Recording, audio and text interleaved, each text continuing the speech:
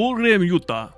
Charlie Kirk, fundador de la organización juvenil activista conservadora Turning Point USA, murió tras recibir un disparo durante un evento en Utah Valley Universidad del miércoles, dijo el presidente Donald Trump. El gran e incluso legendario Charlie Kirk ha muerto, publicó Trump en redes sociales. Nadie comprendió ni tuvo el corazón de la juventud en Estados Unidos mejor que Charlie. Era querido y admirado por todos, especialmente por mí, y ahora ya no está con nosotros. Melania y yo enviamos nuestro más sentido pésame a su hermoso esposo Enrique y a su familia. Charlie, te queremos. El gobernador de Utah, Spencer Cox, calificó el tiroteo fatal como un asesinato político. Un posible sospechoso se encuentra detenido y está siendo interrogada, afirmó Cox durante una conferencia de prensa el miércoles por la tarde. Un solo disparo se produjo en el campus de Ghraib contra Kirk. Un orador invitado poco después del mediodía llegó enfermo a la universidad. Fue baleado y se llevaron del lugar sus guardias de seguridad, agregó la universidad. Kirk, de 3 y tercer años, fue trasladado a un hospital tras recibir un disparo. Según Turning Point USA, que dijo, con gran pesame, confirmamos que Charles James Kirk fue asesinado por un disparo durante el evento del campus. Los pedimos a todos que mantengan a su familia y seres queridos en sus oraciones, agregó la organización. El comisario del Departamento de Seguridad Pública de Utah, B. Mason, calificó el tiroteo como un ataque selectivo y afirmó que la escena abarca una zona muy extensa. El agente especial a cargo del FBI, Roberto Bols, afirmó que la investigación se encuentra en sus primeras etapas. Estamos siguiendo todas las pistas y pruebas, dijo durante la conferencia de prensa del miércoles. El padre de 2 niños pequeños, Kirk, el confidente de Trump, estaba al frente de un floreciente movimiento juvenil conservador, conocido como el sucesor de Trump. Kirk participó activamente en la selección de altos cargos de la administración tras las elecciones y mantuvo una comunicación constante con los principales asesores y con el propio presidente. Es horrible. Es una de las cosas más horribles que he visto en mi vida, dijo Trump a la corresponsal jefe de ABC News en Washington, Jonathan Carr. Era un gran tipo, dijo Trump. Era un buen hombre. Era un tipo increíble. Nadie como él. Agentes de FBI a la ETF se encuentran en la escena, según la fiscal general Pam Bondi. El director del FBI, Kash Patel, dijo que la agencia apoyó plenamente la respuesta e investigación en curso. Hubo una discusión en el evento sobre tiroteos cuando sonó disparo. Luke Pittman, estudiante de Utah Valley Universidad y testigo del tiroteo, dijo a KTVX, afiliada de ABC en Salt Lake City, que escuchó un gran estruendo. Pensamos que era confeti. Entonces, todos empezaron a agacharse. Le dijo a la estación. Y entonces mira a Charlie Kirk y vi sangre saliendo de su cuello. El senador de Utah, Mike Lee, dijo que está siguiendo de cerca la situación en Utah Valley University. Por favor, únanse a mí en oración por Charlie Kirk y las estudiantes reunidos allí, dijo Lee en redes sociales.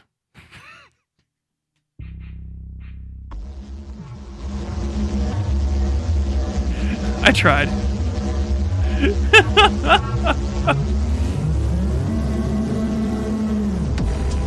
Hello.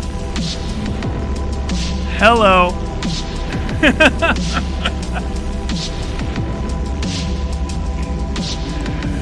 Oh my god. What's up, guys? What's up? It's a live stream. Stand by for some technical difficulties because I'm all over the place. I'm all over the place. Are you ready to rock and roll, folks? We're going live. We're going live on the west side. And welcome back. Welcome back. Where am I? Halloween Tyler is in the house. Hello, everybody. Let me give me just a little bit more. There we go. Halloween Tyler, big time scary. Folks, welcome to another episode of Westside Tyler Live. I am the guy in the shadows. No, I just wanted to see how this looks. It would work better with the Dormo camera, but on the webcam it is just a little bit too intense. So I'm going to leave that on as my backlight. And here we go. A more normal me, but with some red highlighting. Don't worry, we're not going to be paying too much attention to me throughout the entirety of this broadcast, so it doesn't really matter. Folks, welcome to another episode of Westside Tyler Live. I am out for coffee, and maybe I'll call around Christmas side Tyler Bell. The guy from that video that's about to hit 100K. And we're here, we're live. It's a Sunday night. My wife out of town. I'm here babysitting the rabbits, babysitting the dog, while she goes and takes care of her mom. Her mom had a hip surgery, so she's helping her convalesce and stuff for a week. But yeah, guys, welcome back. I don't even remember how to do this. It's been so fucking long since I live streamed. I don't even know what the fuck is going on. I don't even know what the hell is happening. Okay. Plan is for tonight, I'm going to play some video games. I know probably most of you guys are going to fuck off because I can't have fun on here. I've got to be actively entertaining for you guys as opposed to all the other streamers, which are allowed to just, I don't know, piss the fuck off. Do one stupid 2-minute fucking statement and then you're good for the rest of the time. Oh, I got to turn that off. There's no way that the fucking stream's not going to explode. But hey, I hope you guys are having a good time. I hope you guys are ready for a good time at least. I've got to move some of these little boxes around so I can keep track of everything. That should go over here, probably. There we go. Okay, cool. But yeah, I'm in focus. Put the cam on. I don't think he's under there. Oh, that's not even plugged in.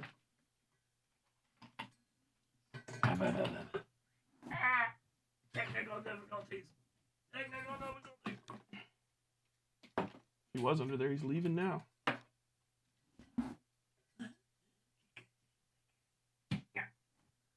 I'm gonna go. Boom. Okay, there we go. Very cool.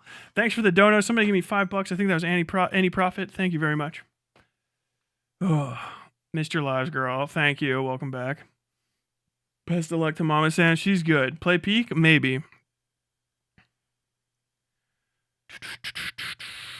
Sorry, you uncultivated and intelligent audience. It's very disappointing. Because we here for you, Alma. Thank you for the $2. I'm not playing Balatro. I'm not playing any fucking card games. I don't like card games online. That's a dude thing to say. You don't babysit your own kids. Oh, well. You know what I mean. How long did the Kirk video take to make? Like a month. Ish. I would have had it out way sooner. I was working on the Kirk thing along with Silent Hill and some other stuff. And the Kirk video was completely written all the way out and finished within like maybe a week of it, of him being shot. I think maybe a week and a half at most. I would be shocked if it was more than like a week and a half. But yeah, I wrote that whole thing out, and then I was getting ready to do. I had other shit to do. I can't remember what the fuck it was right after that. Well, like Silk Song came out, so I was playing the fuck out of Silk Song because I promised myself I would do that. And then like basically Hassan shocked his dog at some point in there, and then I had to do the Hassan shocked his fucking dog, and that took me like all week. But if I had to put an hour amount on it, I would say it was mostly finished and edited together in about 50, 60 hours, right? At the end of the last week, I was, oh, come the fuck on. Absolutely not. Why, camera? Absolutely not. Yeah, why the fuck would that even have happened? You know you're not supposed to have any control over yourself. Like, these fucking companies, I swear to God. I can see it happening. I'm losing my mind. Unless that's just the thing. Let's see.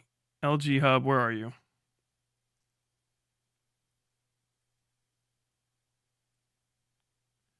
All right, there we go. Do you, like, fucking, from what I understand, yes, exposure, manual. Okay, yeah, so that shouldn't be changing. Why in the fuck is that I see it happening. What in the fuck? Dude, it is the worst shit ever. Hold on. I've got a bunny. Black Magic's off. What? No, okay. I'm going to turn that one. Okay, actually I'll turn it on. Yeah, configure video. Okay.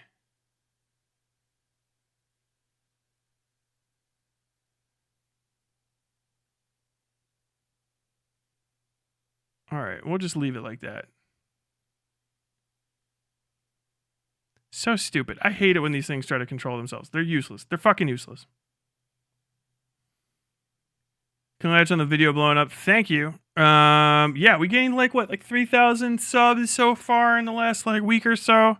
I was really telling people like when I was moving and my back was fucked up and I couldn't do other shit. Understand? Like I know I really have to hammer this home to the people that are like in the commentary community and stuff too that thought that they were like on the same footing as me. I'm better than you. I've always been better than you. Physically speaking, I could kill, I think, every single one of you guys with my bare hands, and I'm almost 40. And that's just physically. I'm smarter than you. I'm better read. I'm more talented. Better at production. Better at research. And my politics are better. And my dick's bigger. You can all go fucking die, you stupid mother. Know your fucking place, you stupid cunts. You're lucky I'm not fucking coming after you harder. But like, yeah, I just decided to put out a big video, and then I did, and it got really, really big. And same with the last two videos. You know, the Hassan one's almost a 50K, I think. Hassan shocked his dog. And if I keep that up, they'll get bigger. And that's just how it is. I'm going to have to do those instead. I think just streaming, YouTube does not want my stream clips. YouTube as a company and as a corporation, I just came in too late. The bullying people on the internet shit is done. They're sick of it. They don't fucking like it anymore. They're getting rid of all of it. It's done. It's gonzo. All my videos where I do those things that you guys liked, where you're like, Tyler, that was fucking a half hour of you roasting somebody, epic, whatever. All those are getting taken down. All of them. They're all getting taken down. I don't even think it's anybody doing it at this point. Even if it is, it doesn't matter. And they're all like basically like, this would be a copyright strike, or not copyright. This would be a community guideline strike if you were like, if it was new, right? So like they took down me killing fucking President Sunday. They took that debate video down. That's gone. For bullying. They took down Ian Danskin needs to get a fucking job video for bullying. So like I get it. I understand. I am punching down. I was talking to people who think they think they're my equal, but I know better. YouTube knows better. Anyone viewing it from the outside, they know better. And they saw me fucking curb stomping these fucking soft-bellied fucking cunts. And they're like, all right, you got to cut that shit out. Go do what you're good at anyway. Like, why the fuck are you wasting your time on this? And I'm like, it's never... Seeking vengeance is never a waste of time, okay? And the stronger you get, the faster you can dig that second grave. You dig 2 graves. Doesn't mean you have to sleep in it. You just dig it. Okay, cool. I gotta dig 2 graves here. Blah, blah, blah, blah, blah, blah, blah, blah. And then you're done. Then you move on to the next vengeance. It's fucking great. Oh my god. Get that French toast recipe ready. I know. I'm gonna have to do a bunch of fucking editing on that. Psh. Dude, you know what's good when you can see a little bit of the bite. You can see a little bit of bicep through the fucking shaggy, through the baggy fucking clothes. Dude, I gotta get back in the gym. I'm so fucking excited. Another 1,000 till you surpass Bug Streamer on his dead channel. Dude, there's some good stuff coming down the line. Good stuff coming down the line. I gotta fire some parting shots off at the commentary people on my way to do something else. Oh my god. But I will say this, YouTube was like, stop picking on the little guys. Dead ass, dude. They're fucking sick of it. My wife was sick of it too. She's like, you gotta cut it out. You're wasting your time. You're like, I know. Obviously, I know. But it's fun. Please God, upload that somewhere else. I mean, I do have a copy of it somewhere. I have no idea where. I don't know. I feel like it does drive me crazy that some of my videos stay up and other people have reacted to them, and then it's up on their channel. You know what I mean? Like, I feel like I need to fucking put like a strike against Archcast because his fucking fans took down my video for bullying, but his video reacting to it is still up, which I don't know. I don't like that. I don't like that. I gotta figure that one out. Oh, it's some bullshit. You can't have evidence of me bullying you online if you've got my bullying taken down. Actually, no, it's probably fair for him to have it up, to be honest. It's evidence of a crime he was the victim of. Oh, my God. I can draw better than you, though, so that's at least a +1 for me. All right, you better... Let's see. We're going to fucking look at your goddamn... I'm going to look at your goddamn channel. You better have some fucking fire shit up. If that's your drawing... then you are a pornographer.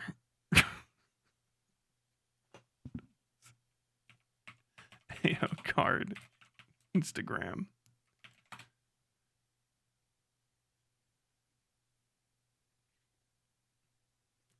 Oh, what? You drew for Peach Saliva? That's pretty based. Oh, but your actual profile's gone. Sorry. You drew Peach Saliva's gigantic tits, dude. I don't know if that's real or not. Oh my god. Very funny. Very funny.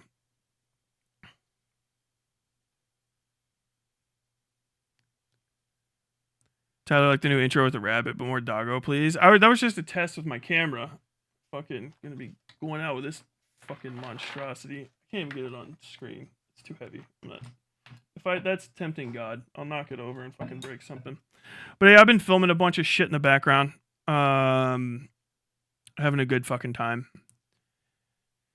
I need to like triple the size of the channel. I did like the calculations in my mind. I need to have like an editor. And I'm not doing that stupid thing that all these fucking rubes do where they have some dipshit they found in fucking Chud Logic spicy chat that cannot be fucking trusted. Like, be underpaid until they, like, I don't know, drop all of the evidence of some crime, real or imagined shit. Like, it's just not going to work. I need some actual, like, editor.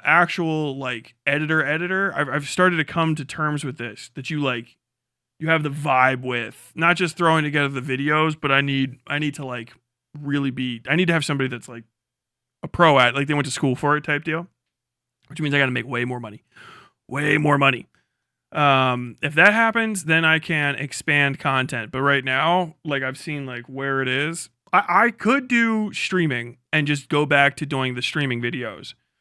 But to get the equivalent juice off of streams, I have to put out 15 to 25 times the amount of videos to get up there unless I get lucky. Like some of the videos hit like 10K or whatever, but generally they're like what, you know, it's streamer shit.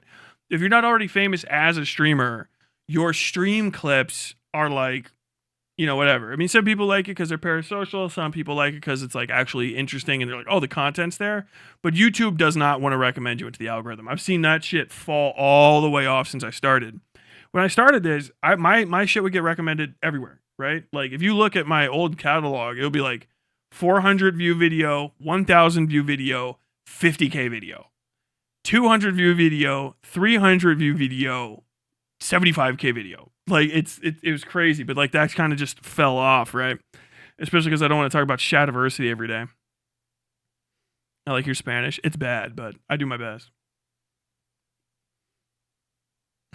I don't get an editor who will expose him for planning to mortar the Epstein ballroom currently being built on the White House. No, it's just like and it's not like, you know, oh, if I get somebody, I want them to not like rat on me or some stupid shit like that. I don't give a fuck.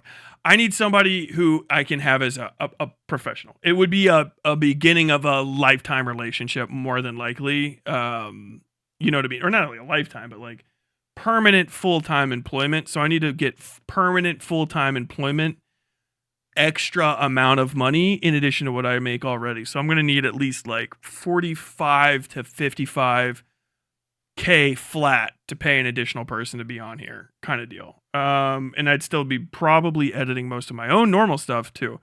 And that would be on top of, that would be after like a bunch of other shit, right? Mostly right now, the money on the channel goes to goodies for me. Goodies to me. People are like, oh yeah, hey, are you making luxury purchases? Yeah, I bought two Genray fucking spotlights on sale. I got them with the extra hard case so that I can transport them. I have already transported them in the hard case. It's infinitely fucking better. Oh my god. And this balloon and a bunch of shit for my camera. And my camera. I got a new camera. The new camera I'm already using for doing stuff. I'm looking for my Erica Kirk. I'm looking for the opposite of Erica Kirk, honestly. Go to the dark side, get cat ears, and start an OF account. I'm too big for the cat ear shit. Like, you say that to most other fucking streamers because they're built like toothpicks and shit. But like, I couldn't do that. Fucking big older guy. I watched the World Series last night. I do not watch baseball. I cannot watch baseball. I like hitting balls out there in the fucking field. I'll play some pickup. I'll do a little softball here and there. I don't mind running the bases. I'll play baseball. I cannot watch it. It is so fucking boring. American baseball is the worst, too. It is so fucking dull. If you go to the stadium and you can just fucking like people watch in addition to playing baseball, it's good. But if you just play that shit fucking sucks to watch. Unless you're into it. If you're fucking into it, then yes. Honestly, good on you for speaking for so long. Are you talking about the Spanish? Another person. Fuck the Blue Jays for screwing the Mariners. So glad the Dodgers won. None of those is the Reds, so who gives a fuck? What was it? Blue Jays, Toronto? Toronto made the World Series. Toronto Blue Jays, right? Mariners, Seattle Mariners, and the fucking Dodgers. Who gives a fuck? Fucking Dodgers. But yeah, man, fuck Seattle. So yeah, fuck the Mariners too. Which coast do I fucking hate more? East Coast or West Coast? I fucking think I hate the West Coast more. No, I fucking hate the East Coast. I forgot how much of it there is. That was a wrong thing to say. I hate specifically Los Angeles, and I hate specifically the Palisades. That rich cunt place that got burnt down, fuck them motherfuckers. From what I understand, Century City people are okay. Inland Empire people are okay. Greater LA County motherfuckers are alright. Los Angeles County motherfuckers are alright. Riverside people are okay meth heads. 6 out of 10 meth heads. Fucking 29 Palms, right? Weirdos. All weird. Everyone in 29 Palms. Weird. But okay. Redwood, California? Cool. A lot of racists, but cool. Then you get up a little further. Oregon? Very racist. Insanely racist. One of the most racist places in America. Like crazy. Like you just drive through the fucking desert of racism along the literal Trail of Tears, and then all of a sudden you hit more racist white people, but then some cool people out there scattered throughout Eugene, Oregon, and like the crowds of hippies who are like, can we all just get along? And by that I mean I like Nazism, but like in an esoteric way. You get through all of that shit, some A-OK people, okay? Then fucking Portland is up there, where I've understand the dream of the 90s is still alive. Arty fuck ultra racists. Esoteric non-Euclidean racists come from places like Oregon because there's so many fucking libs up there. But it's okay. When then you get up to Washington and it's one fucking horse pedophile, and then who the fuck knows what else is up there. Canadians, secret Canadians on their way to California from Vancouver in their little fucking maple syrup cars. They cross the fucking border. I have no idea. The East Coast, though, Maine, first off, into the water. Massachusetts, everything that the fucking nor'easters touch may burn. Inland masshole Massachusetts is okay. Even people from Boston know that they deserve to be wiped off the map. They understand that. If Bostonians were like, hey, the nuke is coming, they'd be like, we deserve this. We know we had this coming.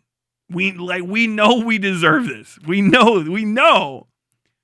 It's not even necessarily coastal, but fuck Vermont and New Hampshire too. Fuck them both. Rhode Island? Fuck Rhode Island. Rhode Island shouldn't be a state. It's a fucking oversized territory full of secret gay conservatives that go up there to start bed and breakfasts, and they all pretend they're Latino. And they call themselves Juan and Miguel, but their name is John and Michael. And they're both 55-year-old fucking execs from New York City and lobbyists and shit. Fuck all of Rhode Island. Rhode Island can sink into the water. We got to keep going. New York, obviously, outside of fucking Manhattan Island and the boroughs, where all of the Midwestern kids with no culture go to pretend like they're eating food for the first time. You guys are cool. Buffalo, New York? Yes. Yes, Buffalo, New York. You smell like burning plastic. That Bud Light plant is probably mostly fucking poison. But fuck yeah, Buffalo, New York. Fuck yeah. Upstate New York gets to survive only because of Buffalo, fucking New York. Maryland, in the water. All of Maryland. Maryland is fucking completely fucking unsavable. Balmer, just for the accent alone, has got to go. But only the fucking east side. West side Balmer for fucking life. Westies all the time. Yeet! Yeet! Westies all the time. All the rest of them in the fucking water. Okay? Going down Virginia in the fucking water. All the way to the fucking end. All the way to West Virginia and maybe just a little bit over the border into war on principle. On principle alone. All of Virginia goes in the fucking water. North Carolina, Appalachian, North Carolina, okay. Raleigh, Durham, fuck Raleigh, Durham can live. All the cigarette tobacco areas, actually, you can stay. Racist as fuck. Racist as fuck, but you can fucking stay because you're one of those predictable kind of racists that just want to go sit and fuck your sister in a house somewhere and not bother anybody. I don't know. I don't want too many of you going inland, so you can fucking stay. All of fuck coastal North Carolina can go. Lejeune in the water. Geiger in the fucking water. Cherry Point in the water. Also, with guns aimed over Cherry Point to make sure none of you fucking air wingers make it out. I can't take you people. I don't know why I hate you so bad. It's got to be fucking interbranch racism. I'm a fucking grunt. I have Pogue racism. I don't know what the fuck that even is. But I fucking hate fuck Cherry Point. Fuck y'all for having big planes there. Fuck y'all for your good chow hall. I never even ate at that motherfucker. I know it's better. Wilmington in the fucking water.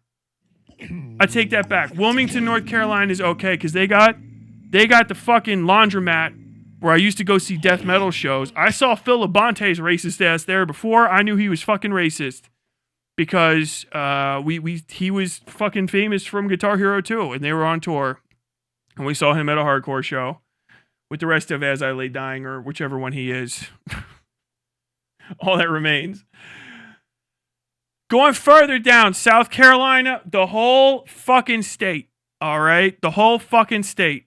No, actually, fuck it. South Carolina's all right. South Carolina's good. I'd actually say Parris Island, you can stay.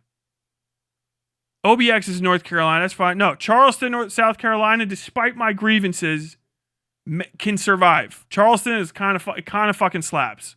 Oldie Whitey, kind of slaps.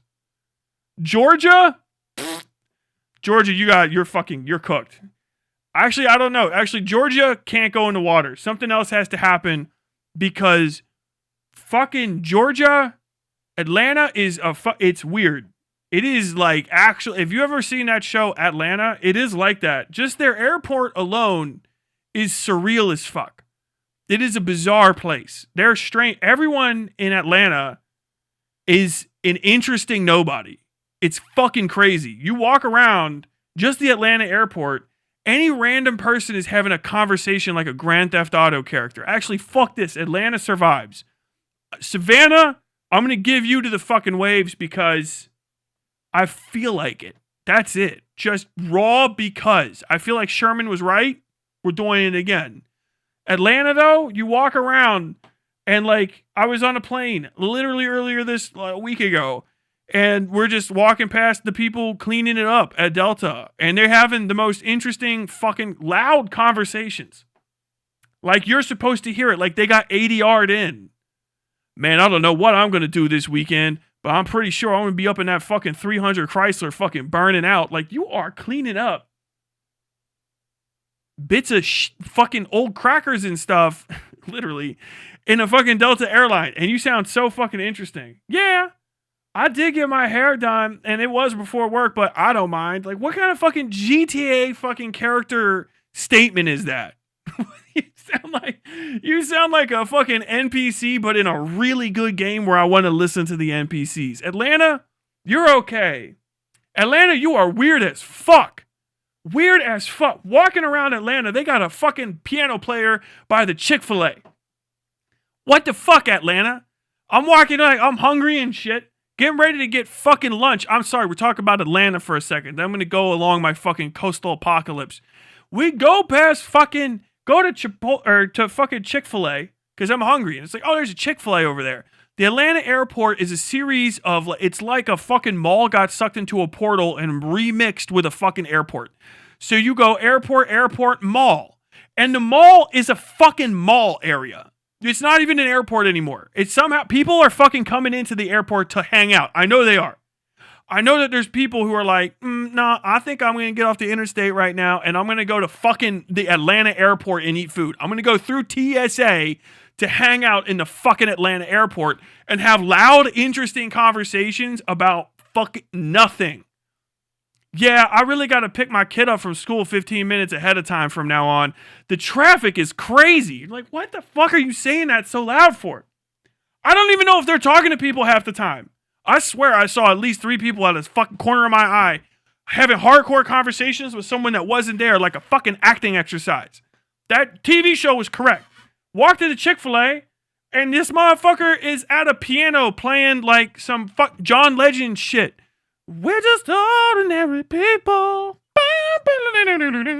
We got time to take it slow. Take it slow. We gotta take it slow. Like, I'm just trying to get fucking chicken. Why are you making this shit magical? I'm not tipping you. No one's tipping that motherfucker. Because everyone that's in Atlanta is used to him doing his fucking magic spell fucking piano playing and shit in the fuck airport Where the fuck he got a fucking piano through TSA is crazy. A whole fucking piano, bitch. Like, who the fuck do you even call about that? Who the fuck do you call about a fucking piano? Hey, Delta. Oh, what's up? Hey, yo, yeah, it's fucking Marcus. How you guys doing? Like, okay, what's up? Like, hey, I just wanted to know, would you guys mind if I brought a fucking baby grand piano into the Delta between like Terminal B and A and just played like fucking John Legend and other classics randomly in front of the fucking Chick-fil-A? And they're like, oh shit, no, we've been waiting for that. Yeah, no, that's cool. We'll fly in an extra sized TSA fucking entrance. Someone's gonna be like, the TSA doesn't have to do that. Shut up. Let the bit happen. If it was Atlanta, anywhere else, they'd be like, yo, we got a special entrance for you. No, Atlanta, I know this motherfucker came into the goddamn terminal pushing a whole baby grand fucking piano. And was pushing it, and there was 3 women behind him losing their fucking minds. I know he didn't bring a fucking baby grand piano in here. Are you crazy? What is he gonna take out of the piano? And he starts taking shit out of the fucking piano. He puts it in, but he gets through TSA faster than everyone. And because he's so good at getting through TSA, everyone's pissed. They're fucking mean mugging him, walking ahead. He gets all the way, and they're like, I know this motherfucker's not gonna take this piano all the way to Chick-fil-A, and he does. And they're in line in Chick-fil-A, and he starts playing John fucking Legend. Who plays that shit anymore? John Legend's weird now. Him and Chrissy Teigen are doing whatever the fuck. That's 2005 music. It's been 20 years. Play something the fuck else, or something with more staying power than John fucking Legend. Why did that come to your mind? Why do you know those chords? Why do you have that fucking chord progression in your head? That shit's difficult to play. Todd in the Shadows even said that. Arpeggiated chords. Bling, bling, bling, bling, bling, bling. Fucking Atlanta, dude. You can't let Atlanta get in the water. If Atlanta gets into the fucking ocean, it's gonna spread, and the Earth can't take that much fucking whimsy. Whatever sort of post fucking reconstruction whimsy dominates that state, and especially that city. It can't spread. All right, we won't be able to fucking handle it. We can barely take a Nashville. Okay, you let that shit happen, and then white people get in there and start fucking with it like they fucked with Memphis. Who the fuck knows what's gonna happen? Okay, you already got the kudzu. You got the kudzu everywhere. You drive through fucking Georgia. It's a kudzu jungle. And like ancient, maybe it's racist. No one knows. Big fucking, hey, what is that? It's a big fucking Mexican sombrero hat. Big ass fucking hat on the side of the road. It's rotten. It's got big metal pieces coming out. What the fuck is this? I don't know. It looks like once upon a time someone tried to make Mexico City via white people's impressions of what Mexicans are like in the middle of a fucking highway in Atlanta. And we called it south of the border. We're north of the fucking border. If we're south of any border right now, it's the Mason-Dixon line. So that's a crazy thing to call this shit. That's a crazy thing to call this. Did it succeed? No. Did they knock the buildings down? No. They tried again another fucking 15 miles down the fucking road. And they're like, one more sombrero. One more fucking sombrero. It'll happen. It'll work this time. South of the border. No. Derelict. Maybe racist, no one knows. Mexican-themed Bates Motel murder place. You're gonna get killed by some closeted gay guy dressing up like his dead mother, but he's also got like a really racially insensitive fucking mustache and sombrero on, and he says like "Olay" before he starts stabbing you to death in the fucking shower. Nowhere else can have this. Nowhere else can achieve the failures that you see in Georgia. Made in Georgia. And you're like, what does that even fucking mean? Like what, like a peach? Like, dude, fuck a peach. Have you ever just driven on one of the highways south through that fucking state? It's insane. No, Georgia stays.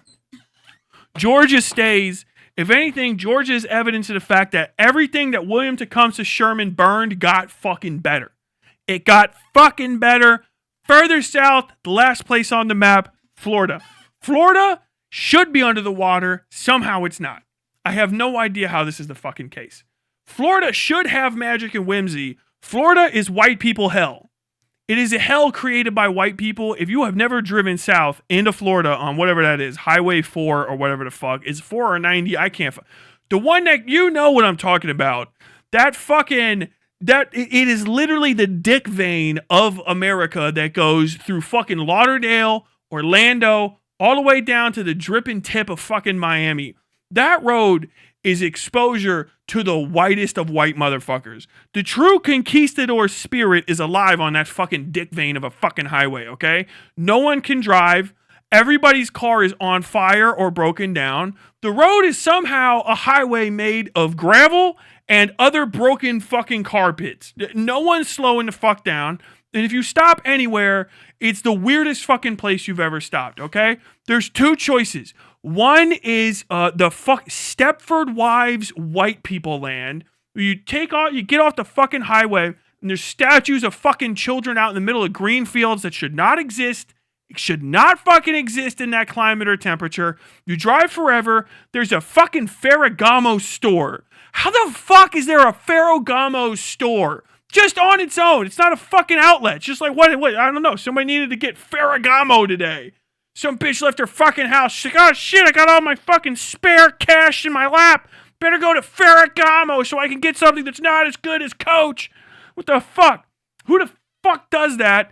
And then there's little statues of children. You look it up. I'm not fucking with you. I'm not making it up. The other place is, hey, we fucking really want you to understand what's going to happen if racists win, and it's not good. Fucking Civil War flags. And like, maybe the alligators are going to come out of the swamp into the fucking gas station and chomp your shit right the fuck now. Every fucking screen windshield washer that you can is full of like vomit and rot. The horse flies are bigger for some reason. And the horse flies, they buzz in slurs. They just say shit I can't fucking repeat. And you're like, oh, yo, what the fuck? I was on the phone. You might have gotten me fired, horsefly that says slurs. Florida. All the way to fuck down to the dripping tip down there in fucking Miami. It's absolutely insane. Georgia stole all the magic. Fucking Walt Disney went down there and was like, hey, what do we do? Like, what? Imagine, make white people fucking just stoked on this shit. All right? Just sell them the idea of like happiest. Keep just like, what if the world was not bad? Okay? What if every day you woke up and you got to sing your fucking like, what do you call that in a musical? Your fucking want song, your need song? If only my life was an ass and everything had a purpose. Impending divorce and insolvency. I'm losing my house, but there's Disney. I can go and spend cash. There's Disney. It's next to the outlets. And I can look at tits because for some reason all the girls at Disney dress like hoes. It's fucking insane. Let's talk about Disney. We finished the apocalypse. If we keep going, all right, go into the grundle, the American grundle. What are you going to hit? Alabama, water. Louisiana, water. Texas, water. Mexico, bien. Todos, siempre, viva siempre, Mexico, viva la Mexico, viva Latinoamérica, viva la revolución, viva comunismo. Socialismos. Bolívar. Simón Bolívar. Bolívar siempre. Bolívar mañana. Bolívar today. Simón Bolívar. Somebody's gotten fucking excited. That's the name of Latin America at that point, I think. It's the fucking Philippines, but who cares? Or no, it's Bolivia. Simón Bolívar. Oh, Jesus Christ. Fucking Disney is crazy. There was a wedding in Florida. I went to it. I went to a wedding in Florida. And because we were in Orlando and it was like a Disney wedding, it was like small. People do this nowadays. They figured it out. When I was a kid, what you did to get married was you invited 500 people you fucking hate to a church that was overcrowded with people that didn't want to be around each other. And then you paid for all of them to eat mid as fuck food in the church undercroft, which if you're not even Catholic, just don't worry about it. Churches have basements. They're called undercrofts.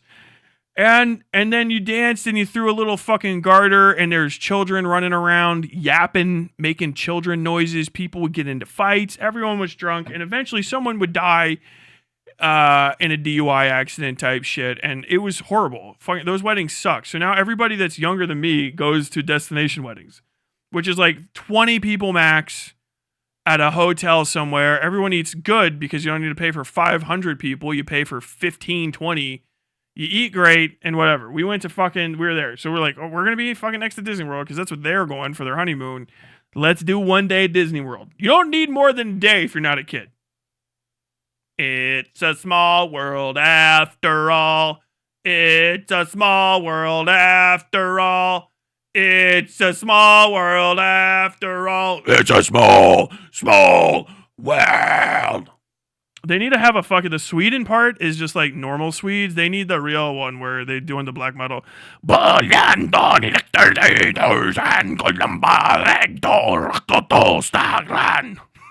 shit, that's what I fucking want. Thank you, Boncho, for the $10 for fucking shouting out at Columbia, actually, Tyler. My bad. But either way, fucking Disney's weird these days, right? I don't know what it was like when I was a kid because I was there as a child and there's too much to look at. I was like 8 years old. We did like the week in Disney type thing. And so we went and we walked around and it's just like there's shit to look at. I think we walked for 10 miles, which is like around the park a number of times. And it's kind of shocking how fucking hoed out so many women are there. I think that if you live in Orlando, there's some people that just go to Disney for the day with like their friends to try to like find people to fuck or something. Because there's also like wandering crowds of like Chad dudes. Like, I don't know, like guys that are supposed to be in a fraternity walking around like, yeah, bro, fuck dude. Carousel of Tomorrow? That's crazy. That's fucking crazy, bro. That's fucking crazy. Like, what in the fuck? Who are these fucking people? But like chicks are like titted out. It's crazy. Me and my wife were talking about this. This isn't like she's gonna be watching this later and be like, it's a revelation. He was looking at my wife would be like, I mean, titties out at Disney. Shocking amounts of titties out at Disney World. The current like meta is wearing skirts with half your ass literally out. Not even like, Tyler, you're being old man. I mean like, there's the curvature of a buttock, and it's like this, and then your fucking skirt's there. Like, I'm not trying to be a prude, but like, you're a grown woman, and there's children here. They're at eye level with your actual fucking back end. You're gonna get a colonoscopy from one of these fucking foreign children sprinting around, yelling in Swedish or whatever the fuck at the top of it. But this here, Mickey Mouse. Got the skirty bar, Mickey Mouse, ma'am. There's gonna be the bomb, you dilly. Patooly, Mickey Mouse, Disney, baby, bully. Oh, mama. Fucking little fucking white foreign kids out there. You're like, oh, look at this guy looks like a little fucking racist motherfucker. I don't know what you fucking white Euros in the north of Europe. Did you guys start adopting white trash American haircuts? Are you doing like the experience when you come here? What in the fuck? Or is it just you saw like some Latin American shit? If you're a white person, you can't have like the peso pluma haircut. You can't. If you don't know what I'm talking about, a side cut, you shave all this, but you got a back and front end, like almost mullet. If you're from not America and you rock that shit and you're white, people are going to assume that you have a certain, if you say the lost cause around them, they're going to go, I get fucking excited. It is absolutely fucking bonkers, right? We went, it was too late. I didn't see any fucking mascots walking around. I wanted to get, the only thing I wanted was a picture with Gaston because I wanted to show the world that I'm bigger than him. And I think they fucking hit him because of it. I was excited. I was like, what are you going to do, Tyler? What are you going there for? I'm going to go take a picture with Gaston. When I was a boy, I ate 5 dozen eggs every morning to help me get large.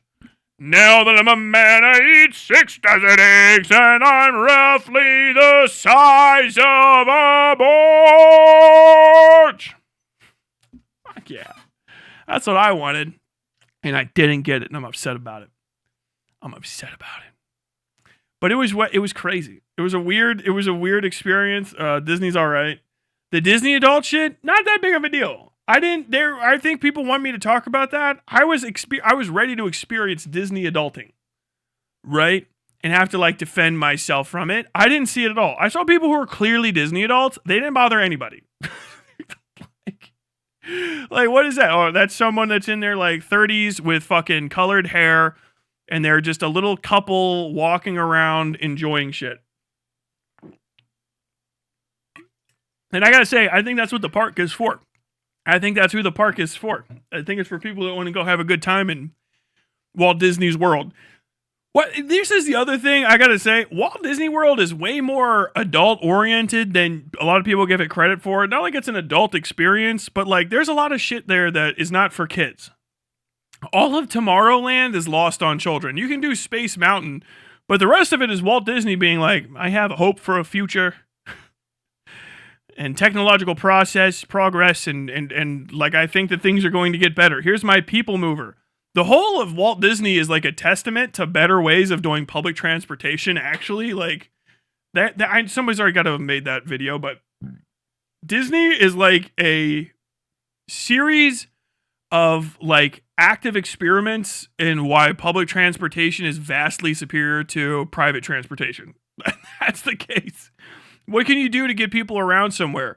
Gondolas, ferries, monorail, people mover, train, free paths, walking paths. Like, it just keeps going. Like, it's the most easy place to get around ever once you're in it. Once you get past the mistakes of public transportation that are outside of Disney and into Disney, it's like, oh, this motherfucker had it kind of figured out. Like, why don't we have more gondola transit? Like, well, it's whimsical. It's too whimsical. Like, yeah, but like motherfuckers in Pittsburgh got to get up to the top of that hill over a river. Like, wouldn't it be better to have like gondolas that go up and down from the city? Like, no, it's too whimsical. The people would enjoy it. This is a town of misery. Steal only. Steal only. Like, I just watching these gondolas going like, it's a fuck good idea. When I'm a kid, you don't get it. You're a kid, it doesn't make any fucking sense. You're like, fucking why do we just get everywhere so fucking fast once we're in Disney World? I guess because they want to spend money. And then you're there, you're like, oh, they got trains going through buildings. That's crazy. Why would a train go into a building where people are doing stuff? They're living and eating and sleeping in here. It's contrary to nature. Gotta leave. You go into Florida and you're like, oh no, it's Florida. Oh fuck. Every fucking inch of road is clearly built by with the just like begrudging, defeated, chin to chest rage of a defeated racist. Not even a really defeated racist, just a frustrated racist. Like, fucking hate it, dude. Oh my god. Kingdom Hearts adult. I didn't see any Kingdom Hearts shit there. I was actually looking for it. Jacksonville is lit. Hard to ignore how many motherfuckers forced to live on $30 a month, though. You have really been on the I-95. I have been on that motherfucker. That sounds like the one that goes south, right? Yeah, I've been there. I've driven from North Carolina, from Camp Lejeune to Miami in a straight shot, which is like a 20-hour drive. It was horrible.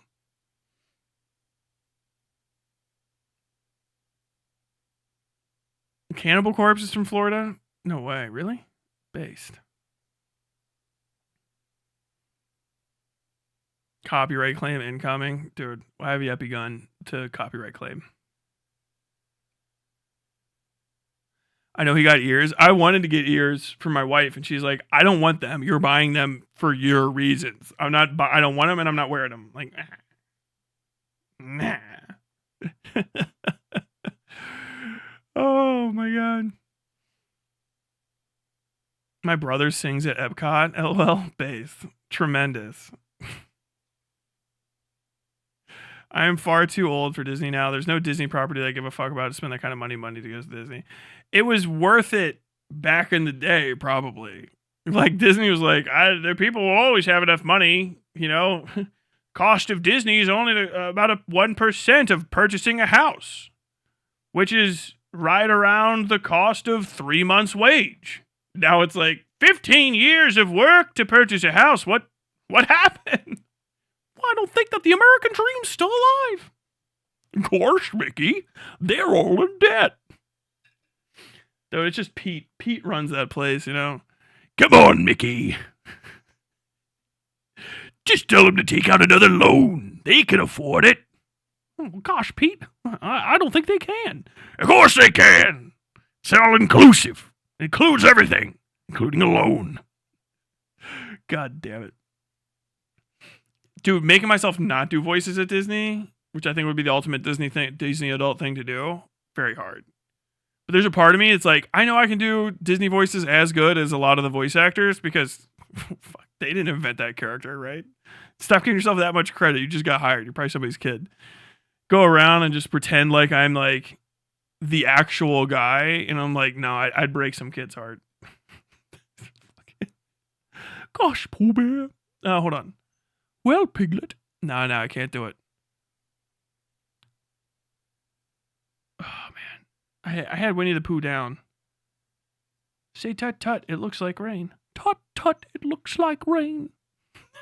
Almost got it. What about the German kids, Tyler? I didn't see any dead-eyed Germans there. Germans travel with the eyes of, like, war. People who took pictures of Germans after, like, the Holocaust, and they were like, wow, these people really fucked up from it. That's just what they always look like. Germans just walk around. Fucking... It might be a genius. It might be somebody with an IQ of equivalent to a fucking rock. You'll never know because they're fucking German.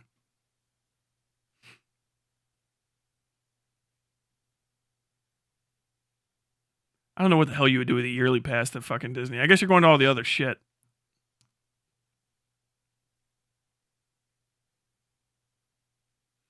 Gaston is all relatable for all his transgender chads that started eating tea and eating entire rotisserie chickens. Tremendously based. Look, Maurice, I don't care how they identify. But if a woman's a woman as far as I'm concerned, as long as she doesn't read.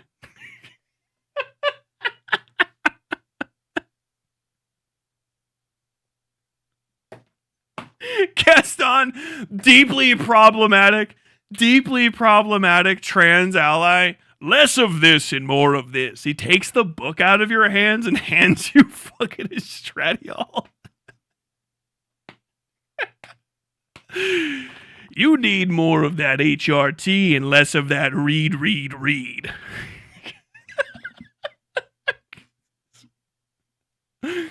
I like my femboys ignorant and beautiful.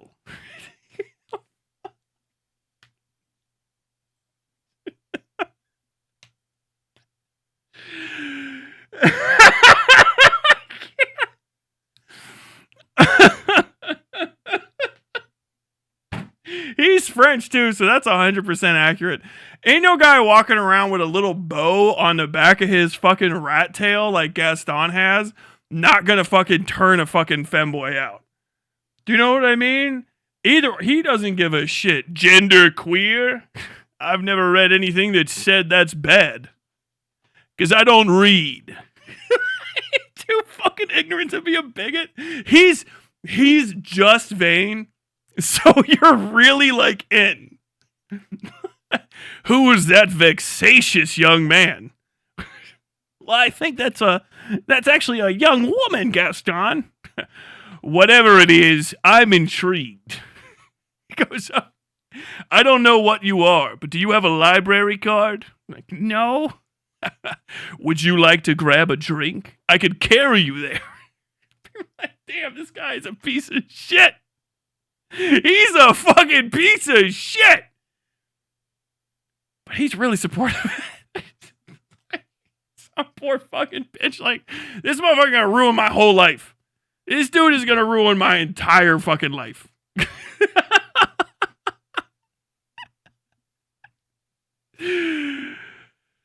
Oh my god. Do you think I could do the genie better than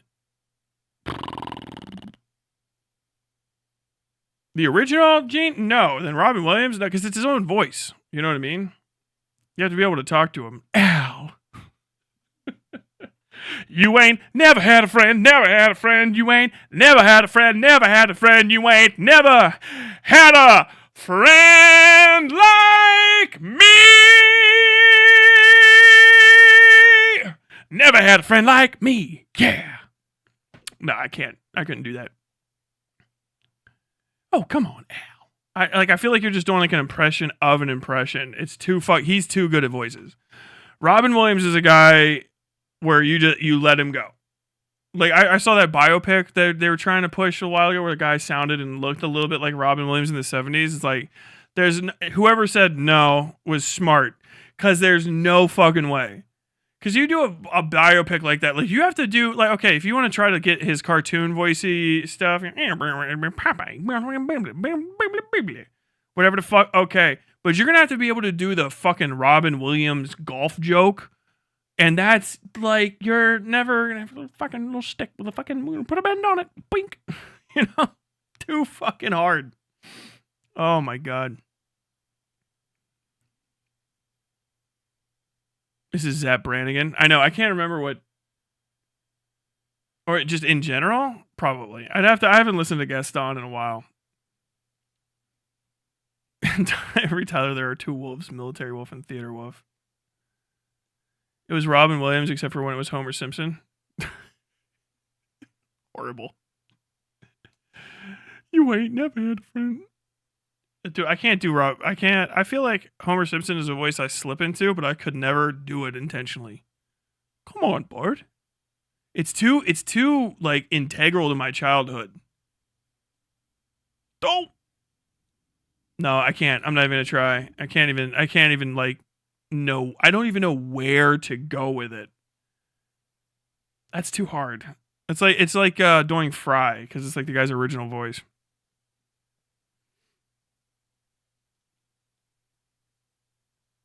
Ever seen In Search of Dr. Seuss? Christopher Lloyd is like a cringe Jim Carrey.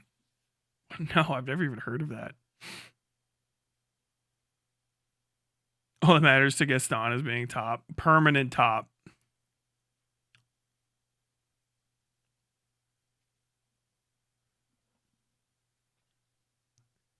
Germans are scary good at knowing when you're looking at them. They sense it immediately and turn their head at you with that exact look.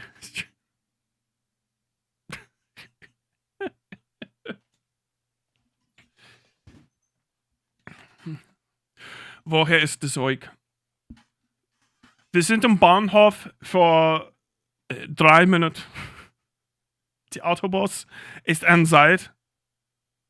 Aber der Zug ist nicht anseit. I can't remember how to say late. That's how you know I'm truly not a German. I don't know the word for late.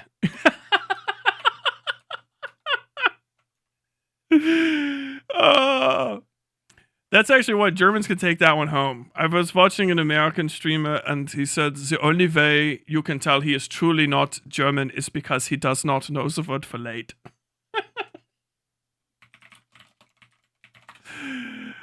Spät. But that's not the correct one. Verspätet. Verspätet. There's a real one. Is that like vorgerückt? Spät. Is it just spät? I think vorgerückt. Verstorben. Vorgerückt. Rückt. Vorgerückt. Vorgerückt. Vorgerückt. Yo, y'all seen fucking Zora Mamdani speaking other fucking languages and shit like an absolute G? That shit's fucking crazy. I feel like he's not gonna copyright strike me for this. Hold on, I gotta show you this. This motherfucker's nuts, bro. I've never seen this. Zoran Mamdani. Zoran Mamdani. Arabic.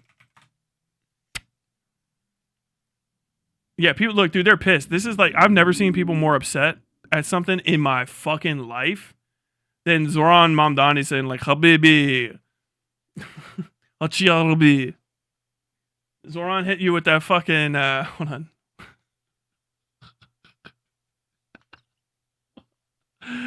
Well, I can't remember.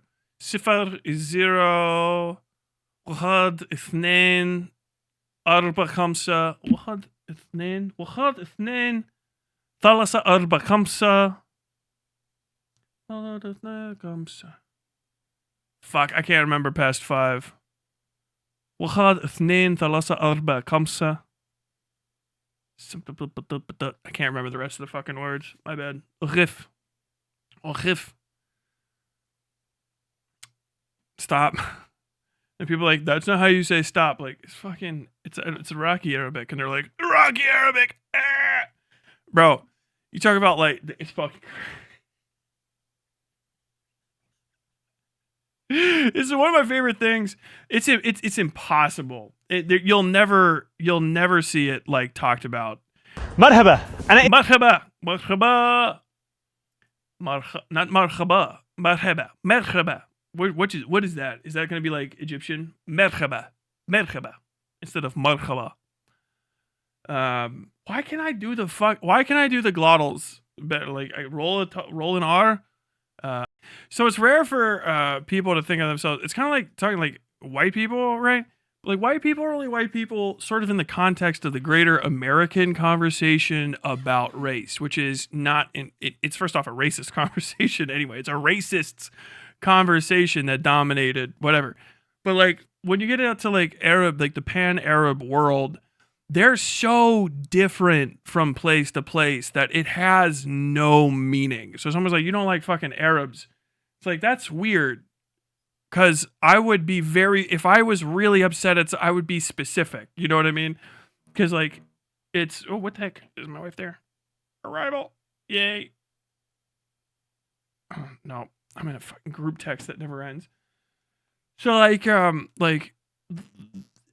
it's kind of like Euro, but not even. There's not much of a conjoinment with Arab peoples. Like there isn't. Arabic as a language is extremely different from place to place. It's kind of similar to like Arabic is kind of like where Latin was when everybody was still peeling off of Latin for the first time. Because Saudi Arabian Arabic is kind of like church Latin, right? Where if you learn the Quran, it's like Saudi Arabian Arabic. But like that shit, and that's not even like Saudi Arabian people's Arabic necessarily.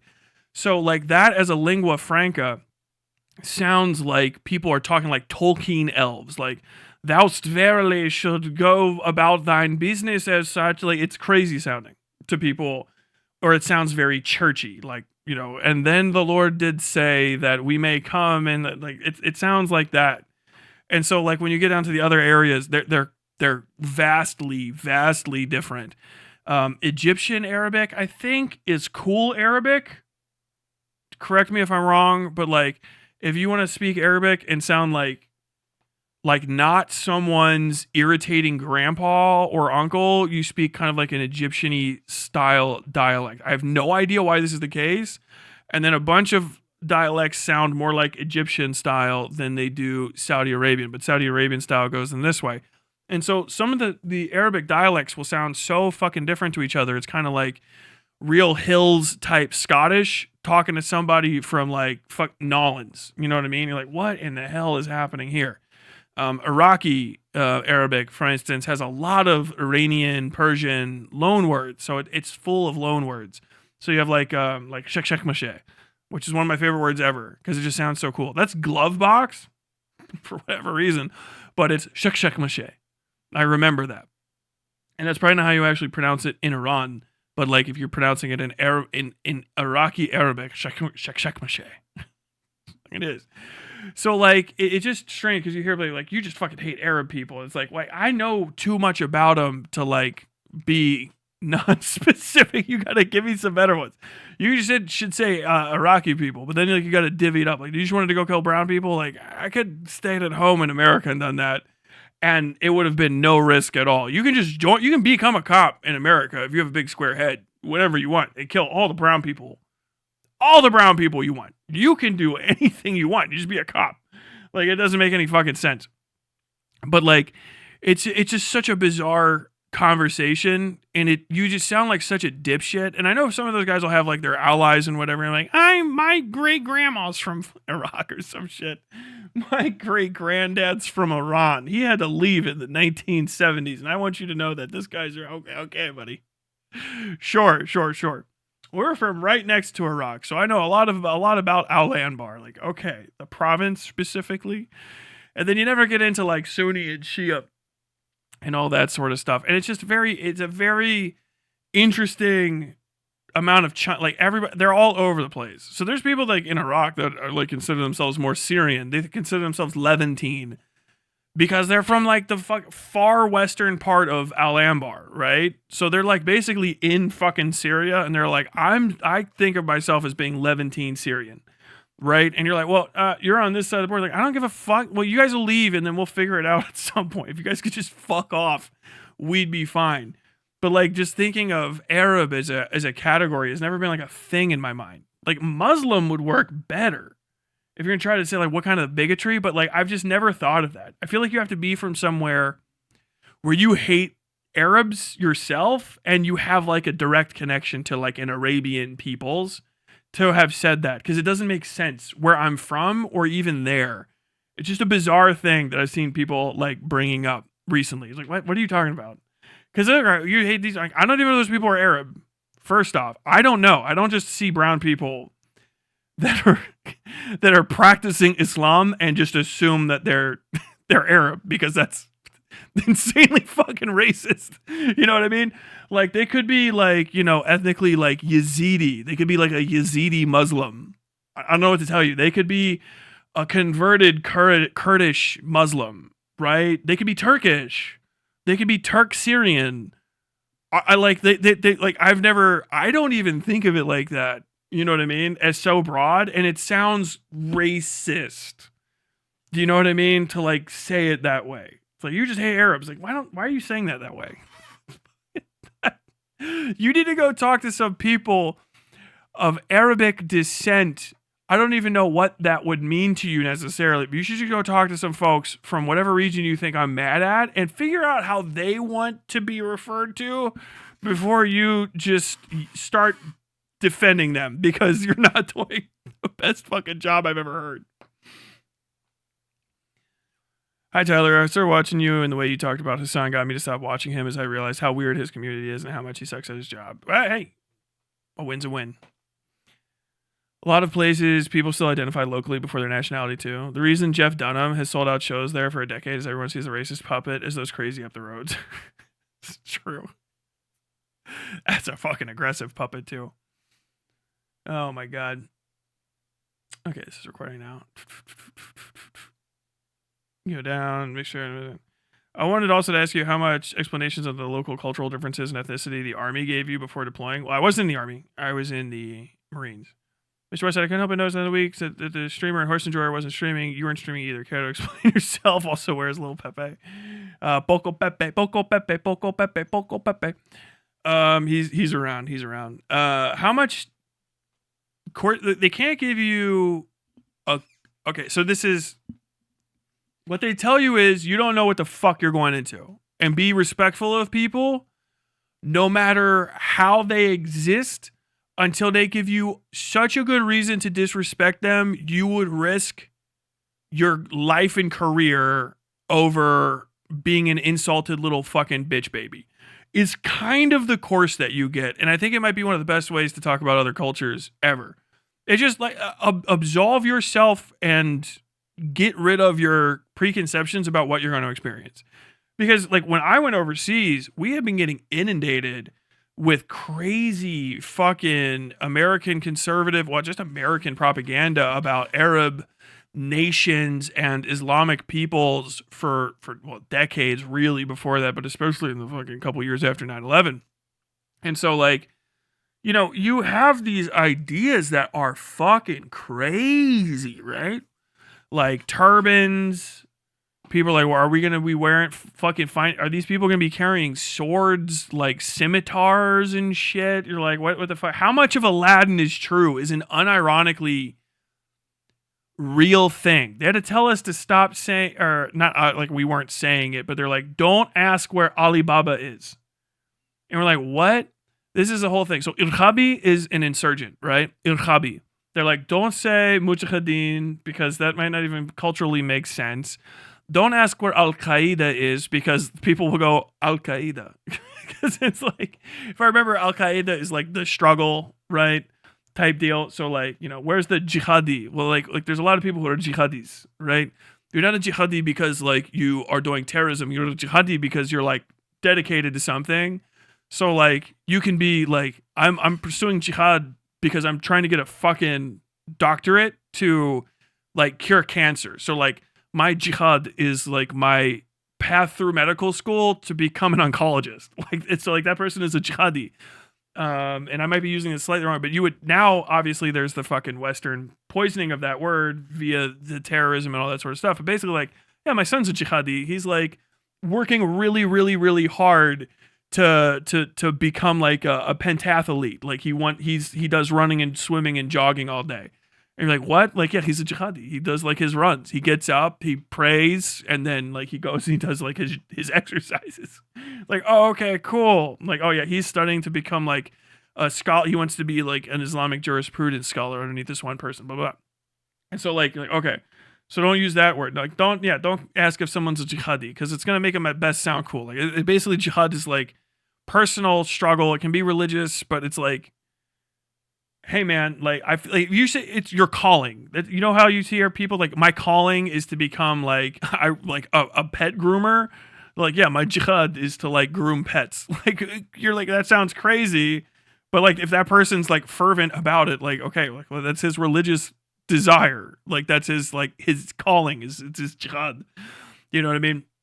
There's a lot of those words that just get fucking misused and stuff. Like I think Al Qaeda is like the truth or the warrant. So like it's like we're looking for like the word. We're looking for the word, the reason. I should just look it up real quick. Hold on.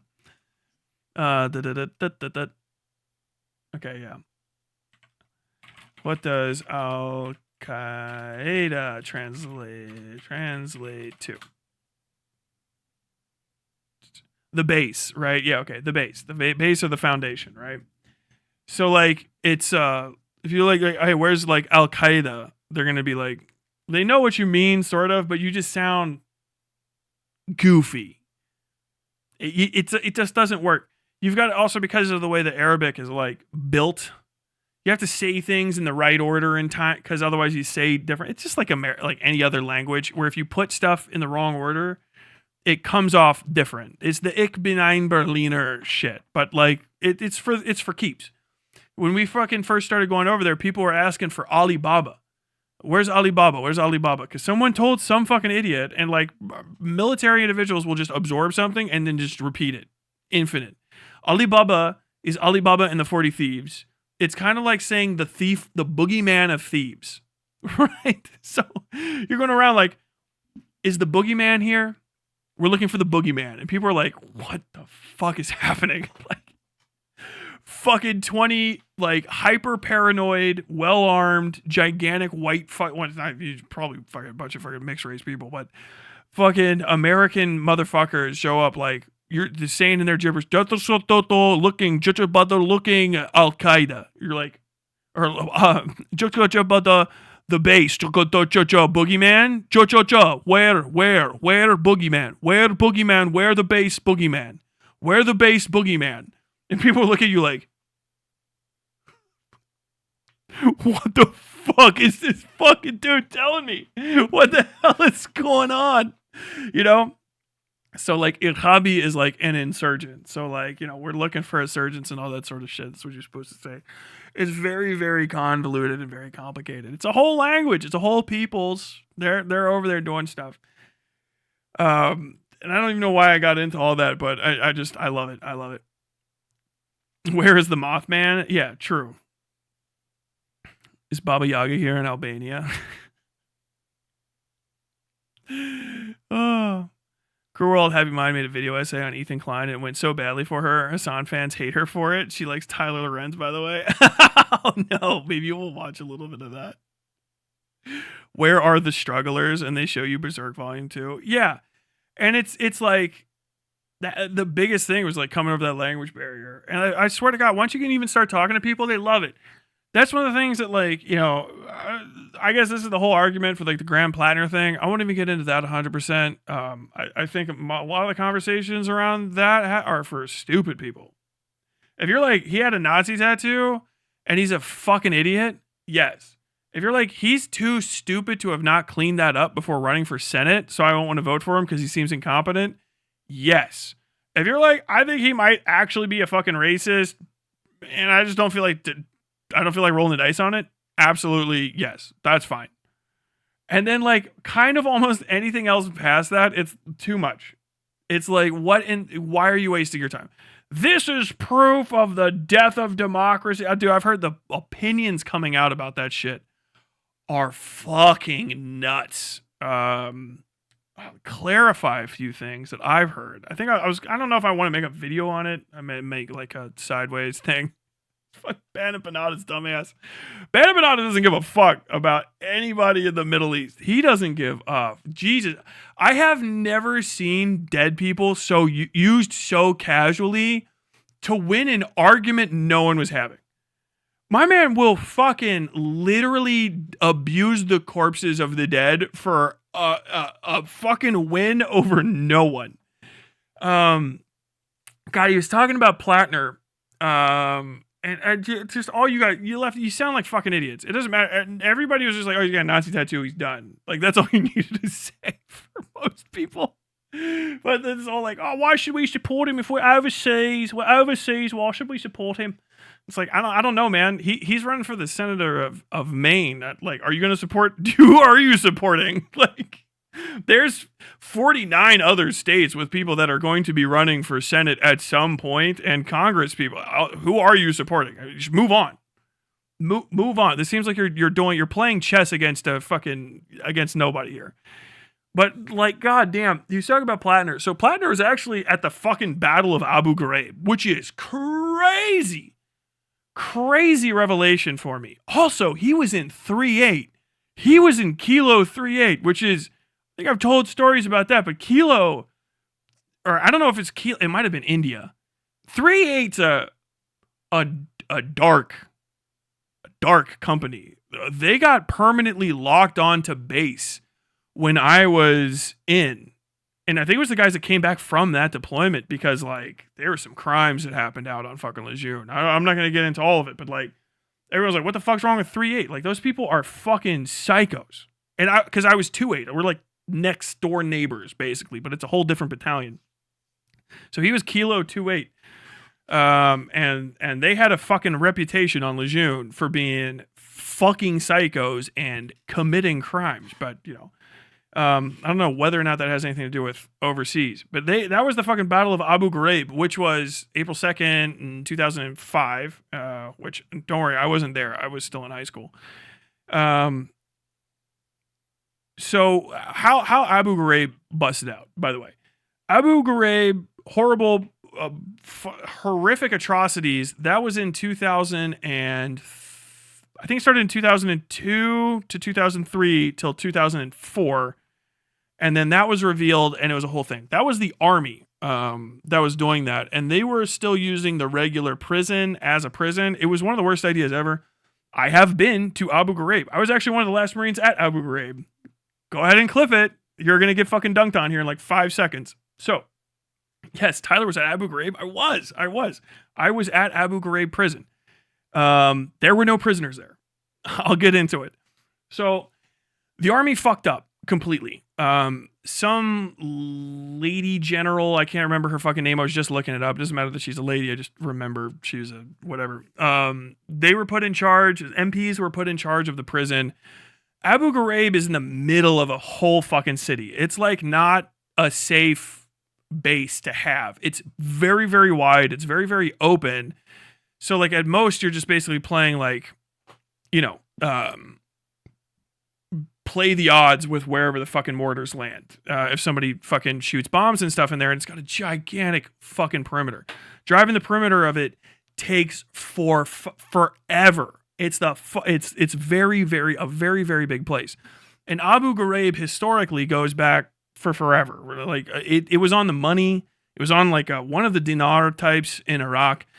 It was notorious for abuses before the Americans got caught doing stuff there. Saddam basically used it as a political prison. He put everyone in there. Anyone. And trust me, the people who would eventually become Al Qaeda, he didn't like them. American reports suggested he did. He did not. Fucking Saddam Hussein did not share power, authority, or even like the spotlight when it came to like discussions on God. He would put anyone in there. So it doesn't. U.S. aligned, non-U.S. aligned. Someone that looked weird at Uday Hussein's own fucking soccer team players that didn't do good. It was a nightmare abuse place that basically you had to like line up outside of it to get food into. So it's already had a bad reputation. It should have been just fucking bulldozed off rip. But the Americans found out about it. He shut the prison down. Saddam did immediately after the invasion, or sometime shortly before the invasion maybe, and let everybody out. Okay, that kind of thing. Basically to cause chaos. It's one of the basic things that you do. You let everybody out. So there's real criminals in there too, like murderers, rapists, but also political, this and that, everything. We take over the country and then reopen the prison. And the army works with, I just looked at it, CICE, an Israeli connected, like intelligence and I can't remember what the fuck it is, but it's a weird, it was like, oh, okay, this is CIA type fucking shit. I think they worked with the Israelis and they facilitated the vast majority of the abuses. Actually looking at it years down the line, it looks like, in my opinion, the fucking morons that were there, and this is like apparently some of the think pieces on it, like how did this happen that fast? Normally abuses take a while. But they had some of the worst possible people overseeing these prisoners all at once, like a big fucking thing. And all the people that are in the pictures are these army guys. So you would think it was all these people that are these army MPs, but this fucking civilian corporation that was hired and brought into that fucking prison to help run it and facilitate the interrogations and shit, they're not really in the photos. It's just all these people. So it's like, was this like a fucking op by CIA or fucking Israel or those kind of like conjoined forces in order to really drum up the fucking anti-American sentiment in the region? Because that's really like one of the highest recruitment tools, or one of the biggest recruitment tools for Al Qaeda after that, was because of Abu Ghraib. The prison abuses were uncondonable. They're beyond disgusting. If I was involved in something like that, I would have just killed myself. I would have probably killed the guys I was with. It was beyond insane. It was sodomy, rape, murder. I think cannibalism, it's more than just the person being electrocuted. They have some of the pictures. You cannot show them on the internet. I don't know how you could document it. It's crazy. It was like nothing was happening and then a fucking few months of Auschwitz. Like levels of depravity. Like what in the fuck? And I've seen a dozen military prisons in my life, small holding centers and this stuff. Because if you don't kill people, you arrest them, and so you put them in a little detention, and it sucks. But like they're not there for long, and then they go to somewhere else. No one was raping anyone. I don't even know how the fuck you get to that point. Like that's insanity. But it was like what? This is fucking insane. It was disgusting. All the people involved with that should have fucking blown their own goddamn brains out. What in the fuck? Absolutely fucking unconscionable shit. After that, the army was relieved entirely of duty. They didn't even move it to a different unit in the army. They took Abu G away from the army and gave it to the Marines. And then the Marines basically oversaw the the prisoner decrease, because they were just throwing everybody in there that they arrested. They're just like, whatever the fuck. We detain somebody because we think that there's real criminals, just normal criminals. Like, what happened? Like, this guy fucking broke into her house and stole her TV. And you guys are the fuck, we don't have cops right now because you can you arrest him? Like, I guess so. Fucking, well, we got fucking, like, you know, Omar the butt toucher has been walking around fucking Walatha Street and fucking touching butts. Like, okay, well, I guess we'll put him in the fucking jail, I guess, right? And then you have like actual fucking people that are trying to start shit, whatever. And it's fucking nuts. It gets transmitted over to the Marines, and the Marines begin the drawdown of the place. Because once Marines take it over within a year, and the takeover, it's not instantaneous.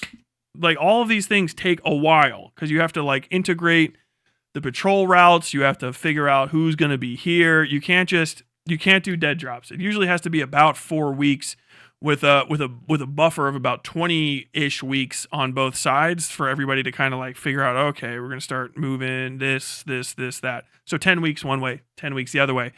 While you keep their people on staff, because like, okay, where the fuck is this key?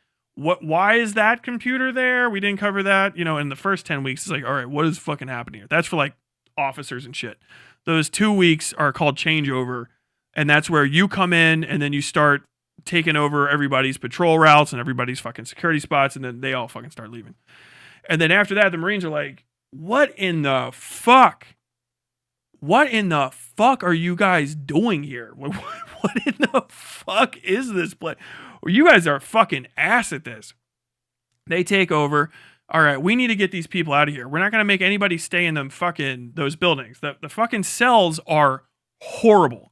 I've seen them. I've been in the fucking squad bays or the cell blocks. They're the worst prison cells I've ever seen. And I've actually been in a number of prisons, especially when I was working as a journalist.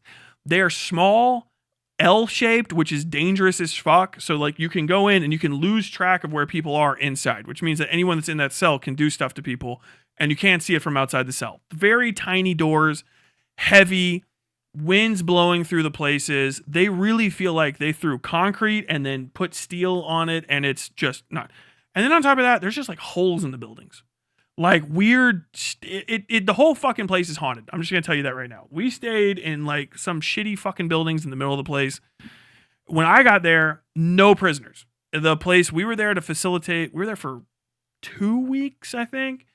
And we were the final relief unit to basically oversee the sort of semi-ceremonial changeover of Abu Ghraib to the Iraqi army. And then I went back to going sitting on a bridge for the next like several months. It was dog shit, ass. Plattner was there in 2005. April 2nd of 2005 is the Battle of Abu Ghraib.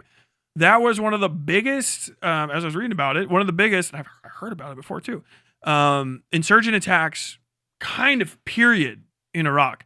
So after the Iraqi Revolutionary Guard was obliterated in an almost humiliating fashion, they bailed. Some of their people joined different fucking groups on the ground, whatever. There is no, at the time, Iraqi national identity. There's probably people that will say that that's the case. They're probably Baathists. In and around Baghdad, right? And maybe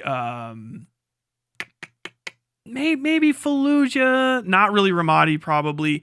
You'll have people who are like, yeah, I'm an Iraqi and that means something to me, but it's nothing even remotely like in America, where it's like, yeah, you're from Anbar and you're not, you're from whatever, Al-Assad. I can never remember the states. But like, we're all Americans type deal. They don't have that there. They still have like Bedouins that are out in the northern deserts. I can't remember what they're called, those things. They just wander around. They don't give a fuck. They're like, oh yeah, is Ramadi burning down again? Al-Ramadi? Ramadi is the word in Arabic for gray or ashes. Ramadi, which you've heard about from, what is called Al-Ramadi. It's Gray City, the city of ashes. It's been burned down so many different times by invading armies that they just call it Al-Ramadi now. That's like crazy, right? So like the Bedouins up there are like, oh yeah, you guys have invaded? Okay, cool. Whatever. Our oral traditions that go back 2,000 years, remember when the Romans were here. We remember when Babylon didn't suck, okay? Like, the Bedouins don't give a, they don't give a fuck. I don't even know if they're called Bedouin, but like the traveling people that go on their little circuits up there, they don't give a fuck. They don't give a goddamn. People in other parts of the country don't give a shit either. You know, you're like, I'm Levantine, I'm Yazidi, I'm a Kurd, I consider myself Turkish, I'm the last Jew in fucking Baghdad, whatever the fuck. People are all over the place, but there's not really a sense of like identity. So when, you know, the Republican Guard and Saddam's forces fall, you start falling back on tribal identities and religious identities. So like, if you're anything in Iraq, you're Sunni or Shia, and you're your tribe within those derivations. And there's a tentative like peacefulness between those individuals. It's not like every time like a Sunni sees a Shia and a Shia sees a Sunni, they're gonna like go at each other's throats. Think kind of like Catholics and Protestants, not during a like 100-year, like a War of the Roses type deal. You know what I mean? It's like, it's fucking Protestants, Catholics, whatever the fuck. But like, you stay on your side, we'll stay on our side. Yeah. That kind of, it's very similar to a Catholics Protestants thing, with the, you know, Catholics being whatever, one of the sides being a little bit oversized there. In Iraq, I'm not going to get into the religious thing. Just stop, Tyler. But either way, Al Qaeda is not a pro-Iraq construct. They are not pro-Islam. They are fucking Salafist, Wahhabi, Sunni. Which means that, and this is the thing for the guy at the time, this is Zarqawi, right? He does the takfir. So that's just basically accusing people of heresy, right? So you're doing a religious war. He starts attacking us, sure, okay, based, that's fine, I get it. But also like Shia, like they start bombing Shia because they start hitting soft targets because it's a religious war. It's not, religious wars don't care about geography outside of the need for the religion. Religion is geographic. It needs to be everywhere. So like worldwide, they get together and they're like, we are going to take over Iraq and we are going to be the caliphate, right? Now you might be like, didn't that happen? Yes. Al Qaeda basically got fucked up in 2005 and then taken over by new people going into 2007. At that point, we had the, was it the Shia awakening? I might have these backwards again. I thought that was the Sunni awakening. So I might have that flipped, but basically, didn't one of the Daesh founders spend a lot of time in there? Yes. And it was still sort of like Daesh al-Islam, the Islamic State. They called it basically something else. But at the time, it wouldn't have been that because Al-Qaeda was formed and was around and stuff. But they had sworn Falia? I can't remember exactly. But basically, they had taken an like ancient fealty oath of loyalty to Osama bin Laden, to like, hey, Osama, you run shit, you're fucking cool, and we're gonna become Al Qaeda in Iraq, right? So it's if you actually look at the way that their name is said, it's like the Islamic base of operations for the prophet or for the establishment of a caliphate in Iraq. That's kind of like the idea of how they set up. Their idea is to set up a caliphate, which is basically like, we're going to follow in the steps of Muhammad, and then we are, peace be upon his name. I'll be nice because I'm talking about your guys' stuff. My bad. We're gonna set up and we're gonna follow in his footsteps and create a standing faith militant to spread a caliphate, which is not like a government, really. Like, it is and it isn't. It's kind of like a moral umbrella of control for a region that also controls the military might. So you have a monopoly on force via a Islamic jurisprudence, a consolidated idea of how Islamic jurisprudence should be pursued. This isn't like they're going to quote the Quran.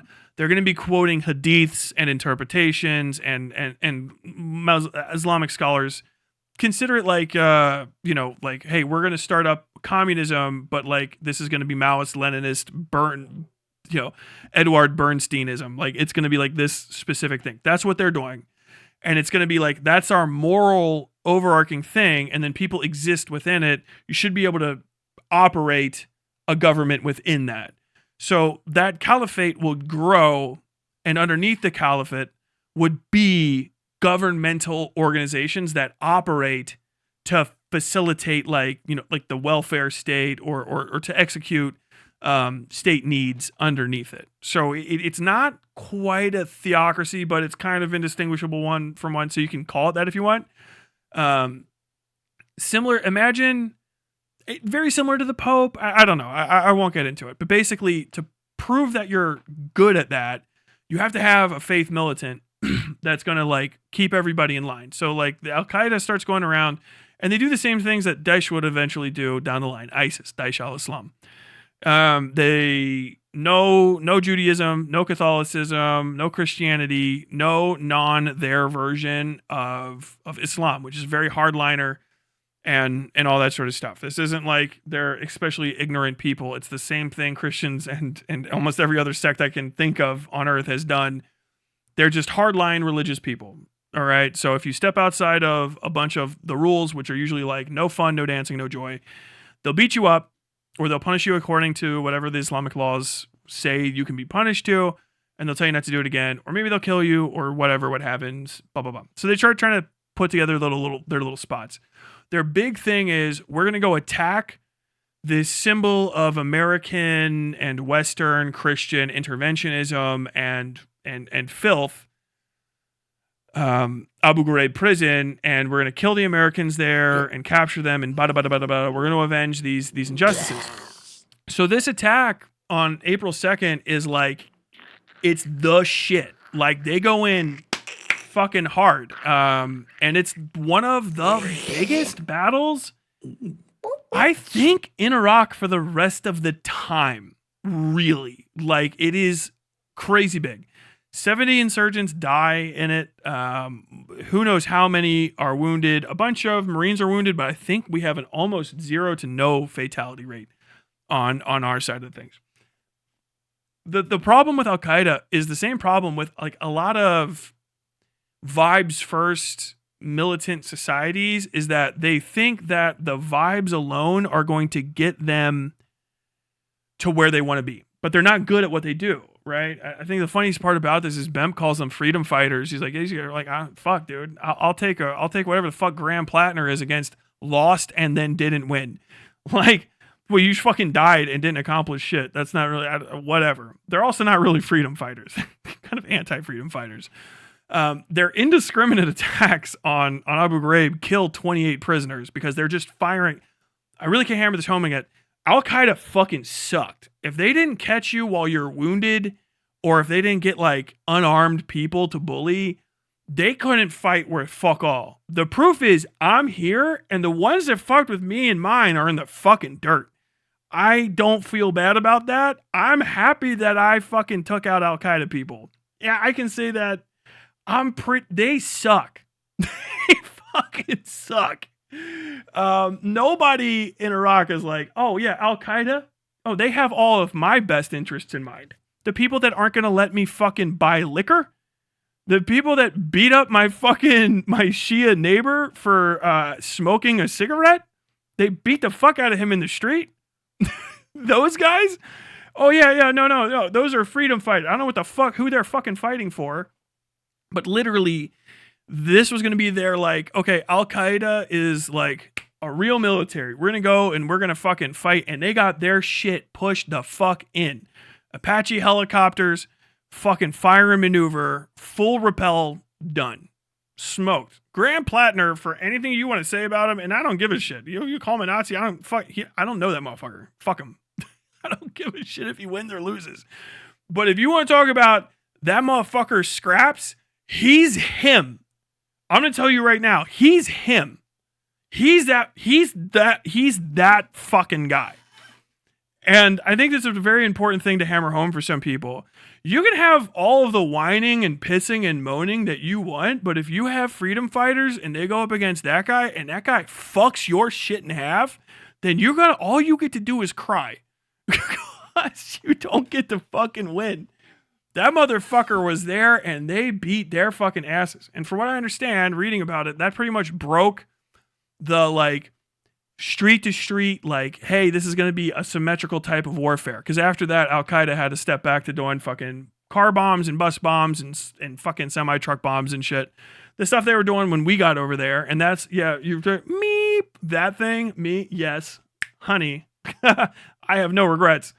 That's what they had to pursue after that. And understand, these people were killing civilians too on purpose. They eclipsed us by a bit. Now, were they able to kill civilians because we invaded the country and fucked up Saddam's shit because he was fucking them up before us? Yes. It is our fault that they were able to do that, and we probably shouldn't have invaded. I don't know what to tell you. I was fucking 13 years old. I have no regrets about my service or what we did because I didn't kill any fucking civilians. And eventually we fucking mopped up those guys. I don't feel bad about mopping them up. They tried to mortar me one time, missed, and hit people's houses. I should have jumped in the sky using the spirit of fucking communism and just taken a mortar to the chest, I guess. I don't know what to tell you. They fucking suck so bad at fighting on behalf of Muslims that they killed them so much that the Muslims, all the fucking Muslims in Iraq basically hated them by the end. And they had to recruit mostly from Europe when Daesh finally got started up in the north, where they didn't have everybody to like shut them down. And eventually Muslims went in and fucking killed all of them because fuck Daesh al-Islam and fuck Al-Qaeda. Fuck them. Like, they are the worst people. They are not freedom fighters. They are religious zealots that indiscriminately kill women, children. They rape, they fucking maim, and they think it's all okay just because of a religious text. They're fucking nuts.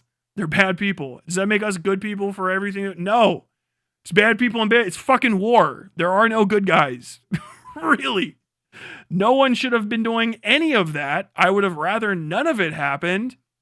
And people have just been able to go to fucking work and school in buildings that didn't have bullets in them. I don't get to fucking pick the hand I'm handed in life. You know what I mean? But Grant Plattner was there for that. After that, they were like, we need to accelerate this 100%. And they got rid of all of the prisoners from that area because it's not safe to keep them there. I think a bunch of the prisoners that died weren't even in the mortar attacks. They tried to do a riot, and they were intense and stuff. And so they accidentally set themselves on fire during the riot. Whoops. You know what I'm saying? I don't know what's it. So like eventually I get there in September, I think maybe of 2006. I don't know. I was just on post every day. I lived in a fucking fugue state. And we were there for 2 weeks, completely empty. Ghost town, fucking nightmare of a place. It had the stink of hell on it. Awful. And we handed it over to the Iraqi Army Brigade and gave those people back their area. That's pretty much it. So yeah, weird statement from Ban Empanada on that. Strange guy. He really likes talking about rape, by the way. He gets fucking excited. He called Grant Plattner a rapist so much. I think he likes it. It's weird. You shouldn't bring it up. It's uncomfortable for people to hear about, because some people go through it. So if you kind of like hop on it a lot, but it didn't happen, you're kind of just like using other people's pain to get a win, which I know he doesn't care about, especially because they're brown people, right? He has no respect for these motherfuckers at all. It's always, oh yeah, you got beat by goat farmers. You got beat by ignorant backwoods hillbillies. Like, first off, that's what we are. And fucking, don't be mean to them. Fucking the NVA, like, what were they? Oh, there's a bunch of rice farmers in pajamas. Like, no. I mean, maybe some of them farmed rice at their family farms when they were younger, but they were one of the most organized, best equipped, and like dedicated, talented fucking fighting forces in that era. The NVA were actually like really fucking awesome. They were so good, in fact, that they stopped the genocide. The NVA got rid of our asses, and then they went and stopped the Khmer Rouge from fucking committing a fucking genocide. Well, I mean, from finishing a genocide. Like, they invaded Cambodia and unfucked what Kissinger had basically started via his conversations with China and fucking Nixon's bombing of the Cambodian borderlands. Fucking insane. After that, he talks about the Haditha massacre, which was a massacre. It was committed by United States Marines. They're fucking idiots. I don't blame the guys that did it as much as the people that covered it up for how bad it looks now. Some of those guys are fucking idiots. Everybody that killed kids and shit are fucking stupid as fuck. A bunch of them got their bell rung, and then their commanding officer should have gotten in the most amount of trouble. I think it was a staff sergeant. I went over this. I have a video on it where I covered it start to finish so people could know about it. Go look back on my channel. But the cover up is the worst part about it by far. Obviously the murders and shit are horrific, but on top of that, you should not be permitting people to get away with murder. That's when you transgress from like, hey, this is a crime to an actual like war crime. It's an embarrassment to the country. It's an embarrassment to the fucking things that you're supposed to be bringing overseas when you fight to people. It's absolutely disgusting. The Haditha massacre was a massacre. It was a fucking horror show. The people that covered it up should be fucking put in a goddamn box for life. And the people that did it should be punished accordingly. I think some of them are way more culpable than others. Bit by bit, everybody involved in a cover-up should get hit twice as hard as the people underneath it because it's a fucking cover-up. It's like you can't see shit like that and then go, let's hide this. Fucking, that makes it happen again. That's why it's bad. When you do cover-ups, you show people that it can happen again or that it could happen again, and it's fucking disgusting. At the time, there were Marines that went out from the same unit, I believe, and they took pictures of it. A lot of the pictures they investigated it and were like, this happened. Here, we filled out a report. We're reporting that this was war crime. War crime happened. And then, like, they gave it, and the fucking people above them were like, put that away. And then an intrepid young reporter from Haditha, who was, I think went to college in France, I believe at the time, heard about it through the family lines and just went down there with a fucking camera and, recording equipment and talked to everybody down there. And they're like, yeah, these guys fucking Marines came through and like killed everybody and then just like left. So people came back and took pictures, then like nothing ever happened. And I think that those people deserve every ounce of justice. Fucking nightmare. But understand, this is my issue with it. 25 people were killed, and Empanada wants to use it as a cudgel, but it's like, have fucking respect for the people that died. It wasn't 25 children. He says it's 25 children were killed. 25 children were killed. It wasn't 25 children. I can't even remember it, but there's people with names and stuff. Let me just fucking, I'll just look it up. This is how long it takes. I mean, you can just fucking clickety-click. Go. I'll bring it up because I don't have everybody memorized. All right. Let's see. Haditha massacre. Haditha massacre. No photos. Let's go straight to Wiki. All right. So we go over here. Series of killings on November 19th, 2005, in which a group of U.S. Marines killed 25 unarmed Iraqi civilians. Let me go. I think they have their names. Background. That was 3-1. On the Euphrates. Hit by roadside bombing, killings. Give me the names. Okay. So, yeah, there was a taxi cab. It was Ahmed Kadir, age 25. Akram Hamid Flayeh, age 21. Khalid Ayadi Alzawi, age 27. Wajdi Ayadi Alzawi, age 22. Mohammed Batal Mahmoud, age 21. Killed from house number 1. Abdul Hamid Hassan Ali, age 76. Khamisa Tumi Ali, age 66. Rashid Abdul Hamid, age 30. Walid Abdul Hamid Hassan, age 35. Jahid Abdul Hamid Hassan, age 43. Asma Salman Rasif, age 32. Abdullah Walid, age 4. Killed from house number 2. Yunus Salim Kafif, age 43. Aida Yassin Ahmed, age 41. Muhammad Yunus Salim, age 8. Noor Yunus Salim, age 14. Sabah Yunus Salim, age 10. Zainab Yunus Salim, age 5. Aisha Yunus Salim, age 8. Hoda Yassin, age 1. Killed from house number 3 and 4. Jamal Ayed Ahmed, age 41. Marwan Ayed Ahmed, age 28. Khatan Ayed Ahmed, age 24. Shasib Ayed Ahmed, age 27. Died later of injuries. Mamdou Ahmed Hamad, age 27. That's how hard it was. I don't care how bad you feel about Iraq because you saw it on the news. These are real people. Like I served and I fought over there. As far as I fucking know, only fought bad guys. And the only reason I know is because they try to shoot my ass first or bury bombs on the side of the road. I have no fucking bad feelings. I'll never have bad feelings about that. I don't give a fuck. I don't think those people are freedom fighters in the first place, but I don't care. I don't care what I did to them. I don't care. The people that were secondary and tertiary harmed by our presence over there, I do feel bad about. There's not much I can do. I'm not going to do that. I've heard this stupid shit. You should go over there and live like a slave for the Iraqis or something to fix it. Why the fuck would I leave the country where I have the voting authority and the power to fucking instigate against ever this happening again and talk about it to people in my language and just go and vanish? It's the stupidest. It's child's idea of accountability. But understand, you cannot use people's deaths as a cudgel and not be respectful to the people who died. Empanada is filth. Human fucking refuse. I mean, he already has a disgusting body. He has tombstone teeth. He will not fight for the causes he believes in.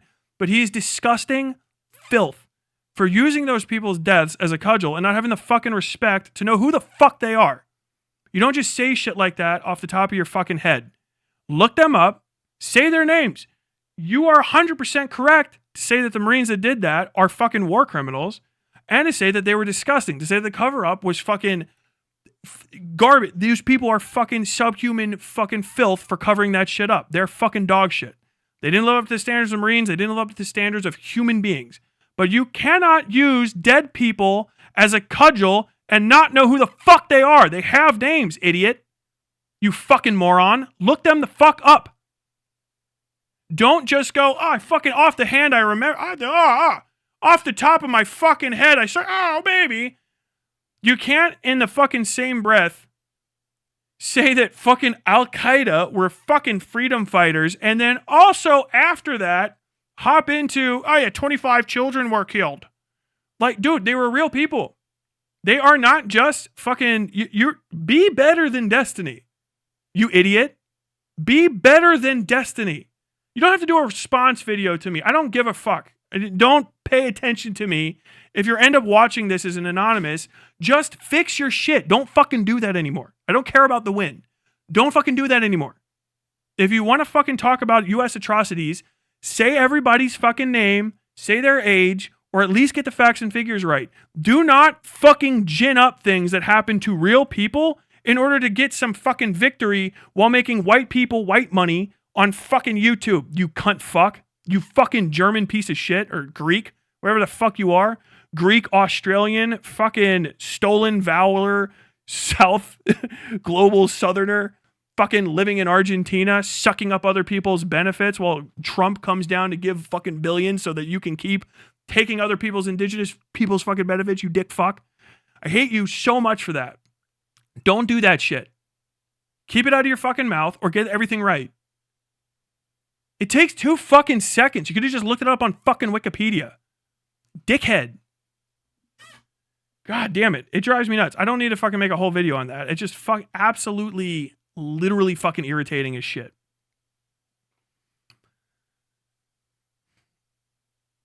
The NVA defeated the French, Americans, and the Chinese. They were no joke. And the fucking and the fucking Khmer Rouge, dude. They're fucking based.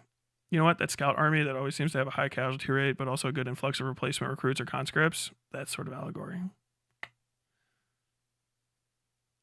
Cersei's immortal army. I don't even know what you guys are talking about anymore. I got too upset.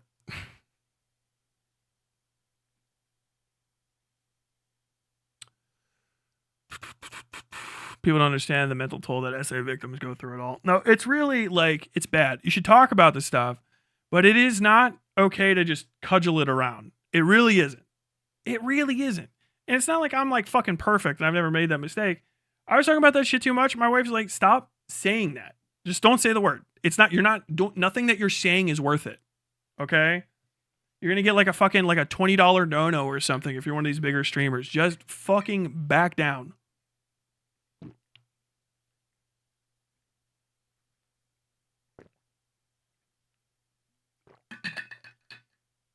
Oh. But either way, I say all this to talk about Zoran Mamdani.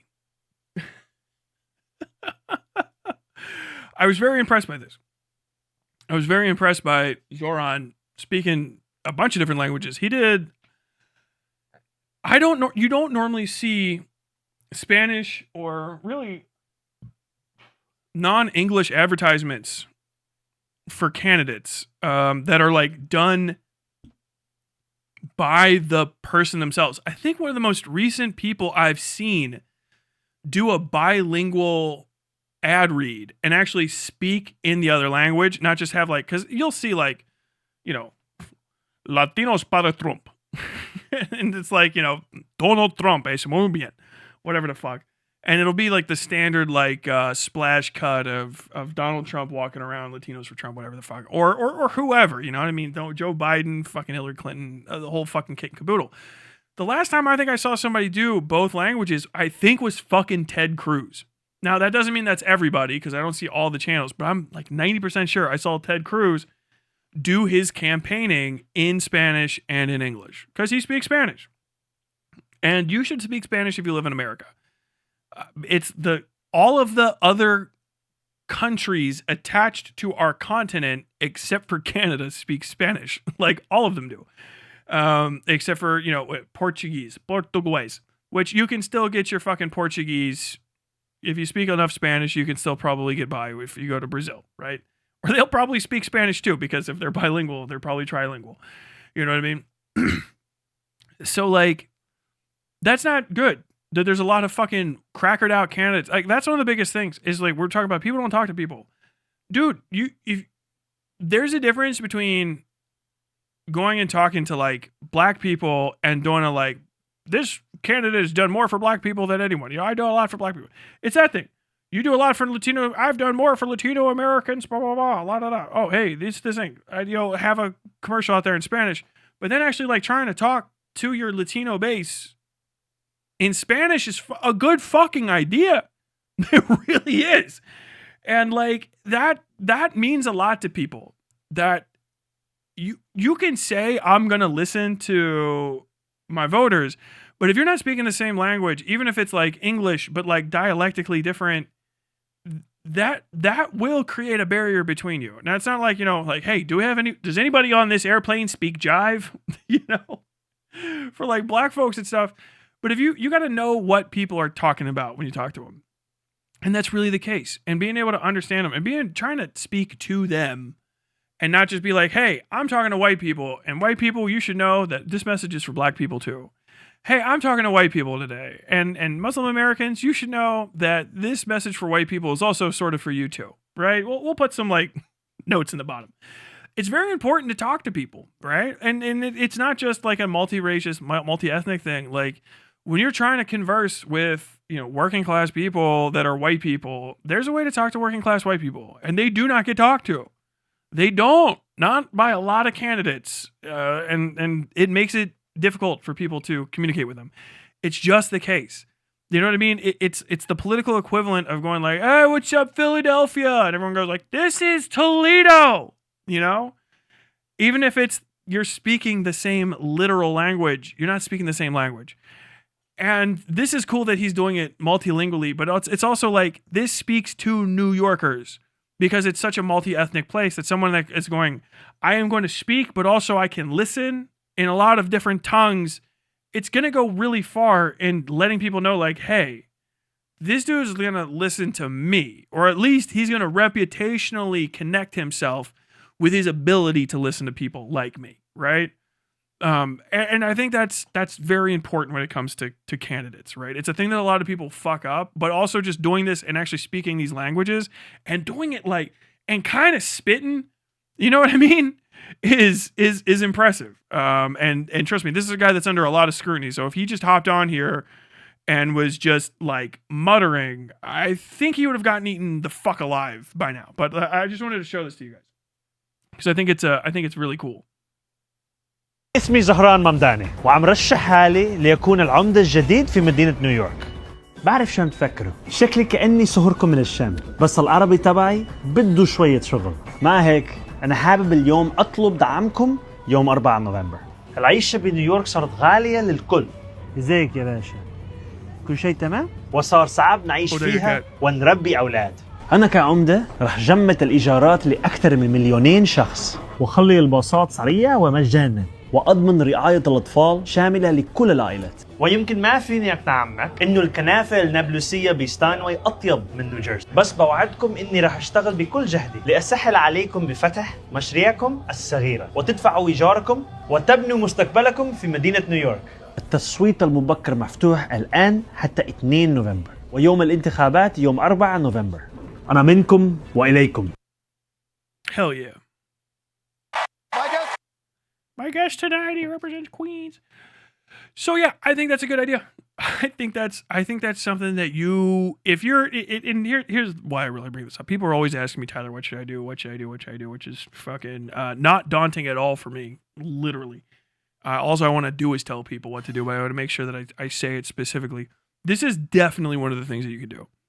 If you are bilingual, you should get involved in politics because you can get right next to fucking people all the way up at the tippity top by convincing motherfuckers that like they need to have a bilingual message. If all it takes is an additional ad buy for, 10% of your total budget, and you can have, you're like, dude, I will coach you through, I will write this out phonetically so that you can read this and have your fucking dude read it. You can influence politicians, first off, to value the people in that language group. Hey man, I did an ad I spoke, I don't know what Indian languages are, but I have a large population of, Indian Americans from India. And we did an ad spot in their language. I had a kid from that area come over and help me. Kid, there's a guy the politician's 55, the kid is 29. And he helped me, read through this and say all the words correctly. And, I got a bump. I got a sizable bump from that, like, 5-6%.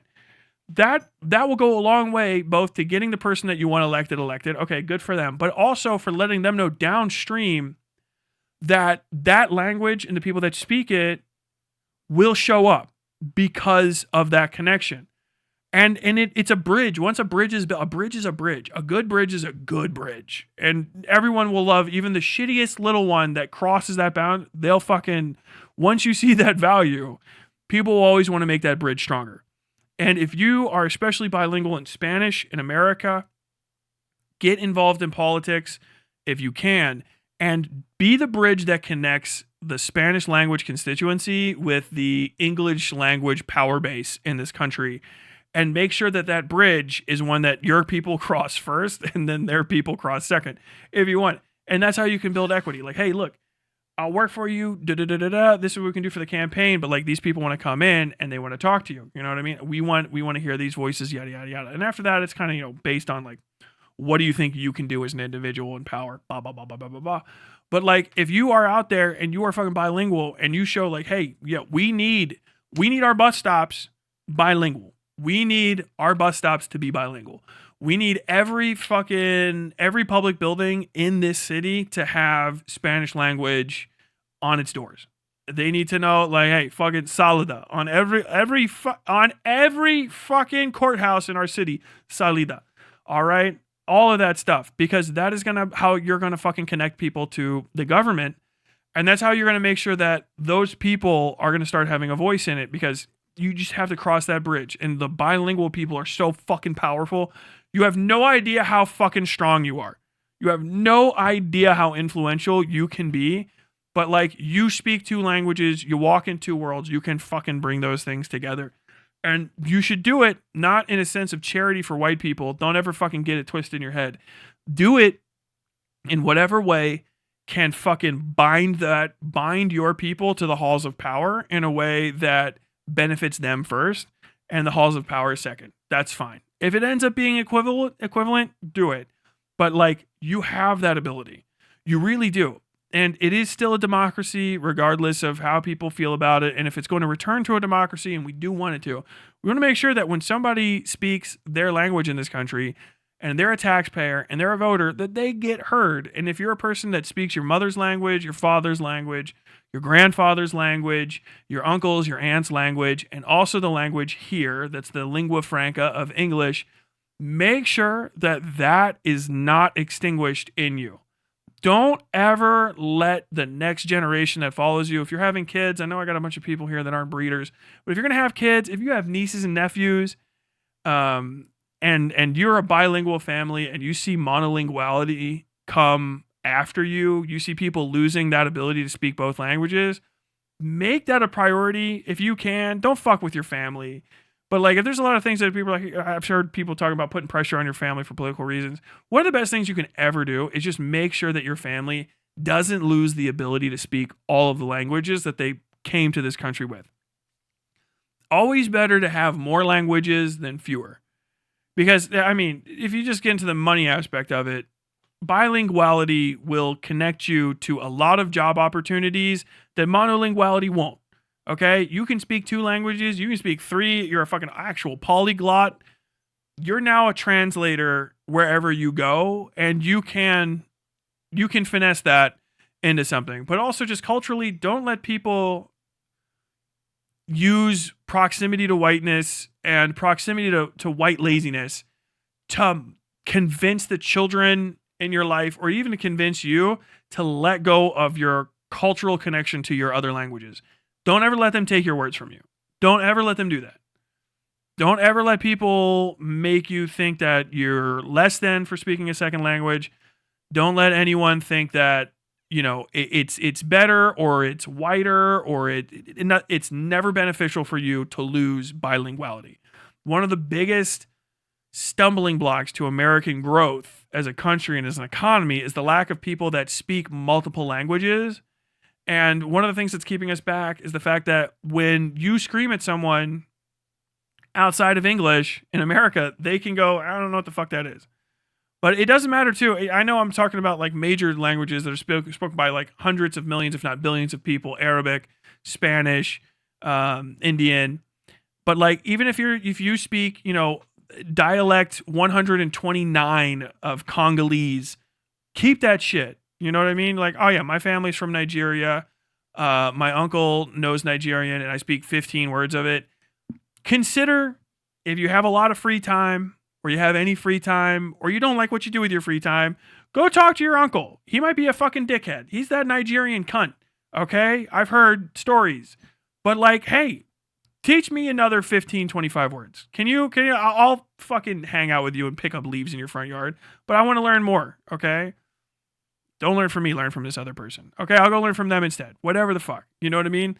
Like, don't let people... Did I just fuck up and Nigeria is the one place that speaks English? Or is I thinking of Liberia?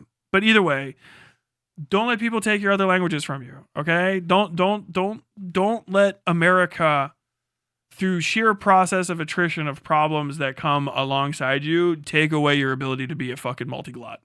Speak other languages and speak them well. Especially the ones that are from your people. Right?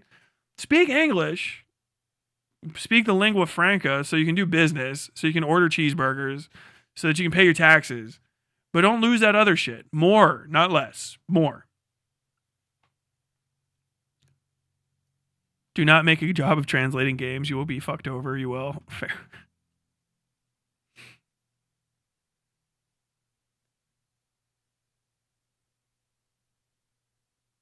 It's true, but you shouldn't say it, Tyler, in Nigerian. I'm just trying to make a point. Sorry. I like to try to ground things as real world as possible. I do run the risk of stepping on people's toes. And if I do that, I'm sorry. But I hope that the spirit of the message lands, and that is speak more languages. And if you're a white person and you're like, I don't fucking know, you know, do I want to just connect myself with my old roots? I mean, you can do that. You can go and learn French or German or something. You're not going to get as many opportunities to say it. But, you know, if you're here and you're an American, white, fucking culture obliterated person, like, oh, white. Yeah, but dude, your ancestors were Syrian or some shit, but you're white now. It's not a bad idea to pick up your neighbor's tongue so you can speak to your neighbor, right? We did Halloween, and I'm not really shocked because I'm fit in my neighborhood. I am a minority as a white person in my neighborhood. I have found that out. By a bit, by a sizable chunk. And I was very impressed by the people who are clearly non-native English speakers, speaking Spanish, whose kids are like helping them and they're helping their kids through like little kid English to try to ask like, okay, now you say please, whatever the fuck, to ask for candy on trick or treat and stuff. Like, that's very impressive. And I was Michael Myers, so I couldn't talk back to people, but I would like to be able to make, Spanish speaking people that come up to Halloween feel comfortable, like bienvenidos, trick or treat, whatever the fuck. I have to learn that shit. If we talk to each other more and we build more bridges, things get better. Is the ultimate thesis there. Basado? I hope that means based and not something like crazy.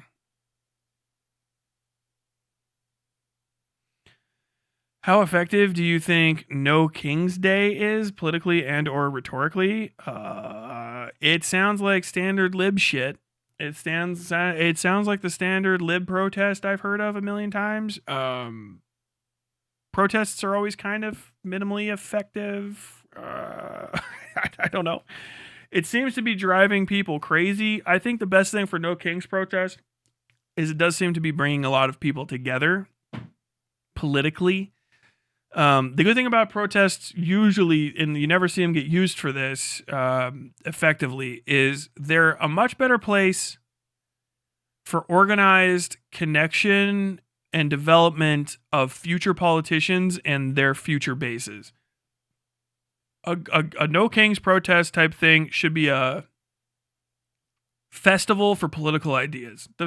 Regardless of how it looks on the ground, it should be a place where, and you don't have to be nice about it, where you see people rising to the top of saying like, hey, I think thing. And then people going like, okay, and I think this guy, this gal, this they, them be can do thing. Okay, they, them be guy, come up. Hey, I think thing, and I think thing for reasons. And like that should be what you get out of those political movements. That's where they should go. I think that people's biggest problems with protest is that you think of one of the most impressive, widespread, and organized local protest movements on earth that was also extremely dangerous. The civil rights movement, which was really just calling it protests is an understatement. But you see that, and people think of that shit, and like to a lesser degree, the Vietnam protest movement, which kind of came after that thing. It was a bunch of white people trying to move in on someone else's fucking territory. But you see those, and people don't understand why they worked or how they worked, and they just see that they worked and think that protest times number of attendees equals political change. And that's just not, that's not what protests do. That's just not what they're for. They can be for a lot of different things. They can have a lot of different effects, and they can have a lot of different reasons to be put together. And sometimes your protest can be counter effective to your goals. I think a lot of the pro-Palestine protests from a couple years back were fuck-ups. I think they were absolute fuck-ups. And this goes a lot to the point that the Americanized version of the pro-Palestine movement, this has nothing to do with Palestinian people at all. There's, I think, next to none there at any of those anyway, so that should be your first indicator. Protests for people that are not at the protest is usually a strong indication of the possibility that the protest might not be effective. Now, if it's because those people are inside like a jail, it's like, hey, we're protesting for Nelson Mandela outside the jail where Nelson Mandela is. Okay, sort of, kind of, yeah. But like, if you start going off and you're representing people that aren't there and you haven't talked to them for feedback or what could happen or help, you run the risk of showing your ass and having them pay the price of it, which is what really was the case with the American pro-Palestine protest.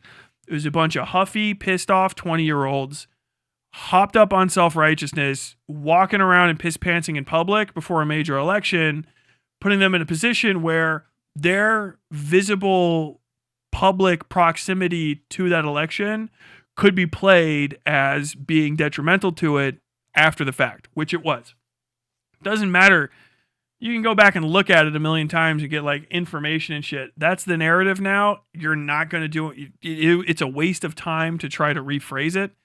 And honestly, you didn't get what you wanted anyway. It's not like you the pro-Palestine protests didn't save a single fucking Palestinian or slow down the genocide at all. Mostly what did is people saying this is too much to pay for this.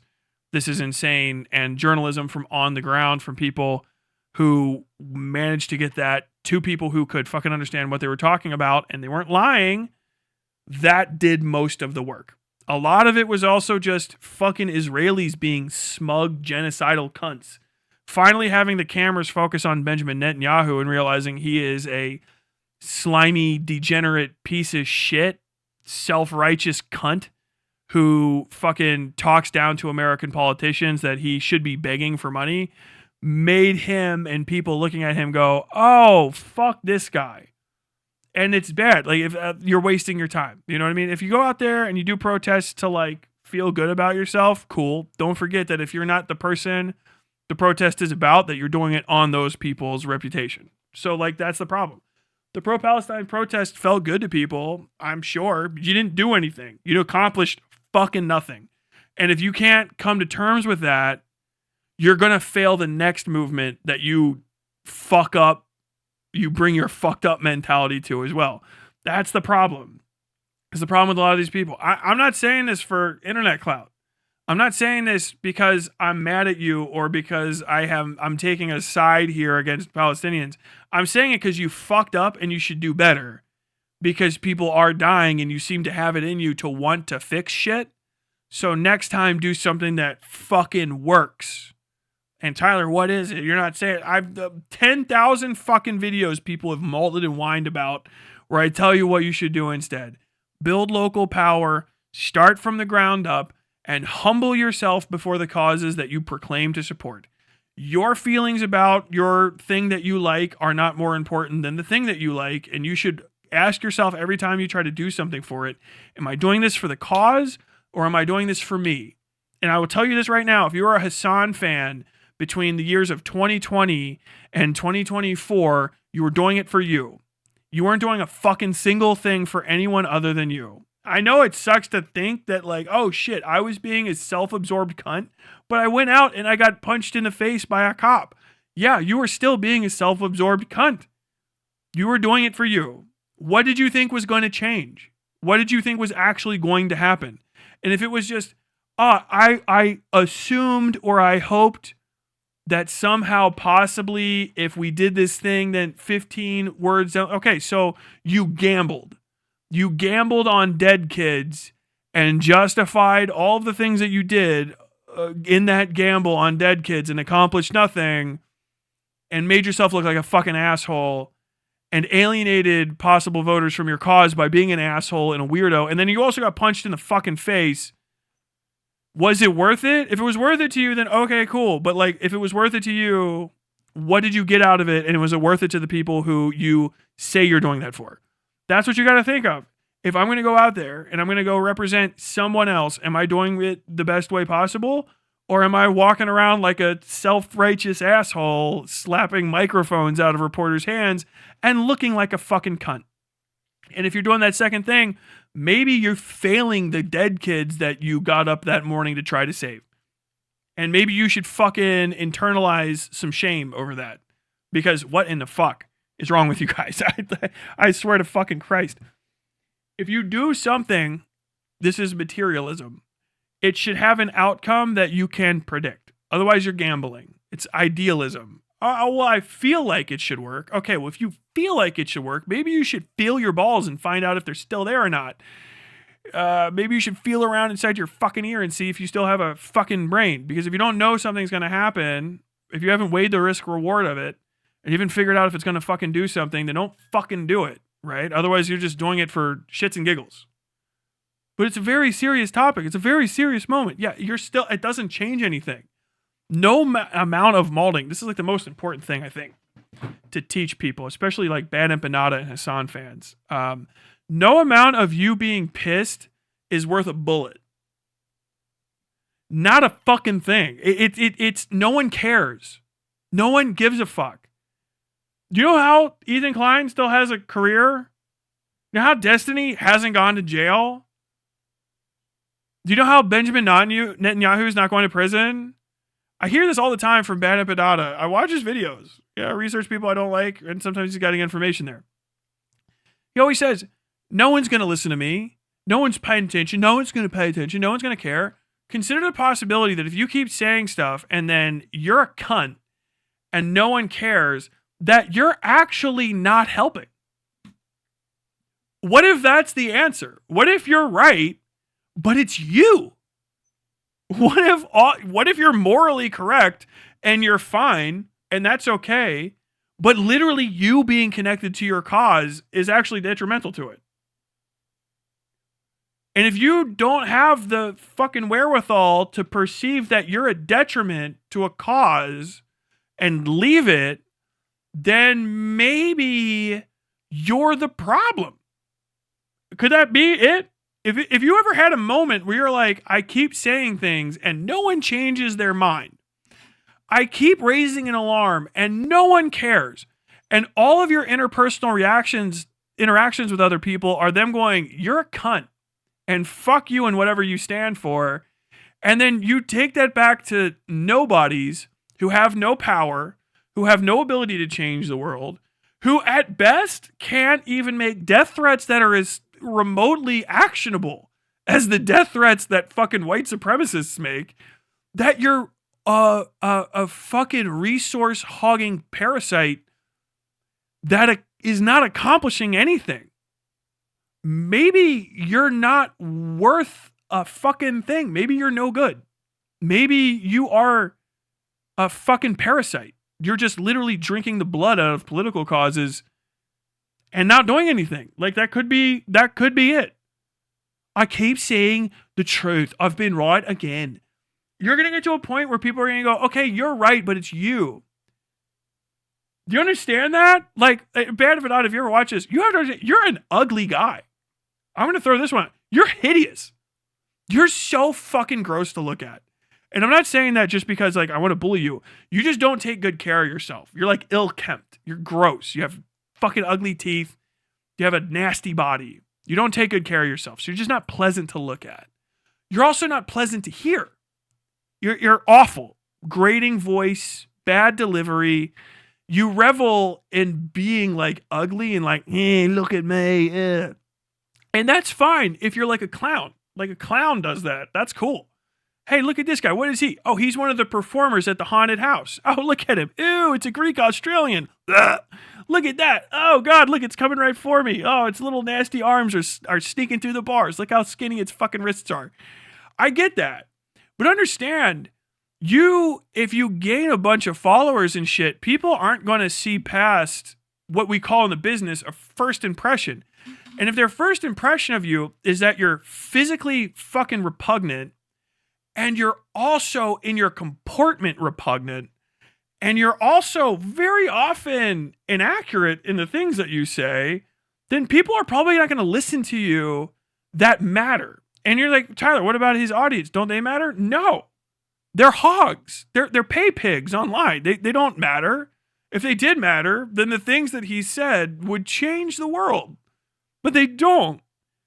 It's 100,000 million, 10 million people that are completely inconsequential. I convinced 1 million people, 1 million foreigners, not to vote for a guy in a country they don't live in. Okay. All right. And what the fuck? I convinced 10 million Americans to not vote in an election in Maine. How many of them are from Maine? 7. Like, what the fuck? Okay, are they even voters? No, not really. They are. I convinced them all electoralism is wrong. Okay, are you pro-violence? I don't ever say that. I wouldn't want to get kicked off of fucking YouTube. So you told them to abandon every method of changing the world and you're too afraid of losing your paycheck to tell them to do violence. So what do you tell them to do? They get on Reddit and oh boy howdy do they say slurs to fucking Jews. I'll tell you what. White guys with a military background who don't give a fuck are completely unfazed by everything I say. Jews and trans women, fucking terrified. Oh man, I have fucked up Jews and trans women's days like you wouldn't believe. Got a whole bunch of them out there just telling trans women and Jews to kill themselves. Every day we do this. Okay, what about the white people? Oh, they don't give a fuck about me at all. I call them racist, and some of them just say, I am, and then they leave. Well, what are you going to do to change that? I'm going to cry about it and get donos from other foreigners. Okay.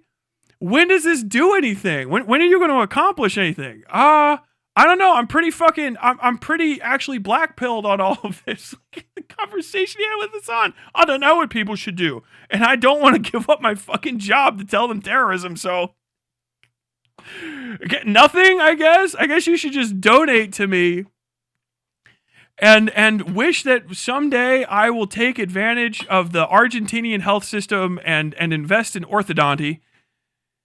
And that's it. I don't know what the fuck is wrong with these people. Like, if you're a foreigner talking about America for money, what in the fuck is wrong with you? Like, you guys have so many other problems. We have the Cavernacle now. Now, card posting is going after the Cavernacle. Apparently, there may be some sort of plagiarism issue. I guess we'll see that one play out in time. But, like, yeah, him fucking... Oh, who else was I thinking? Oh, yeah, fucking dipshit and fucking Sunday. But all these guys are talking about American politics all the fucking time. To who? About what? What do you think? You're not changing anything. So, like, oh, yeah, you're all so disenfranchised. You people have no money. Give me $5 and I will use my Discord to convince ContraPoints to fucking kill herself. Will she actually do it? No. We can't even get her to stay off Twitter. Do you understand how fucking much of a failure you are when all you can do for your entirety of your political cause is raise a few $100,000 for yourself, a few $100,000 for people that need billions to repair all of the damage, and then maybe harass a fucking trans creator off Twitter for just a few months. Not even permanently. She don't... Dude, the fucking conservative Nazis are at least going out and fucking shooting some people. Your guys are fucking... What, you're like, all right, I got... Ban Empanada, I did it. I got online today. I made 2 more Reddit accounts to tell those transes to kill themselves. Like, okay. What the fuck? Dude, it's insane. It's like, what are your whole thing is gonna be less politically effective than right-wingers? God damn. Fucking adorable. I don't know what the hell the point of this is. I feel bad that I'm just lumping it all on fucking Bent, because I know there's an entire cottage industry of other fucking weird-faced foreign anglophones who talk about American politics all the time, like the Cavernacle, and it's just weird. Because you guys make so much money off of fucking brown folks, right? You're stacking dimes up off these dead Palestinians. It's one of the things I gotta find a data science person to help me figure this out. I want to figure out the monetary cost of a Palestinian life to a YouTube commentator, because we know how many Palestinians roughly are dead and we know how much money they made. So I just want to know how many dead Palestinians Hassan's car is worth, right? Like, I want to know how many dead Palestinians a year's worth of rent in Buenos Aires is, because like that's like an actionable figure I can figure out. But like everything else is just pointless. It's all this fucking drive.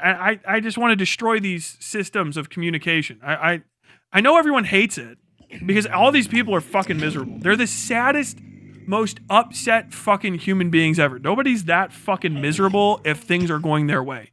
So if I could just point out how fucking stupid this shit is enough, because that's what you can. Say goodbye to your attempted career, cunt. No, my friend.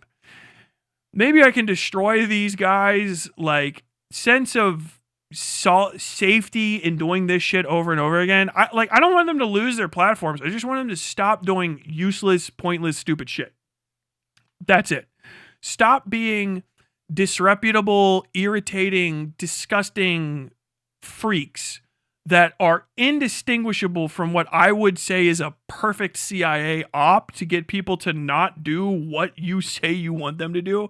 Stop doing that and do something valuable using your platforms. Most of the time, it's like next to nothing. It's not like it's going to be a switch that destroys everything. Just do the research.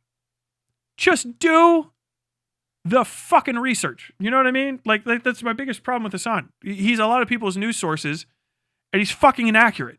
He's routinely inaccurate. He gets mauled. He fucks up. And he gets piss pants on Maine. And he's an embarrassment to all of the politicians that he's close to. I mean, they're running fucking Hassan's statements as ads against fucking Mamdani. And the only thing that his idiot fucking fans can say is, wow, I guess they don't understand he's just a Twitch streamer. You don't understand he's not just a Twitch streamer.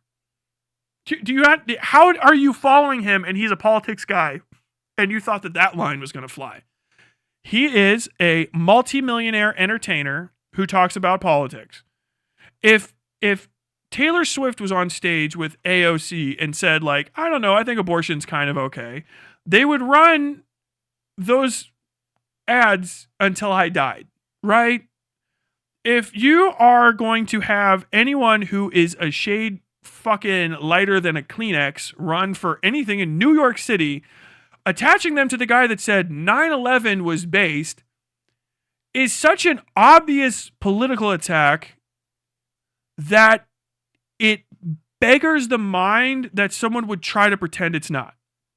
It's embarrassing. Like, I understand trying to do spin and trying to do politics, but no one's going to buy that. And you're only going to look stupid by saying, like, well, he's just a Twitch streamer. Anyone who says 9/11 was a good thing is possibly at risk of physical harm if they said that in New York City. New Yorkers, there's just a lot of them.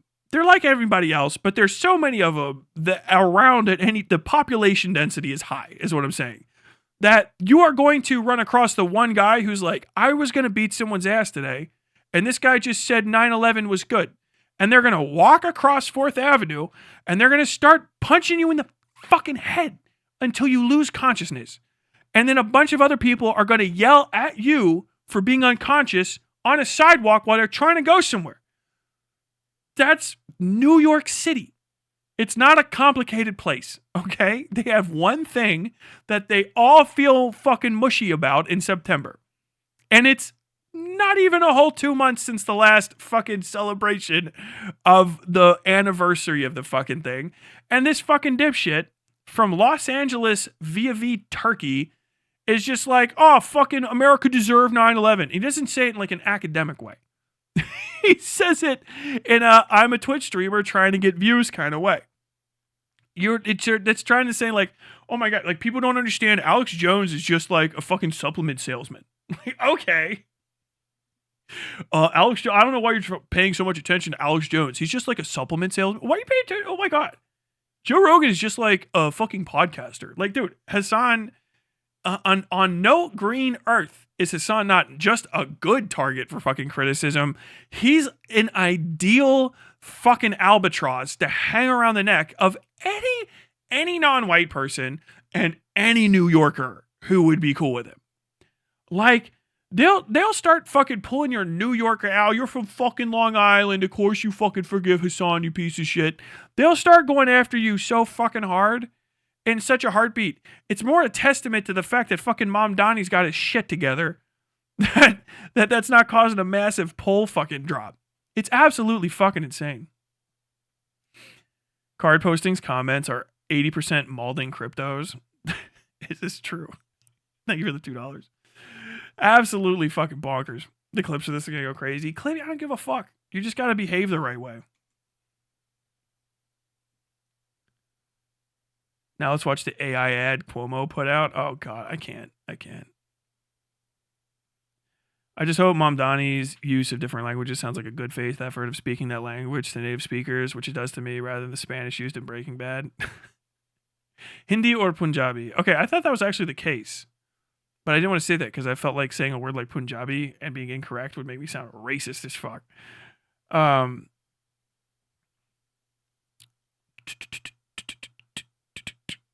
No, I think the bar is in hell for people talking to non-white, non-Anglophone American voters. The bar is in hell. I think if you put together the most meager amount of non-condescending effort, it's going to be fine. Now, if you speak dog shit Spanish, people are still going to clown on you. But understand, like, I it's not like I know every Latino on earth and can speak for them, but I've known a few, and they're very like any other working class, like Catholic type people in my mind, and that's not all of them. But if you speak shit fuck Spanish to you, they're going to make fun of you about it for the rest of time, but they'll love you. Do you know what I mean? Like if you did a good effort, like you speak Spanish like a fucking idiot. They'll tell you, go over there, don't speak any fucking Spanish. But they'll love you for being fucking honest and earnest with them, like straightforward. If you're condescending with it, you fucking speak dog shit Spanish and fuck with them, like, yeah, fuck you. A lot of them come from places where everybody speaks Spanish in politics, and they fucking hate all those people. You know what I mean? So, like, speaking Spanish, good or bad, isn't really the fucking... That's not the bar. The bar is being an earnest person. And I think it's fine. I think being wholesome, maybe not wholesome, but like earnest and cringe to people is infinitely better than being fucking distant and perfect. You know what I mean? Because it's like, dude, am I going to vote for another fucking iPhone case? What are you getting? Dude, I'm getting another iPhone politician. It's another Apple politician. It's fucking white plastic and fucking aluminum lines. It's got a single viewport and like 3 ways of entering because nobody has any fucking... I'm talking to fucking HAL 9000 here again. You know what I mean? Do you want that fucking politician, or do you want fucking, some dipshit like Pete Buttigieg? I guess. I don't know if he's a good example or not. I think every time I hear somebody likes him, everyone hates him the next week. But whatever the fuck. Imam Donnie was white and fucked up his Spanish a little bit, but he was like earnest with it. Like, hey, I'm fucking doing my best. Would you rather him, or would you rather fucking, iPhone 16 Samantha fucking coming down here and saying, and when I went to Harvard, I want you all to know that me gusta. Fuck that shit. Tyler, when I asked you what I should be doing, you're supposed to say I'm already doing it so I could feel good about myself. That's a good politician line. It absolutely works. If you read the comments under Zonron's video, people are genuinely moved to hear him speak their languages. Good.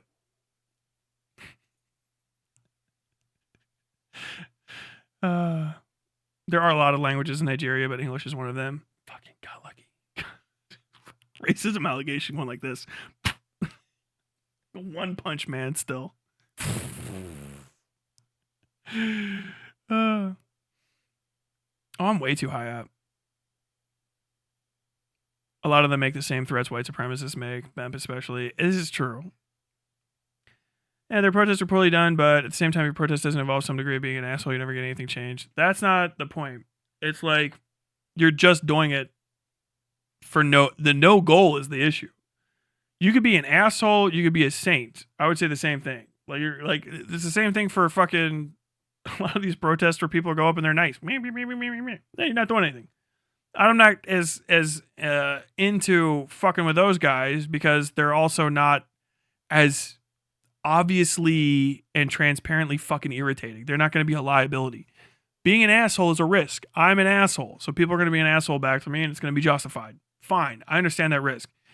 So like, if I'm doing stuff and I'm saying stuff and I was just an asshole and I'm not going to get anything out of it, I'm opening myself to a risk for nothing.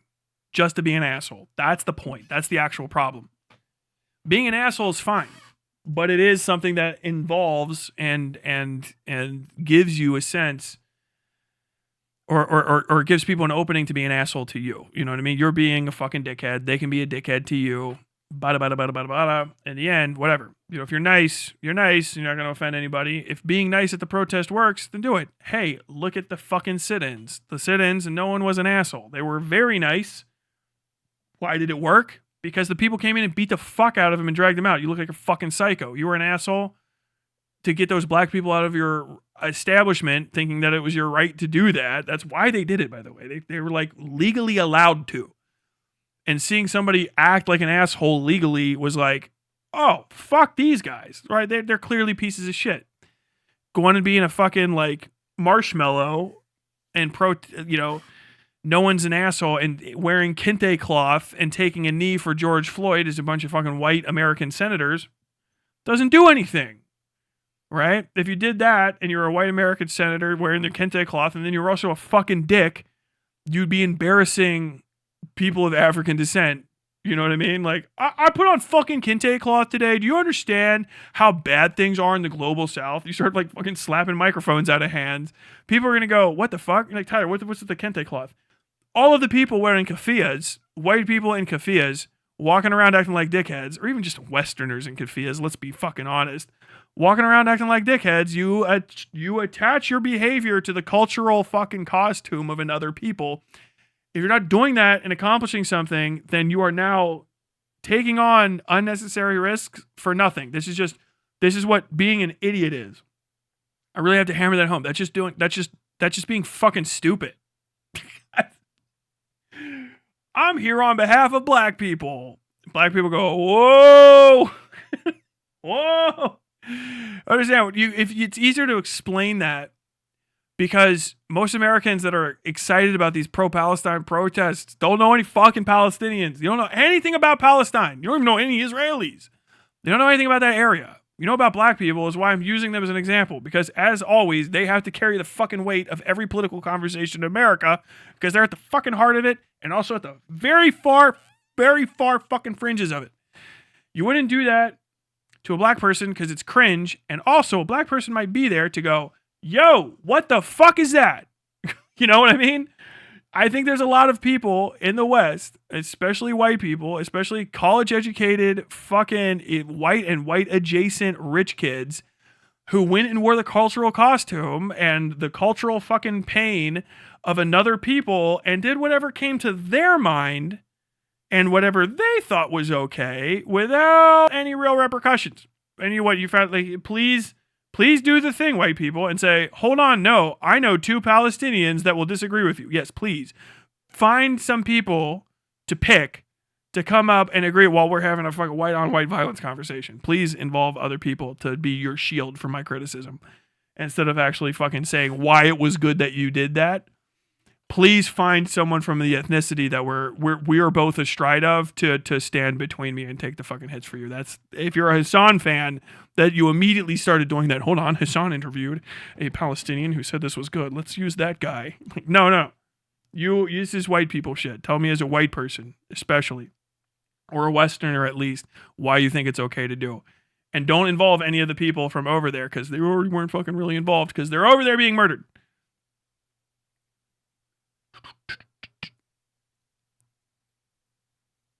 I didn't know it was cooking hour.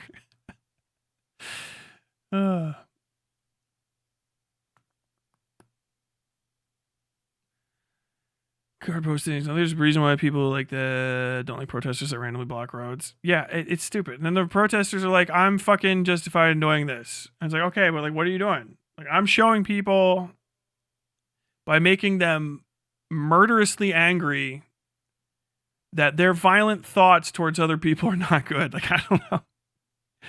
The reason people block roads is because they want to do a terrorism. I'm just going to tell you this. This is going to be I'm going to explain your feelings to you, roadblock aficionados. What you actually want to do is hurt people. I'm telling you right now. And I'm not saying that's an illegitimate feeling. I'm telling you why you're doing it. You want to fuck people up. You do. You want to fucking beat someone's ass to death in the fucking streets. You want to shoot somebody. You want to fucking bomb someone. You don't even know how to articulate that feeling. I'm telling you, that's the feeling you're feeling. The closest you can get to it is standing in front of a car and not letting it go because you know it's hurting that person. You're causing harm. That's what you're trying to do. You do the fucking thing. Our cause is just, so if a fucking ambulance dies, maybe they should stop bombing Palestine. Whatever the fuck. It's adorable, right? Hey, Babby's first terrorism. Political violence is an aspect of the political process that you have foisted on you all the time. People do political violence against you, both directly and indirectly, 24/7. You are afraid of speeding. You're afraid of it because you might lose your car and they're for your job. And if you lose your job, you lose your health care. And if you break your leg, you might have a broken leg and you'll be you'll have a limp for the rest of your life. You could die. You understand that death is a part of every political thing that happens in your life. And in the moment where you're like, I want a political thing that goes against the grain, you come to terms with the fact that you no longer have access to violence. You might have had access to it in other cases. You don't like it when people steal from your house. You can call the cops. They'll come with a gun and they might fucking murder a fucking thief in front of you for you so that that person will stop breaking the law. Fucking kind of cool, right?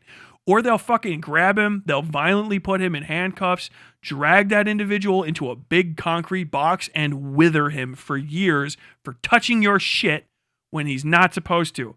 And that fucking access to violence is sweet like fucking methadone. It's not the good shit. It's not actually fucking someone up. Trust me, I have fucked people up legally. That shit is good. I have beaten motherfuckers' asses as a bouncer. And that shit slaps. And I'll tell you right now, it's in you too. You want that so bad. You're jealous as fuck. You're jealous as fuck about it. That's all you fucking think about. And you can't have it. You can't have it because the powers that be are completely against you in this case. And so the closest you can get is breaking the fucking rule about standing in front of cars. And understand, they know this about you. They're pushing you into that position. That's why so many of these protests are not worth the fucking risk, especially these days. Fucking white supremacists saw the civil rights movement and went, we gotta fucking do something about that. We gotta figure, we can't let that one fucking happen again. So protesting is neutered both as in a visual sense, and people just know how to talk about it from the other side to fuck you up. So you're stuck, and you don't know what to do. Because also the people on your side a lot of them are fucking idiots, and they tell you anti-electoralism, and they get you fucking blackpilled because they don't know anything but vibes either. You've been watching YouTubers, so you're vibed out in your mind, and you're like, I'm going to do something, and the sheer force of desire for me to change the world, I'm basically going to manifest it through doing. And when that doesn't work, you do what every fucking terrorist does, and you start flirting with more and more violations of the law, because now you're going into, I've accepted that my political violence that I'm doing in small little bits, and it's going to get bigger into actual pain-causing things, is not effective. But also the normal things aren't effective. So you're going to flirt with the line, and it becomes a thing that comes like a jagged escalation. And eventually, you're going to do something fucking stupid and fuck everything up. Right? And sometimes, really in America right now, the stupid thing and the fuck up thing is to go and block traffic. Because nobody's on your side when you do it. No one sees you blocking traffic and goes, okay. And so everybody has to do the cope answer, which is, well, I was drawing attention to something. Yeah, everyone knows you were drawing attention to the crisis. The attention's drawn, but the attention's on you. And the biggest part is, hey, did you know that this cunt that was blocking the street, he's a pro-Palestine person? Fuck him. What the fuck? What's even going on in Palestine? I don't know, but what I can tell you is their supporters are road-blocking cunts. Okay, cool. The CIA just beat you. The CIA just fucking ate your goddamn breakfast. And the fact that people will argue against me right now is just a bigger fucking indictment of how fucking fucked you people are in the fucking head with your lack of understanding of just basic value assessment of your activities on a day-to-day basis. Because you'll go 700 fucking rounds of, no, it's justified. Let's talk about definitions. Let's do that. That accomplish nothing. You'll never do anything. And you'll just get bogged down. You'll be 16 conversations in, lying. Tyler hates fucking crippled people. Blah, blah, blah. Oh, God, he says if you break your leg, you deserve to starve. Shut the fuck up. I'll just ignore you like everyone else does. Because you're not engaging anything that gets you closer to power. You know who's closer to power than you? George fucking Santos. He sucked a little bit of he sucked them Santos. He sucked them Trump toes. And now I guess he's going to be working for the Department of Justice. Proximity to power is power. When you absolve yourself of power, when you say, I'll never do anything violent, when you say, I don't want violent people around me, when you say, I won't do for myself, and the world should just be the way I want it, and all I'm going to do to change the world is mauled, and when I get just angry enough, I'm going to go commit a small crime that will fuck my entire life up. They beat you before you started. Because people online have convinced you, because you're so dedicated as a person who has grown up in what I will call the McDonald's economy of conscious choice, you think that all of the things that you do in your life are just a series of purchases, abstainments from purchases, and makings of purchases. And because your political action can't be categorized like that, you go, someone tell me that it can be. And you go and you listen to people talk, and they'll give you a half-assed reason to say, like, no. Trust me, going in getting your ass kicked on a college campus and fucking up your entire future is good because Palestinians are dying and you're not, and that's going to change something. And then you don't go, how, when, why, where, and how much do we need to do it? And you don't have a plan. You've been fucked. And they know that that's going to happen to you. The powers that be understand that. They make the laws this way so that you fuck yourself up. And they make the conversations this way so that you fuck yourself up. They want you to do useless, ineffective, exhausting shit so that you end up like Hassan and Bad Empanada and their moron fan bases, black-pilled, unsuccessful, constantly sending all of their fucking meager amount of personal assets away to other rich cunts who are already black-pilled. They just want you to preemptively give the fuck up. They want you to surrender through your choice of, I'm going to pretend, I'm going to buy my ability to feel good about myself from idiots online. That's it. And then you're done. You're cooked. It's over. And you lose. And then I've got to fucking talk to you fucking idiots because you're like, no. The economy is based around you telling me that my political ideas are smart, and really all that I'm buying is your proximity to political perfection as a commentator. Tyler, you're my ideal. Parasocially, I believe that you're the most accurate, most involved, most connected to the zeitgeist, and I just have to support you, and that will make it so that I have done something. No, motherfucker. I can do nothing for you but this. I yap. If I yap to 100K people, I've yapped to 100K people. If I've yapped to 10K, 10. If it's 5, it's 5. But if you guys don't go out and do something, and I don't have an audience that goes out and does shit, if I don't have an audience that can't go and leave and then be without me everything that I've said them to be, then I haven't done anything. And that's what all these guys' audiences are. They don't run for office. A lot of them don't believe in electoralism. They also can't advocate for violence, which is the other way to do stuff. It's just the case, right? Build an army and then become the new monopoly of power. Start a business where you can bribe every official.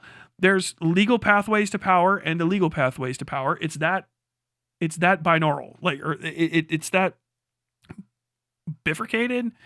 That's the truth. Okay, if you're not going to pursue the legal pathway to power because it's liberalism, how are you going to pursue the illegal pathway to power?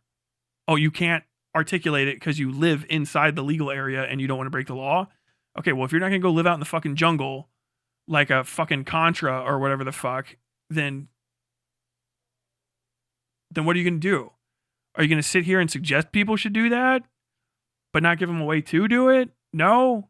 I mean, that's only going to last until you get fucking smoked. So if you're not doing that, then what's going on? You're just like, no, I never argue for the one thing because it's impossible. And actually, if I ever get asked to, I'm going to say, no, it's bad. And then the other way, I'm just going to say that that's ineffective. So you have people that can't do anything. They never learn to do for themselves. They never have an idea of what to do. They're just like, well, fucking all I do is feel bad. And then you make me feel good about feeling bad. And then I give my meager amount of resources to you to continue the cycle of guilt debriding of being, I don't know, too white or too Western in a place where you're not the people that you're worried about are suffering for your white Westernness or your Western wealthness or your global Northism, your non-communism, and you just want to be absolved of sin by some fucking weirdos on the internet. None of that works. It doesn't do anything. You're being sold a line. Tyler, what should I do? You can figure it out yourself. You can. Only you know where you are. If you look down and you have your 2 feet, okay, now you know where you stand. That's where you stand. Okay, I stand in a shitty apartment in fucking Baltimore, Tyler. Yeah. Okay, now we're getting somewhere. Why is that apartment shitty? Why is it in Baltimore? Do those things have something to do with each other? Is that the problem that you have? Is that the problem that you can change? That's where you are. You need to figure out where the fuck you are, where you want to be, and then start building a plan to get there. And when you get to the points where you're like, I can't do it alone, start figuring out the kind of person that you need to fill in every single little slot to help you do the next thing. Okay, I can't fucking set up lights, all right, but I want to film this thing. Okay, we'll find a person that can set up lights. Okay, I can't afford them because I need this money. Okay, figure that solution out. If you found that you've gone too far out, bring it back. If you get to a point where you're like, well, shit, Tyler, the only thing I figured out that will work for me, and it will work, is to do something that's fucking a crime. Okay, well, I'm not going to tell you not to do it. I can't morally say that. Legally, I guess I'll have to tell you don't commit a crime. But if you get to a point where you're like, damn, the perfect solution to this is breaking into a Walgreens in the middle of the night and stealing 5 bottles of shampoo. Okay, I don't know how the fuck you got there, but like, good luck with the shampoo heist, homie. Like, that's how you figure this shit out. You've got to stop thinking of yourself as a worthless drop in a bucket and start understanding that you're a human being that's part of a great fucking mass of other minds. Okay? And you have so much time. Time is your only real resource. And then figure it out from there. If you need to America has sold drugs to fucking make shit happen. If you need to do that too, do it. Most of the people that have power on earth right now did crimes, got away with them, and then used those resources in order to build political power. If that's what you need to do to get over the fact that you don't have resources, do that. I can't tell you not to. The government can get in your way, and maybe you get caught and go to jail. Well, fuck you. You should have been better at it. But you've got to do something. And it starts with you understanding who you are. Stop seeing yourself through a series of fucking... If you're a person that has sock puppets, stop trying to be 500 different shitty little versions of yourself to get away with being the thing that you can't be, and just get offline and be yourself. Start being you. Figure out who the fuck you are, and then work from there. That's why none of these answers ever work. Oh, I don't know, Tyler. I'm a this, that. Don't bring me a fucking pity party. I can't do anything for you. There's no amount of complaining to me about whatever your personal circumstances are going to change the truth. If you're fucked, you're fucked. I don't know what to tell you. If you just want me to fucking make you feel better about being a fucking loser, I'm not going to do it. Because I hate losers. Because loser starts with a fucking mentality, okay? I've seen people get their shit fucking rocked and get back up. I've seen people lose their legs and learn to walk again. That could be you. You know what I mean? But if you want a fucking pity party, go find somebody else and go be miserable with company and just try not to fucking drag anyone else in and just silently die somewhere. Okay? Find a good fucking porch to crawl under, like a good dog, and perish. But don't fucking drag anyone else down with you. And if you don't want to do that, then fix your fucking shit. That's it.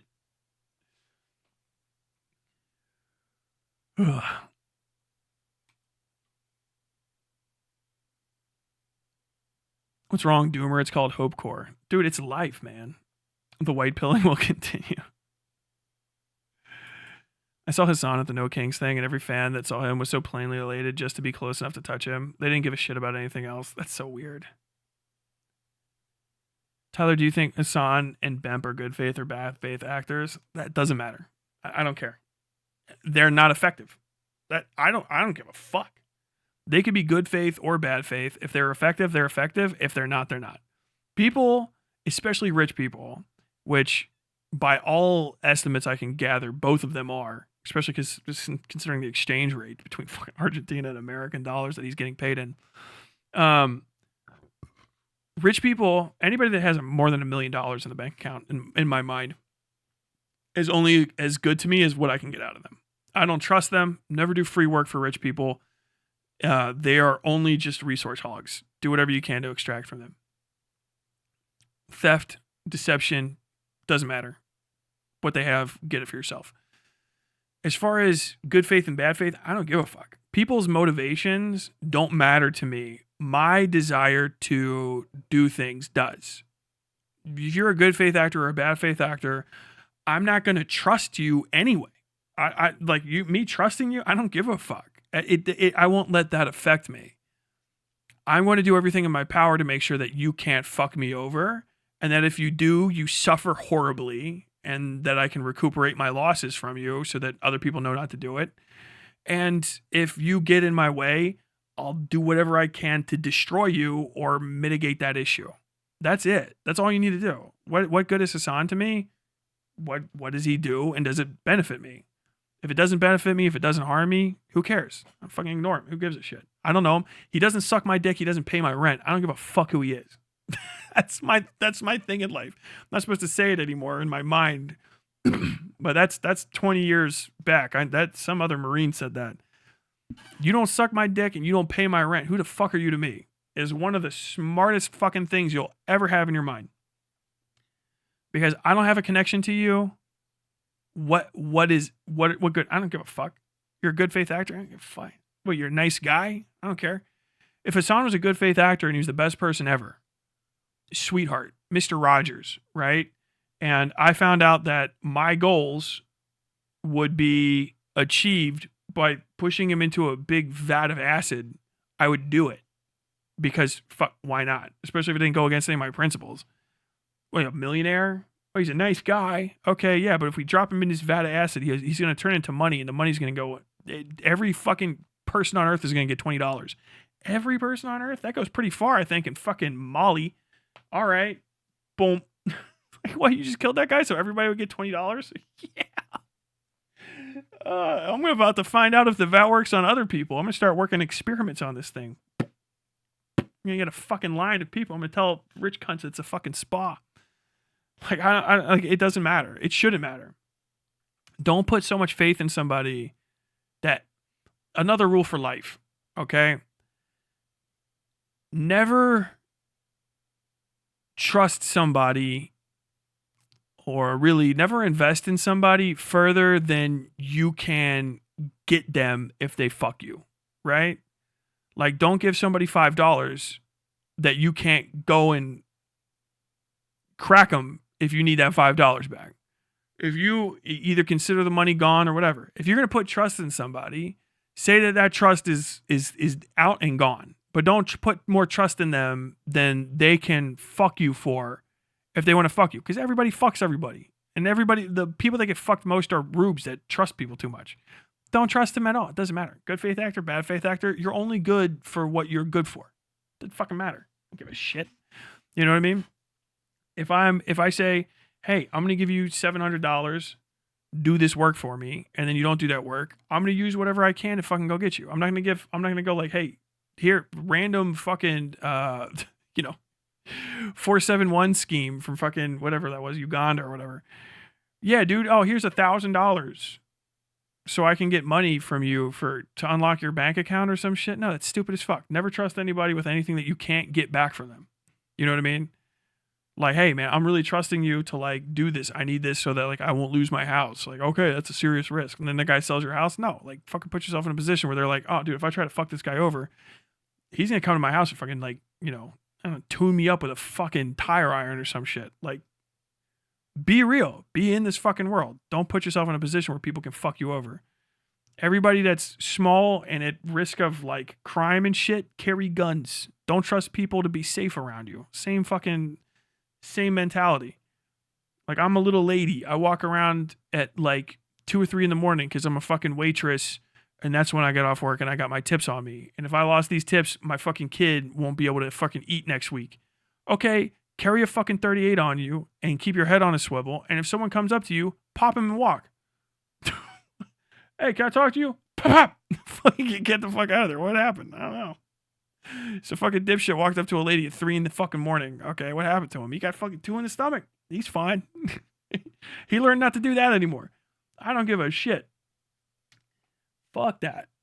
Dude, never, yeah. That rule for life.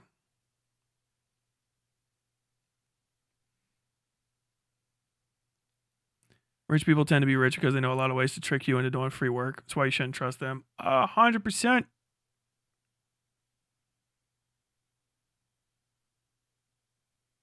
Not gonna lie, Tyler, that's exactly what I needed to hear, man. Thank you. I yapped about like 15 fucking things, so I hope I. Okay, you're welcome.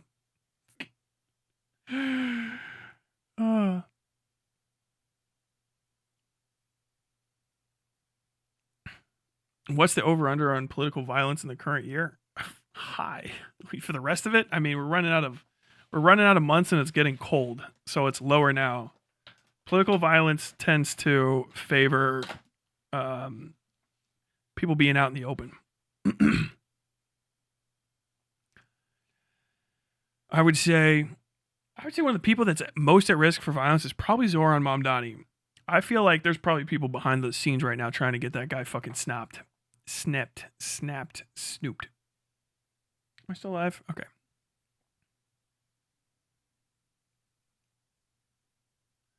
Learn to recognize car models. Very good fucking point from June.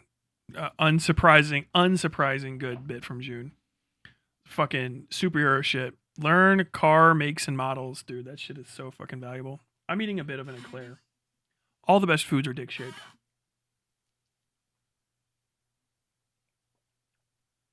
That is dry as the Sahara.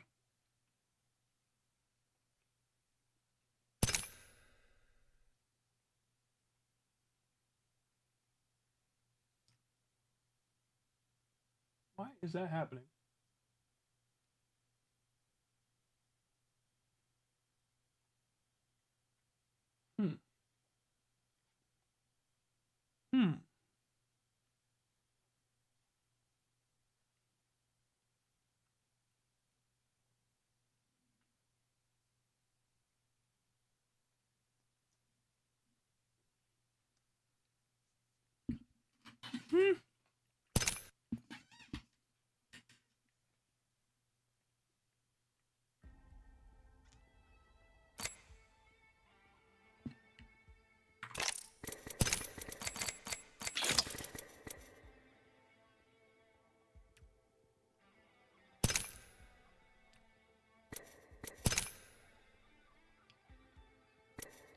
No, that's not it. Maybe. Why the fuck is that giving control of my camera?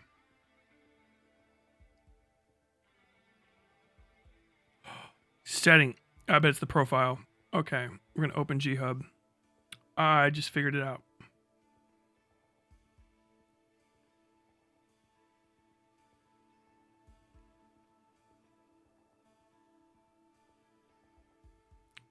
Dude, I am so smart. Settings, macros. Okay, so I gotta click on Apex.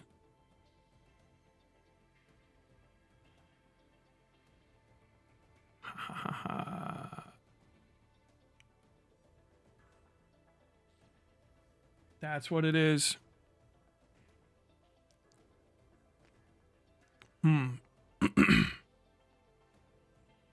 Exposure off. That looks kind of cool. Image, auto white balance off. Focus on.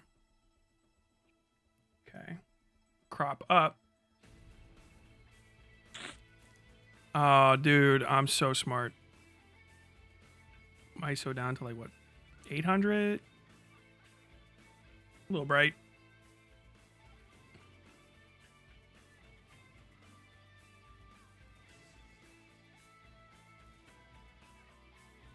There's 120 and then up that. No. 160.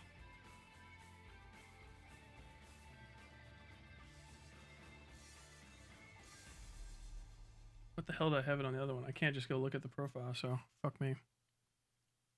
Crop 500. Position. Yeah, that's probably about right. Image focus.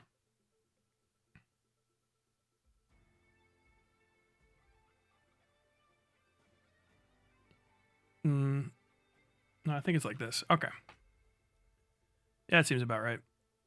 So I figured it out. When I was clicking on Apex, G-Hub, Logitech's stupid fucking thing, was switching me back over to a different profile, which I have for my mouse. I didn't realize it also switched me over my profile for my fucking face cam.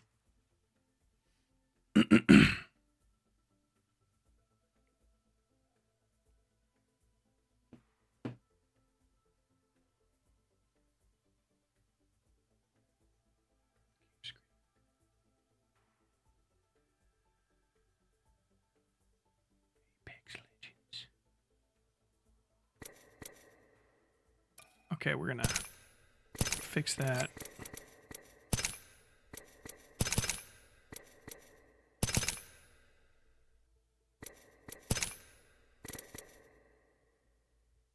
feel like that's how you're supposed to play some of these things, maybe. Full screen, though. Alright. Am I even on screen right now? I did all that to fix that. I'm not even on here.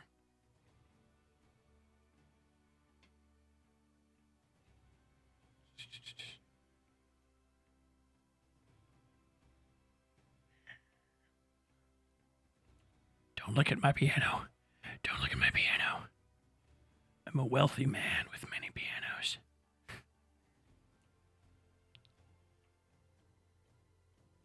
Help.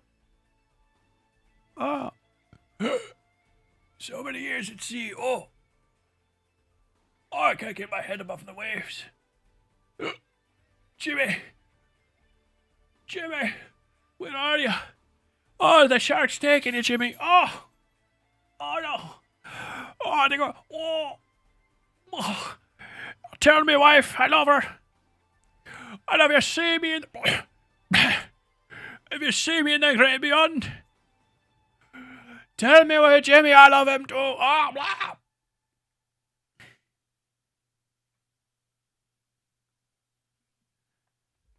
Something, Germa performance art. Wee, wee, wee, wee, wee.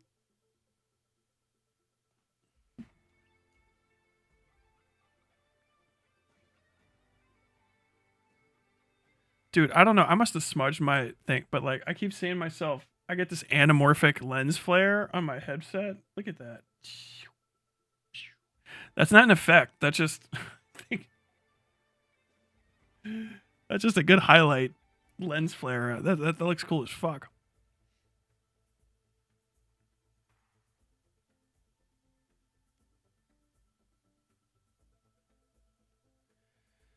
Tyler, if you were really into Disney, I would have tried to convince you to come to my cafe. I was.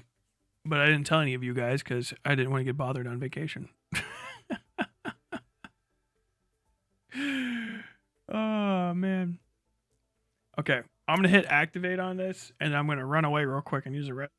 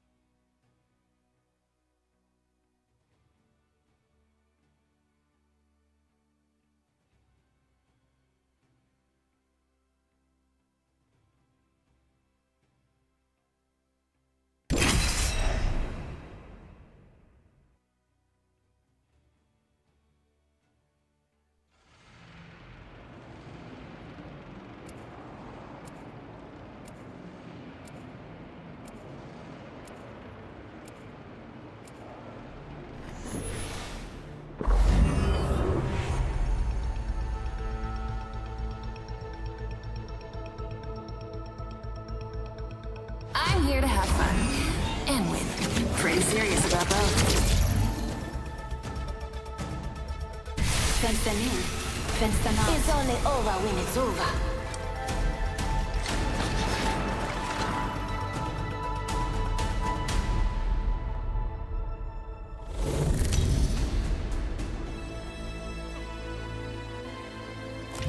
This is your champion.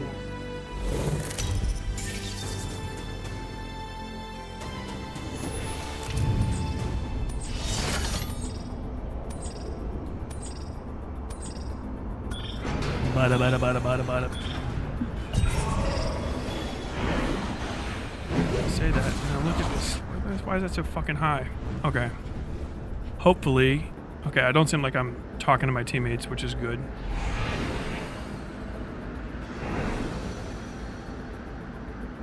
I need a weapon. Enough lambing around. We're dropping.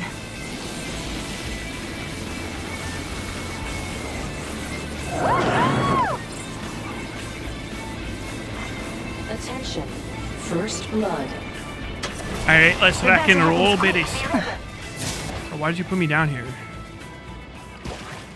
Oh, is it too loud for you guys again? Hold on. There you go. Okay. Oh, dude, I said we were gonna watch something. I can't remember for the life of me what the fuck it was, but I'll turn something on the side. We're already inside the. My weapons in hand. It was a video. I don't know. Mods or chat. Somebody was talking about a video earlier. Not the Cuomo AI ad, but we were talking about something the fuck else. Yeah, dude, the new RE45 in this is so fucking mid. I'm depressed about it too because I thought it was gonna fucking like rock and roll.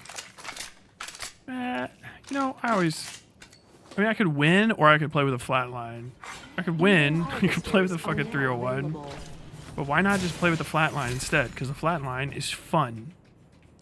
The 301 in this game is so fucking good that it's absurd. Like, I hate it. They've never nerfed it in my mind, really. It's just a laser. Maybe at higher levels of play, whatever. I mean, I know, you know. You get some dipshit flying in out of nowhere with one of these goddamn peacekeepers, of course. Peacekeeper here. I don't even know what the fuck I was saying. Nah, you know what? Fuck the flatline sentinel. God, I love sniping people. I don't even have the right build for it, but I'm gonna do it anyway. Fuck was I saying? Oh yeah, the 301's just too good. It's a laser. It's got like next to no recoil, which is all that matters. Like, oh yeah, you got a gun with it that hits hard as fuck, but it's got a lot of recoil. Who gives a shit? Like, 10 hits of 10 is way better than 3 hits of 20. Never fucking, that's not fucking like negotiable. I mean, you can just get it on target and just laser somebody to death. Like, fuck it. Care package coming down. Helpful if you need gear or a top up. Oh, but it takes a little while to build up. Like, yeah, well, you fucking, all you gotta do is kill 3 scrubs. Level 2. Non-zero chance of a Kuno to up the screen. Okay. Sniper stock here. Gold tier. I think it was card posting. Is card posting already active? I might watch card posting. I can't watch Archcast. I'll just say fucking mean things and get the goddamn channel taken down. Sniper stock here. It's not my fault. Dude, girl, did you just give that to me? How kind of cool are you? Thank you. Did she open the thing and actually look at her? I know that you can do that. If you guys don't, this is a hot tip that you'll never use for this game. But if you go up here and you go to squad, right? Oh God, I can't even figure out. You can go and look at all of your people's stuff, but I never do that. My weapons enhanced. Take the upgrade where you can. Preferable. I leveled up. Better get an upgrade. Jesus. Dude, I'm not paying any fucking attention. I got too much stuff going on. Conduit's got a brand new upgrade. Here, I'll You rock and on roll these my motherfuckers. podcast. Sweet. So what you're saying is, oh yeah, dude, fuck, Matt Walsh's voice is impossible to do. So what you're saying is, you gotta do a fake lower voice. You gotta sound like you've been doing a fake lower voice your entire life. You heard another guy talk. When you were 15 years old and feeling inadequate, and now you try to sound like him. Girlies, can we get a fucking tag? Where the fuck did you get shot from? I'm trying to catch up, but I have no idea. So you're saying is instead of having raising some other guy's kids from your wife that fucked around, you're just gonna play Apex when you're 40. You're just gonna play Apex Legends when you're 40. Yes, homie. Well, you ain't ever had dreams. No. You don't understand this. I shoot you. You do not fucking shoot me. Did you throw a fucking incendiary grenade at me, you little bitch? Dude, let me get up here. Let me get the fuck...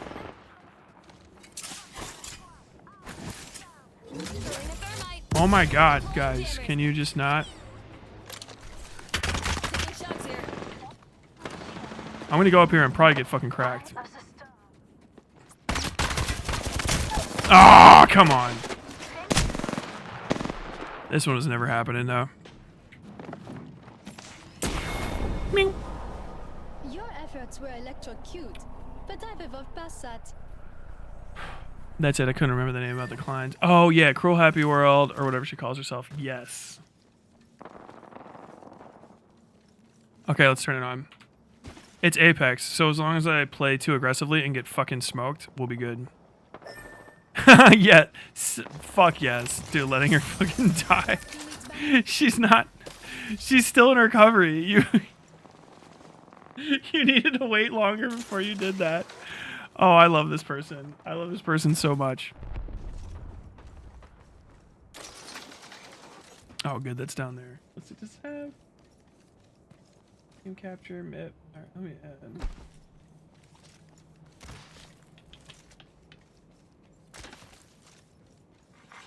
Round 2. Countdown. Nope. I'm deploying effective Hold on. planting fences. I don't want the window capture to open and show you guys my entire fucking desktop. Oh, cool. No. All right, I got it. Okay.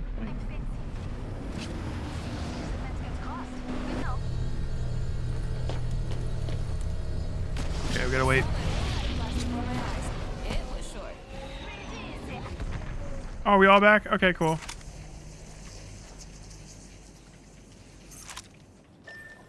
Very well done. Oh my, who in the fuck did that?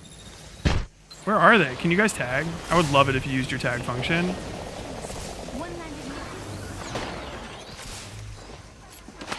Ah.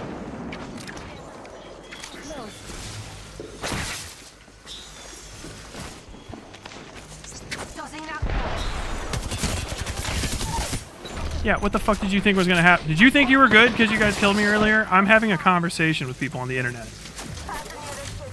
Recharging my shields. One sec. Amping your shields.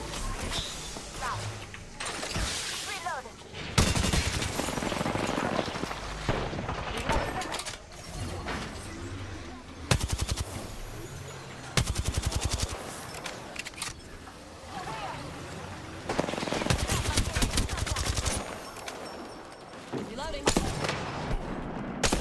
Bitch. Reloading. Taking damage. On your last got your back. Just giving my shields a recharge.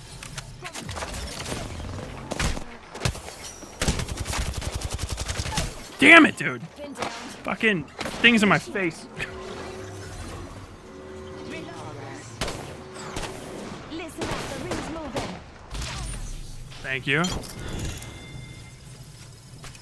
Here, take Doc. God, I would like to say that the Horizon was good, but I think I just sucked that round. Attention. Delivering care package. Wait, did they get up that other person? Where the fuck did that?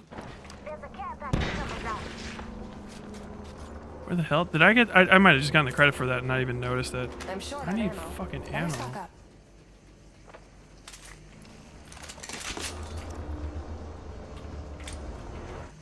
That doesn't go on this gun anymore.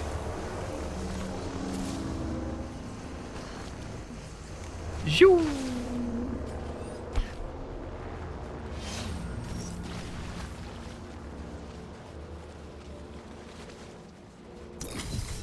As a trans woman, I should be looking at my low voice sounding more feminine. Dude, you should just be a fucking... Like, women can have deep voices. Let's just take the sexism out of voice training, okay? Should be working on... Oh, just work on your voice. You know what I mean? I know, like, let me not talk down it, but this is like a thing with voices, okay? And I always think of Dr. Girlfriend, all right? Who's a fictional character. Yes, I understand this. But Dr. Girlfriend is a based woman lady, okay? And she talks like this, and I think everything about her is feminine. And I don't think that any girl or woman, or however you want to call yourself, really, I mean, it doesn't matter, you're you, should ever feel bad about the way that their voice sounds. I think femininity is how you carry yourself, and it's how you want to feel. But if you sound like this, you're still a lady to me. Right here. We're not all Divas are divas because they're divas, not because someone comes along and says, oh God, your voice is pretty, okay? Never let yourself be held back, darling. the replicator coming down. Boip, boip, boip. So don't you worry about no low voice or high voice. Just get your voice. You know what I mean? It's just a shame your vocal cords were fucked up by some bullshit that was out of your control.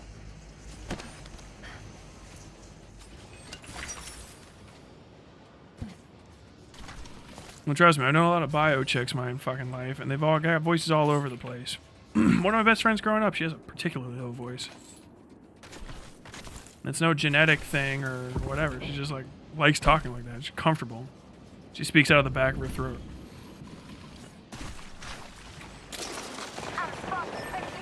Jesus Christ, woman. Halo's out. Get inside and get right, alright? Think they can handle my jammers? I'm down. God damn it, guys. Taking shots here. Right now.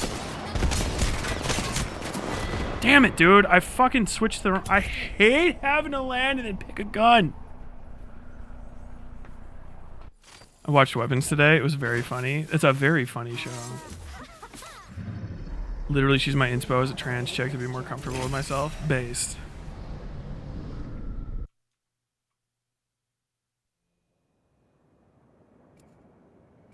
Did they ever add solos to Apex? Was one of the reasons I couldn't get into it. No. I think those lowest they ever got was duos.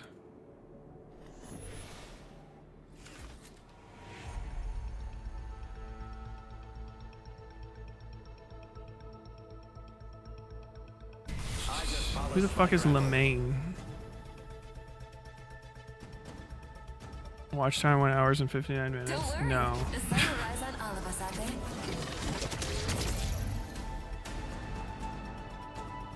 Dark and me have seen it all. This win is ours. Video. This is your champion.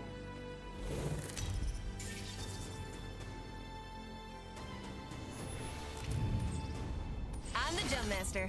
Are we feeling a hot drop or?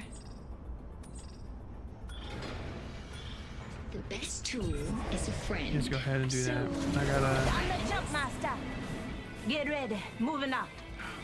Fuck. Watch me. Okay, hold on.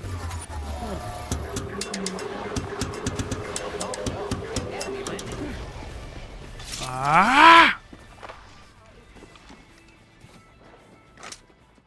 Dude, I'm trying to get some stuff set up. Thermite.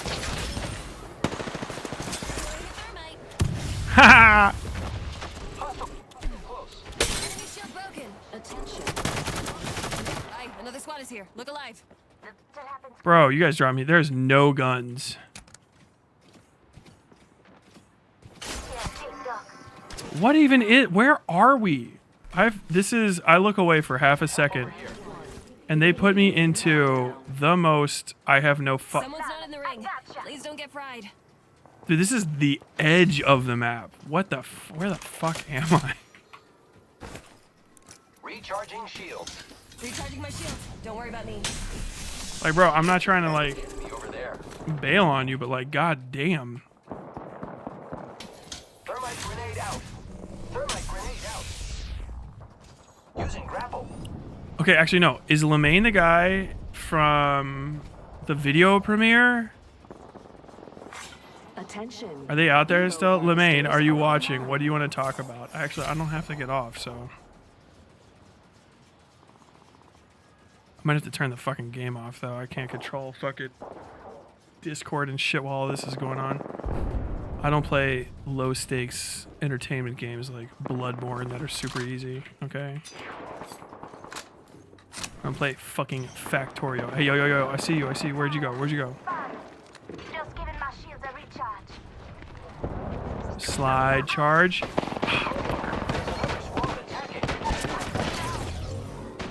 Please. We'll be toasted.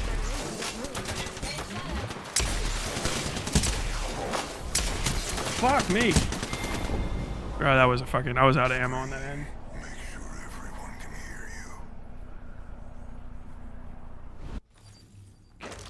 Discord. Georgie Santos. Cruel World, Happy Mind. Fall of H3. Okay, fuck yes. I'm in like Flint. Wow, Ethan, great moves. Keep it up. Proud of you. Ethan Klein, a joke thief. Okay. I'll watch this for a bit. I'm not watching all 3 hours of this. There's no way there's that much content in here. So today, H3H3's just gone bad crazy. What we do here is go back. In a world that is as cruel as it is deceitful, tragedy is ignored in pursuit of a happy mind. Those who seek more venture beyond the veil. They venture into the vortex. I, Ethan Klein, have registered content new with the United States Library of Congress. We are being sued for copyright infringement. Theoretically, I could sue a lot more creators and rake in millions of dollars. Some of you guys out there sweating. Dude is like a deep-rooted misogynist, like scary. It's, women are in a nature setting. Like, I'm gonna tell you right now, there's gonna be no visuals in this that are gonna be worth anything over 144p. To be conquered, like conquer. You're not racist, right? No, yeah. Okay. Then he's a hypocrite because he said nigger before, and someone makes a compilation like, here's Ethan saying nigger.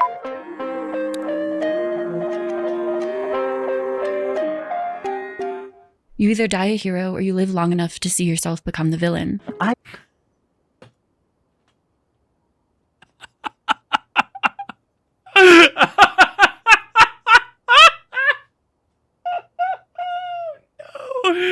No, that's not how she starts the video. Oh, God, bro. This actually might even sound kind of... But does she even know? I don't know. I feel like The Dark Knight was long enough ago that people might just say that, not knowing the meme. Focus. Fight.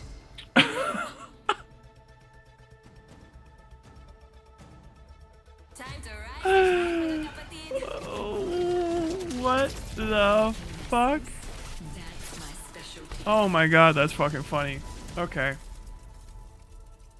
I've gone goblin mode over way less. I got the button. I'm ready. You tune in to watch your favorite podcast. It's a casual stream where it feels like friends who are hanging out with you, talking about the funny things happening online. I am a messy bitch. I say that all the time. I'm a catty, messy bitch. You were born fat. I was always fat. Just a fat fatty. You look crazy. And then I saw the back, and I was like, oh, that's pretty epic. You remind me of Gypsy Rose Blanchard. But suddenly, things start changing. But at the end of the day, I don't care. I'm crazier than you are. By a lot. I'm fucking insane. I don't care. The host of the podcast starts acting out of character, focusing on dark corners of society, dark corners of the internet. Suddenly, the host thinks that everyone is against them. Even you, the viewer. Okay, dummy! All of a sudden, you gotta get all bitched out? Like, give me a break, dude. Suck my fucking dick. Give me a fucking break. Look in the mirror, loser. You're the problem. You are the problem. Fuck you. So why are you expressing such dumb fucking thoughts in my chat? So you're a fake fucking fan. You. Get lost. I'm sick of it. What was supposed to be your comfort podcast, the place you go after a long day, the place you went to relax, turned into a toxic war zone, where the host is even launching campaigns against other people that you enjoy watching. You feel like you need to pick a side. The world is getting darker and darker every day, swallowing up your favorite content creator. And before you know it, you no longer recognize them. Oh, bro, she's right here. She's right here behind you. Right here behind you. It's me, your old friend, Ethan Klein. It's been a while since we've last spoken. If this story's familiar to you, you may be a former fan of the H3 podcast. I am a former fan, not a fallen fan. Ethan Klein began creating content in 2011 in Israel alongside his wife, Ela Klein, then girlfriend. By 2015, the H3H3 Productions channel exploded, hitting 1 million subscribers by 2016. You may have heard that we hit 1 million!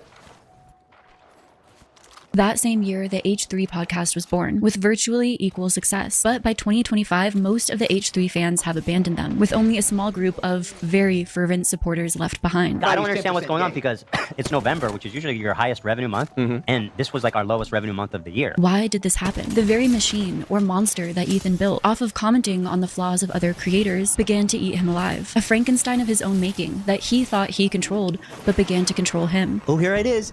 He took... This is the whitest video I've ever heard. Dude, I'm not gonna lie. This is horrible. This is on fast, by the way. This is at 125. Probably put up on 1.5. Wait, let me get to a good part. I already know who he is. The way you do this, by the way, if you ever watch this Cruel World, Happy Mind, the way you do this is you say, Ethan Klein is a guy on the internet. Ethan Klein needs no introduction, but I'll give you one real quick. He started in Israel. He did a lot of funny poo-poo videos for a fat boy. He'd slap his belly. We all loved it. Then he said, Vape Nation. He came to America. He got very big. He came to America. He said, I'm on the weed. Imagine smoking weed. Imagine being Ethan Bradbury. And we laughed and we loved it. And then he got sued by Matt Huss. And we said, America needs you. I need you, but America needs you, you beautiful, beautiful boy with your baby body and your weird hair. And he said, I'm going to fight it. And he fought it for all of us, and he won. And he became the king of free speech for 5 minutes. And then he started a podcast because it was too hard to make little videos anymore. And then he embarrassed himself. He talked to Bill Burr. Bill Burr hurt his feelings. Joji said you shouldn't say things like you're saying with his eyes. And Post Malone stopped hanging out with him. Post Malone, the traitorous Post Malone, very bad guy, not great. His music, I don't listen to it. I like country music, so I listen to country music star Post Malone. I don't like rapper Post Malone. He's a little too not white for me. He's got a lot of face tattoos. He said he was going to get red tattoos on his lips. I said, very funny, but we don't do that anymore. And then Ethan Klein said, I'm declining. He did the first time he did, I'm Ethan declining. And then he started a podcast. Well, he was already on it, but he did it in a different way. He said, no more Bill Burr making fun of me. No more Post Malone backstabbies. We're going to get a studio, a beautiful studio. We're going to go back and forth in front of the microphone. We'll watch some funny shows, funny movies. Bitch, let me fucking... Oh, you're out of your mind. We'll watch some funny movies, little shows. We'll watch them together. And we'll laugh and we'll say, wow, that's crazy. Me and my people that have to work for me, they can't leave. Or they will be destroyed by my wrath. And then Trisha Paytas came along and I said, Trisha, you were in the Lose Yourself music video with Eminem. It was very good. That's what Ethan said. I wasn't there. I was on The Apprentice. And she said, yes, I was there. And then a lot of insane things she said to Ethan. Crazy things. Unacceptable things, really. And they decided to have a show where they wore little costumes. And then she stole his brother-in-law, who he was, I guess, going to fuck. But he was running around unfucked. And Trisha Paytas said, I like Jew dick or something. I don't know. Ethan says it's very offensive that she was into Jewish people. She's a fetishist. And they broke up. And so he said, oh no, I'm going to do what I'm used to. I'm going to hang out with my wife, my beautiful wife. She's like a horse made out of Q-tips. She's gorgeous. Israel's finest lady. I found her in Jaffa. And me and her, we went up and had a lot of little podcasts together. Very good, but they weren't as fun. So I said, Hassan Piker, why don't you bring your audience of normal, well-adjusted, non-sycophantic people over? We could share audiences. We could swap. We could touch tips. And he did, and we had a lot of good shows together. This is what Ethan says. We had a lot of good shows together, but Hassan Piker tricked me. He said, Ethan, look, I'm a normal guy. I like being able to own things. I own many things. I own a car. I own a computer. I like those things. And I thought because he said that, because I'm Ethan Klein and not sometimes just Donald Trump hearing about it, that he wouldn't be a communist, even though he said he was. And his audience, there was a little bit of a kerfuffle in Israel, and his audience went crazy. And they said, Ethan Klein, you're a bad guy. Yeah, Ethan declined, and it lasted for a year and a half. And Ethan Klein released a content nuke, but it blew up in his undies. He released a content dookie in his own pants. Everyone made fun of him. A lot of people did. Not Nick DiOrio. Nick DiOrio said, I've never seen a dick I wouldn't suck for $1. And then he went and he hit his knees, skinned his knees. He skinned his knees trying to get it. And there was a debate between Ethan Klein and Hassan Piker, and it went very badly for Ethan, which is impressive because Hassan Piker is an idiot. And then now that's over, and Ethan Klein decided to sue Hassan Piker's orbiters, some women that are uninteresting and boring and would not attack him. He sued them for watching a video without saying anything. One of them is named Casey Tron. She smoked a lot of weed. That was very important. And now it's pretty much over, but people that didn't have time to make videos on it are making those videos now. They are getting together. They are getting their notes in order and making 3-hour-long videos about something that people already were like, that was boring in April. It was April, it was boring. Now it's November. Why are you releasing more videos? Christoph, this snickerdoodle is crazy, dude. If he were German, I might say his name is Christoph der Snickerdoodle.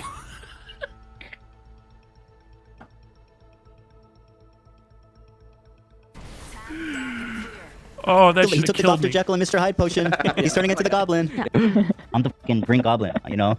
It's over. Before we dive into this heavy video, let's take a moment for today's sponsor. Finding the... No.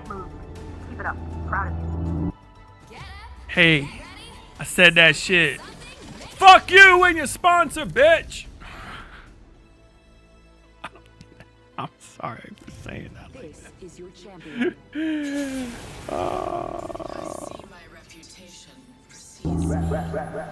Ethan was studying English literature at the University of California, and suddenly he began experiencing intense waves of crushing anxiety. Right before I went off to college, I started having really severe panic attacks. I was pretty sure that I was losing my mind. I wouldn't sleep for days on end. My problem was like circular thinking. I could not stop thinking. And if it was one thing that was bothering me, something that so doesn't matter, I would obsess over. Like I couldn't stop thinking about it. I couldn't help myself. Ethan also has Tourette's. Tourette's is a neurodevelopmental disorder. It's characterized by repetitive, involuntary, sudden movements, or vocalizations, which are called tics. You know, with Tourette's, I've always kind of like buried my head in the sand. I know I have it, but since I was a kid, the more I thought about it, the worse it was. So my strategy of dealing with it was always kind of just to like forget that I have it or try not to think about it. Ethan has spoken openly and publicly about his Tourette's. There's a study that says that 86% of those diagnosed with Tourette's will be diagnosed with a second psychiatric disorder during their lifetime. Nearly 58% will receive 2 or more such diagnoses, according to a study led by researchers from UC San Francisco and Massachusetts General Hospital. Do you have OCD and Tourette's? Yeah, Tourette's is like related to OCD. And overeating. Anything else? So Ethan was experiencing generalized anxiety disorder throughout college. I was super anxious and super depressed. Like generalized anxiety disorder. Like I was crippled. No, by it, and I my had a hard time controls don't socializing work, with so I people at can't the time because I was pause just so anxious in my head all the time. It was probably the worst time of my life. Many experience anxiety in school. The constant social interactions, stress, pressure, deadlines, all of that seemed to... Oh, yes. I can keep my mouse on screen if I use my stylus to pause it, because it's actually my drawing pad that you're looking at. I had to take a break after that citation. What in the fuck are we listening? What in the fuck? This does not bode well. I might have to listen to all of this off stream. Do not expect me to make some sort of stupid video on it, because I do not care that much. But what in the fuck is she on? Dude, they're starting, like, oh my god. So you guys know, we're now on the other side of it. Because for a while, I know, it was like, Tyler, like, yeah, okay, you talk about Starship Troopers and shit, and you talk a big game, but I don't know if you can actually make videos. You saw the Charlie Kirk thing. I know what I'm talking about, okay? I can fucking hang, I can swing. Whatever. I won't do the fucking talking too much shit about myself right now. But, like, you know I know how to organize the facts. What in the fuck is this methodology of relaying things? This feels already... I know I watched 2 seconds of it. Maybe I'm wrong. But it feels already so much like she is just reading leftovers. This is just reading the H3H3 leftovers, like fucking schizo posting that happens there. Not like everything that's on H3H3 leftovers is fucking absolutely fucking bonkers, cracked bullshit, but a good amount of it is. You know what I mean? I think they would accept that. Maybe. But like they always, like if you have anybody makes a post in there, right? You got like the fucking Bempo bots that will like pop through and like they do the where they relay somebody's entire like curriculum vitae of cringe. Because nobody on fucking Reddit, none of the Reddit lefties like Kiwi Farms, so they refuse to just have a forum where you can look at everything. So every time they have a post about somebody, they have to like top like high tier schizo post about them and relay everything that's ever been done in that person's entire life, true or not. so that they can kind of be like, well, I just want you to get the full picture. I need you to get the full picture. So they always look fucking insane. And this reads like she just went down the line of things that people would say. This sounds like the beginning of a fucking H3 or H3 leftover schizo post. Because it'll be like, yeah, so, I mean, this just reminds me all the time. I constantly think back about how the fact that Ethan has Tourette's, and it's really well known that Tourette's is usually comorbid with other mental disorders, and I do not want to shame him for his mental disorder, but I'm going to do that now by insinuating that possibly his Tourette's is coupled with sociopathy. Like, bro, I don't even know if this is amateur diagnosis. I feel like even amateur diagnoses people like try a little harder. You know what I mean? Girl, are you gonna fucking stop moving? You know what? We're just gonna die. We're gonna die right out here, me and you. No, I can't. Dude! I have to be lagging. I have to be lagging because I'm streaming right now. Because I'm dying. My TTK is very fast. I don't know if you guys see me getting fucking, like, vaporized. This should probably be off screen. Make school a breeding ground for anxiety. Ethan's anxiety became so bad he was desperate to get away from his environment, which led to him taking a trip to Israel in 2007 when he was 22 years old as part of the Birthright program, which offers to fund 10-day trips to Israel for people of Jewish heritage. Ethan Klein's family is Ashkenazi Jewish. And I was already planning to do this Birthright trip for like half a year already, but I was so messed up in my head that I honestly didn't want to go, and I thought about canceling it. The trip Ethan took is officially part of a program called Taglight Birthright Israel, which offers free educational trips to Israel for young Jewish adults worldwide. Some claim that Birthright functions as a soft power or a public diplomacy project for the Israeli government. Some controversy also revolves around where the money comes. Girl, that's not what those words mean. Okay, what the fuck? Who is this chick? Something good. Her name is Good Kid, Mad City. That's the most anti-black thing I've ever said in my life. Cruel World, Happy Mind. Her name is Cruel World, Happy Mind.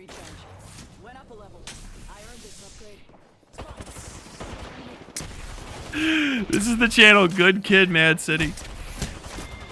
Yeah, and this is some sort of Ethan thing. Okay, we'll watch it. I got nothing else to do tonight. Wifler's out of town, so unless I get hungry, I don't have to get off. To fund these birthright trips, and whether the major donors influence the messaging or the itinerary. There's rich Jews in Europe, UK, Canada, US, who give tons of cash, tons of money to the state of Israel for the purpose of bringing young Jews on this trip to Israel to connect with their Jewish heritage. It's like the most glorified version of JewDate.net. And they handpick these beautiful Israeli soldiers. They bring over all these young American kids, and they're like, it's kind of a strange thing. This you need to be Jewish because it is very Zionistic. It's very like racial. While visiting Yad Vashem, the Holocaust memorial in Jerusalem, Ethan noticed Ela Hackman. Well, like I said, me and Ela's life has been pretty bizarre, and the way we. Did she? No, she censored the word Holocaust, but she censored the C. This is a fucking dude. This is an if Eric Andre started making documentaries about internet personalities, that's what this would be. She censored Holocaust, but just the C, the Holocaust. I'm not kidding. Let me. Very like racial. While visiting Yad Vashem, the Holocaust memorial in Jerusalem, Ethan noticed Ela Hackman. Well, like I said, me and Ela's life has. What is this? This feels anti-Semitic. I'm not gonna lie. This has the most anti-Semitic vibe to it. Like, not like the person is, not like the fucking the chick that's talking is. I'm not supposed to say that. The lady that's talking is. This upgrade should help. But. Like whoever she got the information from, it's like these Jews met at the Holocaust Museum. I know it's literally true, but there's a thing that you should look for when it's like when it comes to racism, where you try to say like, why are we, fucking RuPaul James. RuPaul puts it best all the time as just a side joke, but it is in my head, and she just always says, Why is it gotta be black? Right? Which is a good question. It really is, because like, why are you saying it? Like, obviously it's true. Okay, sure. But like, why? Like, what does it, why is it germane? It was also Tuesday. Why didn't you mention it was Tuesday? You know what I mean? So like, You can do all of this is, you know, these are like historical footnotes to tragedy, but it's like we're starting off with, I don't know if you know this, Ethan Klein, he's Jewish and crazy. Crazy Jew.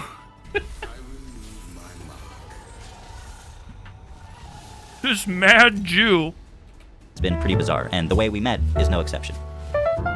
Because me and Hila met at the Holocaust Museum. It seems like meeting Hila was the cure to Ethan's troubles. One would assume Ethan associated his birthright trip, traveling to Israel, meeting the love of his life, Hila, as integral to saving his life. But the choice to go to Israel, despite my overwhelming desire to stay at home and feel safe, is what led me to the path of recovery. Because when I met Hila, everything in my life started to get better. Hila Hackman was born in Tel Aviv, Israel, on December 12, 1987. She was raised in Holland. At the time of meeting Ethan, Hila was serving in the Israel Defense Forces, otherwise known as the IDF. Women in Israel are required to serve in the Israel Defense Forces under the Security Service Law of 1949, which made mandatory service required for all people in Israel. I was in the army in Israel because it's mandatory. It was in a base next to Jerusalem in Ramallah.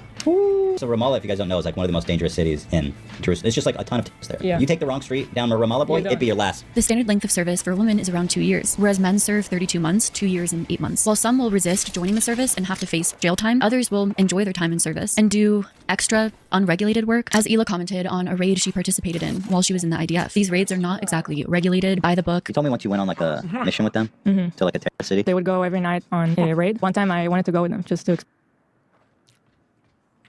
What the fuck? Dude, this lady's got access to facts I've never heard, and I have heard this story 800 fucking times. I've heard the Raider of Ramallah run through. Maybe, dude, I'm not even kidding. If I had to say literally, I would say literally 20 times by now. I've heard the Raider of Ramallah stuff. I have never heard it was like an unregulated or not by the books. I don't know if I've heard that before, or if that's new. I could be crazy. I could definitely be crazy. I don't know if it's the case or not, but I've heard it so many times that hearing it in a slightly different way is definitely like, oh, hey, what's going on? Do we have new information now? What the fuck? All right. Experience it. Did they arrest anyone that night? They did. Did they bring it in the same car with you? No, it actually looked like a nice city. That's, I mean, from their perspective, well... please so normalize your audio, please. From their perspective, it's like, these guys. At the time of meeting Ethan, Hila was on a break from service. Despite all of his anxiety, Ethan decided he would approach Hila, and the two immediately clicked. There's this girl that is flippin' tall and beautiful, and she's got these huge blue eyes, and I was like, what? After his birthright trip was up, Ethan had to return home to the United States. However, him and Hila remained in touch, and the two spoke over Skype. Hila was very shy, but claims in an interview with Insider that meeting Ethan helped her open up. I was such a shy person that I would barely speak in a group setting or open up at all. When I met Ethan, he really pushed me in ways that were so healthy for my personal growth. He made me more open and confident, and he would always just compliment me or push me to do whatever it was that I was inspired to do. Hila also claimed that she helped Ethan pick his battles, even if it didn't always work. I get him to be a little more responsible maybe, or think twice. It doesn't always help. He's going to do what he's going to do, but I do think we both influence each other. By 2009, Hila traveled to the US to live with Ethan. After living with Ethan for a year, her visa expired and she moved back to Israel. So you go back, you see her just via Skype, email stuff. When do you actually physically see each other? It was a while. Hila had a Oh boyfriend. God, Tom Segura, I came here for 2 months and I went back and then another year. Damn. Yeah, I was persistent. Because a guy like me gets a girl like that interested, you follow that thread. It went from like Skype relationship to living together immediately. Yeah. Wanting to continue their relationship, Ethan Klein moved to Israel. He got a desk job in marketing and content management. He and Hila lived together in an apartment. I worked when we were in Israel for 5 years at a desk job. And so I was... 5 years? Yeah. In marketing. While I was going to school for art, he was working. And I was working too. What was your desk job? What kind of job? I was just a content manager because I have a degree in English and writing. So when you go to Israel, that's actually like a marketable skill. After some time, Ethan felt unsatisfied in his job. He was ready for a change, and Hila was studying video art. Hila was enrolled in the Shankar College of Engineering, Design, and Art in Ramat Gan. She was assigned to make a video about addiction. It seems like at the time, Ethan wanted to impress Hila. He offered to collaborate with her because there was another male art student that Hila was impressed with at the time. Ethan wanted to be better than him. Hila was in a class with this dude, and they made a video together, and she's like, he's so cool, he can do anything when he's on camera. That's what you said, I remember. And I was like, I wasn't like jealous, but I was like, that's not that impressive, dude. I can do that. So Hila goes, we have to make a video for my art class. So Ethan volunteered to help, and the first video they made together was titled Chocolate, intended to be about addiction. Hila had this project to make this video about addiction. So we said, okay, let's do this. Champion eliminated. Hey! Get a drawer! A champion, Phil. Salamat. What is that? Why is it in 4x3? How did you achieve this interesting wave effect, Hila? This was also when the YouTube channel H3H3 Productions was created on April 30th, 2011. The name H3H3 is often translated as he, but the name came from the two initials, Ethan Edward Klein and Hila Hackman. While the channel gained popularity due to the Klein's reaction commentary and satirical comedy sketches, Ethan first used the platform to upload short comedic sketches with no real direction, which I think most YouTubers do when they first start creating content. Cover all 9,000 face blood. Aerate it. Warm it up. Ethan described this period of his YouTube career as unwatchable. There was no expectation at all. It was very I don't much. even know why our early I'm playing videos are this fucking so off the wall, like I can't remember the unwatchable. So I'm not character's surprised at all that nobody watched them for that long. Ethan and Hila married in 2012. In the early years of their YouTube career, they're living together in Tel Aviv, Israel. Welcome to the fucking shithole neighborhood known as Florentine in Israel, and this is where me and Hila. Our first apartment We ever had together in the whole world was here in this neighborhood. In my opinion, this would look more like India than. You can't even tell. The street doesn't even look that bad with all the fucking like wires. We had like cockroaches. We had mice. Yet Ethan, surprisingly during this time, exhibited his own version of anti-Semitism on the people living in Israel. Though now Ethan is the first to claim that others are anti-Semites, in the past it seems Ethan would often say blatantly offensive things, yet he believed them to just be a joke. You take these guys a little bit more seriously. Like these censorship. Yeah, that is disgusting. But also, come on, wearing a full suit. It's killing me. This is actually like stink suit. We got one to drive in a car. I'm actually like. I'm actually like fucking irritated by this. I don't know why. As I've like gotten older, I don't know, matured as a creator, I guess you would say. Like I've come to terms with the fact that people like you gotta pull back on some of the like you gotta pull back on the racism, Tyler. You gotta pull back on, you know, putting everything in there and being like hyper explicit here and there. Sometimes it does well. I think my last video I put out, the Charlie Kirk thing, even though it's as horrible as it is, I think it's very important because racism is the heart of it. It really is. Like things haven't changed. The only thing that these people do differently is that back in the day they just said the words out loud. That's kind of the point of why I left that sit in there. It was just, you know, it's just a little bit different. Whatever. But for the other stuff, you know, I try to keep it tucked down and all that. But like this video is fucking ridiculous. Like she is censoring the stupidest fucking shit. And after a certain point, it's like, okay, you don't get to talk about it then. Because this is not censorship should be done for the audience, okay?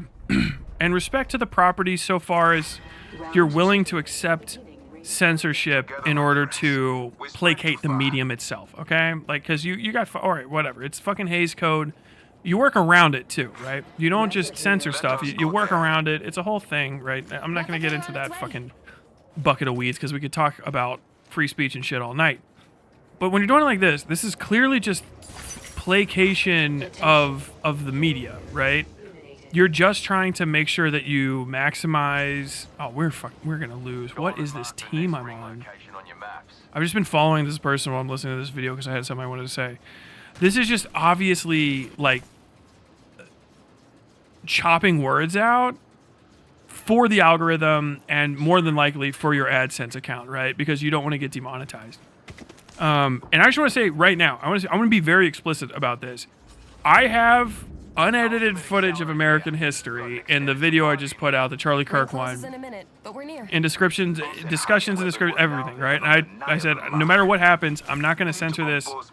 I don't think it should be. That's my personal decision. I don't think that any of this should be censored. I still mitigated how much would be in it because obviously I have you know, a non-zero population of you know, black folks in my audience and Jewish people in my audience and gay people in my audience, and there's plenty of epithets that get bandied at them. I don't want them to get overwhelmed, but I'm not, you know, out of also respect for them, I'm not gonna fucking chop all that shit out and sanitize history.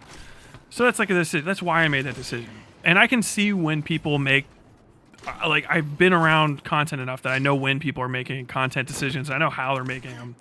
Because it always feels the same. It's something that you can't put your finger on probably if you're from outside of this or have it explained if you don't even care about censorship or deal with it. But when you focus on content creation and especially editing, for as long as I've been doing it, I mean, I've really been into this fucking industry for like 2010, so what, 15-ish years about doing stuff like this. You get a feeling for it. And this is very clearly chopping words as little as possible in order to avoid demonetization. And I did not get demonetized on my video. So just having this stuff raw, at least at 100K, we're at probably almost to 100K, we're at 96 something odd right now. I did not get demonetized, okay? And that doesn't mean that, like, nobody ever will. But also, I just want to say, like, having these words in there, just as words, will not automatically get you demonetized. A lot of it with YouTube is very much the method and delivery of the content, right? So, all that aside, I don't have any respect for people that try to maximize the money they get talking about untoward shit by, like, censoring all sorts of stuff. Like, if you're going to be talking about, like, there is no world where the Holocaust needs to be censored. I think, like, as both a statement laden with metaphor and implication, and as also a real statement, in both ways that could work, the Holocaust does not in any way, shape, or form need to be censored.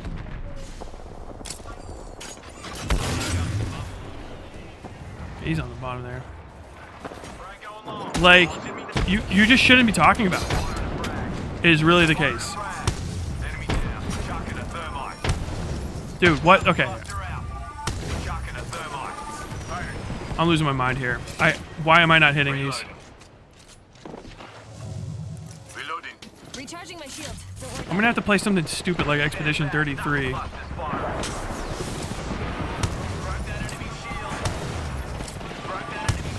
Okay, do you guys... I'm not... Oh, that's a fucking window. Oh, okay, never mind.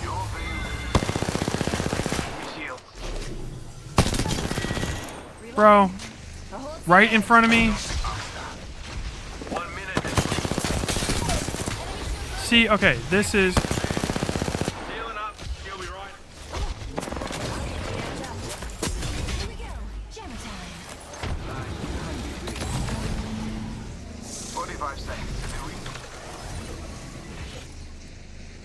I hear a res.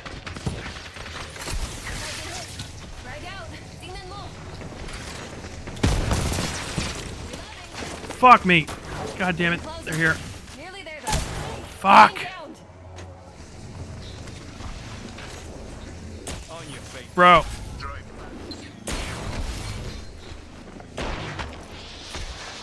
God damn it. Okay. The game's not broken.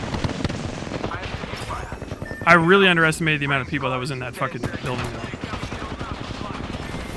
Also, yeah, my team fucking sucks. But yeah, she was so very much scared of being... She said in her apology she was scared of being demonetized or hit with a lawsuit from Ethan. Then don't... Bro, do not fucking make it. I hate that shit. I hate it so bad. And I just, like, I don't see this. I don't see this from, like, non-suburbanite types, right? Like, this weird censorship shit. It's just the most... I don't know. I don't even know where I want to go with that statement. It's just so fucking irritating. The home of the Jew, the Jewy Jew. This is home of the super Jew, the dirty, grimy. Okay, like, really? We censored the word Holocaust, but then this doesn't get censored? Like, we need to keep all this in? Ethan uploaded reaction content with his own unique style, alongside Hila's occasional commentary. Re-drill. Man, I love that pen and the cap look. It's so casual and like sexy. Does it work on you? Pretty hot, actually. You do the introduce yourself thing. You just tell them a compliment, you know, you do the introduce yourself thing. I mean, look, guys, it doesn't really matter what you say to these brainless creatures, okay? Why aren't we fucking men, by the way? I want to fuck dudes. I'm gay and I want to fuck dudes. We'll come here. Oh, 2 million. The reaction style content became a huge success. This could have been due to the fact that at the time, in 2014, obnoxious, low-effort YouTube channels like Prank Invasion and SoFlo Antonio were receiving millions of views. Audiences needed a place to vent their frustration. H3H3 initially provided a community where audiences could essentially laugh at these creators, as Ethan sort of rightfully called them out for their preposterous... Okay, yeah, I'm gonna go ahead and fucking... I already did a better intro than you, so... Keep it up. Proud of you. As Ethan's success grew, he became known as a strong voice on YouTube. Ethan gained a lot of success It's on a the product YouTube of platform TikTok when he and that began advocating culture. for other creator rights. At an early yeah, stage, but like, when being even TikTok, it doesn't matter.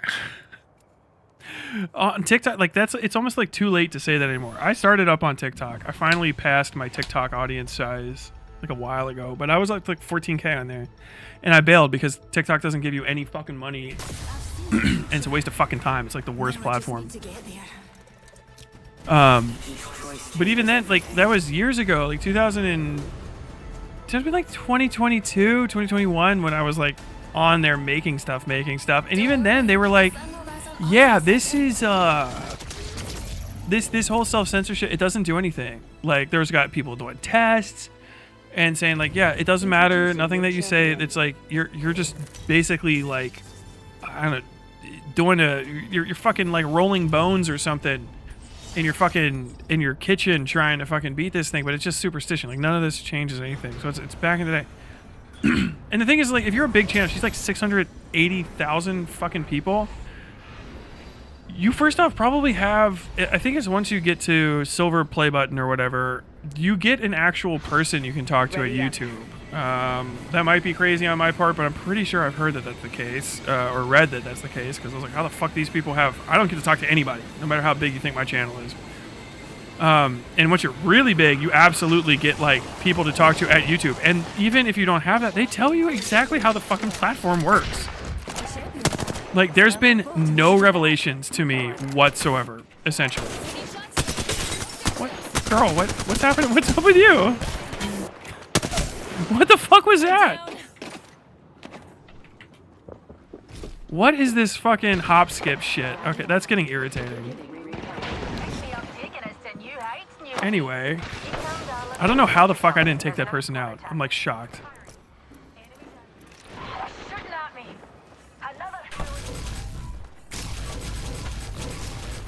I'm shutting that door.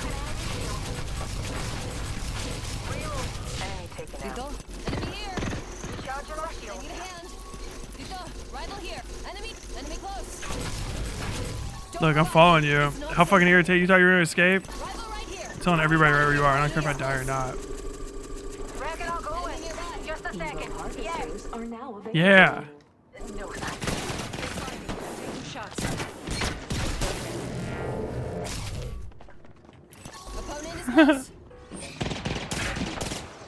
Reloading.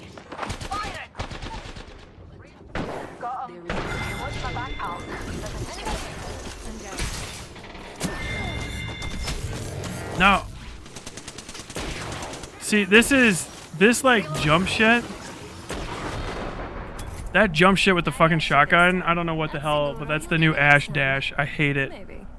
Content creator was a new career for many, so it was ripe for grifters and people who took advantage of the unknown laws. Ethan called out CSGO on a video uploaded on July 4th, 2016, titled Deception, Lies, and CSGO. Those of you out there who know us best know that we here at H3H3 Productions are all about blasting ads. Today we're talking about CSGO gambling, which is really something that's taken the internet by storm these past couple of years. In the video, Ethan spoke about how two popular gaming YouTubers were operating an illegal gambling operation through the game Counter-Strike Global Offensive. When you compare opening a crate in CSGO, it looks almost identical to an online slot machine. I already know all CSGO this shit. gambling sites have propped up. I'm going to be focusing on two.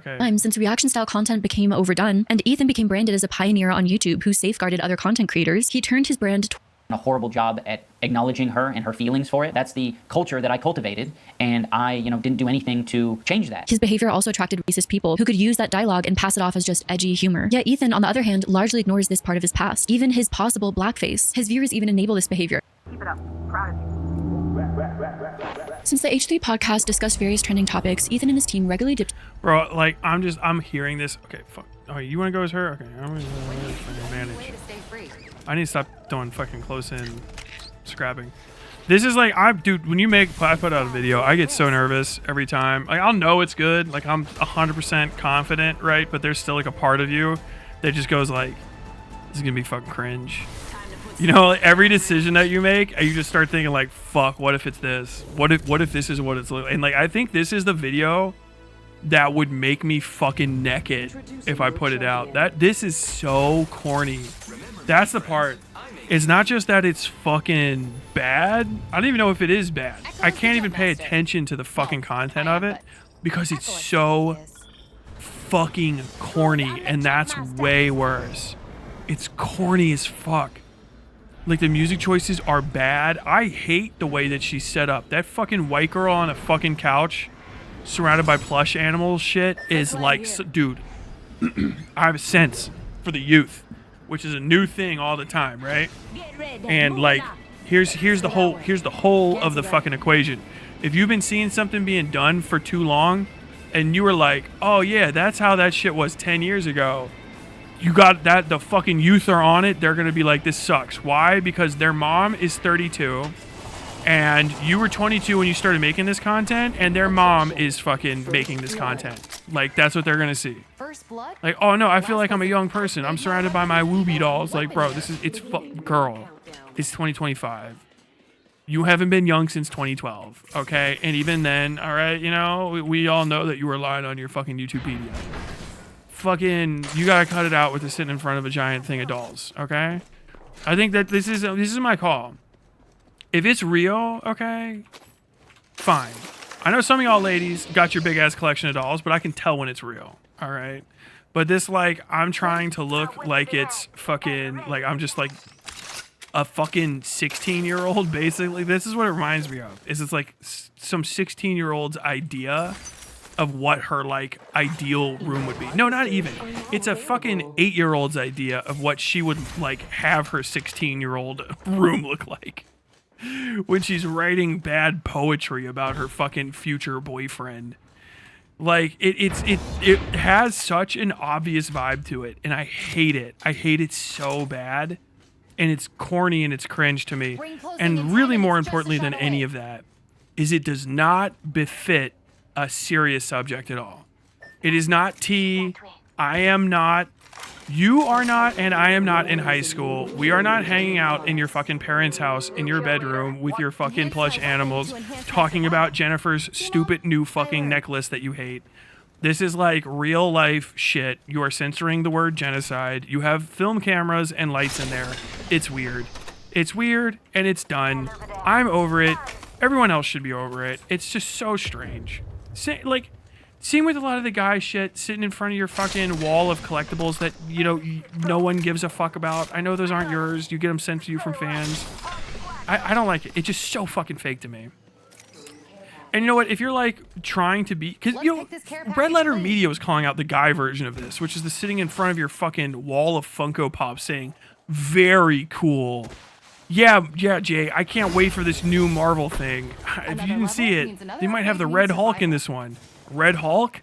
Very cool. Very cool, Mike. Very cool. They were making fun of that 10 fucking years ago. Okay? And all of this fucking, like, girly girl setup shit is from then, too. So we just gotta cut it out. Throw some fucking Backstreet Boys posters up there if you really want to fucking fit in. But, like, girl, if you're a 34-year-old woman, like, mature with the times. Just a little bit. Just like a teeny little teeny tiny bit. That was actually a real stutter. And especially if you're gonna do like more serious topics, cut it out with the fucking tea in the bedroom shit. Like it's baked. It's so done. I think it unironically gives people bad habits as well. Like, ooh, I forgot an advantage.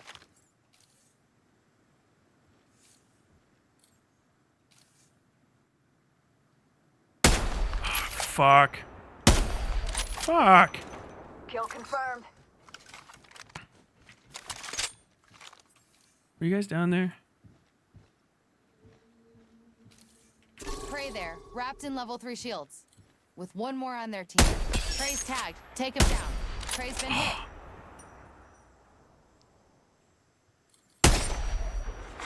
New kill. That's what it would have been. Alright. What the fuck? Their toes into politics. Ethan even invited political figures like Andrew Yang onto the podcast to experiment with having more serious guests on. Pause it. I should just turn it down. Who is running as the Democratic president. Because I can just turn it down, and I'm not going to miss anything. I don't know why the fuck I'm pausing this video. Like, I'm going to turn it back on, and there's going to be anything fucking happening. Like, what's wrong with me? I don't want to make it too easy for you, so I've prepared. Steven, do you know that the Spartans practice man love with children? Oh, geez. Okay, so this is what's going to happen. Oh, no, Sam Cedar. What a fucking nightmare. Around this time, Ethan also formed The Leftovers with Hassanabi, one of the most watched political streamers in the world. Although Hassan began streaming in 2018, Hassan, could you watch my... Hassan, could you turn me on? Hassan, could you watch my video on your wonderful live stream?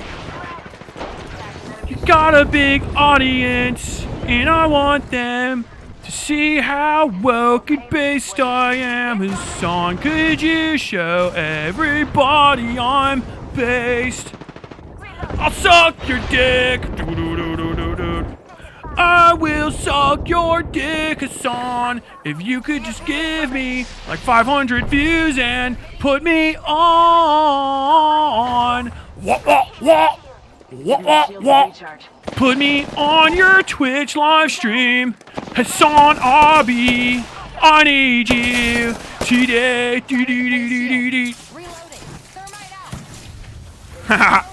More fire and a grenade.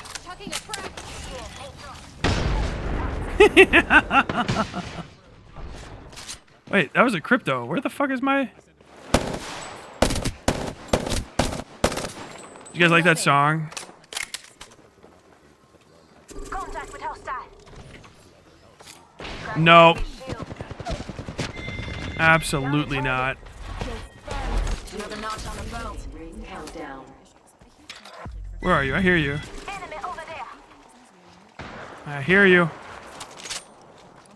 Oh yeah, it's on still. Come out and say free Palestine after they just lost everybody, their children taken away from them. That's not what you should be saying. It's all been leading up to the Hassan bit. Oh, absolutely. The timing. Hassan is a Turkish American and a strong voice of support for those often not given a voice in the Middle East. Shut the fuck up, Turkish American. It also happens to be the only popular form of governance amongst Palestinians. Do you want to know why that is the case? They want to support Palestinian people. If they think the only support Palestinian people can get is if they are perfect victims. While over the past few years, Hassan The most abused minority in the history of America, the Turkish American.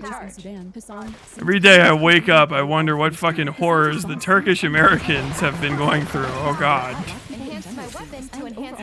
They might be going through some real shit, but that's just so rare. Oh God. When's the last time you spoke about Sudan? I'm gonna ether you. Any other black folk chat? Suck my cock, okay? You stupid fucking rad lip. Oh, we already got his. 45 seconds. We have the fucking Sudan crash out in you here. Think you have a pass in here to fucking speak like this? Get the fuck out of here. You immediately got root.com article regurgitators in here, instantly being like, sweetie, you don't understand black people. Shut the fuck up. So, what is happening in Sudan? Sudan is in the midst of a civil war, which has resulted in a humanitarian crisis. No wonder Hassan doesn't like this. He would have loved it otherwise. Oh, you fucked up. You dropped a bag on this one, girl. So, yeah, I think it's absolutely something worth talking about and spreading awareness of, because this is a devastating issue for millions of people in the world. Information gathered via International Rescue Committee. These controversies that Hassan has encountered may show that, in the end, birds of a feather flock together. Or something that I've been reflecting on lately, too much exposure to social media. When you have a large platform and when you interact with too many voices online, a following of quote-unquote yes men or yes people may degrade your mental health over time. While the two of them shared a podcast, there was no way of knowing that the situation would escalate across the world into what it is today. Well, at least for those who weren't extensively educated on the conflict, settlements, and the ways in which Israel was systematically encroaching on Palestinian land. Again, I highly recommend the Throughline podcast that I spoke of earlier in this video. On October 7th, 2023, Hamas and allied Palestinian militant groups launched an attack against Israel. Thousands of rockets were fired from Gaza into Israeli towns and military sites. These 5,000 projectiles fired by Hamas marked the launch of a terrorist attack. Alarm sirens sounded in Israel. The Iron Dome, Israel's defense system, was put in place. The Nova Music Festival was the scene of the largest massacre, with over 360 festival goers and 44 taken hostage. This is undoubtedly where this video could probably become extensively divided and controversial, as many people have widely different algorithms online, or even know different people who are directly affected by this conflict, which makes everything very personal and causes them to view everything from a personal but deeply divided lens. It's a huge reason why I always felt very hesitant to speak in depth about the situation. For personal reference, my brother passed away on October 3rd of 2023, so when all of this took place, I was in mourning over a very personal situation and wasn't fully there mentally. Anyways, my understanding is that Jewish individuals have dealt with anti-Semitism their whole life. They're aware of the Holocaust and many other instances where groups of people have tried to completely wipe them off the map entirely. They've wanted to defend themselves, come together with some sort of way to protect themselves so that doesn't happen again. Now, when something happens that feels like a situation that threatens their people, well, it's traumatizing for that very reason. From the river to the sea literally is all of Israel must be ours. People who don't know what it means all fuck, the Jewish people will probably die. I think in many ways I can empathize with that history of pain and hurt, though I don't think that it justifies inflicting a similar pain and hurt onto another group of people. Many Jewish individuals have long advocated for a two-state solution. If your analysis and your solutions doesn't include realistically engaging with that population, then you're not actually looking for solutions, because the alternative is that kill everybody there. Gagging was a solid B-. Everything else was an A. Ethan initially addressed the situation with Hila during an episode of the H3 podcast. The clients shared their concerns for their loved ones back in Israel before expressing frustration with people spamming Free Palestine on social media. Now, I'm Free Palestine. You can say free Palestine. But the timing to me made me uncomfortable. It seemed like they were cheering on Hamas. But why were people saying Free Palestine? While there are many sites online that will tell you that the phrase Free Palestine is a rallying cry for the elimination of Israel, to many using that hashtag on social media, they're intending to speak about the predominant number of Palestinian civilians, children, women, families who are dying due to the conflict taking place, and the ways in which a land has been taken through practices such as settlements and illegal raids. They're intending to advocate Oh my and be a voice god, for I don't know why, and it's completely unfair, and it's undeserved. But I feel like Noah Samson's like in some way responsible for this video. There's no proof to that. There's not even a justifiable statement, and I don't blame him for it. But there is something about the being a political commentator to spoiled white women that is just hitting right here, and I don't know why I'm blaming him, but I am. I know this is gonna go downhill. It's like I was saying before about protest. You can have your heart completely in the right place, or you could be good faith, bad faith, it doesn't matter. And you could be nice or an asshole.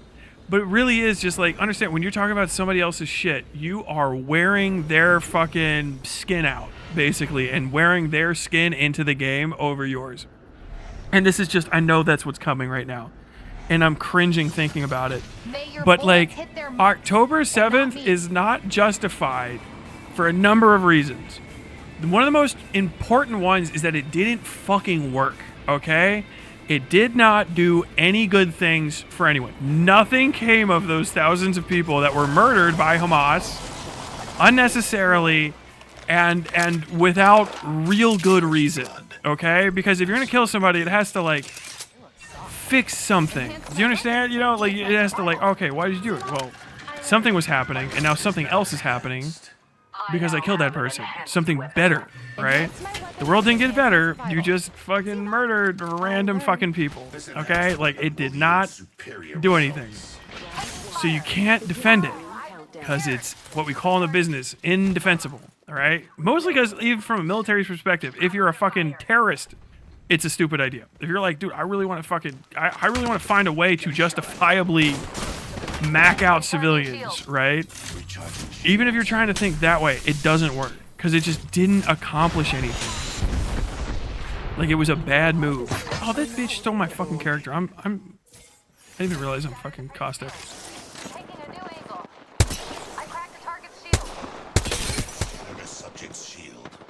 Girl. Fucking land where I can see you. I'm finishing this. I got 7 shots. I hit you with 5 of them. There we go. She's right there.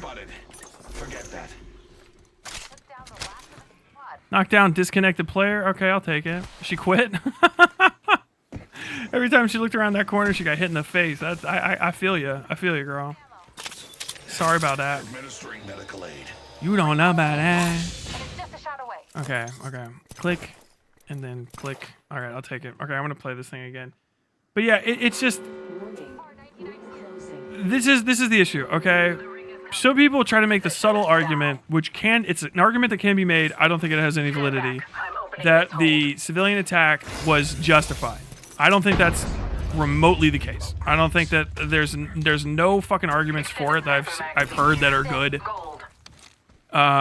And I think a lot of where Hassan has fallen short is his inability to understand conflict and conflict's resolution, and really like a lot of other things, but mostly violence and how violence is and isn't effective. He just understands which side he's on and then tries to defend that side.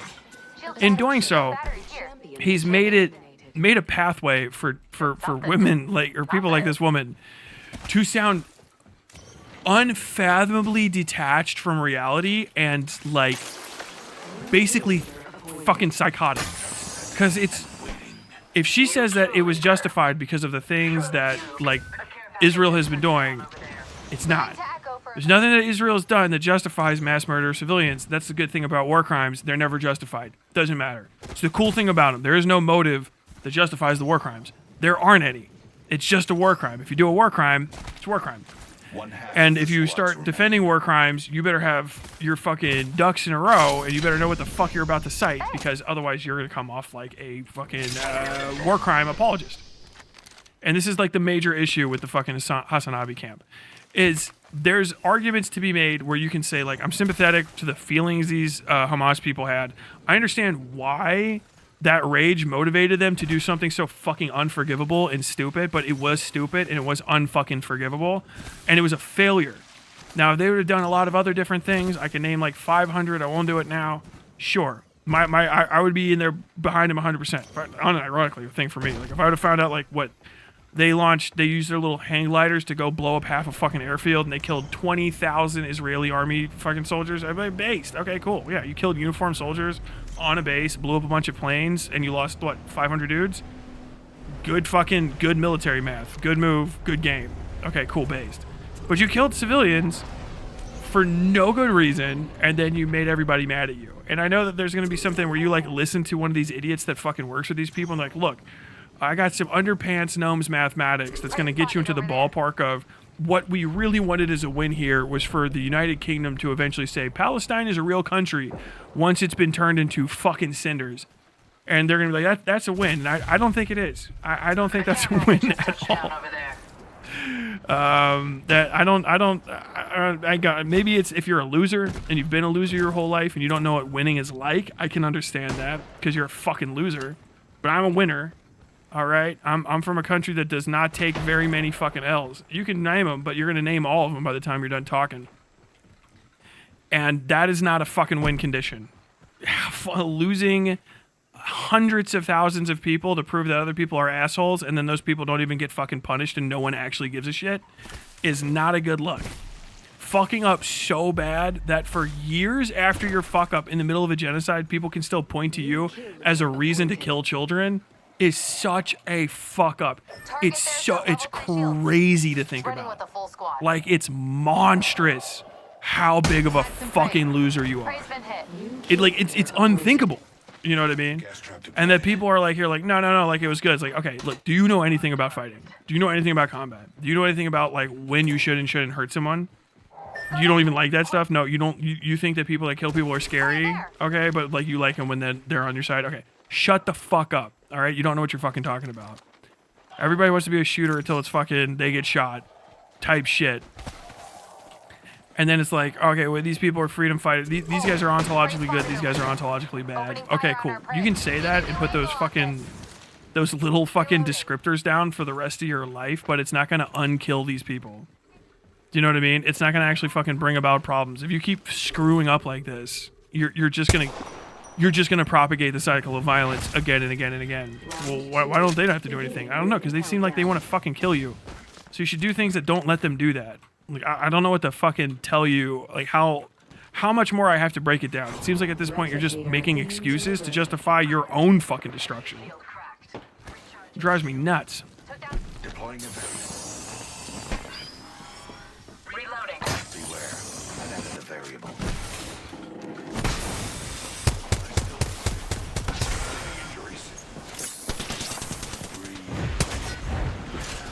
Where you at?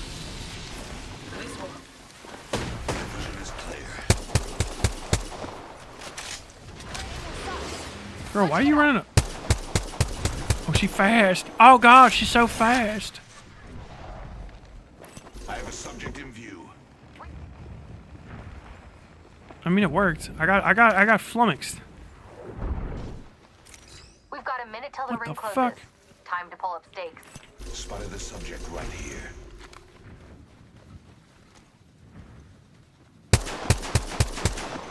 Spotted one. Come on, there's a relay here. Using an enemy's relay. 45 seconds until the ring closes. That's natural selection. There's a new kill leader. I didn't even realize I could break those. I should have been doing that. I think I lost a few times because I saw those relays and I didn't fucking... How about that? I don't know if that's going to do anything. I don't know if that's going to do anything. But either way, I think the whole ultimate point that I'm going to make... Okay, Hamas is not justified. It was a fuck up. But even more importantly, not only was it a fuck up, the people that are trying to make these... I get hurt by Nox gas now? That's not fair.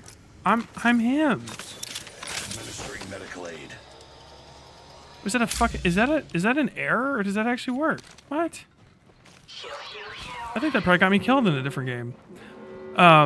we've also got ourselves into a position where like smug lib types that feel good about themselves and they interact with this content to feel good about themselves are now basically just saying like literal war crimes are okay. You know what I mean? And not even in a way that's going to make it like where they're going to talk about this stuff and sound like they know what the fuck they're talking about. They're just going to, it's just going to sound like fucking gibberish to people and being pro-terrorism. I mean, we already have Bad Empanada is literally pro-terrorism at this point. He's coming out in support of Al-Qaeda, which is fucking awesome. And I don't know, accidentally or on purpose, sharing Jew hit lists. I don't know if you guys have seen the Jew hit list video. That unforced error. It's not even like a I'm better than you moral superiority type thing. It's like, I know what you're trying to accomplish, and even with your methods that you think are like justifiable, they aren't working either. Like you look like a fucking idiot. And it's setting up people to have these conversations like this, where someone who can barely even talk about the reality of the situation is going to give wrong and bad takes on behalf of people that didn't ask them to give that take, basically as a way to win a fight between two rich white people, which is the only important thing. Like, this is a conflict between whites. This is inner white violence, okay? Like, Ethan Klein is Jewish? Sure. He's rich in America and LA, he's white. Fucking Hassan is Turkish, right? He's rich in LA in America and light-skinned as fuck. He's white. He's as white as you need to be, is really the case. And like, getting involved in this fucking piss fight between these people is fine, but constantly using the deaths of children, and that's how it's explicitly stated. It's not even me trying to fight. I know I fucking sound like I'm trying to say it like that, but it's constantly, you know, children, death, crime, Israel, again and again and again. It's just like, dude, we have yet again, despite all of our best intentions, I guess. Fuck, dude, you guys want to fucking shoot these guys I tagged like a little, like once? I'm a big fat guy, so I can't fucking run very quickly. Till death I said hello. It's just they've turned the whole Palestine conflict into a fucking chess piece between two white people, and it's the last of two chess pieces on a fucking board that's empty, and I just keep basically seeing two fucking queens get pushed around. to beggar the metaphor at this point. It's just so fucking unnecessary. I don't know how you think it helps. I don't know what we're even talking about at this point. It's so dumb. M14 and dual 6-shooters is a crazy Marine build. It's actually, those aren't even 6-shooters. Those are handheld shotguns. Mugen took my character and got all my kills. HO, she approached the debris opinions on the conflict through internet discourse first and the suffering of the people second. Yes. Lonerbox would disagree with me. Lonerbox can, well, I'm not going to say he can suck my dick, because if I get too much bigger, he's going to try.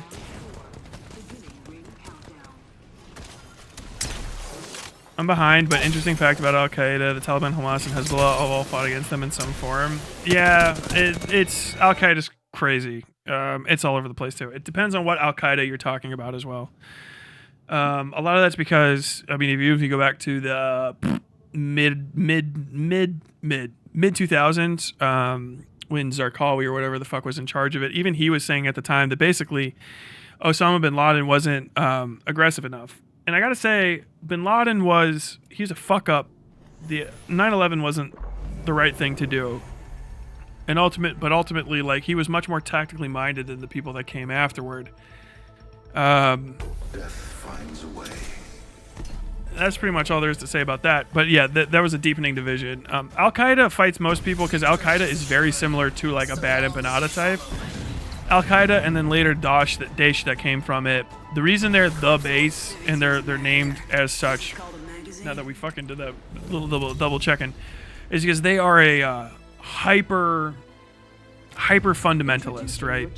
Other terror organizations agree with them for different reasons. Like the Talibs don't want anybody in charge of Afghanistan but them. But it's not like they necessarily want to fucking go everywhere else. Al-Qaeda wants fundamentalist Islam to like complete the Islamic project basically and conquer the earth and destroy Israel. Like, obviously, it's one of those things that's not necessarily like it's in the Quran type deal, but like, because I don't fucking know.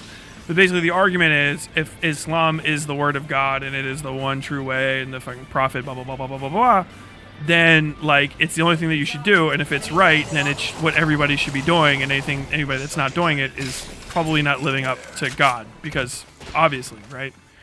Which, you know, it's the same fundamentalist argument that everybody gives. It's got its own permutations and whatever, and it'll have its like little flavor differences, but it's the same idea. Enemy shield cracked. I don't know why I'm throwing fucking grenades.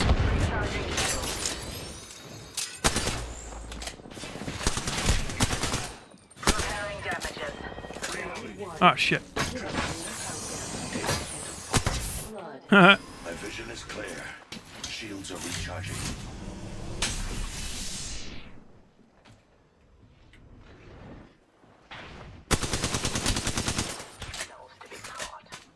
Target spotted. Reloading. Throwing thermite. There's no way I hit that guy. Double timing it. A second squad. Adjust your strategy. I've been down. Unacceptable. I'm not even paying attention to this fucking game, really. Girl, come on now. Have some fucking respect for me, okay?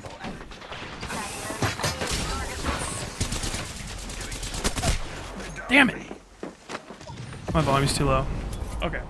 There's a vast and densely populated universe between My team blows chunks. I mean, I'm not doing pretty people good. who they feel have been given little power and no voice for themselves. Ethan rubbed people the wrong way on a follow-up episode of the H3 podcast when he called out a Muslim woman named Frogan. Yeah, I said I would stop fucking doing that. So, it was what Mangione did. Terrorism, definitionally, yeah.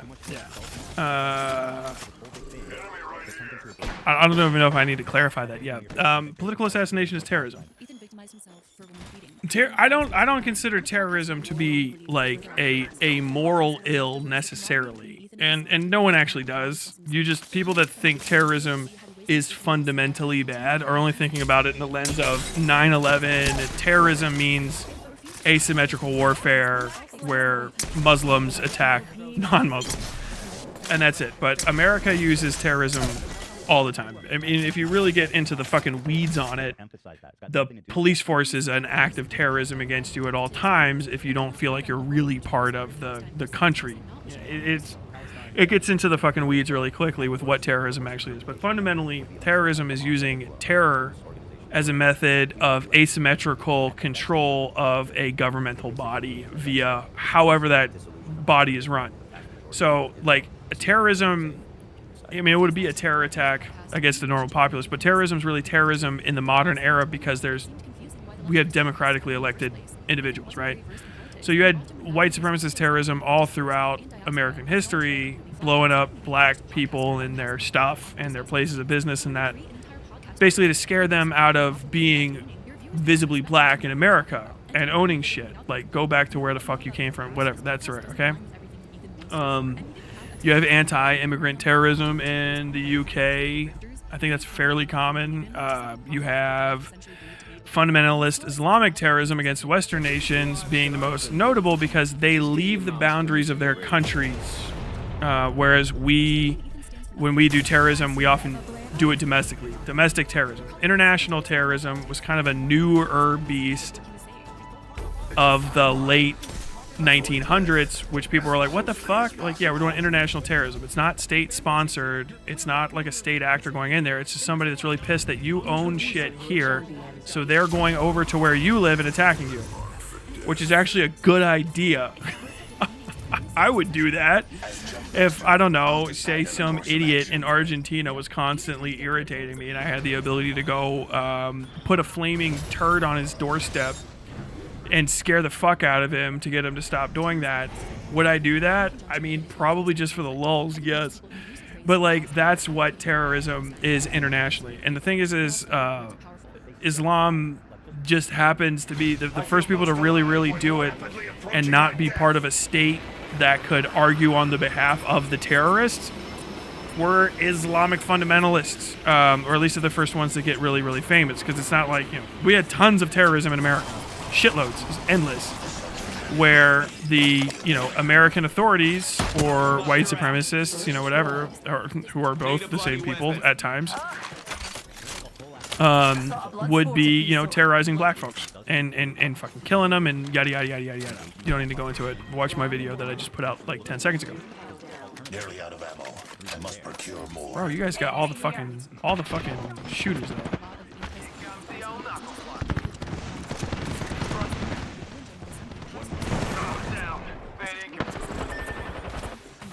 Bro, you guys already? New kill leader. I must confess. Fuck me, man. I can't pick up ammo before I get into a fucking death fight. I was making sure because I'm pro whatever he did. I already thought that. Yeah, so like ultimately what terrorism is, asymmetric control via fear. Islamic terrorists did it internationally, and that turned it into a thing where it was like, holy fuck, people can do something that we have been doing domestically to us from overseas. And the reason that it was a problem wasn't because normal people, human beings, were being killed, but because it started affecting the bottom dollar of these governments. And it also started, it was effective at first. Unironically, like the first acts of like PLO terrorism and stuff were really good early on in showing other parts of the world that people were fucking pissed about what you were doing. Now, the fact that they targeted civilians and non-threatening actors is the problem. Now, if you would have attacked like legitimate targets after that, like Munich was okay. They're pissed about the Israel thing. All right. But also it was a fucking like what was it?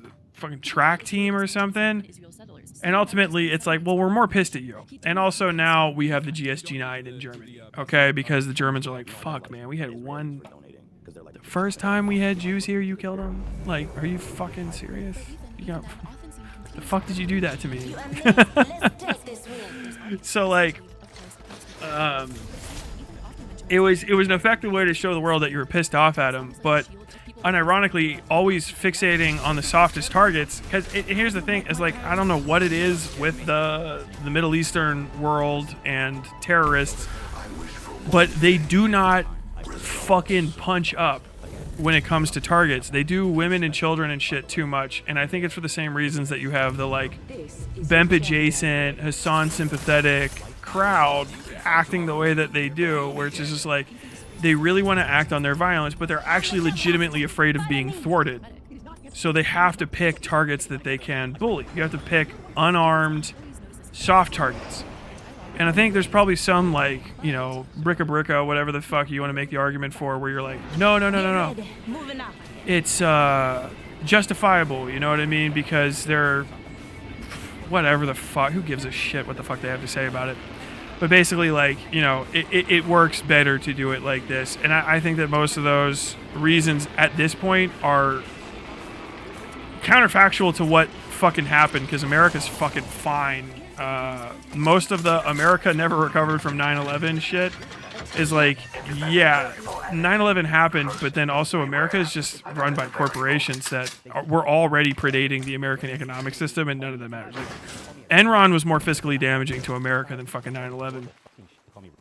Bush's war was bad because it was expensive, but I don't think anybody thought that Bush was going to go on a fucking 20-year war. And it was also not that fucking expensive ultimately compared to other wars we'd fought, because we just keep getting better at it every time. So America just got better at war fighting. We built more weapons, and then the Israelis tested them on their people, and things pretty much stayed the fucking same. It was absolutely a fucking waste ultimately.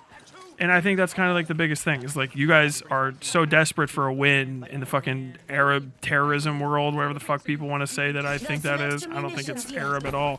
I think it's just the fucking desperate, like anything's okay terrorism.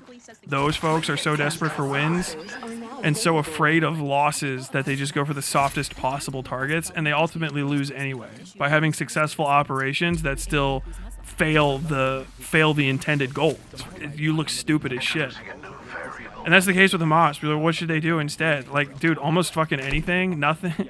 To quote fucking Ta-Nehisi Coates, base Ta-Nehisi, was silence not an option? I mean, could you just have done nothing in that case? what else? What else would have been? What else would have fucking worked? You know what I mean? Because like we're on the other side of you failed. We're on the other side of not only did you fucking fail, but everybody hates you more now than could have feasibly they could have hated you before. Like you are on new levels of loathing. Like people are inventing new ways to hate you. It's crazy how bad you fucked up. And people don't want to take fucking responsibility for that. I don't know why.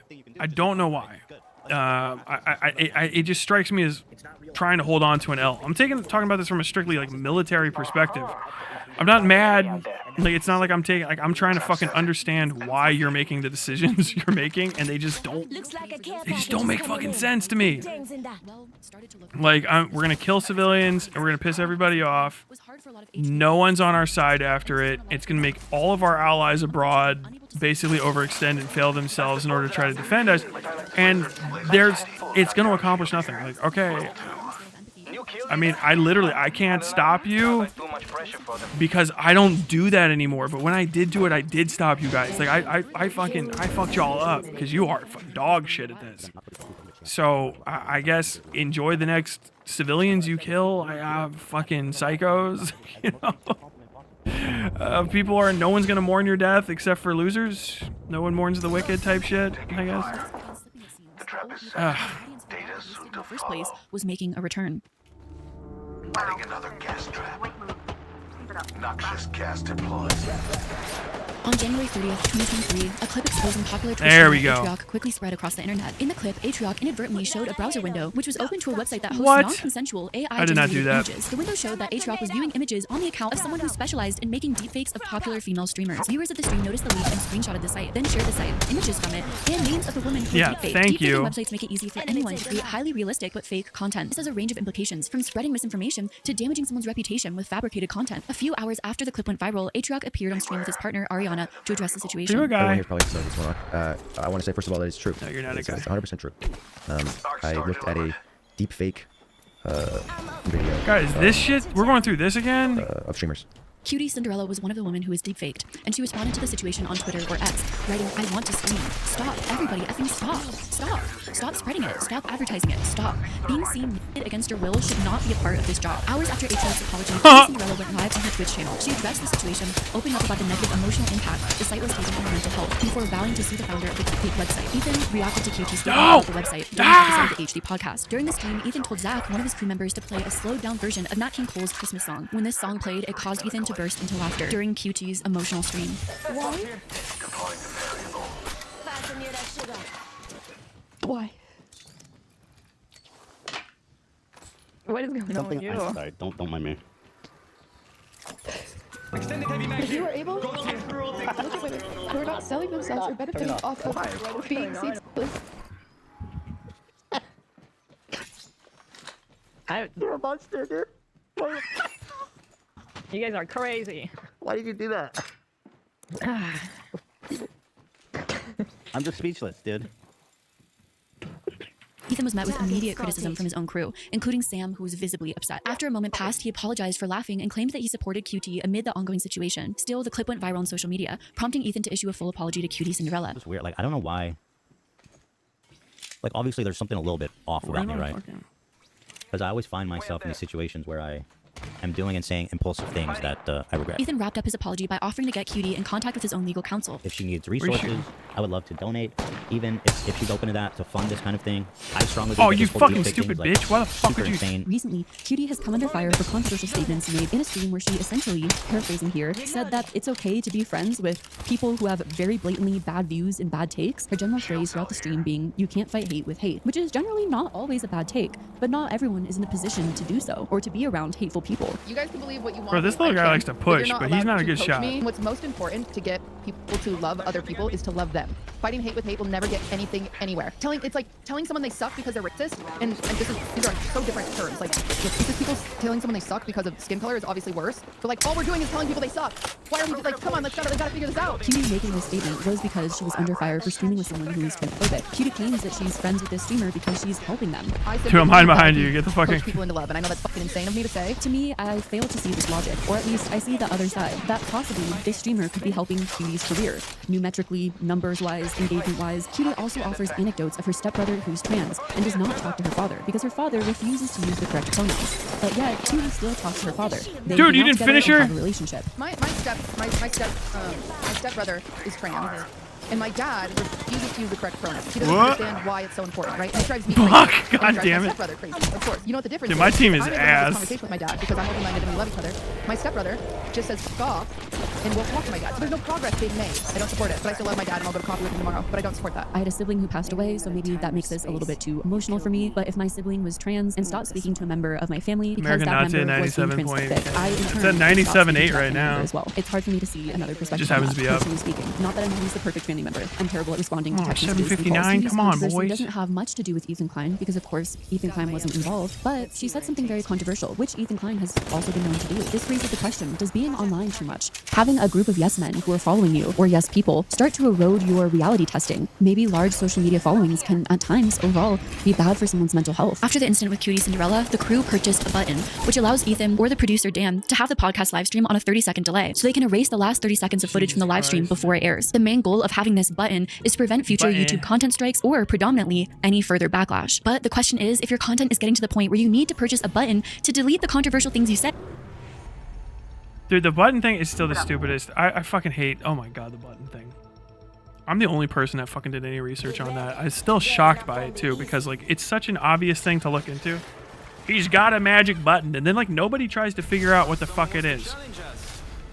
This is like the difference between in quality of like attacks between Hassan's lazy as fuck audience and like the fucking Dan Saltman's absolute psychos.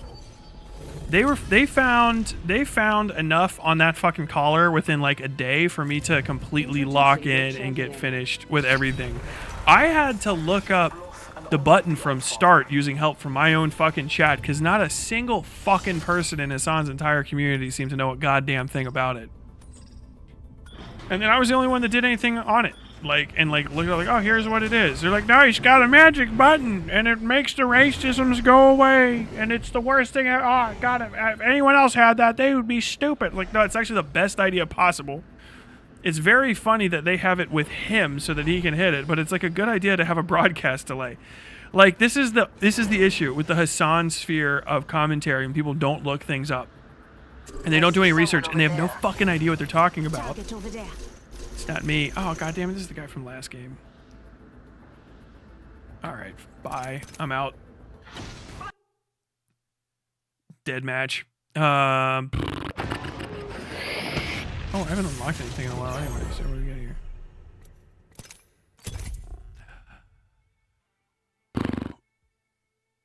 Fuck was I thinking? Okay, but yeah, the button thing. Like, it's really good idea to have a broadcast delay. It's just good policy because you can screw up, especially if you have a live show like that with people that you bring on that might not be like comfortable radio ways. One of Destiny's bans, I think it was, on like Twitch or something before the perma ban was because some woman he was debating was watching or like put pornography up on screen in order to get him banned, and he couldn't do anything about it because he was zero latency streaming to his audience. If he'd had a broadcast delay in, he could have and clipped it out. You know what I mean? It's just good to have if you make a mistake. I mean, there's the amount of people who have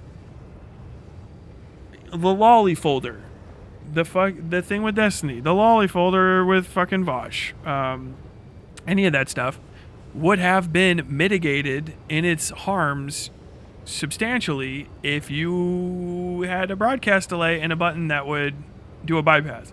Like, it's not a smoking gun for racism, it's a smoking gun for an overworked producer at best. The smoking gun for the racism is the racism. You don't need to, like, he's got a fucking button and the button is the thing. It's just a story. And it's a story that takes way too much fucking explanation to get into. I don't know what the hyperfixation is on it. It's a fun thing to make fun of. And if you're, like, talking lore, okay, like, I get it. Like, if you're going on the Snark subcast and stuff, like, oh, you guys don't know about the button? And then you tell people about the button. It's a good Reddit post. In a 3-hour video, it can be absolutely cut. It is not necessary to include. So much of this is absolutely fucking unnecessary. I guess she was gonna try to make the ultimate video, but this is just stupid. When Ethan had his fallout with Trisha Paytas, for the most part initially, the internet was on his side. But when Ethan had his fallout with Hassan Piker, things were different. Hassan retained his fan base and even some of Ethan's fans, because they shared much of their audience. So when the podcast split, some audience members likely left one viewership for another. Many people disagreed either with Ethan's stances or how he handled leaving the podcast. Ethan hadn't dealt with so much of his audience base disagreeing with him before. Instead of taking in the feedback, as harsh as it may have been at the time, and as hard as that can be. Okay, that's fucking untrue. That is untrue. Decided to fully reject that feedback. He's not wrong. Instead, Hassan must be in the wrong, and he was going to do anything in his power to prove it. Like when Ethan played the Twitch or terrorist, featuring Hassan next to an image of Bin Laden. I don't know who made this, but yeah, I'm not a fan of the Hassan and Osama on the front page. They need at least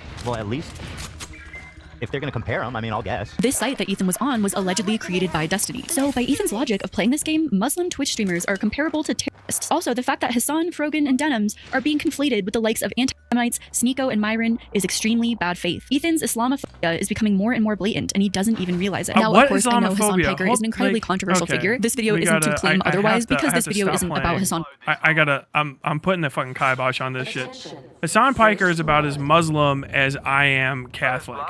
I would say actually less so. I don't think I've ever heard Hassan reference the fucking Quran. Right? He does not live like a Muslim. Now, I know there's the ethnic Muslim thing, okay? Which is one aspect. Nobody on earth that is being remotely in the ballpark of reasonable thinks that the comparisons about Hassan to Osama bin Laden are because of he's fucking Muslim. First off, you have to tell a lot of people that he's fucking Muslim. You'd probably have to tell him that because I'm pretty sure he doesn't know what with the towers of Zin and shit next to him. Like, he is not a practicing Muslim. He is not identifiably, visibly Muslim. He is not a guy that is living life on the path of Allah in Islam. Like, he is not fucking reading hadiths and shit. You can be in and out halfway, but he is living a life of decadence and Western squalor in the middle of Los Angeles, California as a wealthy dipshit. He is as white as everybody the fuck else. This fucking stolen valor for people who have actually been victimized by white supremacy and shit because they're fucking practicing Muslims is insanity. The reason he gets compared to bin Laden is because he said 9/11 was good. I'm going to say it, America deserved 9/11. You know who else said that? Osama bin Laden. Because he planned it and executed it. That is why it's fair to compare him to Osama bin Laden, because he said the thing Osama bin Laden did is good. Now, if you want to draw extra fucking parallels to that because of his proximity to Islam via his upbringing or whatever, I don't know, it's not a big enough part of his life that I ever fucking see it. Okay, then that person specifically is being a racist. All right, you're being a piece of shit. But it's just not Islamophobic to say like, oh, okay, you said that the thing that fucking Osama bin Laden did was good. You are like him and agree with him. Where the fuck? Oh. Enemy down. Are you upstairs?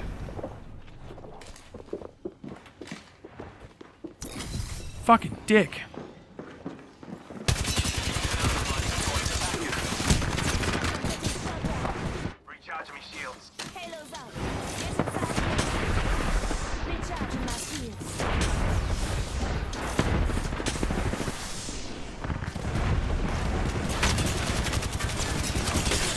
Dude, how the fuck were you right there?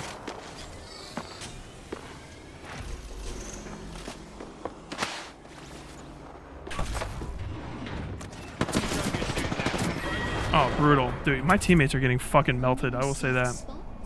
It's all part of the game. He only brings up Islam in the context of shielding himself from critics when I've seen the odd clip. I mean, yeah, it's fucking gross. It's so weird.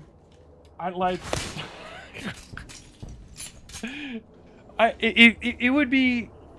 There's just... Islamophobia is just a real thing that happens, and it's obvious when it does, and a lot of people went through some shit, but like Hassan can't even do the growing up in a post 9/11 America because he wasn't fucking here.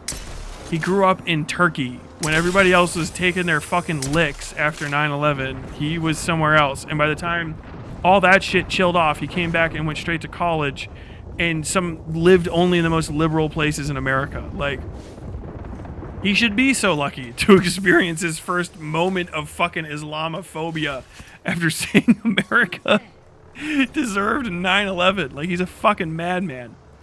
I don't know. And it's the most times I hear about that too. I mean, there's no way to say that everybody that's ever said that, and I've heard it, you're saying that this is Islamophobic to say that Hassan is pro-terrorism when he just is pro-terrorism. Like, and it's not even a judgment call. He just is. But you're like, to say that is motivated by Islamophobia is in itself like really Islamophobic, because you're saying that like terrorism just means Islamophobia. Like it's just like they're incontrovertibly linked. So if you say anything's terrorism, it's Islam, right? Which is not the case. Speaking as a Catholic and supporter in spirit and in practice, if possible, of the IRA, you know what I mean? Like, it's a weird, it's so bizarre. It's like infantilizing and dumb. I don't know. I hate the argument. I think it draws too many. It's throwing Muslims under the bus, unironically, in defense of Hassan, which, I mean, it happens every day. I've lingered on it too long. Instead, I want to document how unhealthy Ethan's obsession with Hassan was becoming and how it could have potentially been destroying his mental health. I personally have learned over time, through the course of my life, if someone is truly a bad person, they are going to get in their own way. You don't need to obsess over them or ruin their life for them. They're going to do it in their own time. And by you obsessing over them, watching them constantly, the only person whose life you're going to destroy is your own. All of a sudden, Ethan was posting about Hassan Piker every day, which Hassan Piker was informed while streaming. I didn't know he was posting about me this much. Oh my god, every day? Every single day? No. And the content made regarding Hassan became more and more petty and random. Oh, he changed his background. I hate Baby it. would love that. Lights. Hey, Hassan, I hate your new background. Frankly, doesn't it? It looks ugly as fuck. Yeah, I'm gonna agree with you. After some time passed and things had only gotten worse and worse, Hassan and Ethan finally both agreed to debate. They went from having a podcast together to being on totally opposite sides. During this debate, Hassan and Ethan continued to fight over stances surrounding the Israel-Palestine conflict. Do you believe that Israel is committing a genocide in Gaza? Yes. Great. No, that's important. Thank you. Thank you for saying that. I also agree on this. Do you feel like you have used your limited amount of time that you have as a content creator speaking out against Israel doing a genocide on the Palestinian population living in the Gaza Strip? Or do you feel like most of your commentary on that issue has overwhelmingly been to rail against people that are doing that? Do you think my coverage has been like totally balanced? I would say no. I've obviously given less time to the Palestinian perspective. Another aspect of this debate was Hassan bringing up Ethan's obsession towards him, posting about him numerous times a day. Not including clips, since January 31st, you have mentioned me 110 times. What? Based on what? I don't believe that. Ethan felt Hassan fed into his own harassment online through often reading from a snark page on his own platform. Okay, Hassan, can I ask you a question? Why the f were you browsing H3 Snark the other day and pulling clips from that? I don't know. Someone sent me a clip. And I'm going to mute you and just keep talking. Okay, that's great. I think that means you won the debate. Someone who comes into play around this time in Ethan's online career is the controversial streamer Destiny, a liberal streamer who advocates for social democratic policies and aligns more with Ethan's beliefs, yet has been essentially fully deplatformed online on various social media platforms due to some of his very controversial moments online, such as using the F-slur while streaming and being accused of using other slurs in private. He was banned from Twitch in 2022 for hateful conduct, which could have been either frequently streaming with horrid Nick Fuentes or saying trans women. I gotta turn down the Destiny part because that's such an innocent and like clueless reading of why Destiny is fucking reviled online. That's actually almost fucking hilarious. Bro, you fucking came back out there for some more.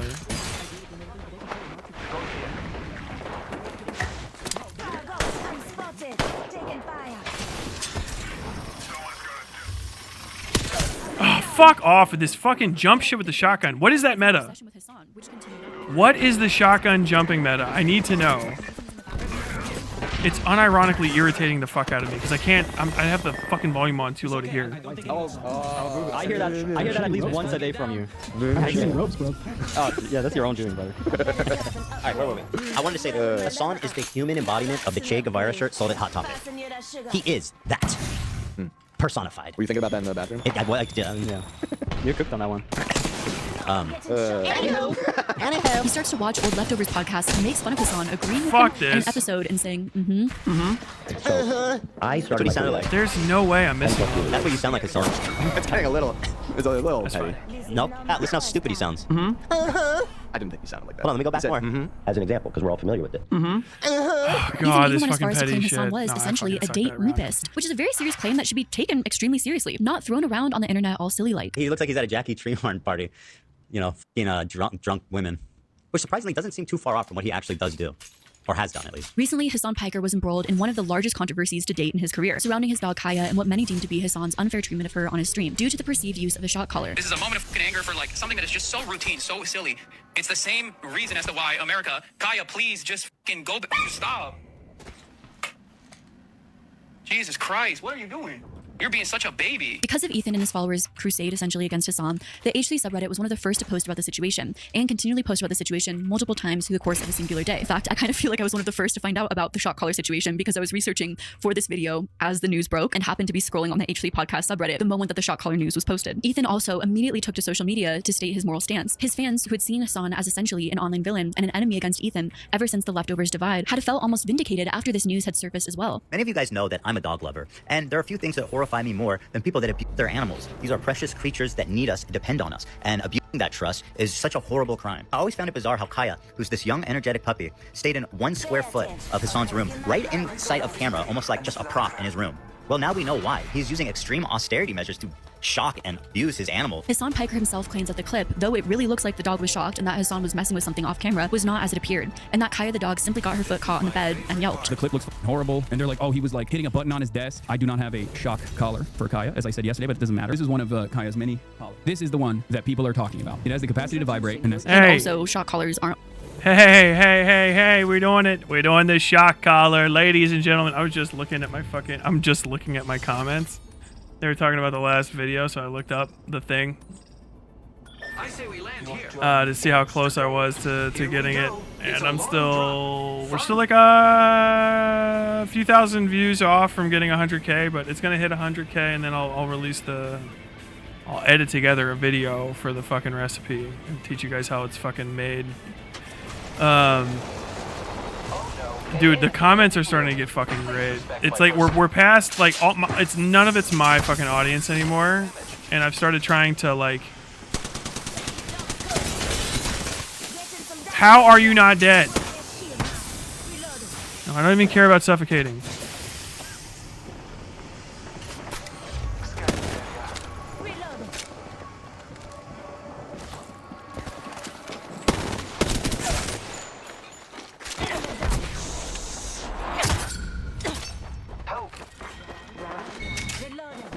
Bitch. Better to have friends at your side than at your funeral. Fire. Recharging my shield. Grenade. I took that one personally. I don't know why. Rings closing in 1.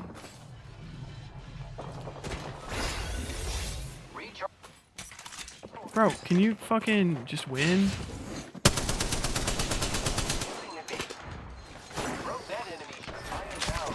Oh my god, what is with these shotguns?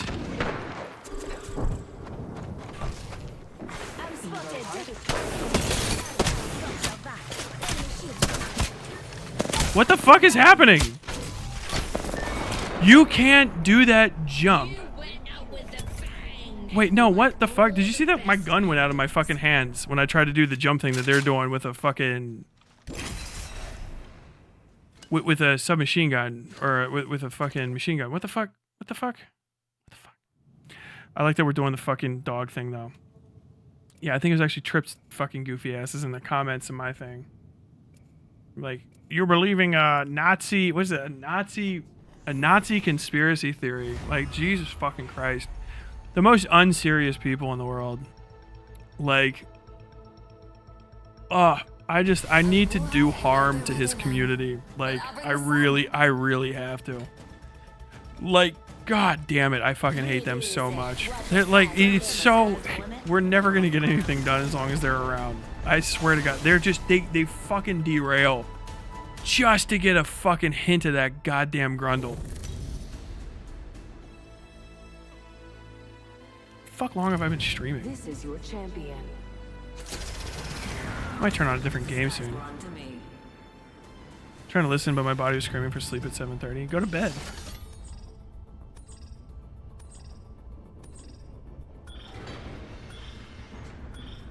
Let's make a varsity play for the day. Wouldn't sound also be too ethically ancient Hurrian religion too? It's the same thing like people reason. I have no fucking idea.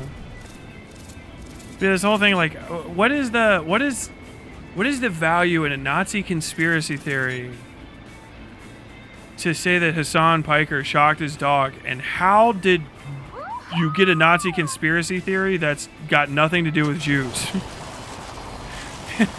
No, we managed to find the one Nazi conspiracy theory with no Jewish involvement, and it's about a Peacekeeper here. fucking Turkish dude electrocuting his dog on camera, and the way that's so fucking obvious that any normal person that's watching it is just like, oh, he just shocked that dog. Like, people that don't even care about the shocking the dog thing are like, they're anyone that's not like emotionally involved in it just goes, oh yeah, that's fucking. They don't care. They're not even like, people aren't even like, oh, fucking up in arms or anything. They're just like, oh, that guy shocked that dog, didn't he? My wife was pissed. The funniest part is like, oh, dude, I managed to find, it's just like the coolest thing about the Hassan shocking his dog drama is that apparently there are 500,000 total dog trainers in America who all, like, everybody knows one. They're never on screen or addressing any of the issues, but they all say that it didn't happen. The dog trainer that everybody seems to kind of know from Hassan's community. All of whom are in complete agreement. It's nuts. It's like you would have to be crazy. You'd have to be crazy to think that. Okay. Weakest fucking gaslighting I've ever seen in my fucking life. And just shameless about it. For nothing. And it's just so, it's such a fucking embarrassment, right? And it's like, I heard him a week or so ago, I think this is while I was gone, he's like, I don't even like fucking socialism anymore. You guys are blackpilling me. And it's like, dude, I wish you didn't like breathing anymore. I wish you would take a fucking quick second off of just like inhaling oxygen and shit. Cause like, dude, unironically, like, the world would be kind of like better with him not in it. Not really like, he don't gotta die or anything. Just like shut the fuck up about all politics forever. I don't know how to say that in a nicer way. Maybe he could try to learn some shit, but he's a lazy rich kid, so he's never gonna learn anything. He's not gonna like improve. You know what I mean? Oh yeah, really? Okay, we'll do that. We'll do that. Oh, it's fine. I know. I'm the medic character that can heal somebody without.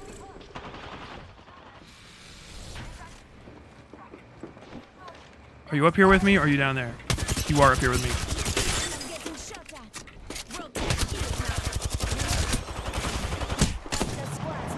Seriously?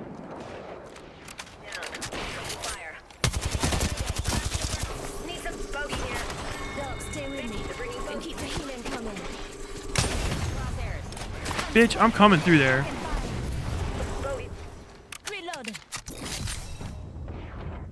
Bullshit.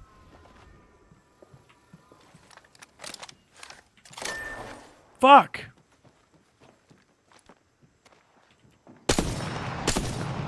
Ah, fuck these guys, dude. This jump thing, what the fuck is that? What in the fuck is that?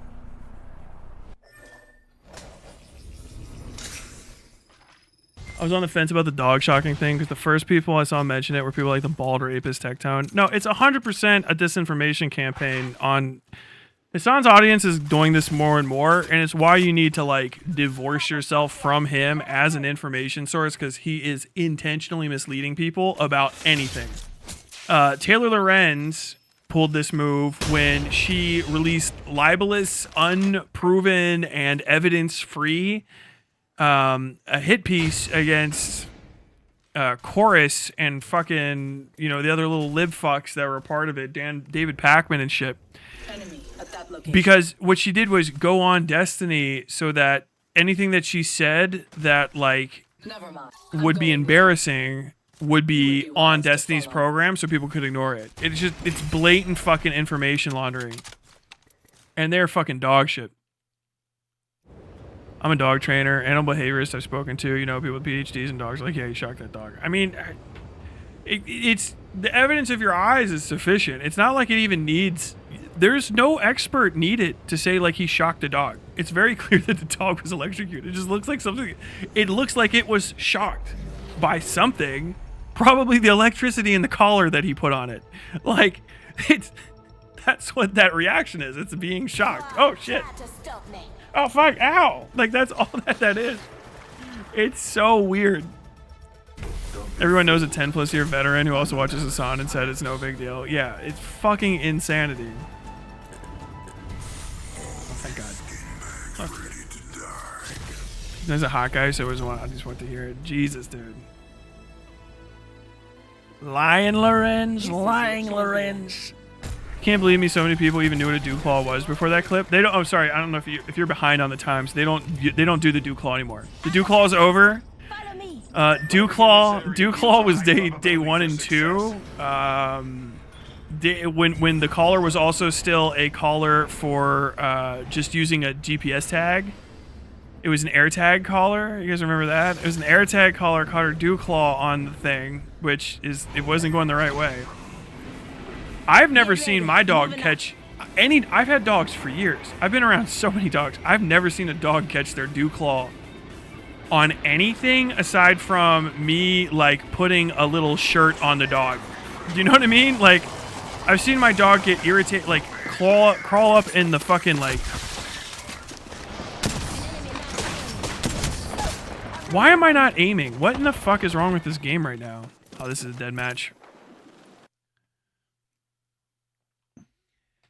But no, like, I've never even seen a dog get its dew claw caught on something. Like, in my memory, I can't remember. I cut my dog's dew claw all the time because it's part of the nails you have to cut. And it's not like he's like screaming and shit. You know what I mean?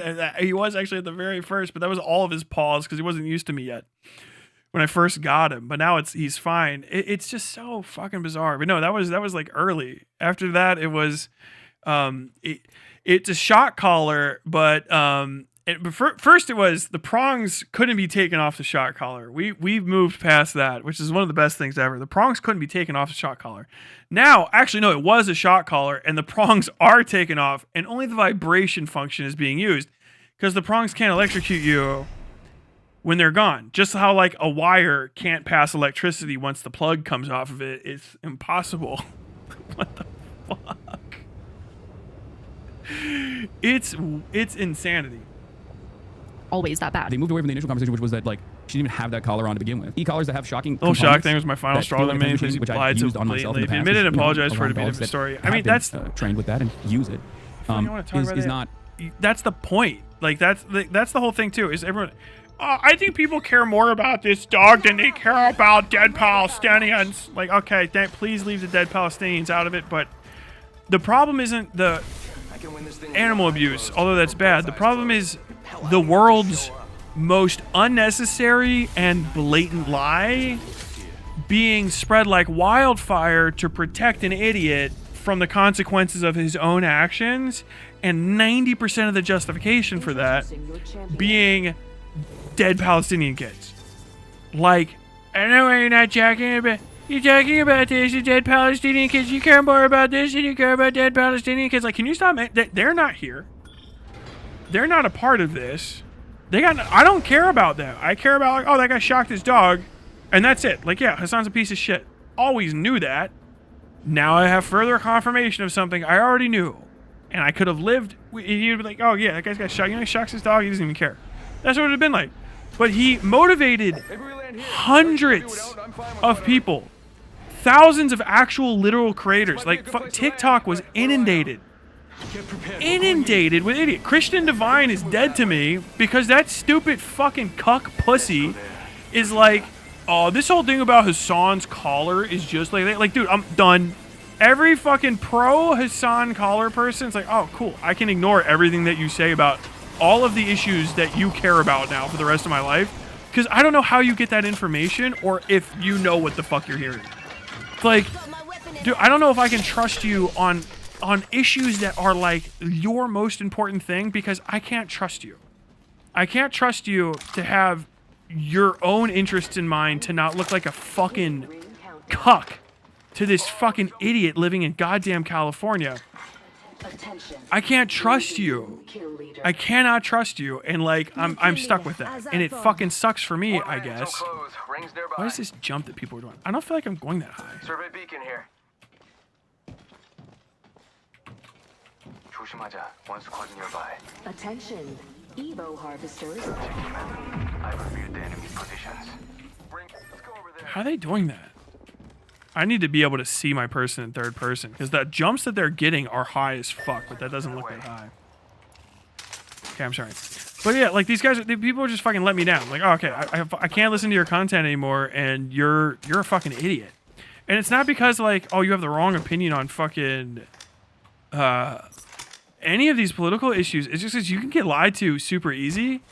And if I say I trust you, and someone says, you know, he was on the wrong side of the Hassan Collar thing, it's embarrassing to me. 10 seconds. You understand? Like, it's a fucking embarrassment. Like, Noah Samson humiliated himself with that.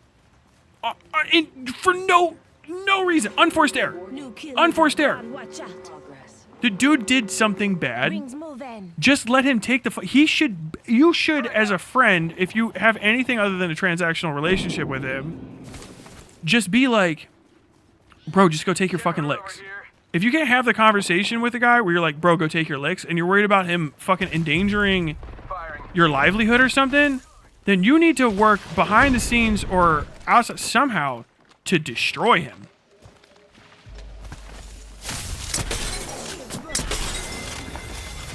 Did I hit those guys or did he? It's upgrade time. Let's see what the Dark Order.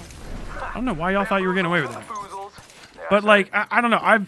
It's crazy how much disappointment I still have to feel in some people.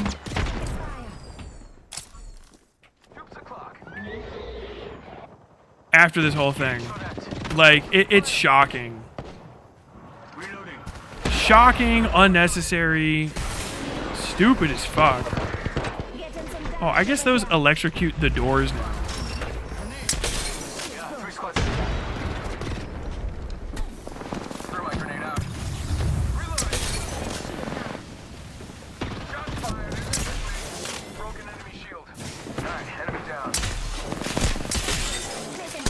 Damn it, dude.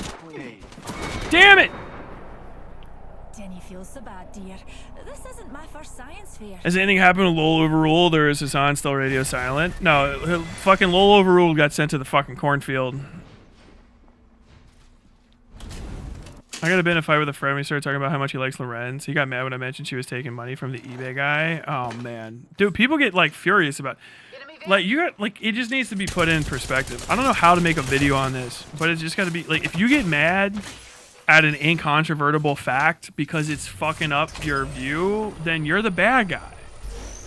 Like, you're the fucking you're gonna fuck it up for all of us, because you're gonna get into a position where someone's gonna ask you what you fucking think, and when you open your fucking mouth, you're gonna sound like Asmongold.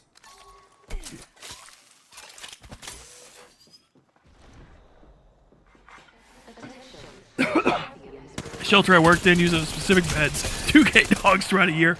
Not one Duclaw caught. I don't know how it's possible. I don't know how it's possible to catch, to put something out that would hurt a dog like that. Like, it's a toe. Like, it's like your pinky. Like, well, I got a bed I fucking hurt my pinky on all the time. It'd be fucking weird. Not only is it not illegal, but it's also straight up used in the e-fencing for people, and it's used in the training of, like, dogs in general. This doesn't necessarily quell all concerns, like concerns regarding Kaya sitting in one spot for long periods of time. Hey, I used that same video. Did she check my notes? I used that same video. I credited the guy, though. I want to say that I credited this dude. Because I was going to do the same thing, and then I accidentally deleted the gigantic fucking TS file I downloaded. And I was like, fuck. And then I looked at Hassan, or I looked up the thing online, and somebody else had done this, and I was like, oh yeah, thank God. I love her. I think her collar's too tight. Of course, we aren't all privy to Kaya's diet and exercise routine. Does media ever trigger your but this is a bit PTSD? besides the point of what I'm wanting Not to say in here. any My way own that point you is, would ever Ethan and his fans imagine. focus on their enemies and their deep want to prove their enemies wrong. And the question is that mentally healthy? Or is it causing Ethan to be mentally unwell, to have I'll such put a it in deep focus? perspective for triggering. This game, I'm fine. There's almost no war games. One of the few that actually kind of gets me sometimes and like gives me the jeebs and I can't play it is Tarkov. Tarkov can, because of the way that it's put together and the risk that's involved with walking around, Tarkov can really fucking put me back in like a bad headspace, and I get too fucking wired playing that game, so I don't play it. But I was a Tarkov fiend for a bit though, buddy. I'll tell you. But one of the things that recently gave me a full on like wah PTSD episode, like not like I was fucking like walking around fucking yes sir, no sir, yes sir, no sir, or anything like that. But it was like a full like spinal flashback was the show Common Side Effects. They have, I don't know, I know I have animators in here. If there's any animators that worked on Common Side Effects or know those people, tell them they are very good at what they do. And tell them that that explosion in like the last or second to last episode was correct. I do not see accurate explosions very often in media. Where that fucking explosion happens in the fucking woods outside the compound. Spoilers, I guess, for people who care. But, that was what it looks like from a distance. What it looks like, what it sounds like. They timed it perfectly. It's nuts. Independent variable added.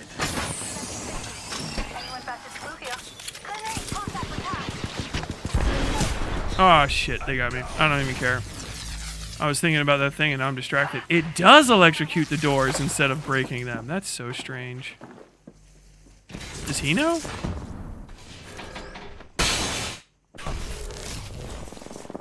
Oh, he's going. He's dedicated. Bila mira. Mira. But yeah, that fucking... I need to watch that show. It's very good. It's surprisingly good, and it's unexpected in its content and execution. But yeah, I watch explosions and stuff. I see games and stuff all the time. They can't make it correct in a game because you'd be frustrated by how it doesn't look right.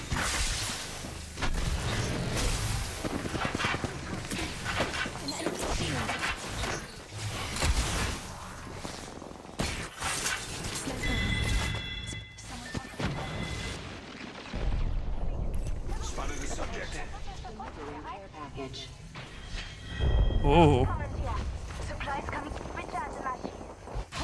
Let me help you. Oh, thank you, but they're gonna open that door and kill me, so.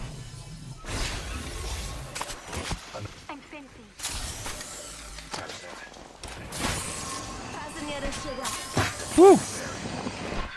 Okay, sorry. That was actually pretty fucking kinetic there for a second, even though I didn't help anybody. But yeah, that fucking.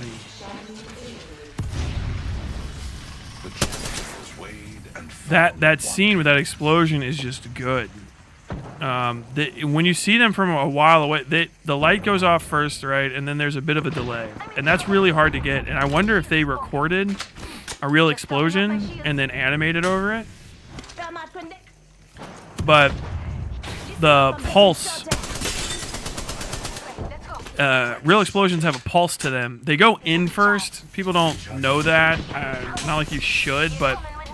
when an explosion happens, the explosion goes in, and then it goes out. It sucks in, like it literally sucks in energy, like whop!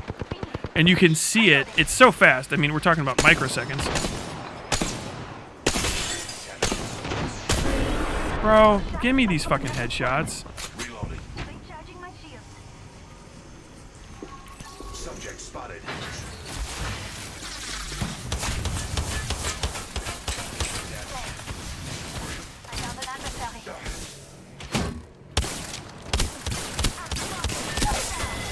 Fuck you. Auf Wiedersehen. Tschüss. Trap set and waiting. You are fortunate we're on the same team. You ain't getting in that door.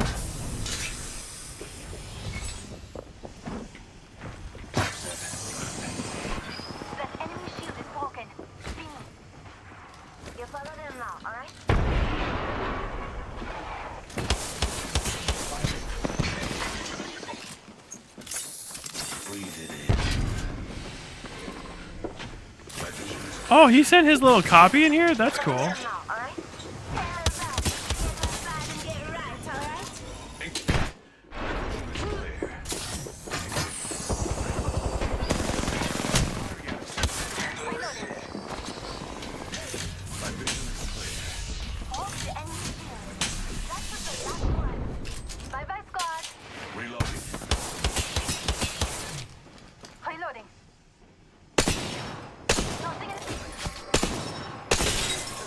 There we go. That is how I shoot. Thank you.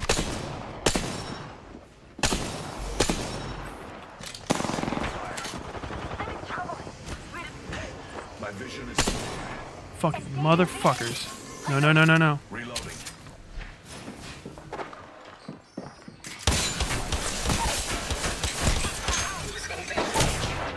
Gotcha, bitch.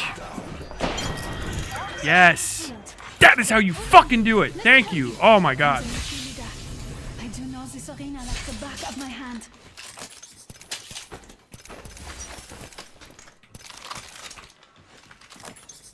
Yeah, this is like the difference in the types of fame. I don't know. Maybe I'll get like, I'll get on, right? And I'll just let everybody down. Never think that I won't. Always be dedicated to making sure I'm better than your lowest expectations of me, or just drop me. Like, I don't give a fuck. I would hate to find out one day that I'm like shit. You know what I'm saying? But like, if I could use my modicum of fame to do like stuff, I really want to like talk to people I respect artistically and tell them they're cool. And that's it. There's a replicator coming. Oh, come on. Where are you? Fucking prick. You're lucky I don't have. If I had a fucking sight, I would be in your shit right now. It's the one thing I pride myself on, is being a good shot in these games. And if I'm not getting it, I'll fucking keep shooting me, and I don't want to be fucking keep shooting me, fucking bitches. This ain't not enough. Like woman, but this ain't not enough. Guys, I can't get up there. I need my fucking scope. I know there's a scope in here. I don't know why you guys are trying to rush that shit. As predicted. No scopes. No scopes. Motherfuck. Dude, what is with these rounds I'm getting? This upgrade I've selected. Gas fighter. Hey, pyrocynical mention. You know what I mean? I got the gas fighter perk. Pyrocynical mention on stream. Ladies and gentlemen, you know about that famous streamer, Pyrocynical? I love Pyrocynical. He's one of my favorite guys out there. Have you ever wondered what happens in a game? It said, I'm not going to play it. I'm just going to watch 9 hours plot recap with nothing additional added. Pyrocynical's your guy. He knows how to inflate content. He likes to inflate the content. Someone has to have made that joke, right? My ultimate's ready to go. The sentinel over here. I spotted an enemy. Engaging the enemy. Reloading. Movement in progress. The enemy shield is broken. Fini. We need to go. Ring's moving. Dude, they're going out the fucking attic. They're going up this way. Girl, are you going... Package being delivered. Enemy spotted. Listen up, I'm getting shot at. You hear that? There's a care package coming down. Dude, that was a hit. Come on. Got my halo. Shield. Reloading. Target spotted.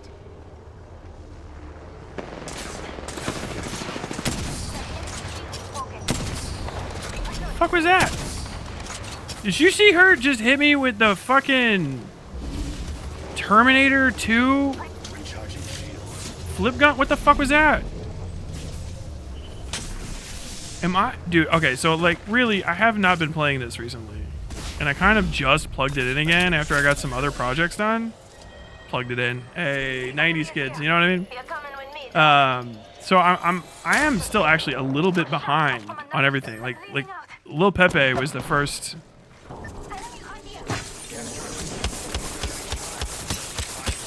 Yeah, dude, fuck rodeo.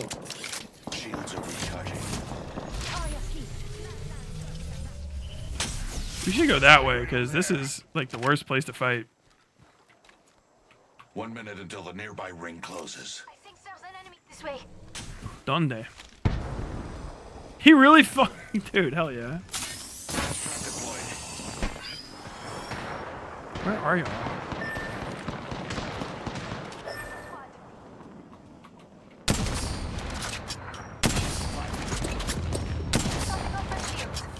I'm very upset about this. These misses are fucking like, they're dude. I'm so embarrassed right now. We are close.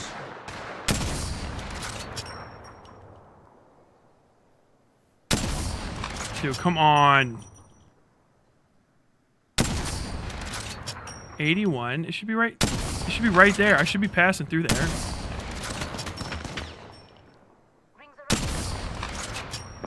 What is happening?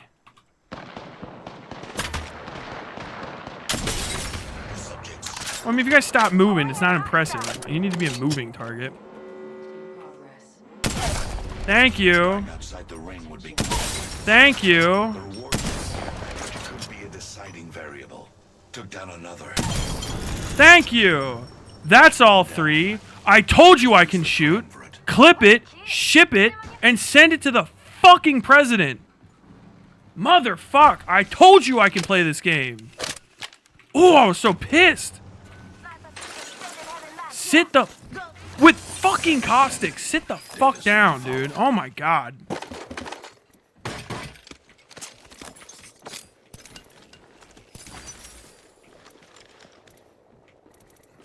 I spotted an enemy.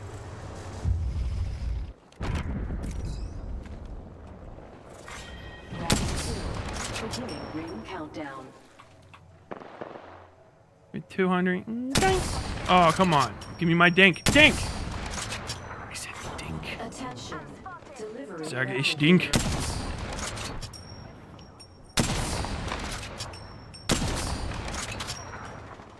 Bro. Can you all not? We don't even need to go over there yet. Why are you doing that? You follow them now, alright? Put down a halo. Don't scotch ya. Just give me Come on, do that one more time. Not that. That's stupid. Whoa! I'm being very, very quiet. Hold on. Someone's real comfortable in their sniper spot. Please still be there. Please still be there. You don't see me. You don't see me. Stop. Fucking bitch. Reloading. Just topping off my shields. Placing gas trap.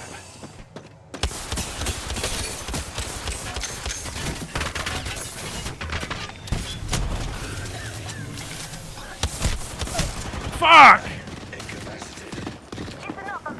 Bro, my teammates are fucking boogers every goddamn time.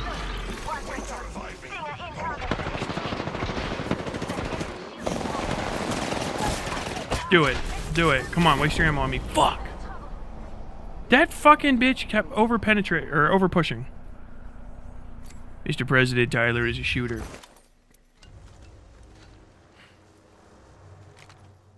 What are you guys talking about? Boo. Battlefield 6? No.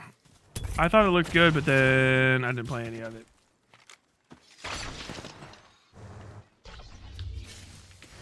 Free Lil Pepe. Okay, I'm gonna turn this fucking thing back on the downfall of his enemies. It's an assertion of control, right? That makes them feel strong. That makes them feel like an authority. And that's why he's doing it, in my opinion. My humble, I do have a PhD in psychology. Is that ultimately the very thing that caused Ethan's own downfall? God, this is horrible. Looking in on her, man. It's like Blackzilla. This guy's got a weird fantasy, dude. Blackzilla. It's the little 8-year-old white girl. Ooh, make it rain. Let's see them Oh. A little bit young for that. I don't want to make fun of little kids, but that looks more like a girl than a boy. And I don't know why they cast a young hermaphrodite for the role. It's not too much. Should I not make fun of the kids like that? He's got a black girl and a white girl. He's going to tear them both up. What's disturbing about the Reddit post is that they often reference specific instances, which led many to speculate on whether or not Ethan had actually done these acts. Ethan allegedly made frequent posts on that Reddit account about sexually harassing children. He said that shouldn't be judged by others. He gave advice to others, saying it was better to get involved with children outside the family. Ethan replied under a post saying that there's sexual tension between an uncle and his nephew, saying it's inevitable. When all of this resurfaced, instead of denying that it was his account, Ethan immediately admitted to having been the person behind the account. My friends, I have a terrible confession to make. Yes, it is true. My 15-year-old Reddit account was identified by using a doxing website that lists a history of all emails and passwords that have been leaked in illegal data breaches. A post last... Okay, shut up. I'm done with you. I will eventually make a... Bim, what is this? Bim, I just saw this guy posted like 2 hours ago. The Holocaust was not unique, and Israel's why you think otherwise. Oh my god, dude. This is top tier shit. What? Oh, bro. Okay, this might be good. Who knows? You never know where he's gonna go with these. This could be crazy. I will eventually make a longer video on my main channel to cover like Holocaust education in depth, but for now I just want to make this little clip here to talk about something bizarre. Have you ever thought about how weird it is that there are like all of these special caveats that make you a Holocaust denier that in other events would not? The best example of this is... Yeah, I'm ready for this. I'm so ready for this. I just want to play Anybody by Caustic. We ready? Oh my god, what is happening here? Oh no. Dude, every time I've kept somebody at like a modicum of arm's length, it has worked out well for me. What's going on right now? Oh, are we dick teasing? Are we dick teasing the Holocaust? Oh my god. Are we dick teasing Holocaust tonight? My man's gonna get the Shoah. My man's gonna get the Shoah tag for forever. Oh no. Is this idea that a lot of people hold that the Holocaust was unique. There's like a terminology for it that's like uniqueness, the uniqueness of the Holocaust. Denying the uniqueness of the Holocaust is a term that they use. It's not even like denying what happened in the Holocaust. Like, you can acknowledge everything that happened. You can acknowledge absolutely all of the facts.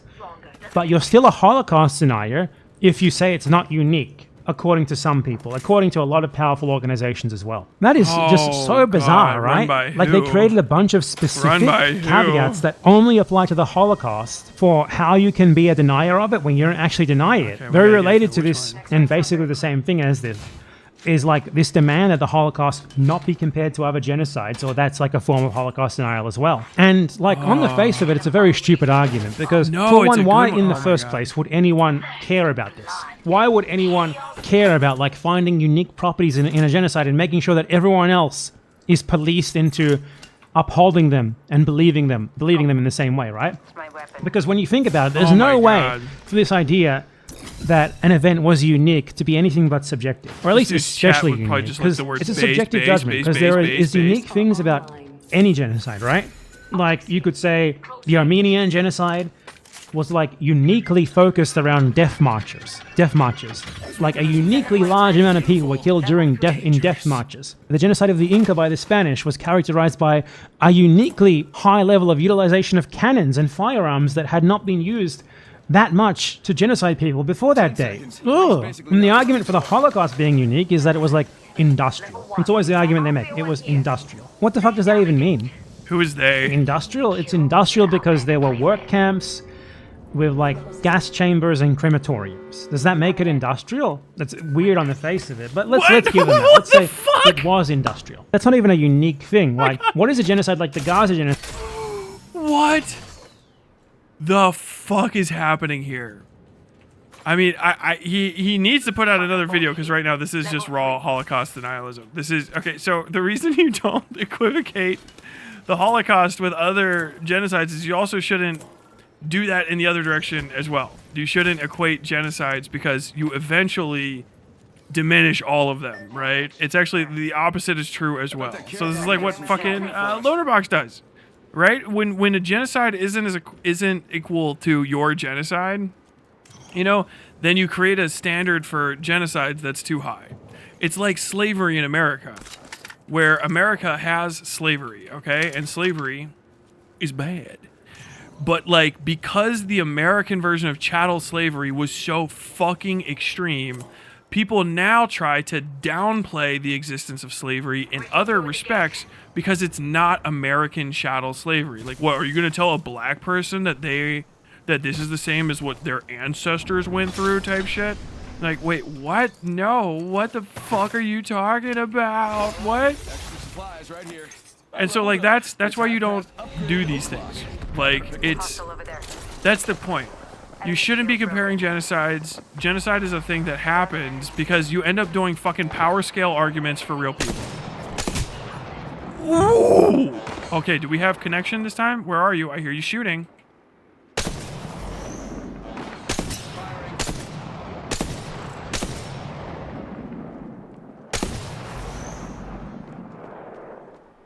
Reloading.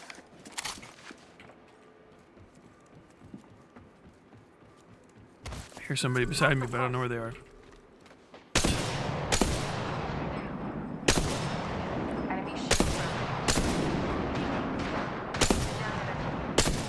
Fuck!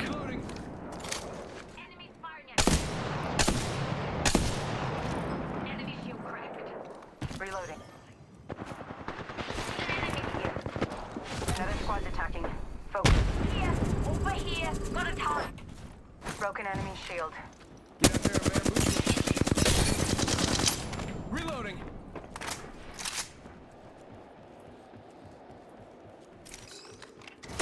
Get the bamboozling. Grenade.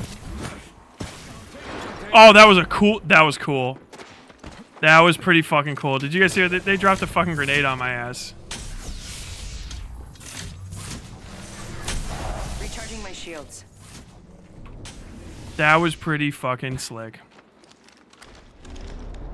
Picked up our teammate's banner. Right in front of me.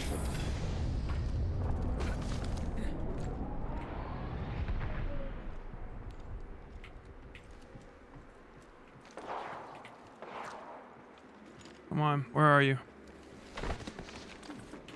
Target's right in front of me. Deploying a respawn beacon. Alright, I got an upgrade. No way! Good shot. Okay, that person outplayed the fuck out of me. Okay. Has he never learned of genocide studies? Well, I mean, this is a guy who does very good work, but on talking about. We've actually, I think he was saying that the Iraq War was an anti-Iraqi genocide, which is simply not the fucking case. They're still there, as far as I recall. So I guess we'll see. Sorry, I know I'm supposed to be putting this back on here, but I am like, just fucking, we're gonna die here. Is this person really game sensed out, or? Better recharge him. Send in a decoy. How do I know I'm not the Fuck. Ah, see? Yeah. I don't know if they're good. That was a suspicious game. That was a suspicious ending. They were either really, really fucking good, or they knew where I was at all times. Side where the products of industry are dropped on people's heads to kill them. Bombs. Is that not industrial? But it's like arbitrarily picking something about it that you think is unique to then claim that it's unique. It can never be objective. It can only ever be subjective. I think the Holocaust is unique because of this aspect. Which, I mean, you know, you're allowed to have that opinion. Though I would question why you need to have it. But the more interesting thing about it is genocide was like uniquely focused around death marches. Like a uniquely large amount of people were killed during death marches. The genocide of the Inca by the Spanish was not being Holocaust being unique, is that it was like industrial. It's always the argument they make. It was industrial. What the fuck does that even mean? Industrial? It's it was industrial. Like, they were rounded up on trains. Literally, the point was that Jewish people in Poland, the Netherlands, Germany, and the Czech Republic, or whatever it was called, a few other places, Austria, were concentrated in ghettos. They were ghettoized, stripped of their rights, and then those concentration ports were eventually solidified into camps, and they concentrated them into camps, and then they systematically eliminated them by making them into a depreciable slave labor, basically eating every part of the animal. They made them work, or they would kill them, and they would basically work them to death intentionally so that they would also just die. And then there were death camps for additional people, and they also murdered anybody that couldn't be put into the work confinement. It was organized and orchestrated via identification codes that had not been used before. People were identified by name. They used registration of people in order to identify them. And so, like, literally industrial, like, you were stamped for execution as well. I mean, they had the Star of David that you would put on people's sleeves. And so, yeah, you were identified, isolated, concentrated, and eliminated. It was the efficiency of the genocide by the German people of Jewish people was shocking, literally to this day, shocking in its efficiency. Other genocides have been more, I guess you would say, emotional and spontaneous in ways that are kind of, standard. It's not extraordinary. That is a very unique thing. Oh man, I'm getting shot by everybody. All the homies are shooting me. And so it's not, it doesn't diminish the inhumanity or the validity of any other genocides, although people do try to use it for that. It's just that it is such an extraordinary act of organized and intentional hatred that it transgressed what people were used to up until that point. Because there's supposed to be something of a barbarism and ignorance in mass murder that you can say, like, oh, these people did it because they were less than or something. You know what I mean? Like they were just spurred on by their momentary hatred, as in the other pogroms of Jewish people. But in this case, it was a deliberate act of pure genocide, of absolute annihilation across the board of the peoples that, like, it just hadn't been done like that before. It just hadn't. And I'm saying this as an American. It was an evolution of the American genocide of Native Americans, which you should have brought up because they're directly correlated. In the American genocide of Native Americans, it was very disorganized, oppositionally. The American annihilation of Native American peoples was very much categorized, or it could be said that it was kind of counter-industrial. It was not organized. It was characterized by trying to pit tribes against each other, paying tribes to take the other tribes out. It was mostly just a hatred of Native Americans, yes, and displacement of them. And eventually you had stuff like the Trail of Tears, which is the forced march out of all native populated lands, basically, I think east of the Mississippi, I can't even remember where it's all from, up to Oregon and all that. And a series of displacements then. You had scalping, paid scalping. But it was disorganized. It was not efficient, and its lack of efficiency is one of the reasons why Native Americans exist at all. If Americans at the time had possessed the efficiency and the categorization and cataloging abilities that the German peoples possessed in Germany in the 1930s and then 40s, they would have been able to eliminate in toto all of the Native Americans. The only thing that kept Hitler from successfully eliminating the entirety of the Jews of the Nazi holdings in Europe was his overambitious attacks on the neighboring countries around him. Otherwise, he would have successfully completed that annihilation within 10 or 15 years. It would have been over. They were identified, isolated, concentrated, and eliminated. It changed the way that people did genocide after, if they could, because it both exposed the danger of doing it that way, i.e. if you get caught and the world, we find out later that the world is not happy with what you've done, the record keeping, that was done. I was just literally I was just watching the Eichmann trial. Like that wasn't lightly added to my video on Charlie Kirk. I was watching that. I haven't watched it in full, but I was watching parts of it in selected excerpts where Eichmann is on trial. I guess I missed that it's in Jerusalem and not fucking not Nuremberg. But Eichmann's on trial, and the reason that they have him on trial and he's getting so fucking obliterated is because of the simple and obvious fact that he is recorded in all of these things. His diaries, not just his personal diary, but work diaries, industrial diaries.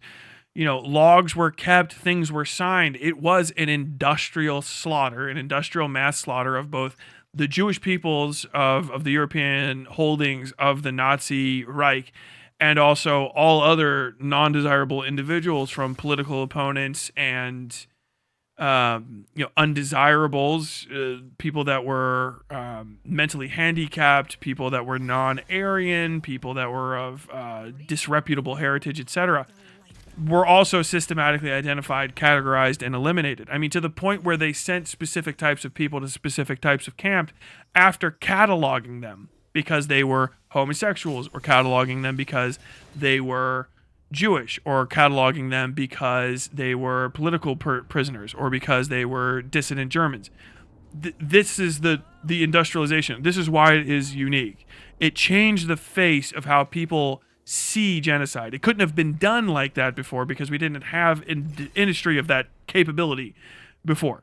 It's after the Industrial Revolution, which happened in a specific time and place. So yeah, it's industrial after the Industrial Revolution, and aspects of industry were used in it that did not exist before. The train, and complicated train locomotive systems, semi-automatic and automatic weapons fire was used to quell riots, to control populations, development of gases, gas piping systems in order to mass execute large amounts of people at the same time, digging machines used to dig the holes they would put the bodies in, industrial furnaces to burn the bodies, and that along with all of the minor traipsing of industries, printing presses, mass printing presses to print up lists of Jews, radio traffic in order to coordinate movements of concentrations of people into certain areas in order to eliminate them,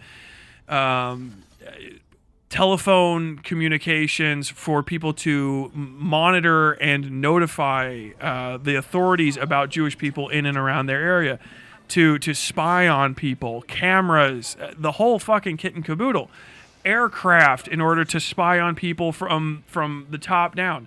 It was unlike anything that has happened before. That is why it is unique. That, and then the almost immediate attempts at disavowing or decreasing, I guess you would say, I don't know how to say this specifically, the attempts to diminish the impact of what happened and the people that were involved, and just raw fucking lie about what occurred.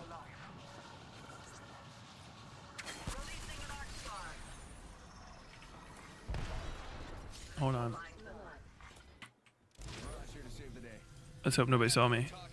So yes, it was very much unique. It was very industrial, and it was different completely. There is the reason that it's prohibited, and not as a matter of legality outside of places like where it fucking occurred. I mean, you can say anything you want about the Holocaust in America. You can literally deny it. I had George Lincoln Rockwell in my fucking video. I wonder if Banabadata saw that and got a little upsetty spaghetti about it. You can deny the Holocaust. You can suggest the benefits of the Holocaust in America. It is not illegal. It is just untoward because it is the actions of a disgusting and disreputable person who does not understand history or value it. That is the whole point. There's also nothing to gain, literally, figuratively, or otherwise. There's nothing to gain from diminishing or discussing these facts. You can just say that the Holocaust happened and still have every conversation. I do. I've never engaged in any sense of Holocaust denialism. I despise Nazis. I despise the Holocaust. what those people did to the Jewish populations and other populations of people within Germany are depravities. I can say all of those things, and I can still also call out Palestine. Nothing about the way I talk about it in any way, shape, or form is diminished. Like, it is an act of psychosis to think that you need to be able to deny the Holocaust or engage in things that are commonly accepted as Holocaust denialism in order to speak about it critically. I'm a little helper. I get on the ground, I block him. Oh, my other person left. You got it? I have faith in you. Why are you like that? Let's hit play. It's industrial because there were work camps with like gas chambers and crematoriums. Does that make it industrial? That's weird on the face of it, but let's give it. Yes, let's no, it like was industrial. There's no if it was. It was, you stupid fuck. That literally yes. You fucking moron. Why would you even dispute that? Like, what the fuck is fucking wrong with you? Holy shit. That's not even a unique thing. Like, what is a genocide like the Gaza genocide, where the products of industry are dropped on people's heads to kill them? Bombs. Is that not industrial? But it's like arbitrary. Not in this case, no. It's done differently. One of the main reasons to know about it is because... Oh, Jesus. Okay, yeah, you got fucking wrecked. It's not industrial in the same way. It's very much like a typical other types of genocide. It's a population concentration and annihilation, but they're not taking people specifically to camps in trains type deal. And if they are, still it's a genocide. It is what it is. I don't care to say that it's not. I don't understand who is telling you this thing and they're doing such fucking psychological damage to you that you have to make this video. I don't understand the point of this conversation aside from reaching out to neo-Nazis. This is some Candace Owens shit. What in the fuck? Okay, never mind. I don't know. Maybe I'm missing the point here. Let's just get back into the video. I'll skip back slightly. People's heads to kill them. Bombs. Is that not industrial? But it's like arbitrarily picking something about it that you think is unique to then claim that it's unique. It can never be objective. It can only ever be subjective. I think the Holocaust is unique because of this aspect, which I mean, you know, you're allowed to have. No, it's not subjective. It's objective. It is the first time that was done. It's just the first time that was done. You have before the Industrial Revolution, and then you have after the Industrial Revolution. You should be comparing it to things that are after the Industrial Revolution, or similar genocides that were made from the same cut from the same cloth, like the Native Americans. You could, I guess you probably don't want to compare it to the Khmer Rouge, but that would be a similar thing, the products of industry and stuff. But why was the Khmer Rouge different from the Jewish population? It was yet again a much more like emotionally driven one. The genocide of the Rwanda genocide. Hutus and Tutsis. In the case of that one, it was organized and they did identify people with their identification, but they didn't have the same amount of organization, of concentration. They didn't seize the full governmental power of a country that they were running and then use the industrial mechanics of that country as in tota to do it. It's not just the statement, like this is a stupid like you need to fucking go back to English class. It's not just the mere use of something that was produced by industry. It's using the entirety of industry itself. It is industrial in its execution. Do you know what I mean? Like there's a difference between factory farming and just farming using a tractor. You understand like how that's different? I mean, I know he's not in the fucking room with me, but those are fundamentally different things. Okay. I get it now. All right.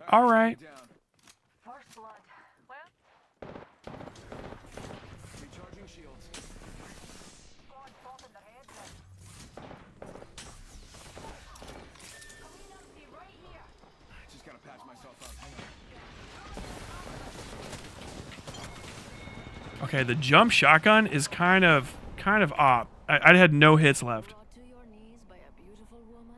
Have that opinion. Though I would question why you need to have it. But the more interesting thing about it is, why do they need everyone else to have it? Why is it so important to those who believe in this notion, who's tried to spread it, that everyone else also be policed into saying this same thing, that the Holocaust is unique? And just before we move on to that point, See, prove to me the point that anyone's being policed. Like, we're not part of the same society. Like, the only reason I ever I listen to Bad Empanada is because he happens to speak my language. But we are not part of the same. No one can police you in America. You are a fucking foreigner. I don't know how to say. I really have to hammer this home. You foreigners are foreign. They don't live here. If you don't live in America, then no one's policing you. If you're upset with YouTube, then you're mad at an American company. I don't know. Find a different fucking company. But if you're asking why there are rules to conduct in different places, these are called rules. Like, that's rules, taboos. Culturally, people have accepted it. You are a foreigner. If you don't like people policing you talking about the Holocaust, I don't know if is that illegal or illegal in Argentina? I don't know, and I don't care because I don't fucking live there. I live in America, and you can say anything you want about Jewish people. You really can't. Nazis pretend like you can't, but you can be the president of the United States of America and say rank shit about Jewish people. You can say whatever the fuck you want. You might just lose a comfy office job at best. And like this lightweight shit, most people are just going to be like, do you not understand basic words and terms? Like, they're not going to give a fuck. Who are you basically just whining that people have started calling you out on the fact that you sound like an anti-Semite because you say anti-Semitic things? Like, I don't know. Maybe if people say, hey, these are the things that make you anti-Semitic, and then you say them and you don't understand why. I want to mention as well, that's just your life. Around 40% of the victims of the Holocaust weren't killed industrially. They were just shot. They were just shot in the fields, the same as like a Native American would have been shot during the Native American genocide in the US. Oh, God. Are their deaths less unique, less important, that the same? less profound? Are they not part of the Holocaust because they want industrial? It's easy to find contradictions when you go looking for them because it's an arbitrary distinction. It's a made-up distinction. It's just a stupid thing that they made up. And the reason why it was made up is very simple. Gatekeeping for Israel. This is why they want to police it. This is why they want to police it. You know, it's gatekeeping for Israel. They want to be able to smear you as a Holocaust denier, even when you're not a Holocaust denier.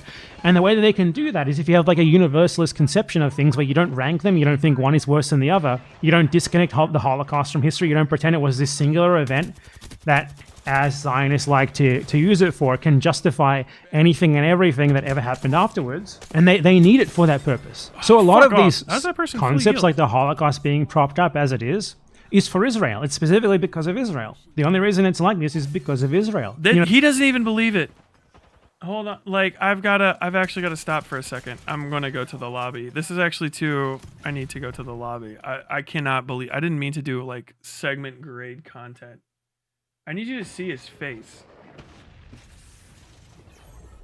And you need to be quiet. There we go. Like, I need to make sure that this is on. He knows he's fucking full of shit. He has no confidence in the thing he's fucking saying right now. I mean, obviously, if he watches this again later, he's going to go, I know I did. But I need to bring this up because this is actually shocking. Gatekeeping for Israel. This is why they want to police it. This is why they want to police it. You know, it's gatekeeping for Israel. They want to be able to smear you as a Holocaust denier, even when you're not a Holocaust denier. And the way that they can do that is if you have like a universalist conception of things where you don't rank them, you don't think one is worse than the other, you don't disconnect the Holocaust from history, you don't pretend it was this singular event that, as Zionists like to use it for, can justify anything and everything that ever happened afterwards. And they need it for that purpose. So a lot of these concepts like the Holocaust being propped up as it is for Israel. It's specifically because of Israel. The only reason it's like this is because of Israel. You know, the reason why there's a Holocaust museum in fucking Guatemala is because of Israel. The reason why there's so much like consciousness regarding the Holocaust, more so than any other genocide, is because of Israel. It's not. Okay. Like, it went, dude, I'm telling you, this guy, he has to be being paid. He has to be being paid. Like, to say something this fucking stupid. What makes American slavery so much different than slavery?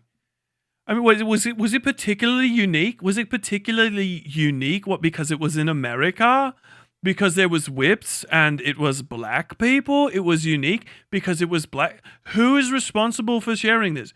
Who is responsible for saying this? Who are they? Of course, it's black people. You know what I mean? If only black folks had one place, you know? Like, this is insanity. It's insanity. I appreciate there shouldn't be any Jews in Guatemala. There's no Jews in Guatemala. Guatemala doesn't want no fucking Jews. All the Catholics that are in Guatemala are naturally there. If there's any Guatemalan Catholics, they're naturally there. If there's any Guatemalan Jews. If for any reason Jews ran away from a place where a bunch of them were at some point, and they lived, and other people they knew died in a horrible thing, there's like only reason that they would make a memorial to that would definitely not be to remind people to not do it again. It would probably just be for Israel. Right, because Jews are a hive-minded bug people, apparently. What in the fuck? God, dude. Oh, my God. I can't believe people are like, if you fucking just are nice to him or something, he'll probably forget about you and you can be fucking friends with him. Oh, my God. People are like, Tyler, you should make good with bad Empanada. You should apologize for having been in the military and fucking get closer to this guy. Like, dude, kill me. Oh my God.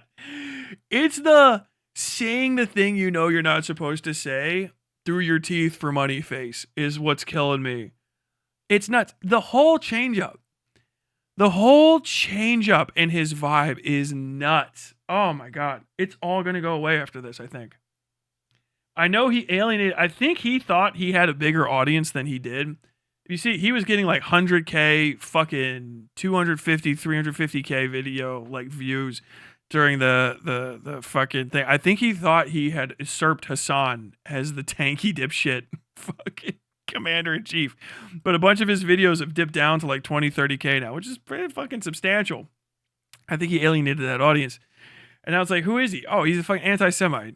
What does he say? Well, he said, he don't trust them Jews about the Holocaust. He said, them fucking Jews and their Jew state in the Middle East. They're up to some shit.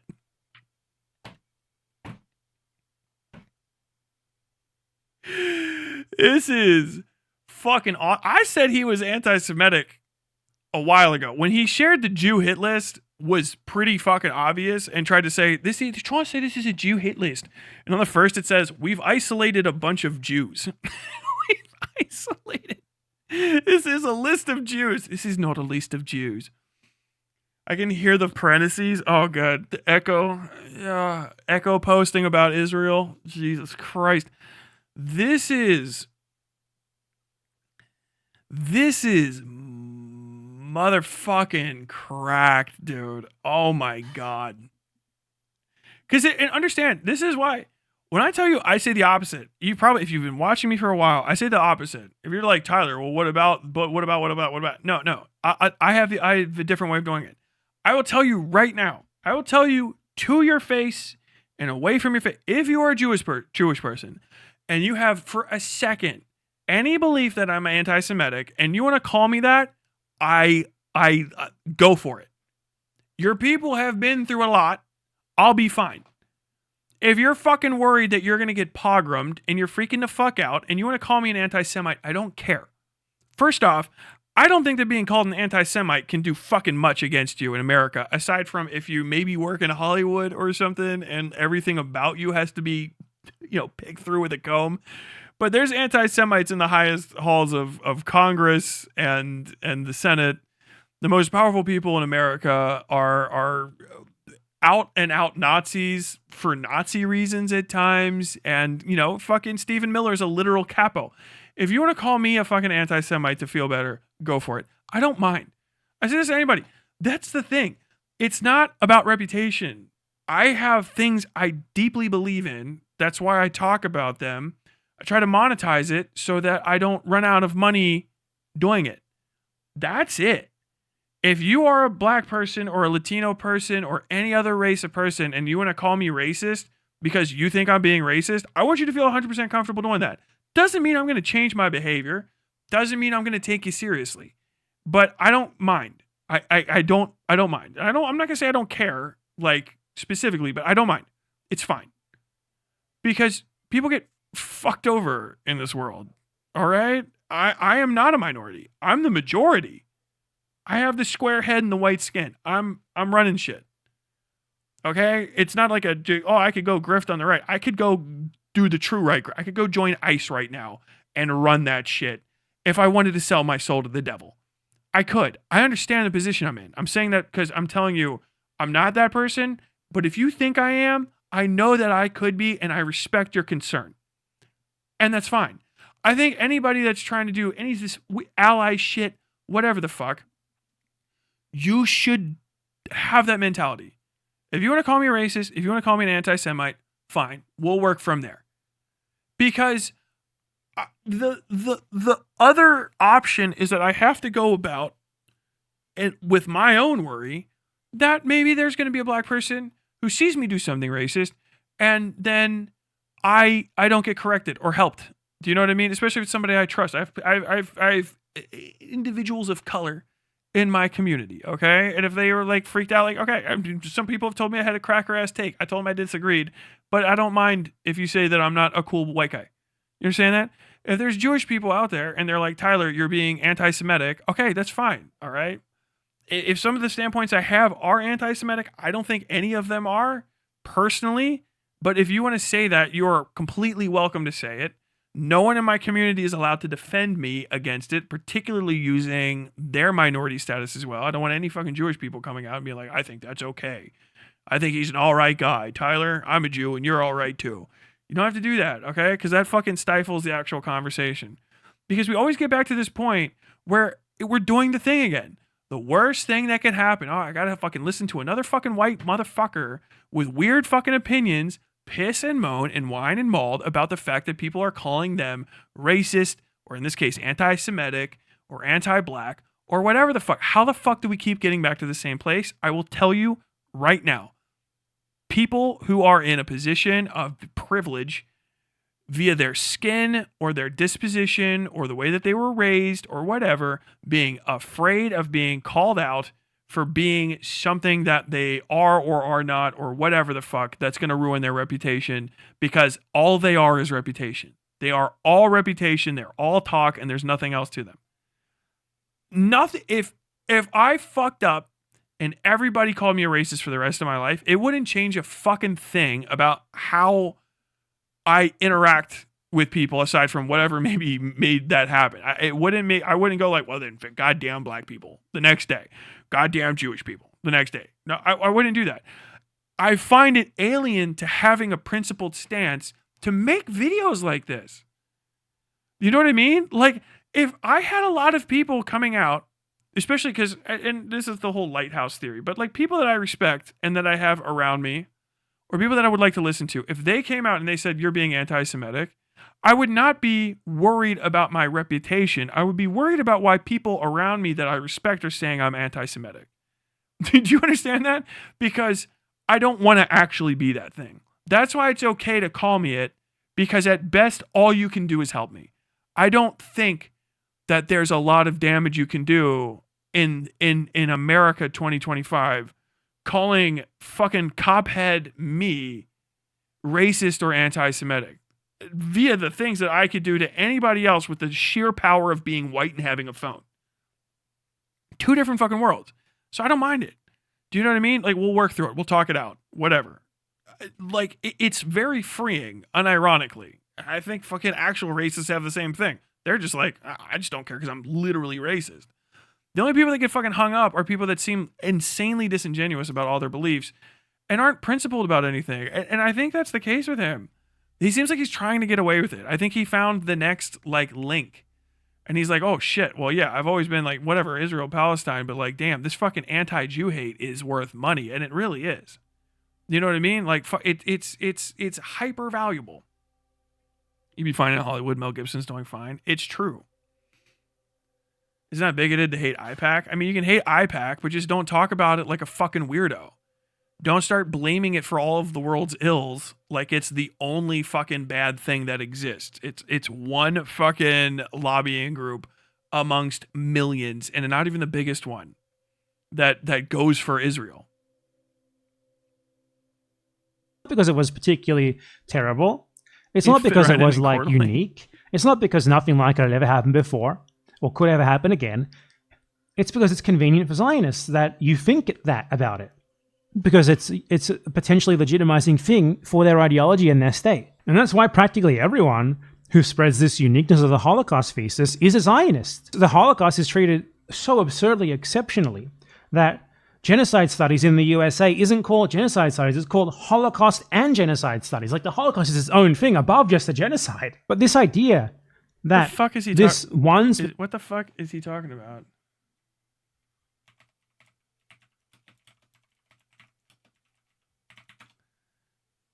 That's at Oxford Academic. U.S. Holocaust Memorial Museum. Did he get fucking triggered? Jewish Studies, Certificate in Holocaust and Genocide Studies. Allows students of any major to deepen their knowledge about the Holocaust and other cases of mass violence. Okay. Project Muse. This is DPI.NC, North Carolina Holocaust Genocide Studies elective offers. Okay. How about just genocide studies? Is that even a thing?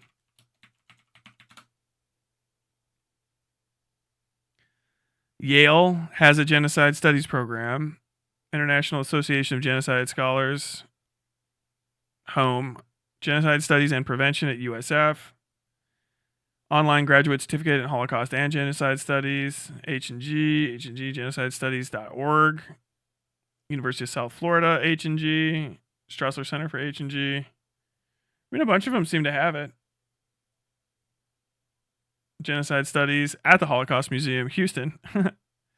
Journal of Genocide Research, Taylor and Francis Online. I'll just search for Holocaust and Genocide Studies. Let's see if we just go minus Holocaust.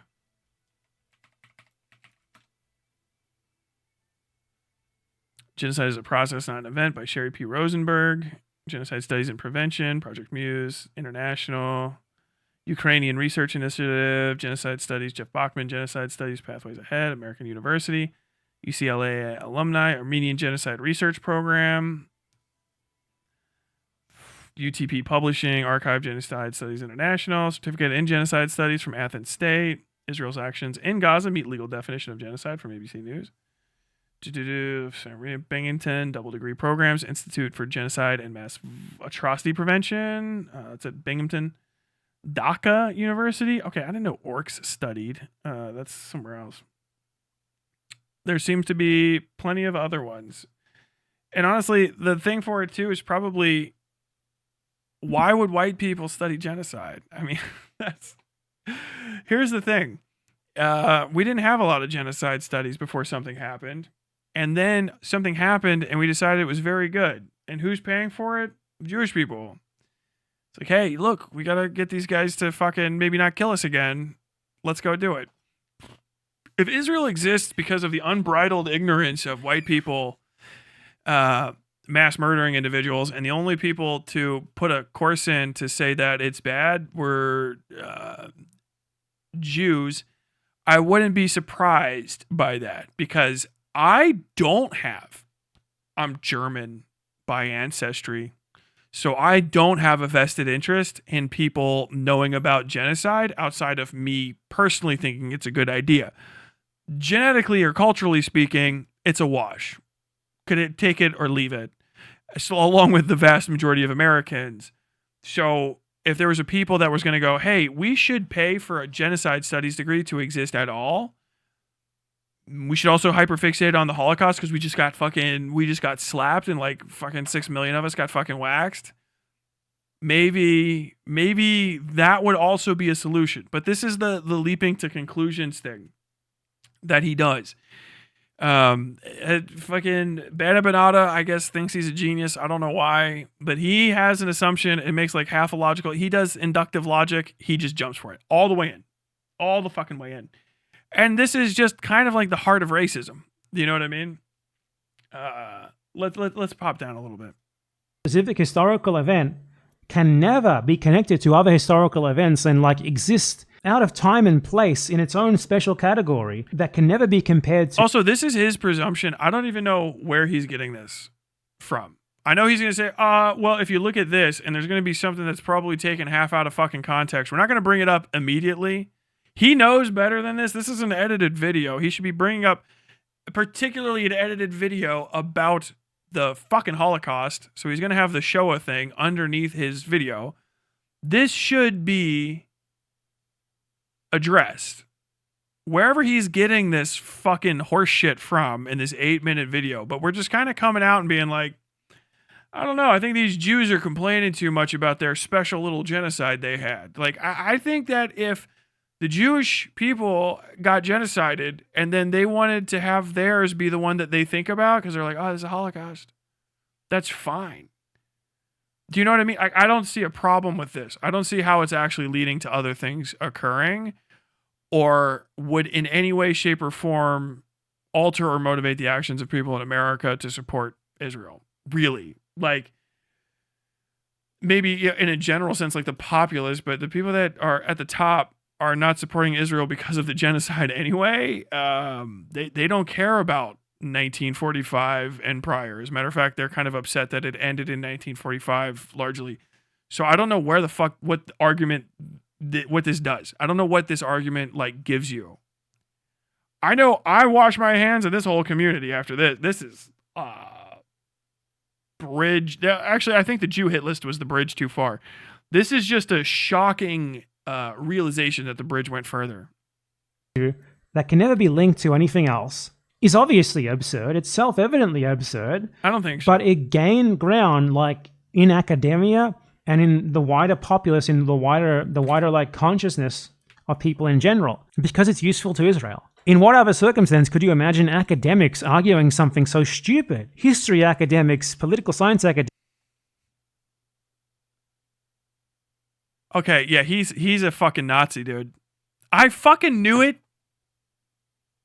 I always had it was him talking to Matt Binder and defending Argentina too hard. You know what I mean? And saying that there's no Nazis in Argentina. Empanada's a Nazi. And I'm not saying that like it's a revelation, like he's an anti-Semite of an extreme nature. I think he's an actual like Golden Dawn transplant. Like he's a Nazi. I think that the entire articulation of Southern, global South shit, I think that's just to motivate Latino-ish type populations at first, maybe. But I think that's just to fucking motivate people into Nazism via Zion and anti-Zionist propagandizing. I think he's actually a fucking Nazi. Like a National Socialist. Fuck. I had my suspicions, but this is that way of phrasing it is the kicker. That is consciousness of people in general, because it's useful to Israel. In what other circumstance could you imagine academics arguing something so stupid? History academics, political science academics caring about something like so dumb and inconsequential, like is the Holocaust unique? The appeal to incredulity against academics. This is like, dude, he's just doing a bad Fuentes. Could you? Why else would academics be arguing? First off, could you imagine academics arguing something so stupid? Is like the crazy attend college, ho. That's like fucking yes. Vast majority of what they do is argue minutia and stupid shit. Of all varieties of stupid. Sometimes it's stupid that only they understand. history major here. There's plenty of reasons to discuss the Holocaust at the topic comes up. This is actual Nazism. This is fire. I don't know. Is he like Golden Dawn? I know he's Greek, but like, fuck. He is actually a Nazi. This is actually how a Nazi works. Like, I'm not pissing about. This is how you make the move. It's the appeal to incredulity. It's the casting doubt on academics and the suggesting the mass infiltration of Jews into academic circles.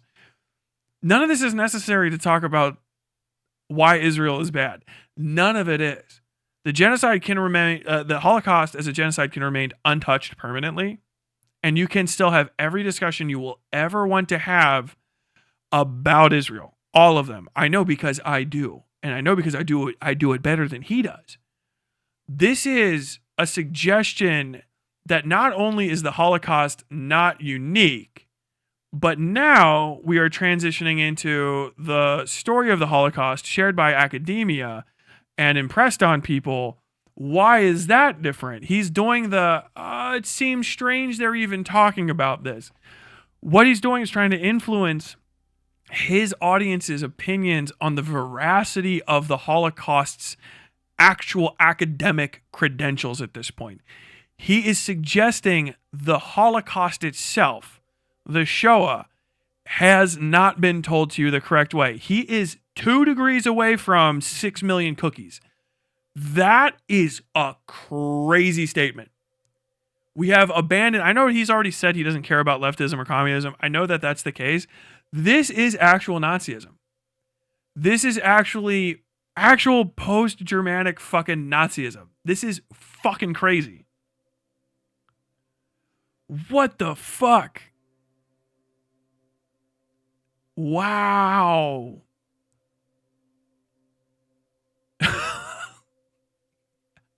I'm actually shy. I'm not jumping this up. It's the middle of the night. Trust me. I'm very tired. I'm taken aback. He's nudicing. He's a nudicer. He's have you guys ever oh my god. Holy shit, dude. Someone better Noah Samson. Someone call him.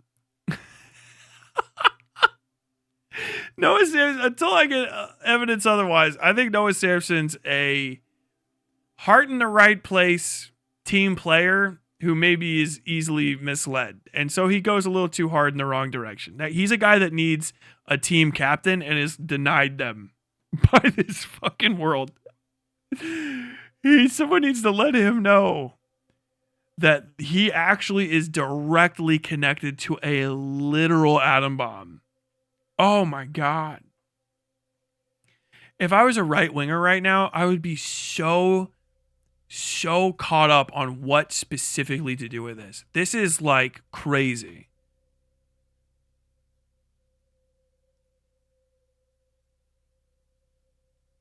I mean, I had been considering doing a video on him being an anti-Semite, but like, holy fuck.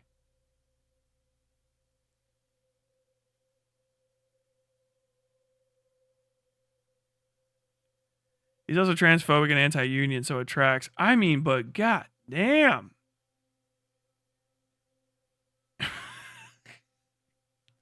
Fuck me, bro.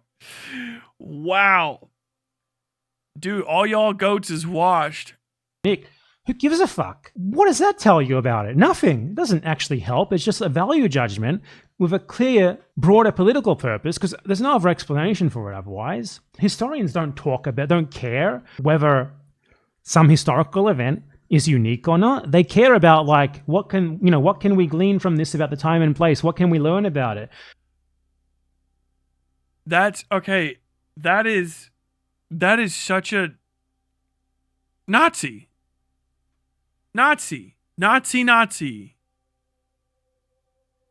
In the shit list, beyond crypto, I must work to destroy you. I envision your untimely demise. What the fuck?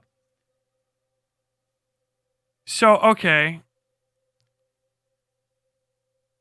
Dude, he's rewriting that. He's actually gaslighting his audience. This is a reconstruction of fucking how to find evidence. Also, historians are considered with the uniqueness of events. They're called historic events. They have names because they're different from the other ones.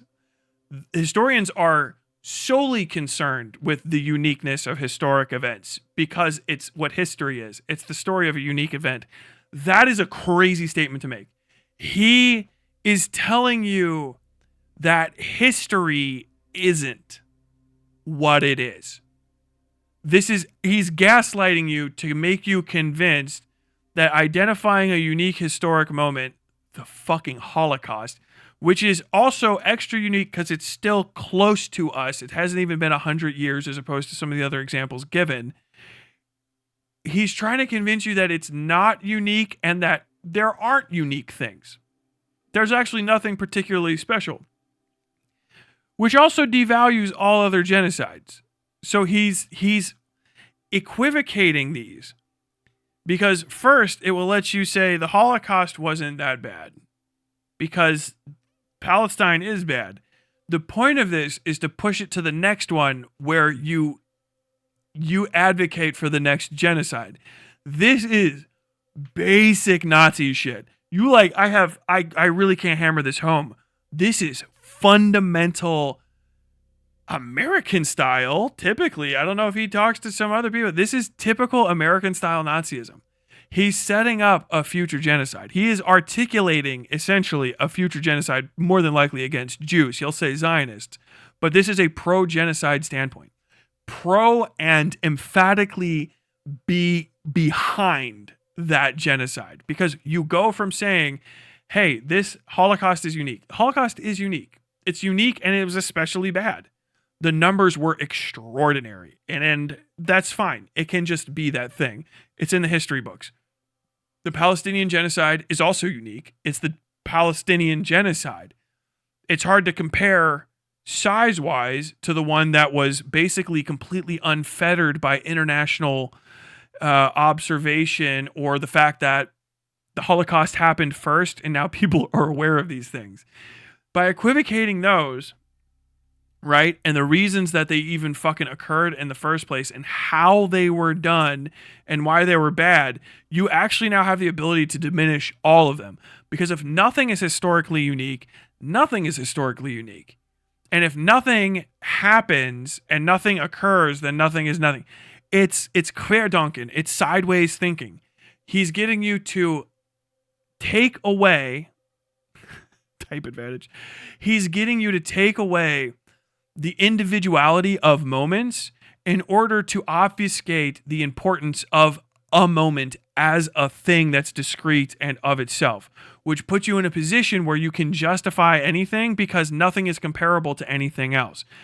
If you feel like you're starting to lose your mind, that's intentional. It's querdenken. It's sideways thinking, side thinking, lateral thinking.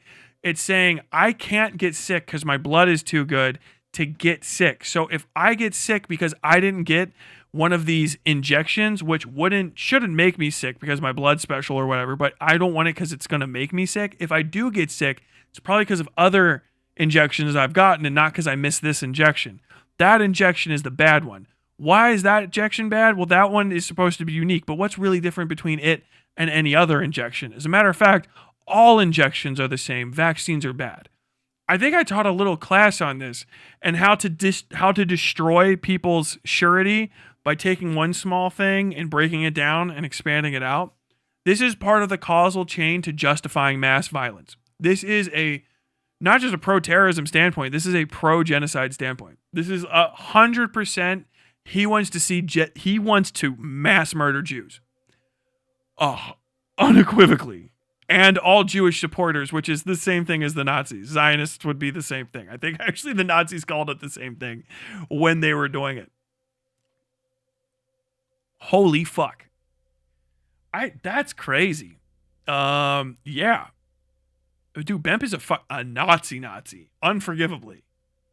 How can we interpret this to perhaps enlighten us more on how and why it happened? What's the evidence for it? They don't care about, like, what makes this particular event particularly special and super mega special and way more important than all the other events. Like, historians don't debate the importance of things. They just talk about the things themselves on their... Can we Can we fucking, dude, it's line for line is a breakdown. Historians don't debate the importance of things is what do they do?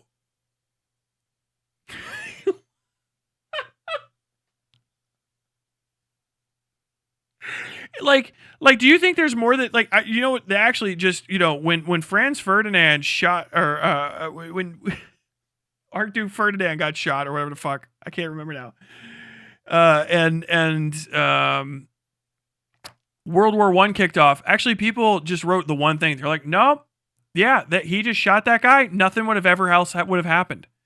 There's only one telling of history, one true telling of history. Anything else is a conspiracy by, I don't know, somebody.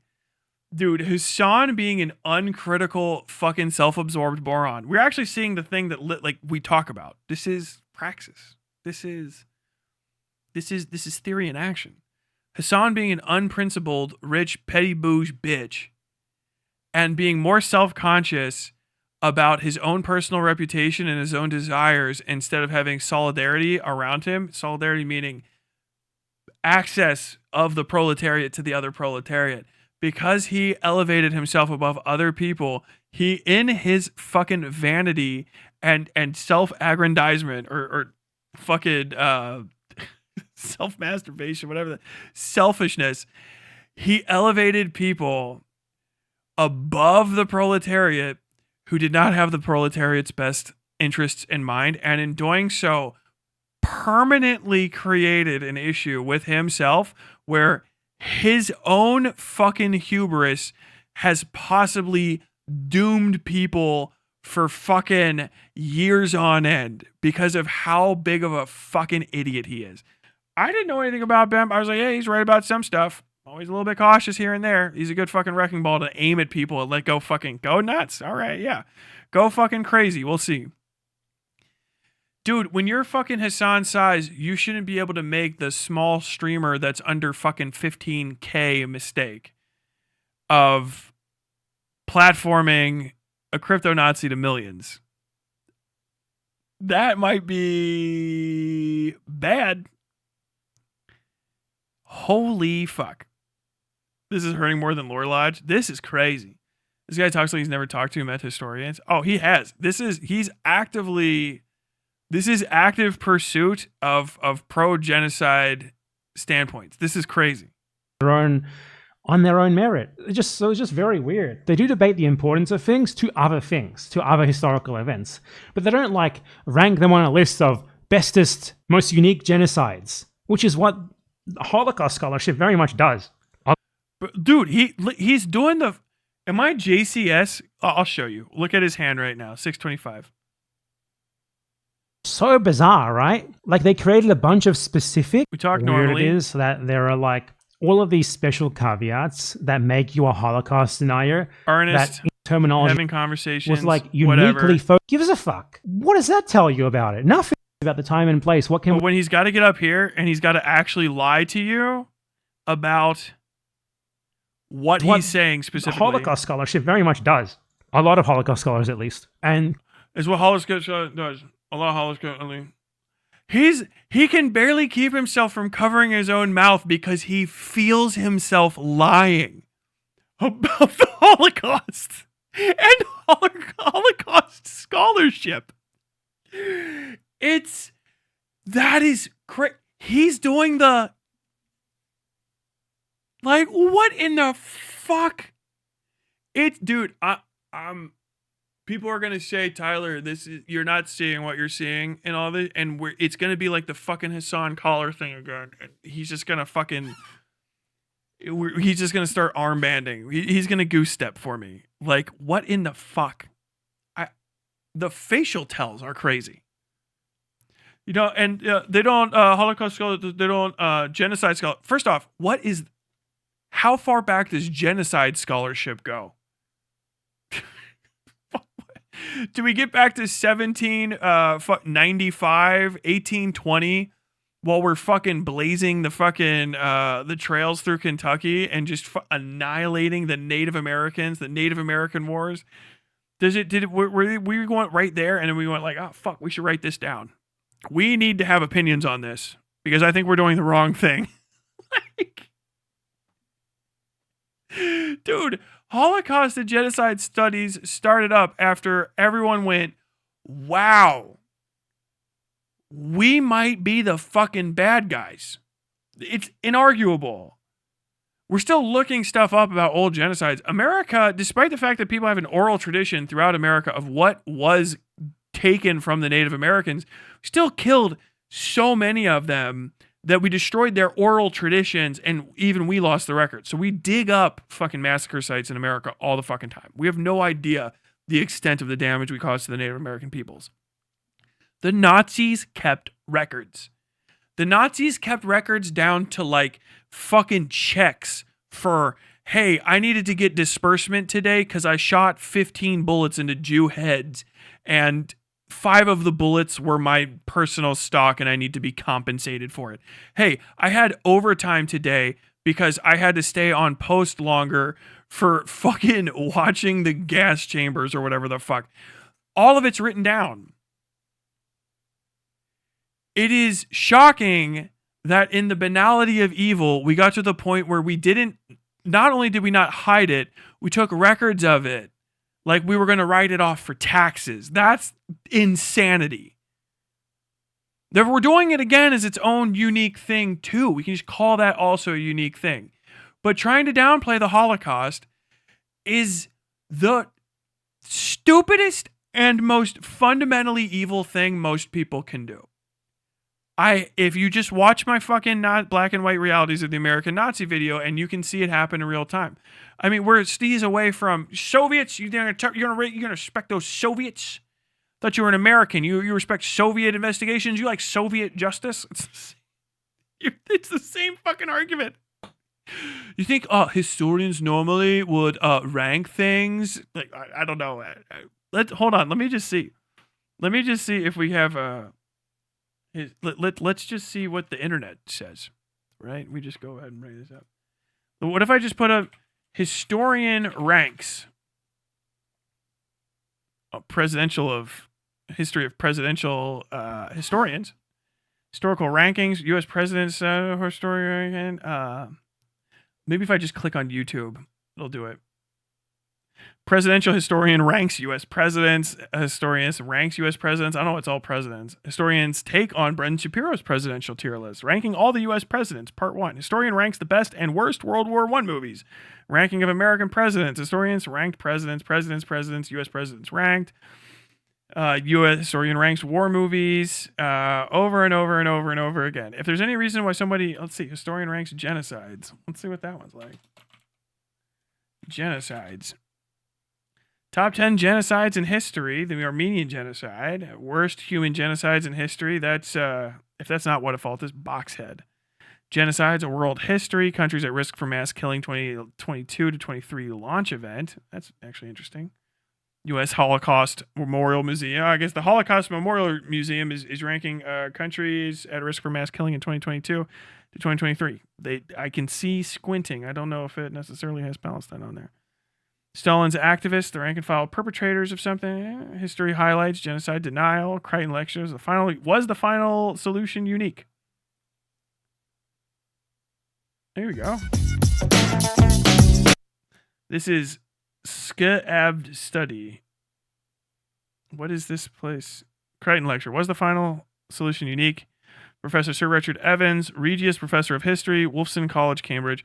In the recent years, the Nazi extermination of 6 million European Jews has been increasingly equated with other cases of mass death in the modern age, including the German attempt to exterminate the Hereros in Namibia before World War I, the Ukrainian famine of the early 1930s, the Nazi killing of gypsies, homosexuals, and mentally ill, and the Rwandan genocide of the 1990s. Many historians have concluded the Nazis' murderous final solution of the Jewish question in Europe was no more than one genocide among many that occurred in the 20th century. This lecture examines these arguments and discusses the counterclaim that the Holocaust was categorically unique and essentially incomparable. So have you guys ever heard, can I give you some Nazi? Okay. Hitler's prophecy, I believe is what it's called. Hitler's prophecy. It says its own thing. So this was actually printed If you're a German, I don't know if you're allowed to make sure your headphones are in. Okay, yeah, this is printed and disseminated. I think I have the thing up still, just so you guys know. We're going to move him out of here. So while other people did die during the Holocaust, this was printed and disseminated. Wenn es dem internationalen Finanzjudentum gelingen sollte, die Völker noch einmal in einen Weltkrieg zu stürzen, dann wird das Ghraib nicht... I can't fucking read it like this. But that's a printed version of it. I'll read it in the original German. If I can get it. I might even have it. Wenn es dem internationalen Finanzjudentum gelingen sollte, die Völker noch einmal in einen Weltkrieg zu stürzen, dann wird das Ergebnis nicht der Sieg des Judentums sein, sondern die Vernichtung der jüdischen Rasse in Europa. If international finance Jewry inside and outside Europe should succeed in plunging the nations once more into a world war, the result will not be the Bolshevization of the earth and thereby the victory of Jewry, but the annihilation of the Jewish race in Europe. These words were similar to comments that Hitler had previously made to foreign politicians in private meetings after the Kristallnacht pogrom in November 1938. The speech was made in context of Nazi attempts to increase Jewish emigration from Germany before the outbreak of World War II in September 1939. This was a speech at the Reichstag on 13. Januar 1993.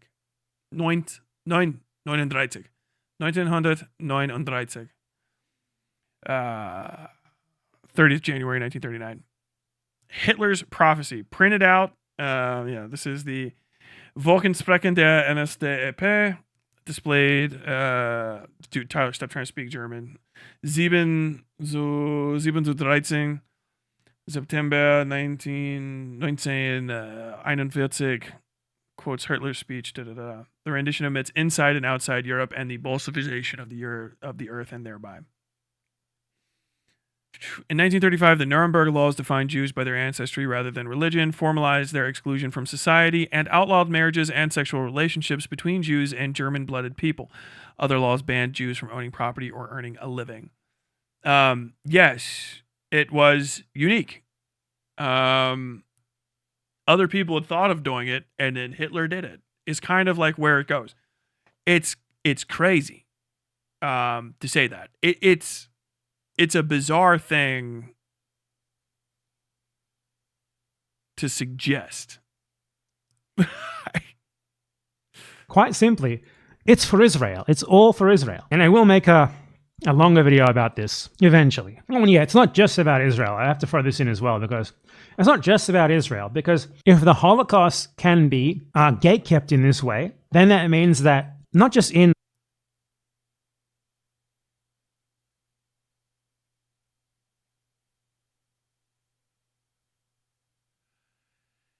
gatekept is okay. The case of Palestine, but you rob people like of a reference point to compare something to. Like you can't compare the Native American genocide to the Holocaust, even though the Nazis were in large part inspired by the Native American genocide. What you just did, You just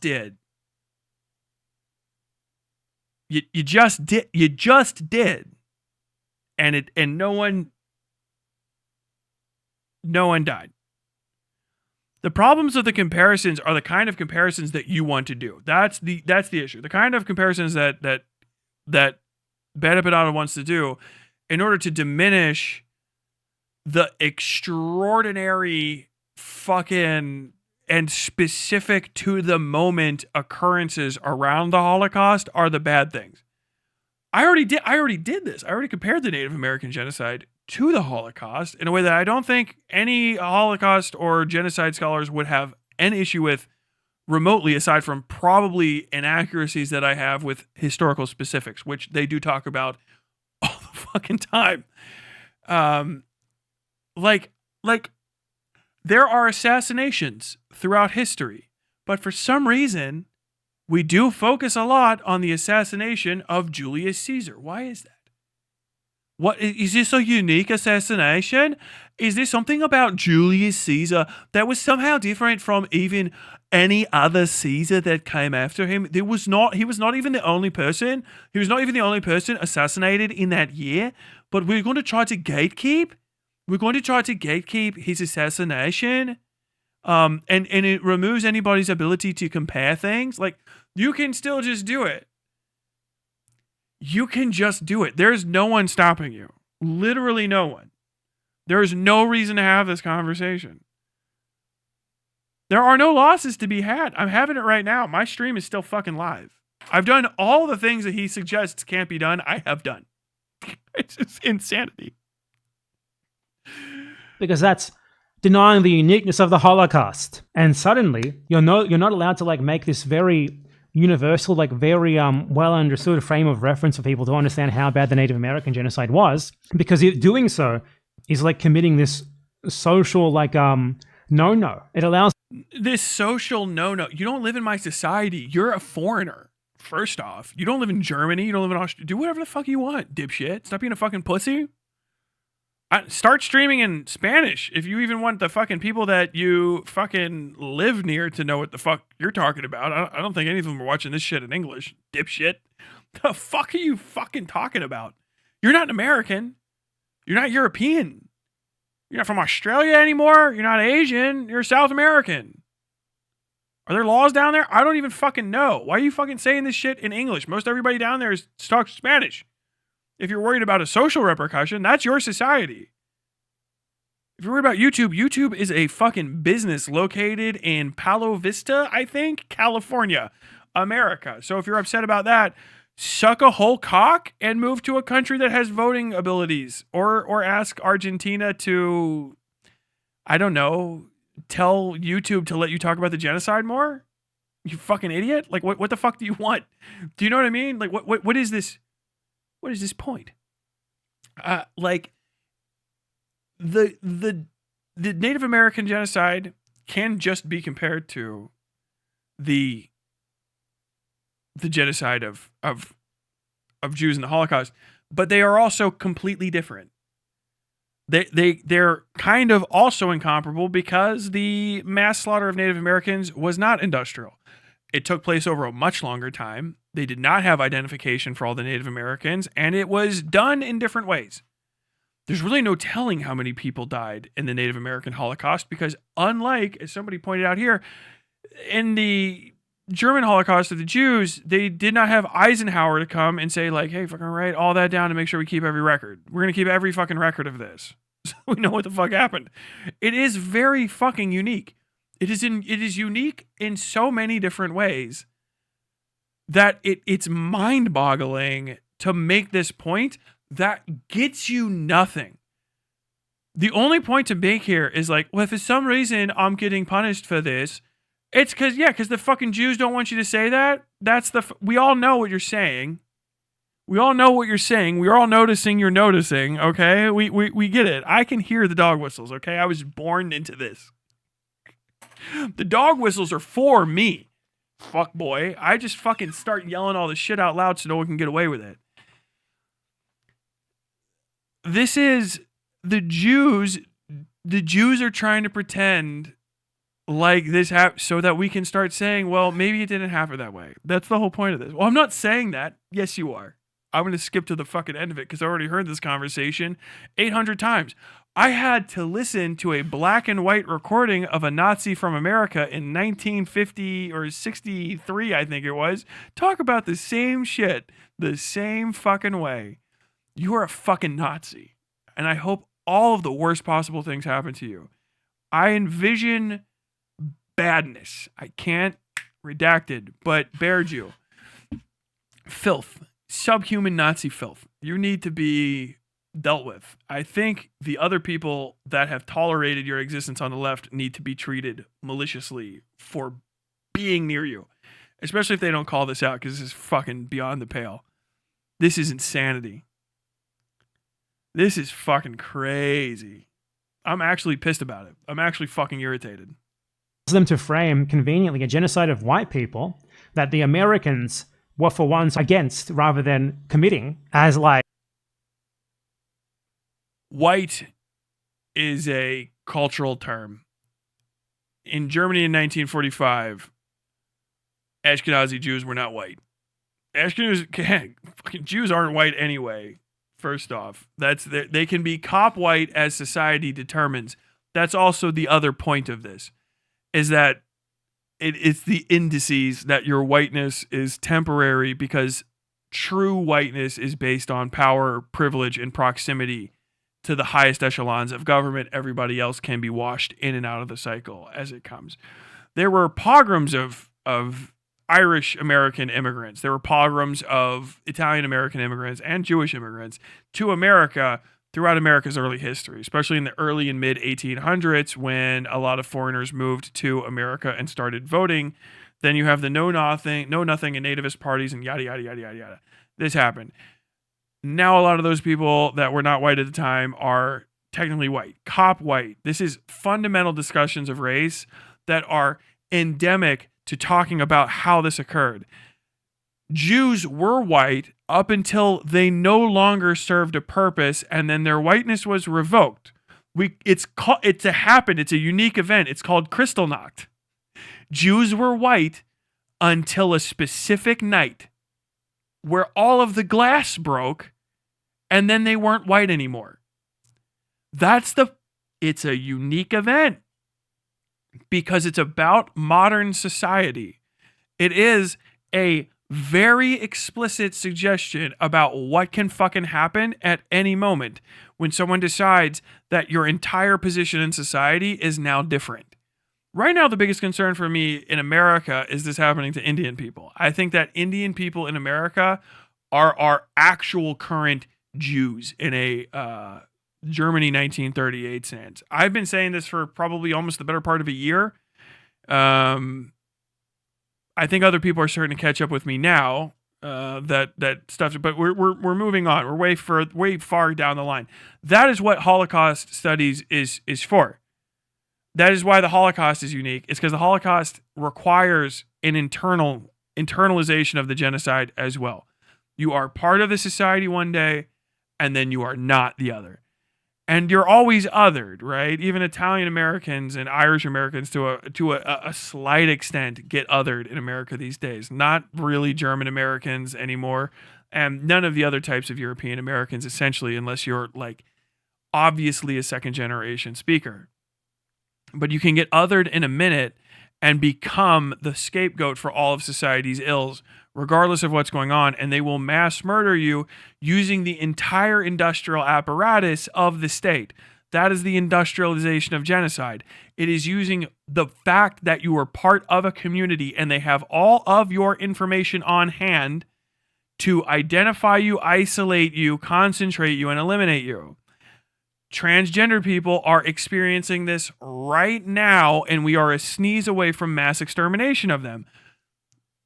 I'm sorry to the entirety of the Latino community for getting that we have concentration camps happening right now in America. That is the point of genocide Holocaust studies.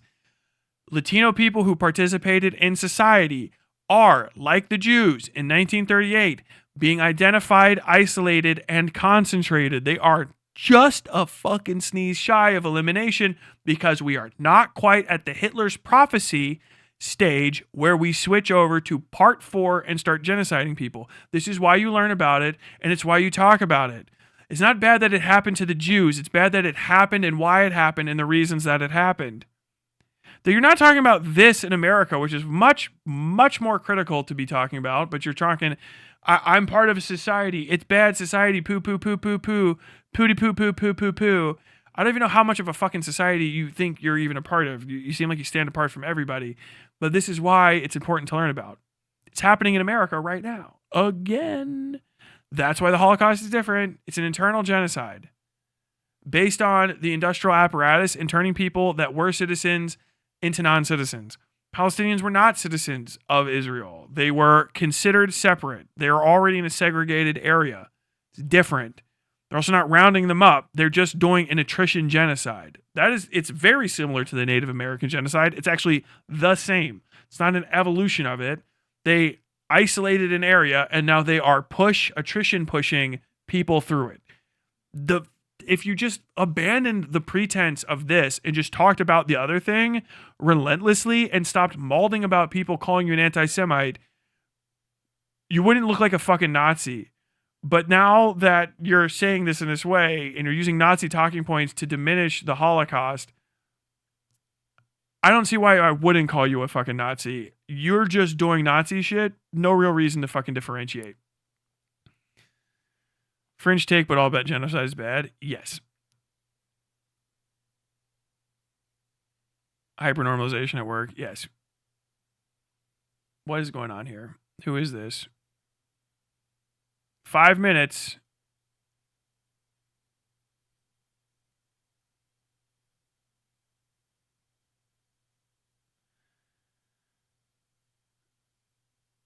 They are fabricating. Oh, what is this? They are fabricating a delusional. No one cares they are cosplaying as Jews at all. Another fucking non-American in my fucking American chat.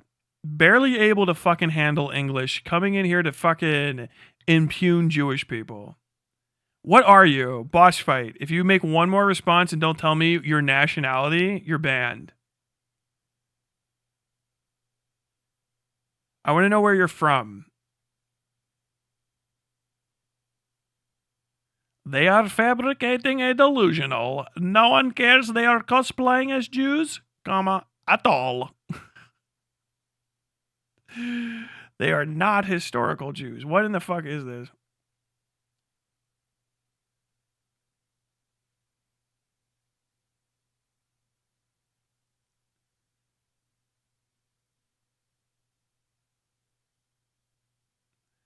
I'm black?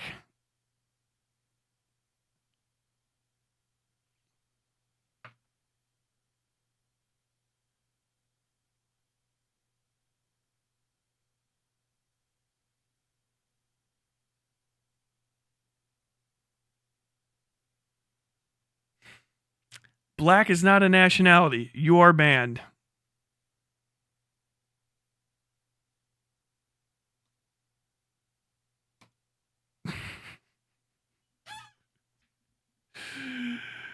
Oh my God.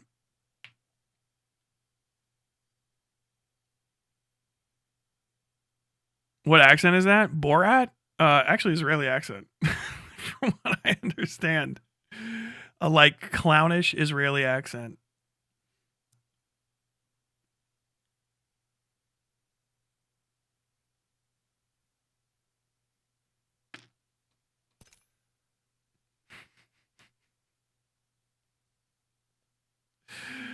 Absolute fucking psychosis.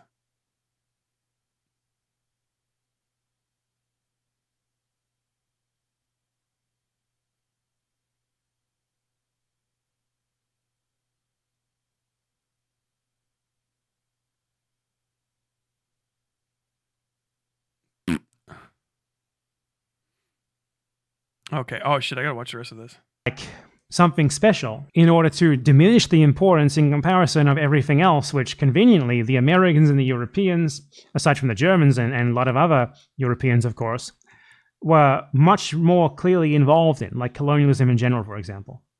So yeah, those diminish the importance in comparison of everything else, which conveniently the Americans and the Europeans, aside from the Germans and a lot of other Europeans, of course, were much more clearly involved in, like colonialism in general, for example. Wait, the Americans were for once against rather than committing as like something special in order to diminish the importance in comparison of everything else, which conveniently the Americans and the Europeans, aside from the Germans and a lot of other Europeans, of course, were much more clearly involved in, like colonialism in general, for example. So yeah, what is those this gibber? What is it? Gibber. Them to frame conveniently a genocide of white people that the Americans were for once against rather than committing as like something special in order to diminish the importance in comparison of everything else, which conveniently the Americans and the Europeans. What has been diminished? Aside from this one thing that's happening, which is a fucking big ass slap fight, and every normal person knows it's a genocide, the people that are fighting for this genocide to happen are doing it from a fiscal and self-interested political way. Next to nobody is talking about this genocide and actually thinking it's not a genocide. Everyone, even the people that are like, say it's not one, know it is. They just want to get away with it. And they're not doing it for some sort of like intellectual reason. It doesn't, no one cares about the historical relation to the Holocaust as a method. Like someone's going to go like, oh shit, like, and come to the realization and go like, oh fuck, well, I didn't realize it was just like that, and then stop. They know exactly what they're doing. They're doing it because they feel justified in it. Every person that's done a genocide has done it because they think they're being genocided. All of them. Some of them have been getting genocided. They started doing the genocide. Literally, right after the Rwandan genocide fucking ended, the people that did it were almost completely wiped out as well because of intentional famine and counterattacks, if I remember correctly. If I fucked that up, my bad. Whether it's fabricated or not, the Germans literally thought that they were being genocided by the Jewish people and international Jewry and finance Jewry because of the economic conditions of post World War I. Everybody does this. This isn't unique. People say that something's happening and it's not. That doesn't change that how we should articulate this historic event. It doesn't affect that at all. Like, these people are pieces of shit, but that doesn't mean that we should talk differently about this thing because it happens to be them for this moment. That just smacks of fucking conspiracism. It wouldn't change anything either. Like, none of them give a fuck whether it was that was the case or not. It doesn't justify a fucking thing. If they didn't have the Holocaust to talk about, they would just talk about anything else. Like, their biggest concern is Hamas. And the fact that Hamas did things that you justify and say are good. Like, to do its own ends. And then they're upset at Hamas and they want Hamas wiped out. Like, they would make up something, fabricate something else. That doesn't mean that we should change or the way that we talk about the actual tragedy that happened before. Like, that's psychosis. It's unironically, it's pre-planning for the next genocide. It's pre-planning for the actual genocide of Israeli people, I believe. If not Jewish people where you can get at them. I mean, that comment, why is there a fucking Holocaust museum in Guatemala, is just like, okay, so why are there Jews in Guatemala? That's how you do, that's old school Nazi shit. This is a Christian nation. I don't understand why we should have, I don't understand why, this is a Christian nation. I don't understand why we should have synagogues. You know, this is a Christian neighborhood. I don't understand why we're literally doing this in America right now. In Dearborn, Michigan, people who don't even live in Dearborn, Michigan, are complaining that they have a mosque up there that does the 5 times a day call to prayer, right? And people are talking about it. Like, well, this is a Christian nation. Why do we have a call to prayer? Why would you think that there shouldn't be a Holocaust museum in Guatemala? What's not in Guatemala that's in other places that has Holocaust museums? Or are there Jews in Guatemala? Should they not be there? Weird. Why would they just shouldn't spread their culture there. It's bad, right? They're not real Guatemalans. Kind of like they're usurpers. Fucking just trying to get into Guatemala and spread their filth. What the fuck, bro? Oh my God.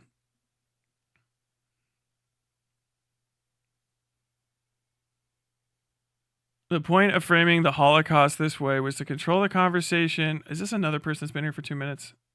10 hours, I think. Framing the Holocaust this way was to control the conversation, prevent it from getting to this point, though, and to mitigate it now that it is. That's what he's saying. What in the fuck are you talking about? Proof. There's no evidence being provided. This is all conspiracism on his part, and half, if not more, of the shit he said is raw lies on their face that are just untrue things. Nothing else historians don't talk about anything else in specific ways or in its importance apart from anything else. Historians don't do this. Historians don't argue about historic facts the way that they argue about this. Historians don't rank things in terms of important, like, this is all conspiracism. This is anti-Semitic conspiracism about the Holocaust. Raw on its face. Raw. The point of framing the Holocaust this way was to control the conversation and prevent it from getting to this point, though. Who's trying to frame it? Was it a conspiracy by somebody? What kind of conspiracy was it? It's like an internet conspiracy of international Jews? Is that what it was? Like, fuck me, bro. Is his opinion so incoherent he had to splice it together in the edit? He couldn't get a single take of even one whole sentence. Yeah, he records like a full live stream or something on Saturdays or Sundays or something and then edits it out. My man's a fucking Nazi, bro. Like a get-got Nazi. This isn't pissing around. This isn't like a personal thing. I gave him I give everybody a fucking big berth. Okay, well, I'm a Nazi, but you served in the American Marines. Yeah, I don't give a fuck. You got it. Bye. Because you're spreading it. I already got your fucking followers trying to defend anti-Semitism in my comments, whether they know it or not, because ironically, they're bad Empanada followers, which are, I'm finding out, a step less educated somehow than fucking Hassan followers if they're buying any of this shit. Like, you guys don't know anything about racism? You don't know any fundamentals about Nazism and how it spreads and is done? If you're talking, all my shit's backed up like a motherfucker. Historical precedent. I just put out a video. The black and white histories of the American Nazi. Go watch all of that whole fucking thing before you talk to me about any of this shit. Because even the offhand comments about shit, which is not a completely different overall thing, it still will get you in the ballpark of trying to understand what dog whistling and anti-Semitic rhetoric actually is. Like, this is actual fucking racism. That's why I'm getting pissed. This is actual fucking anti-Semitism. This is actual, like, fuck, I gotta fucking beat this guy's ass type shit. Like, goddamn, I gotta fuck up my night and his. Pop, pop, pop, pop, pop. I wouldn't be spending time on it. I don't care about him personally. I literally don't give a shit. He's not an American. His opinions don't fucking matter to me. And he talks about my country to make his money. He's like the antithesis of interesting. But I saw this and I was like, oh, that sounds like genocide denial. And he brings it up and it's just genocide denial. It's raw. Raw genocide denial. That's what it is. That's what it is. I don't understand why this genocide denial is genocide denial. Okay. Motherfucker, bro.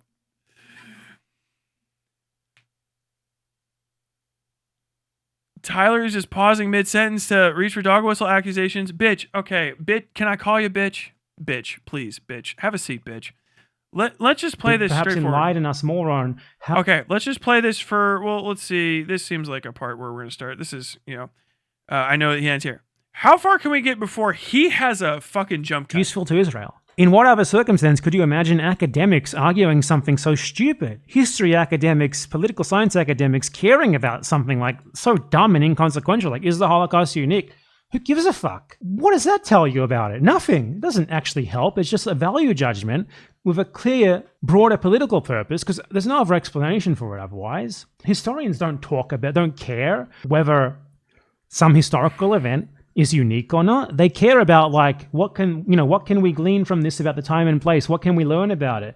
How can we interpret this to perhaps enlighten us more on how and why it happened? What's the evidence for it? They don't care about, like, what makes this particular event particularly special and super mega special and way more important than all the other events. Like, historians don't debate the importance of things. They just talk about the things themselves on their own merit. It's just very weird. They do debate the importance of things, to other historical events, but they don't, like, rank them on a list of bestest, most unique genocides, which is what Holocaust scholarship very much does. A lot of Holocaust scholars, at least. And quite simply, it's for Israel. It's all for Israel. And I will make a longer video about this eventually. Well, yeah, it's not just about Israel. I have to throw this in as well, because it's not just about Israel, because if the Holocaust can be gatekept in this way, then that means that not just in the case of Palestine, but you rob people, like, of a reference point to compare something to. Like, you can't compare the Native American genocide to the Holocaust, even though. Okay, I'm gonna pause it here. So that was, what, 17 jump cuts since I hit play. What do you mean mid-sentence, you stupid cunt? 17 fucking jump cuts.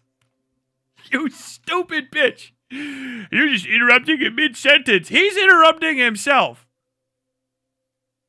Also, when somebody says something, subject, predicate, once the idea is out there, that's all I need. It's not like he said anything. We watched the whole fucking video.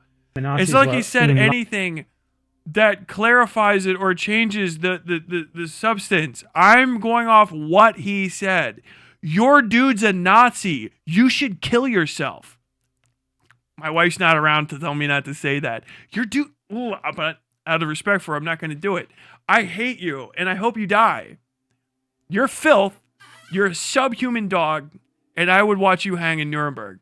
I hate Nazis. I really fucking do. I like to sniff them out, and I like to make their lives bad, because they are fucking subhuman dogs. They are not worthy of love or living. Your guy's a fucking Nazi.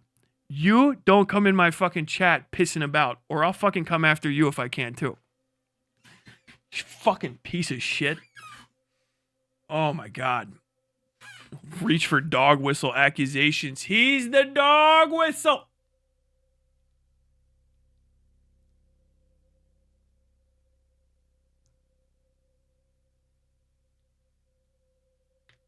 What do you think the big picture is to Bad M's type of commentary? I don't know this guy's audience. I see cognitive easing and others' content as well. He wants to make money, and I think he's a fucking Nazi. I think that's it. I think he got blackpilled probably about something because he's a stupid guy. He's a stupid person. He left fucking wherever he's from to go suck up benefits in another person's country that deserves them more than he does. And he wants to make money doing nothing. And fucking anti-Semitism is one of the easiest grifts in the history of mankind. It's normally very difficult unless you find the right country where no one can get at you. So go live in a country where people aren't going to be watching your content to find out you're a fucking anti-Semite, and then go do anti-Semitic shit. He's probably playing on other people. This is the socialist preconditions lead to Nazism and unprincipled people that drives his fucking audience up the fucking wall. Because National Socialists were socialists. Just the fucking case, man. That's where they started from. Fascism comes from socialism. Nazism comes from fascism. It's just a different way of trying to figure out what a society is. No, it's not. No, it's not. Watch the Freda video. Freda even gets to the point where he goes, we don't fucking know why it's so similar. And it's because if you don't have principles and you try to define a society for socialism, you are going to create a situation where you have extra parts, and you will try to get rid of those extra parts through methods that are unconscionable, like a genocide. That's it. That's it. That's the case. These guys are pro-genocide. They are fucking Nazis when they add the anti-Semitism to the mix. He's a Nazi. If you support him and you give him your money, you're a Nazi too. You Nazi fucking filth. You're a fucking Nazi. You should neck it out. That's it. Sorry, being pro-Palestine doesn't mean you're not a Nazi. You know how I know that? Nazis are pro-Palestine. Not because they give a fuck about Palestinians. Palestinians can burn too, as far as they're concerned. They just hate Israel. Why? Because it's full of Jews. That's it. That's it. That's it. That's it. They think that Israel has more power over America than the Koch brothers. They never bring up the Koch brothers. He never talks about the Koch brothers. Do you even know who the Koch brothers are if you're a fucking Bad Empanada fan? No? Elon Musk has more influence over American politics, a Nazi, than Israel does. Israel has an outsized amount as a foreign country that should be fucking ignored because it's a useful place to stage attacks against the Middle East and launder blood diamonds from Africa. That's it. If Muslims were easier to control and there was less of them because they don't proselytize, they would use Muslims instead. If there was another religion out there that they could figure out how to fucking maneuver into a position where nobody trusts them and they're terrified all the time, that would be the nation. That's the if there wasn't an Israel, we would have to make an Israel. Because it's a military foothold and an economic foothold in a region that has no reason whatsoever to trust or trade with white people because it is actively used to launder blood diamonds. That's fucking it. The Judaism has nothing to do with it, and yet the Judaism keeps coming up. Because you always manage to, you people fucking pretend like you're fucking principled leftists that are fucking anti-capitalist and shit, but you suck the fucking meat out of the balls of millionaires and other rich cunts that flee to other countries so that they can soak up the benefits that belong to the native peoples there, who are true indigenous native peoples who have been victims of colonization, but you're going to go there, pretend that you're a fucking slave or whatever the fuck it is he argued on his immigration form so that he can get fucking rights and get free healthcare and fuck things up for people, and then just, I guess it's all kind of okay that Javier fucking Milei got all that money. Unprincipled. But then I don't see any actual fucking attacks. Any actual attacks against fucking real capitalists in America. No. It's always, hey, we gotta fucking punch down. You gotta keep these fucking workers in line. Hey, you guys ever notice these Jews? Oh, these fucking hook-nosed motherfuckers walking around all of a sudden paying for fucking elections. Jamal Bowman's election. Oh, God. Did you see how many fucking all these Jews in that area? Jew money, Jew. Think I can't fucking hear that? You think I don't know what the fuck you people are? Even if you don't know it about yourself, you fucking Nazi. You scum fuck. You should fucking die. I hate you. I hate you. I want you to fucking look in my eyes in the camera. This isn't a fucking act. I am sick of the existence of people like you on this fucking earth. Especially the fucking ignorant ones who don't know what the fuck they're saying. Go along, get along, joke around in your fucking Reddits. I'm a good guy. I care about brown people. I call them brown people all the fucking time. I don't know why I do that. I almost never use where the fuck they're from. I like to refer to people by their skin color all the time. And it just so happens to be the fact that I keep blaming Jews for stuff. I notice skin color and Jews all the fucking time. And I make all my decisions based on skin color and Jews. Every fucking day I think about Jews and skin color and Jews. And that's all I fucking talk about. Do you not know who the fuck you are? You fucking piece of shit. You fucking cunts. You unprincipled rat fuck suburbanites. I hate you so fucking much. I fucking despise you. I hate you like you have no fucking idea. I think about ways to destroy you. That's all I fucking do. Oh my God, I loathe you. I loathe you and I loathe the things that you love. I hate you like you wouldn't fucking believe, you fucking animals. God fucking damn it, I'm losing my cool. Oh.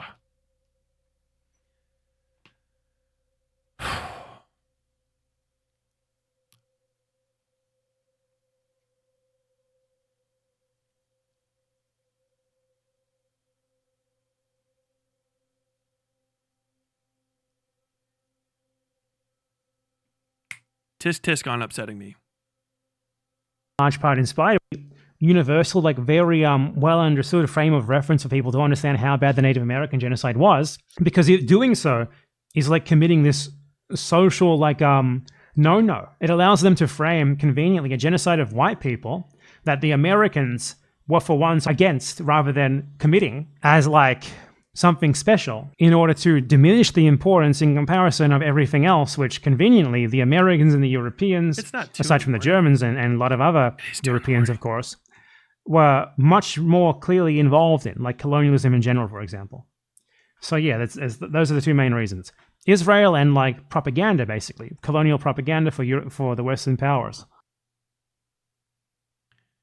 Dipshittery. Fucking Nazi, dude. He can get got.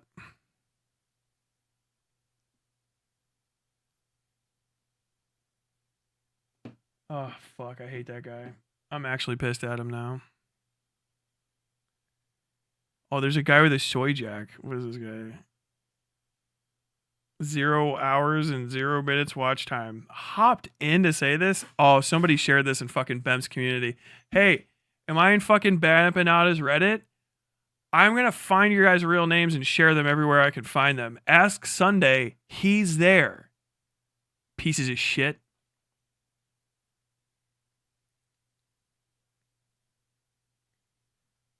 Oh, a soy jack with Christian reposts? Jesus Christ.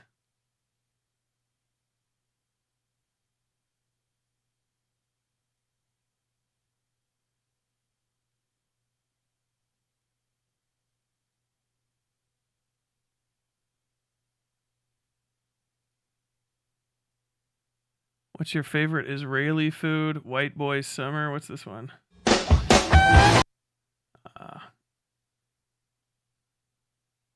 AI. School shooter. Nothing ever happens. Shit posts.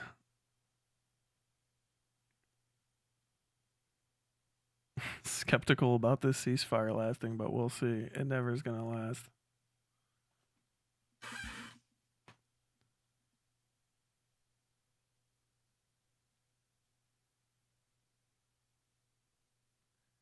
Ascension Clique. Oh, here we got another one. Watch time 0 hours and 1 minute.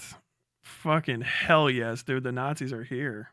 0 hours and 1 minute. PASB. Hey, yo. Did I get a raid that I didn't notice?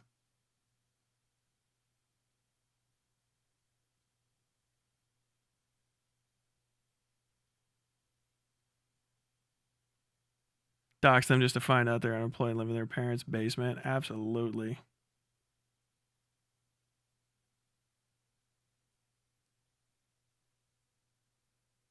Bro, we got him. Talk shit about Ban Empanada and I get fucking Groipers in chat?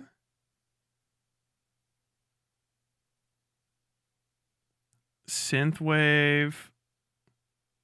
Mentally unwell, 30-year-old, or at best.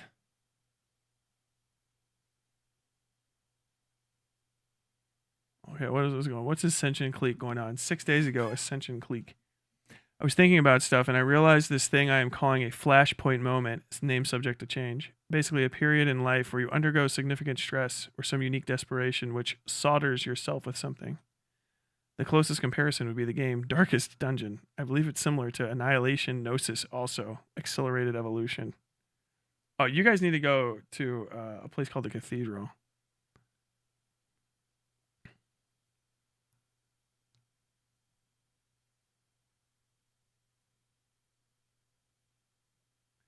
All right, where the fuck did this clip get shared? Who the fuck are you guys even? This is amazing.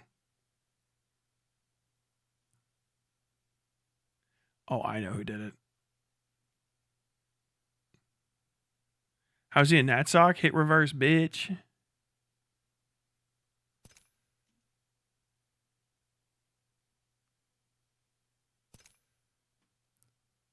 How the fuck? How is he in that sock? You've been here 4 minutes. How is he in that sock? Okay. Bro, I can tell, by the way, you guys, you can't be anonymous in my chat. I can look up all your information because of the way that my thing, it's a scraper. So I know you can't sneak in. Like, it's not even like a subs thing. I know exactly how long you've been watching the stream. I know you haven't even been watching the stream long enough to have heard me say that. So someone else sent you here via like a clip or a statement. So you're coming from somewhere else where you already didn't hear the argument. Fucking ding dong.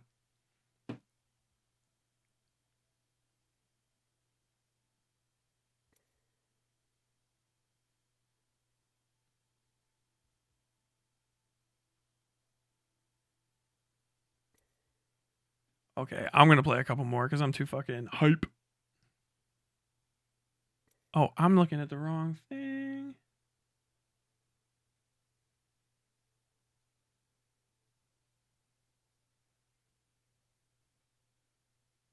Too lazy. I can't even right now. You too cool. I can't waste that good shit on this. Wake up to a fight tomorrow. I got one coming, dude. There should be. I'm waiting. I've been waiting for the day. I've got something cooking in the background. I already sent it out. So I'm waiting for it to hit. And I'm waiting to wake up to that like 1,200 fucking Twitter reply chain. I just found your channel. No one sent me. It was your most recent video. What are you fucking? You're so stupid. Dude, tell a lie that's believable.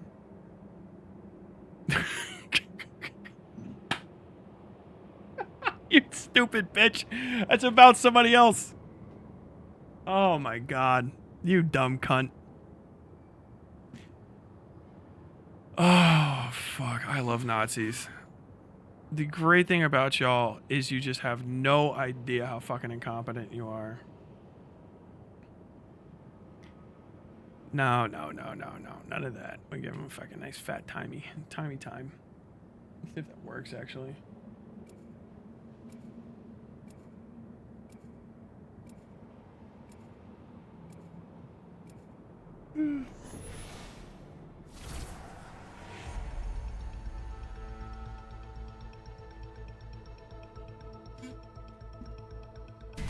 Let's go find them all.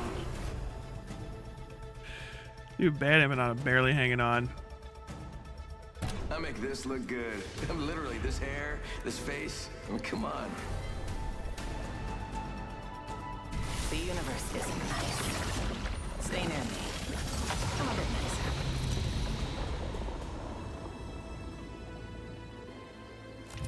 This is your champion. The battle begins. May the gods bless you.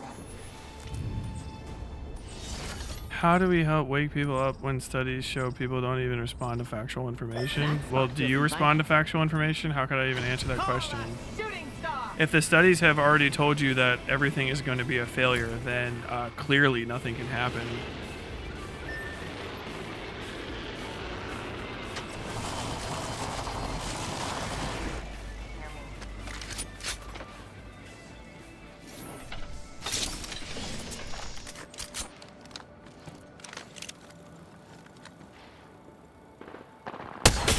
Cracked. Opening fire. See, that's... I'm telling you I can shoot.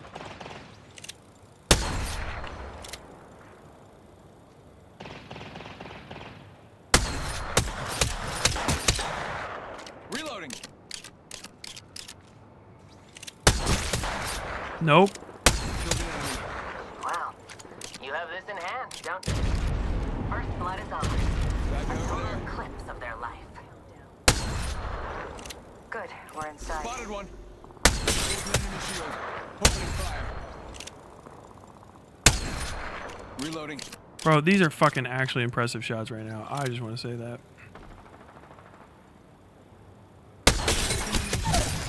Come on. Come on. They look small.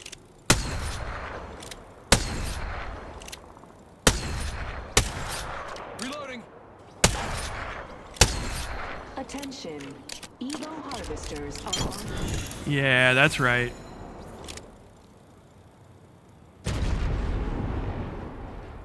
Dude, do you see how much dude, 380.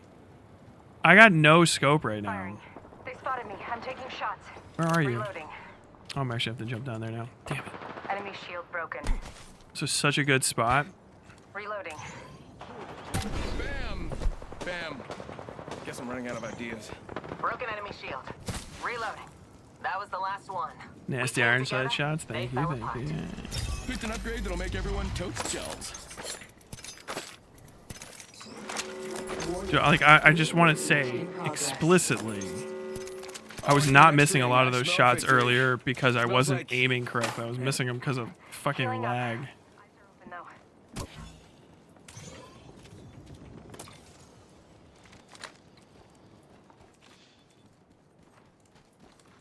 I can't even keep track of which sock puppet is talking. Oh yeah, because you guys are in fucking YouTube chat. Doesn't look like the chat I have. You have to look at the screen chat if it's even on. I don't think it's even on during video games. But I've got different colors for everybody's names. So anybody that's new in the chat just looks different. Like they don't have any of the same colors as everybody else. They're like little gray names and shit. The people that have been here talking fucking forever have brighter names. People who are subs, etc. Mods obviously have different color names. So I can always tell, like, if somebody talks to me, I'm like, okay, cool, you know. If it's one of you guys that are normally in the chat, I see you instantaneously in the correct chat. And then if it's like some new person, it's like, oh, what the fuck? Why is there a gray name? And then like 4 gray names start talking. Oh, hey, what's up, guys? I've never been here before. Like, okay, cool, yeah. You just showed up, really? All right, that's cool. We'll see where that goes. I wonder if you're about to say the stupidest fucking thing I've ever heard. Yup. I can tell I'm getting tired though. I'm fucking flagged. I just don't have anything else to do. Like if I fucking get off here, I'm like, this is what it's like being like a weirdo single person. YouTube chat be hard to release on stream sometimes. I use Mix It Up, which just updated, and it's gonna start updating again now, which I'm very happy about because it's a very good program. I thought for a while that they were gonna fucking discontinue Mix It Up, and I found out that they're not, and I'm stoked.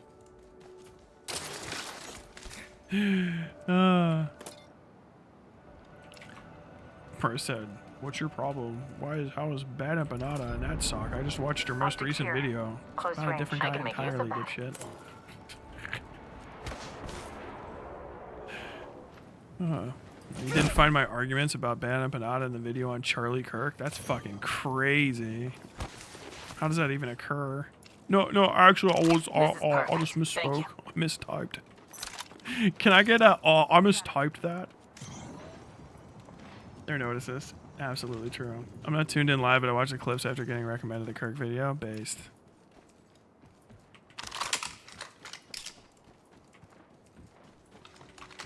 So everybody gets the experience. I have like no patience for people.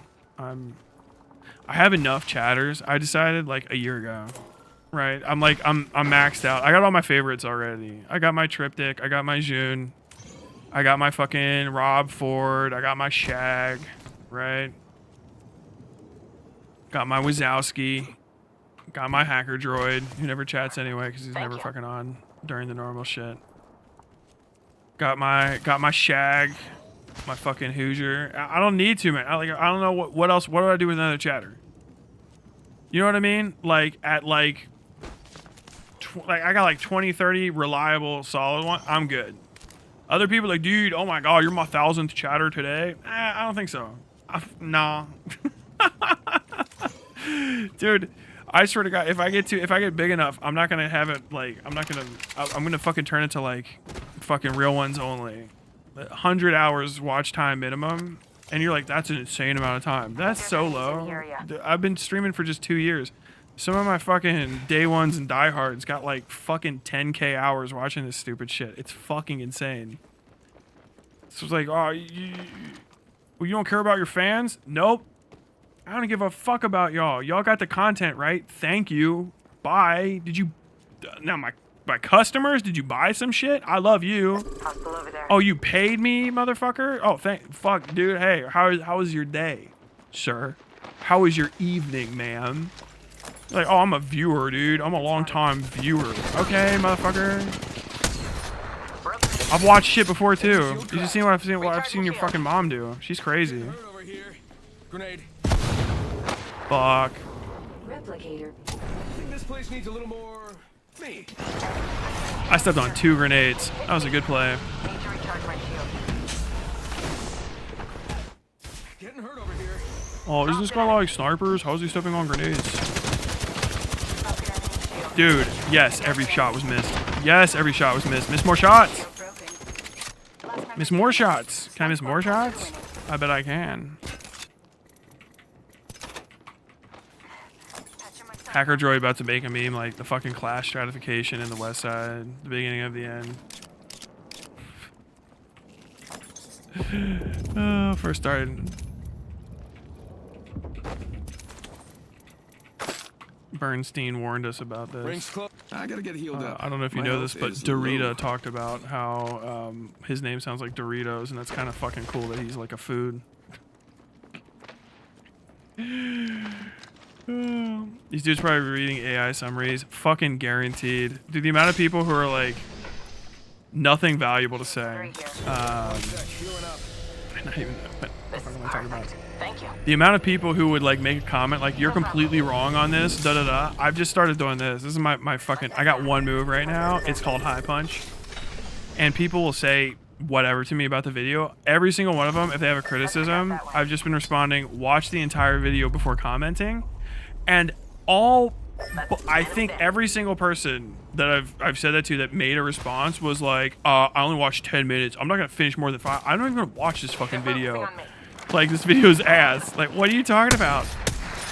Oh, fuck off. Right there. No, right there. Yeah. Bro, you're out of your fucking mind. Peek again. Right, this one right here. Come on. Reloading. Bro, you better watch with that shit. I got my connectivity right now. We're not playing this one, dude. Attention. No, no, no, no, no, no, no. Where are you going? Well then, we have a care package on the way. Cut that shit out.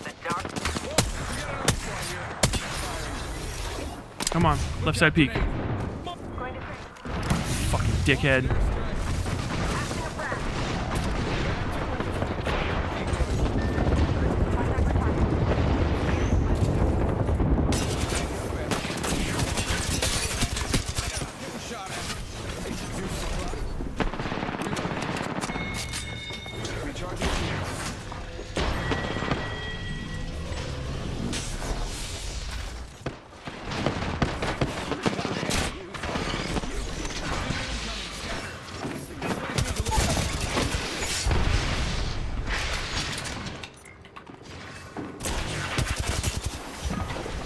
Fuck.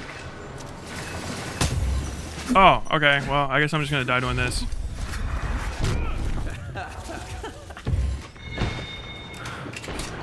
No one came to rescue you?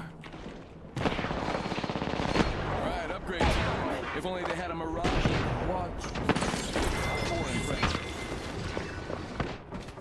Got the banner. Time to get a peek in.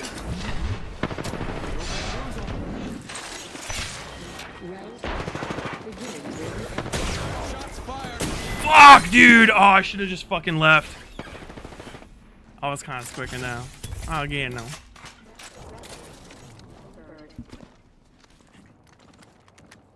Shield battery here.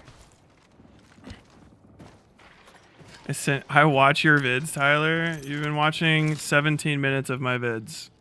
Your account is 6 months old. Shield battery here.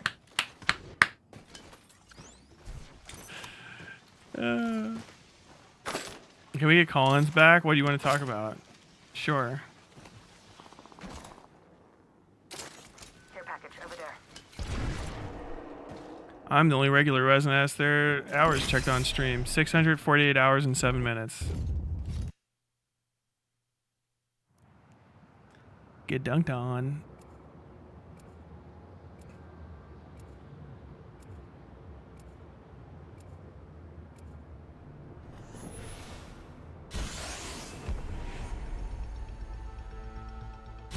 Target locked. Just like old times, Dad. I'm getting tired. It's been 8 hours. Fuck off. I have a watch now. Yeah, it's a good day to take out some fools and be back in time for dinner. I'm gonna have to kill this fucking VOD too because I said too much spicy shit. I don't want to get fucking. I don't want to get a strike. So I'm actually gonna delete this after it's done. I hope you guys enjoy it.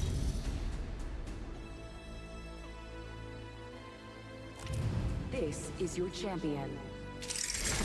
I saw the recommendation and tuned in at what's in okay time of the point you're making. Didn't realize you were doing the Ethan Klein. Everyone left of me is a Nazi. I'll dox you. No, you're right of me, dipshit. You are to the right of me. All BEM fans and Empanada are to the right of me.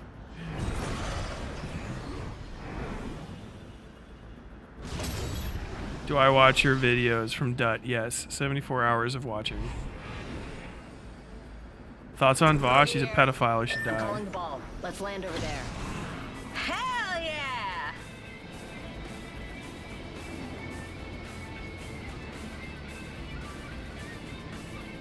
We should check out over there. Never mind that.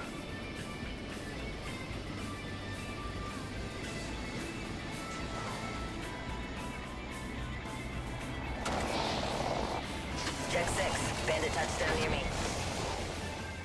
Dude, it's such a crazy thing that it's like this isn't a fucking McDonald's. And even if it wasn't, I wouldn't expect the people at McDonald's to be nice to me. You know what I mean? Like, you're getting a free show.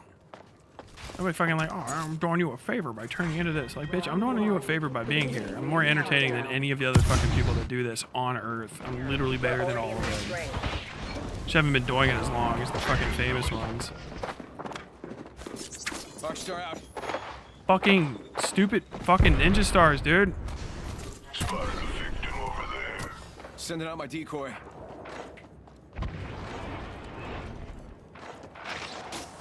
Like the whole like, oh, I feel like obligated to be nice to these random fucking people, even when they're like slightly rude. Like, bro, this ain't the fucking Radisson. You don't pay for shit around here. I pay for all of this. I got the lights on and shit. You might want to fucking throw me $20 before you think I'm gonna be fucking nice to you about it. Like, I respect all my fans. I love all the people that come out and watch me. I fucking don't. I don't give a fuck. Fuck you. How about that, dick suck? Why don't you start giving away free blowjobs and shit too for your fucking donos, you fucking cocksucker? Fucking hate these guys. I hate these fucking people. They're too thankful. As a matter of fact, they fuck it up for me and all the rest of us curmudgeons. I like being a curmudgeonly fuck. Okay? Sometimes you need it. I'd be rude to you for anything else. You know what you can do if you don't want me to ever be rude to you? Never talk.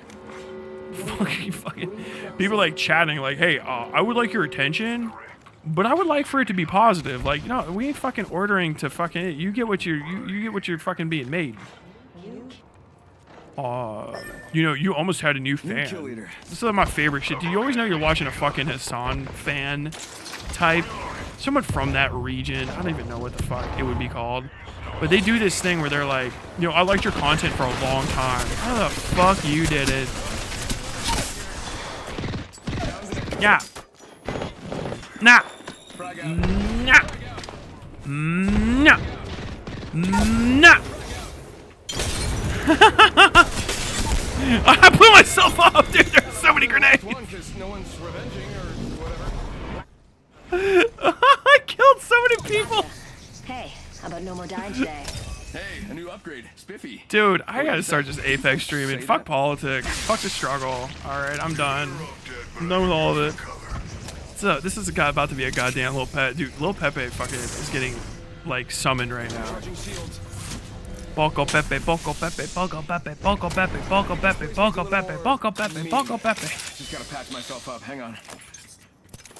Dude. I gotta get my shields charged. I lost track of how many fucking grenades I threw. I was like, that can't be more. There cannot be more fucking grenades. There were more grenades. There were like fucking 2 more grenades. I almost like knocked myself out completely.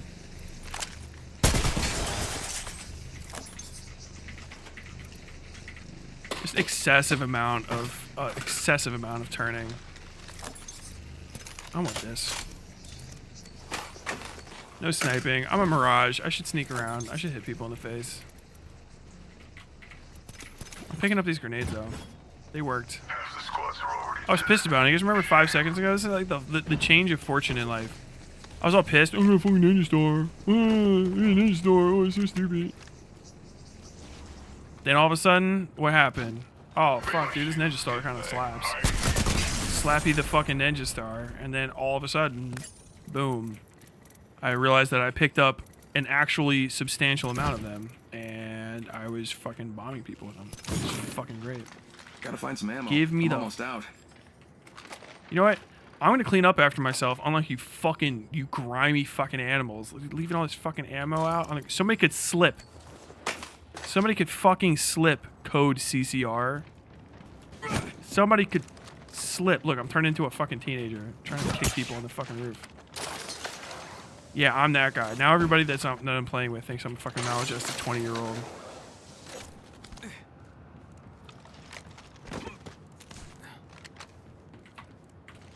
Dude, I can't believe Apex is actually fucking working for once.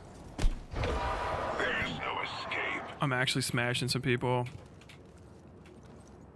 Also, whatever the fuck update happened where the goddamn... He has to fucking talk about, oh, death is coming, so he can do his stupid double jump. It's horrible. If anybody at Apex is watching this, please take that out of the game. Or let me mute cringe, because fucking dipshit ass Revenant running around every 2 seconds. Oh, your flesh is my canvas. Oh, I love the taste of blood. Just because he's got to do a double jump. It's the stupidest way to make a double jump noise, okay? It should sound like this. You jump once, it should go cha, do it. That's a good fucking double jump noise. Do it. You jump, cha, do it, cha, do it. Oh, like, what's that happen? That's the noise. What noise is that? Double jumping. Good. No.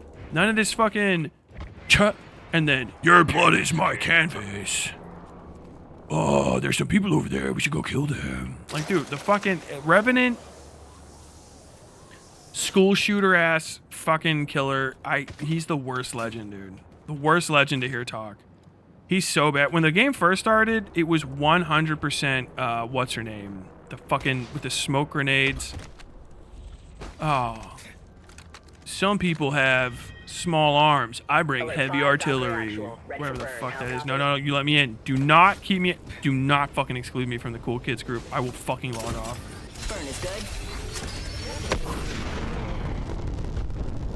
Replicator incoming. Should air pressure drop, oxygen masks will be provided.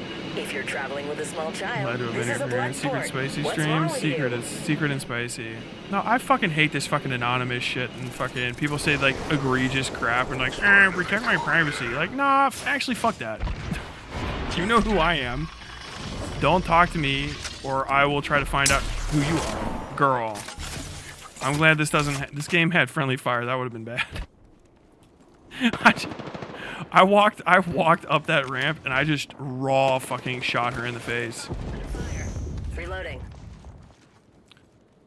Oh, hey, yo, chill. I don't know if you know this, but that's not. We're not playing the game like that. You are not that person, okay? Fucking bot.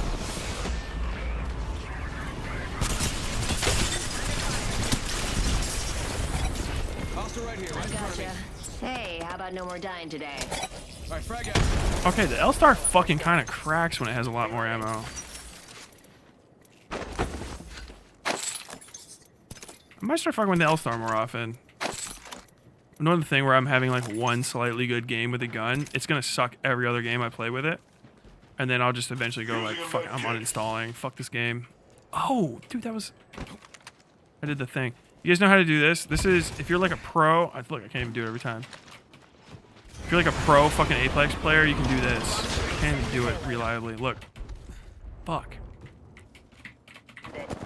It's called like a back jump or something. I don't know when the fuck you do it, but people do it. There's no escape. There you go. You get into a firefight with some fucking sweat that's been playing Wraith for 10 years. I just did it right there, I think. Oh. No, don't. Oh, I'm down. Oh, we're done. She's not even paying attention. She's not even in this game. Yo, chill. Why are you dressed like Dick Tracy, bitch? That's kind of cool. Incoming care package. Pro tip, don't try I still think you should do a joke stream that's Wifler talking as him via the PNG head. I can't do that. I'll be too fucking into it.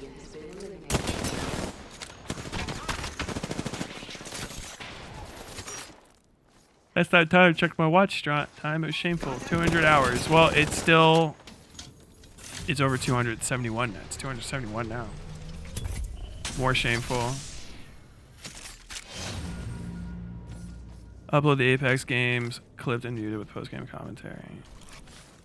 Can I have a response to my prior comment? Let's do a positive criticism. Let's start small, please. Dude. True. Would ninja stars be viable IRL? I mean, that's why the fuck they made them. I don't know. What do you mean viable IRL? They're real. The ninjas had ninja stars. Yes. Would throwing a saw blade at somebody, if it was made out of just 5 big points, be effective? Fuck yeah. Makes it almost impossible to miss. Let's go that way. What if a frisbee was sharp? Best drivers for working in automatic advantage with 100 hours barrier. Can't do this shit in less than 3 weeks. 1A.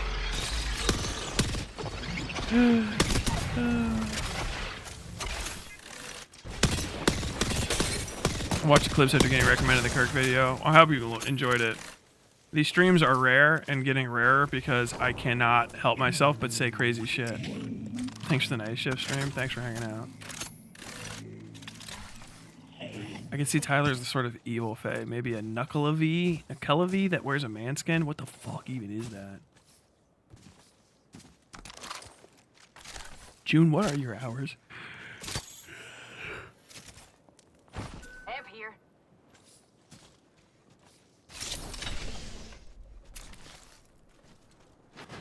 Silent Hill F guy. What even is that? Do I get credit for lurking? 11 hours and 45 minutes, baby. Spotted our foe there. I'll keep an eye Where's the one person? I timed one guy out. I guess they're fucking gone. Okay. over there. Contact with hostile. Just push this up just a little bit. Contact. I'm gonna have like 2 hardcore games and then I'm gonna get off. Ah, oh, Jesus Christ, dude.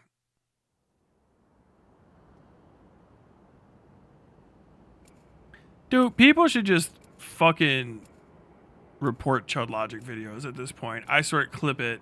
What in the fuck is this thumbnail? This Chud Logic thumbnail is raped by Mischief with the A and the P asterisk. Raped by Mischief, exclamation point, with tears drawn on Emiru and the words, in every hole over the top of her, in quotes. Whose head do I mess with for fun around here? Newt and I will get back to my boy wherever he is. Whenever he is.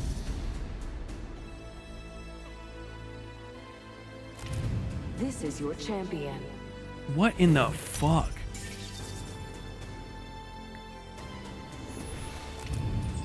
Is it watch time across all vids or just stream? I think it's just stream, actually. I was just talking shit. Thanks for responding. You're actually a role model since I found your Shad vids and you helped me realize I'm not that smart and need to try to be more self-aware. Oh, fuck. I hope I wasn't too mean to you. Don't worry, if you guys think I'm ever mean to anybody, why am I picking at this fucking scab? I'm gonna get in trouble. I say the most rank shit to myself in my own head.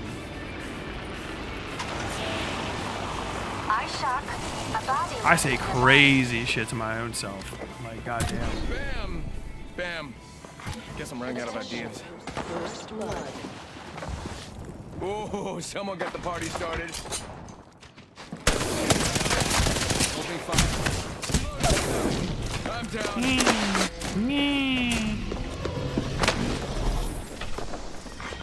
Okay, this hop shit doesn't even look real. What in the fuck? Oh, this fucking game's done. All right, one more actual ass game.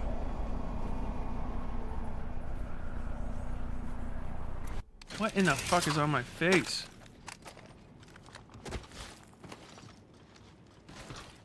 Fucking dry skin. What's your all-time favorite video game or top 5 in no order? That's a fucking hard question. Evo harvesters are now. Hollow Knight, definitely up there. Silk Song, definitely up there. It's all gonna be almost all Metroidvanias if I let it go that way. Man, as much as I fucking hate to say it, I think Apex is one of my top 5 favorite games of all time. I play it too much. I have not reinstalled as many games as fucking Apex in my life. It just has the best fucking long-range shooting mechanics of like any game out there. I don't know why they're this good, but they just like, what are you gonna do? Bullet drop in travel time so that shooting actually feels real? Yeah. It's like, oh, okay, that's cool. I fucking like that. I wanna play as my girl. Let me be Lifeline. Let me be a black woman. Wakanda need a rising. No, that's a bad joke. Chelation is pronounced chelation. Yeah, I know. People get like, they're so hyper fixated on that. They're like, oh, dude. Premise invalidated. Okay. Get dunk time. I mean, I would be like, I would fix it if YouTube just let you re-upload videos into the same slot. I would just do it, but they don't for whatever fucking reason. So like, it's done forever.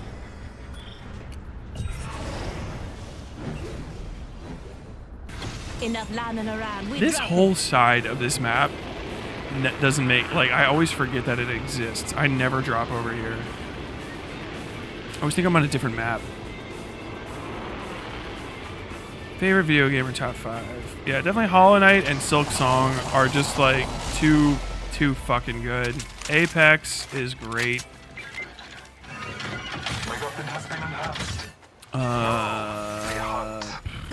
After that, I don't know, man. Do this. A lot of games, like, I love them when I first play them, and then as like time goes on, I just don't like feel like I care about them anymore. I'm very like in the moment with them.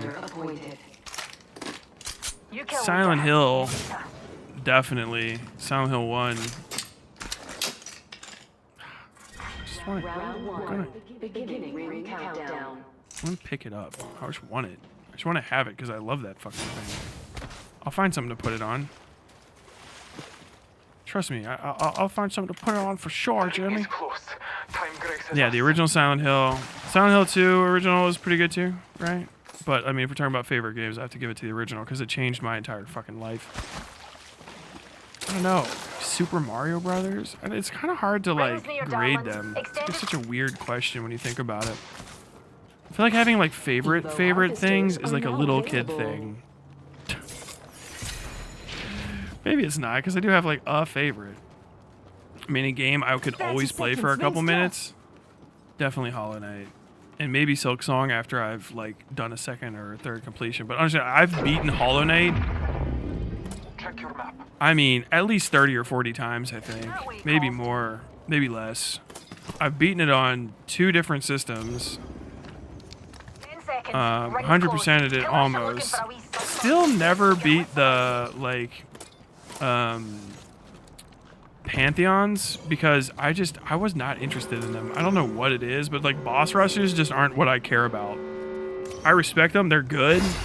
I've beaten all the normal base challenges, like I 114%ed Hollow Knight.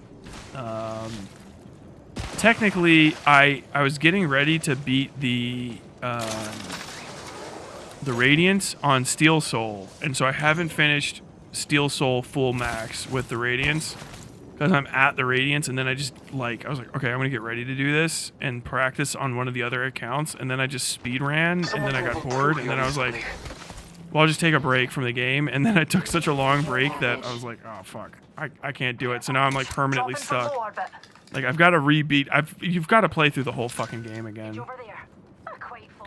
You know what I mean? Before you try to fight the fucking last boss in the game. I mean, maybe I could do it, but if I wasn't completely used to it, I feel like I'd fuck it up. What's other good conversations to have about games? Fucking video games I hate. Well, like the top 10 video games I'm like, I fucking don't ever want to play again that I played for long amounts of time. Fucking number 1, fucking not RE6. Rainbow Six Siege, dude. That game is fucking poisonous. Rainbow Six Siege might be one of the worst video games ever made because, like, you can just make a completely incompetent game. You can make a game that nobody could play, right? Because it just doesn't work. I've played those games, right? I've played, like, people's shitty little dog shit Flash games that, like, are hitch and skitter and the fucking characters don't move, whatever the fuck, you know? And that's fine. Rainbow Six had promise and was interesting, but it was so deeply flawed in its construction that it's like unforgivably shit in a way. Thank you for shutting that. I needed you guys. I'm actually glad. I'm glad that you did that. Excuse me.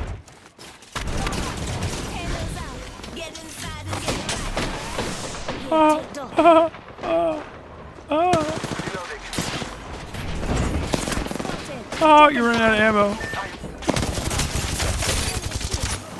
No fucking way, dude. Oh, that other guys, they got us pretty bad. Okay, I need one more than that. I'm gonna head out. Have a good one. Good night. Favorites of bad users. Curious what kind of games you like and watch, which are impactful. I like horror games, scary games. I love Metroidvanias. I like high skill games that do not have a high learning curve.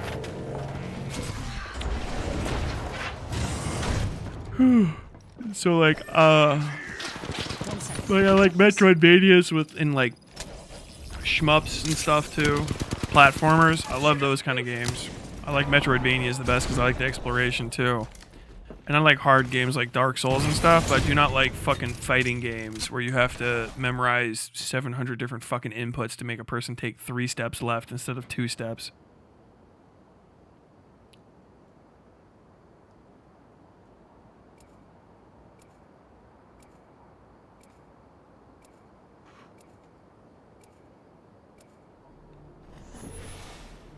It's a Celtic horse demon that looks like a peeled man horse hybrid.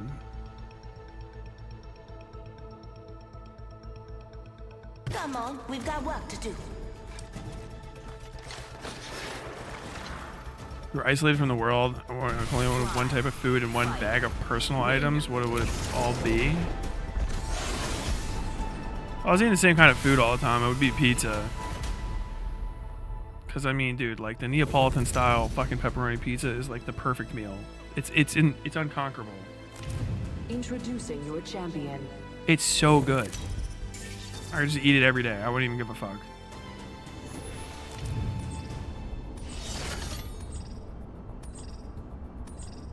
Bag of something to bring with me? I guess like books? I don't know. Maybe actually like a word processor so I could type. Yeah! Typewriter and infinite paper or something stupid like that. I don't know.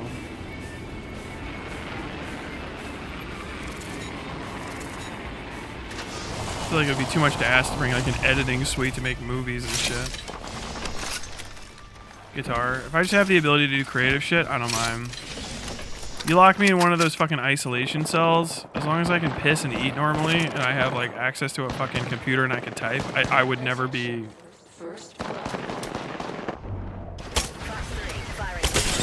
Enemy shields broke. Eating. Enemy downed. Bro, y'all gotta fucking see this shit. Reloading. Yeah, I wanted that one. I wanted that one pretty bad. Where are you? I see someone moving like right there. Charging on my shields. Come on, show yourself. Take your time. The ring is close and there's a whole minute to play. New kill leader. Eyes out for him. Hey, who invited the third party? Over Firing. there. Reloading. Charging on my shields. 45 seconds. Rings close. Ooh, over here, I hear you.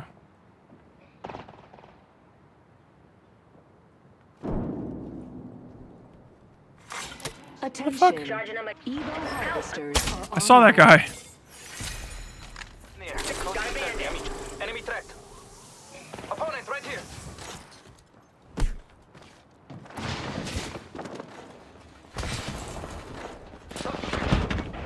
I broke an opponent's shield. Bro, you got fucking no good, buddy. Finish off the whole squad. Ha! It's upgrade time. On your feet. No! What the fuck was that? Okay, one more. I saw this coming a mile away. I'm going to bed. Everybody's going to bed. Alright, yeah, I'll end the stream. I'll end the stream. I got the dog out anyway. It's been like 10 hours.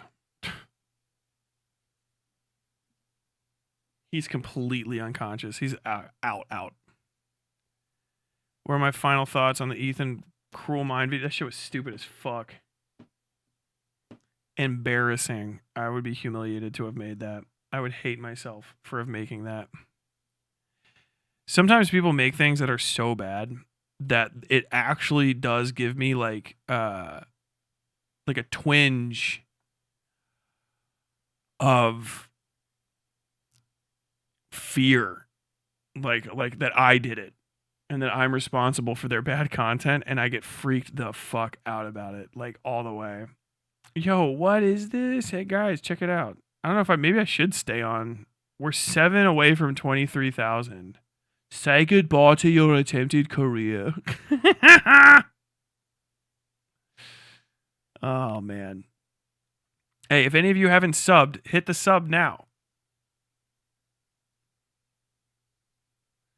If you're out there, what is there going to be, like 20 people watching this right now? Oh no, 111. Okay, that's actually a surprisingly high amount for an unannounced Sunday night stream. Is it Sunday night? Right? Jesus Christ. Monday morning, everybody should be at work. Thanks for the content. Take care. By the way, yeah, this is getting fucking deleted after because I got too fucking spicy. So.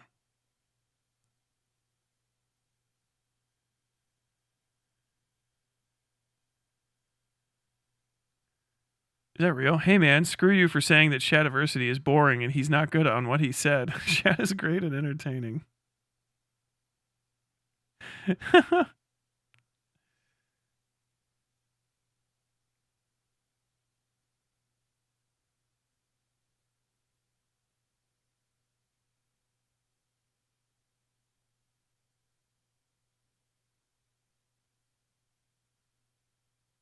That's a sad statement. The Friendly Jordies video is awkward, dude. The people talking about the Friendly Jordies video being like shocking.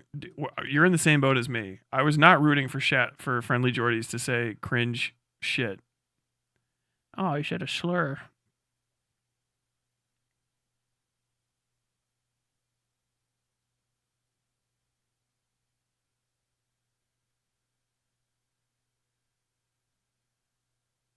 What the fuck? Dude, white people saying the N-word. So cringe.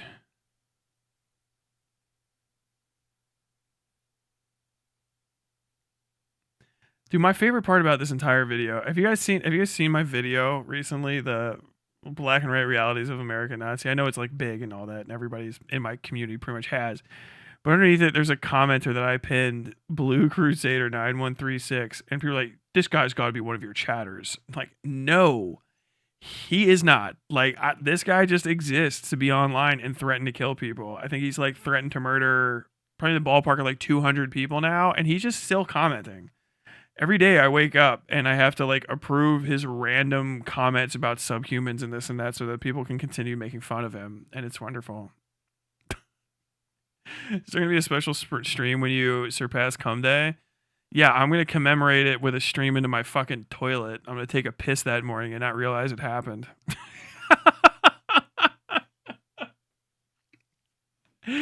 I think I still have my DMs with him somewhere. I'll videotape me taking a piss and be like, dude, look at the celebration stream. I fucking passed your subscriber numbers. No, he'd probably fucking crack one of that. He's a nasty motherfucker. Friendly needs to stick to Australia, but our politics are boring at the moment, so no content. It's kind of the fucking double-edged sword of doing political stuff. How many are notices molding in the darkness on the stream? Probably not too many. I'm not very fun for like neo-Nazis to watch because I don't really get triggered, and I think I'm actually kind of scary to some of them, but mostly too much fun. I just ignore people. Like, it's not like I don't care about looking good to internet motherfuckers, you know? Like, I care about being cool to me. Blue Crusader threatened other creators too. Oh, man, do we need to dox this motherfucker? I need to know who he is. I need face. I need to see face. Because you say you're going to dox anybody. That's the fucking best part about the whole doxing thing. Nobody gives a shit because it's legal. No, it's fucking completely okay to do. Who is talking to me? I want to know your real name. Okay, you're not going to tell me? What if I just do 5 minutes of research on your fucking like profile picture online? Okay, your name's Eric. And then people are like losing their fucking, oh my God. What if he lost his job? I don't know. Maybe you shouldn't say the fucking N-word on the internet. Maybe this dude just shouldn't. Maybe if you are like so invested in your anonymity because you want to do the most rank shit, then maybe don't do it. You know what I'm saying? There's already plenty of people who are like, I would love to be a political person and go to protests and fight for my rights, but I'm scared of losing my job. Okay. And then they don't do that. Well, you think that's okay? I don't know if that's okay or not. I don't really care because they just still don't do that. They don't do that because we live in a right to fire country. So like, if those people are afraid to go and do shit, then why the fuck aren't you being made afraid? You know what I mean? Like, okay, well, it's okay to make people afraid to lose their job because they think it's funny that Charlie Kirk died. It is. No one tell Moon about Tyler's people of interest. Girl, you're the only fucking Moon viewer in this goddamn chat. Wait, we mean Moon, right? Not like one of your fucking, not one of your random fucking E-Nazis.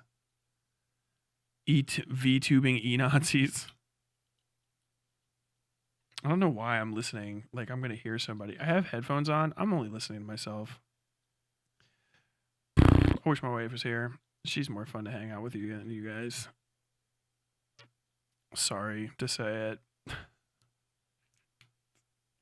You got to stay up and play late, video games up late with your internet friends, didn't you? Yeah. Tyler Putron, un abrazo from CDMX. What up, buddy? No, Moon, not Moon.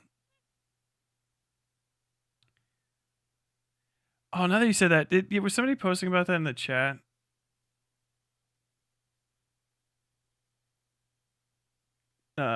In the Discord or something, that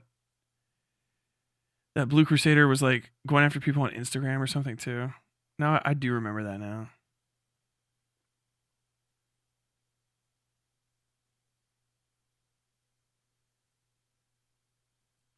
I'm supposed to be getting off, but I'm just hanging out, dude. New replies to your responses.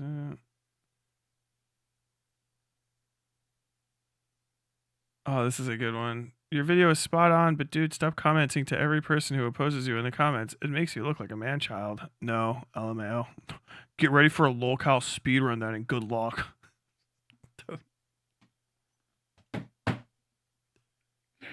All the people that would call me a lolcow, I'm waiting for. They all know who I am. People have already tried it, and that entire fucking community is terrified of me. For good reason, because they're in danger. Like, oh God, I love it.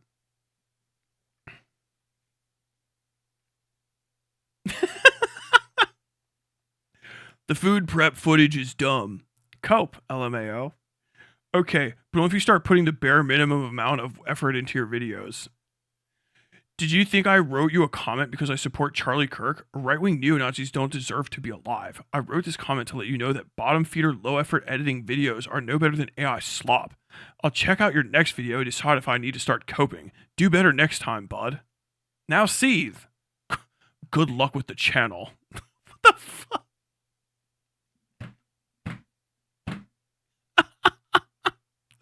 Low effort. I made French toast. I filmed that. That's so fucking good. Oh, man.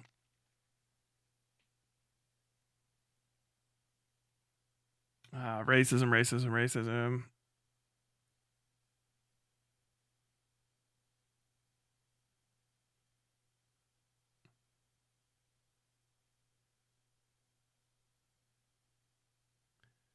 Malding. Dude, please, if you're a fucking hate watcher even, like, I'm not going to read your comment if you fucking write too many sentences without a fucking paragraph break, because it just hurts my fucking eyes to look at. It's not like I'm not going to look at it to try to figure it out either. You're not, like, white noising me. I just, like, ooh, fuck that. If you're trying to write me something nice, too, I still don't.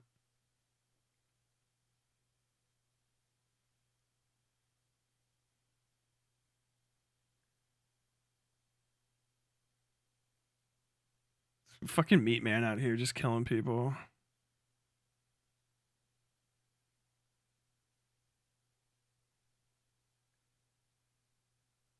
White people deserve care. What the fuck is that?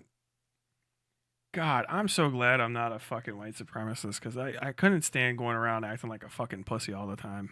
That shit's miserable.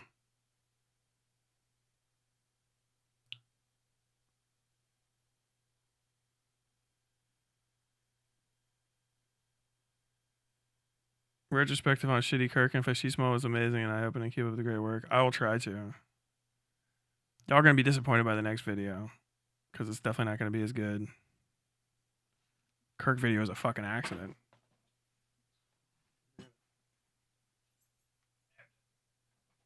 Kill another interesting guy.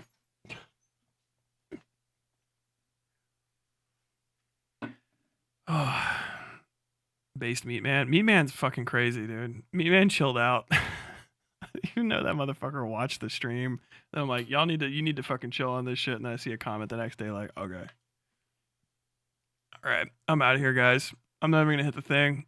God bless. Good luck. Good night. Deuces. Ugh.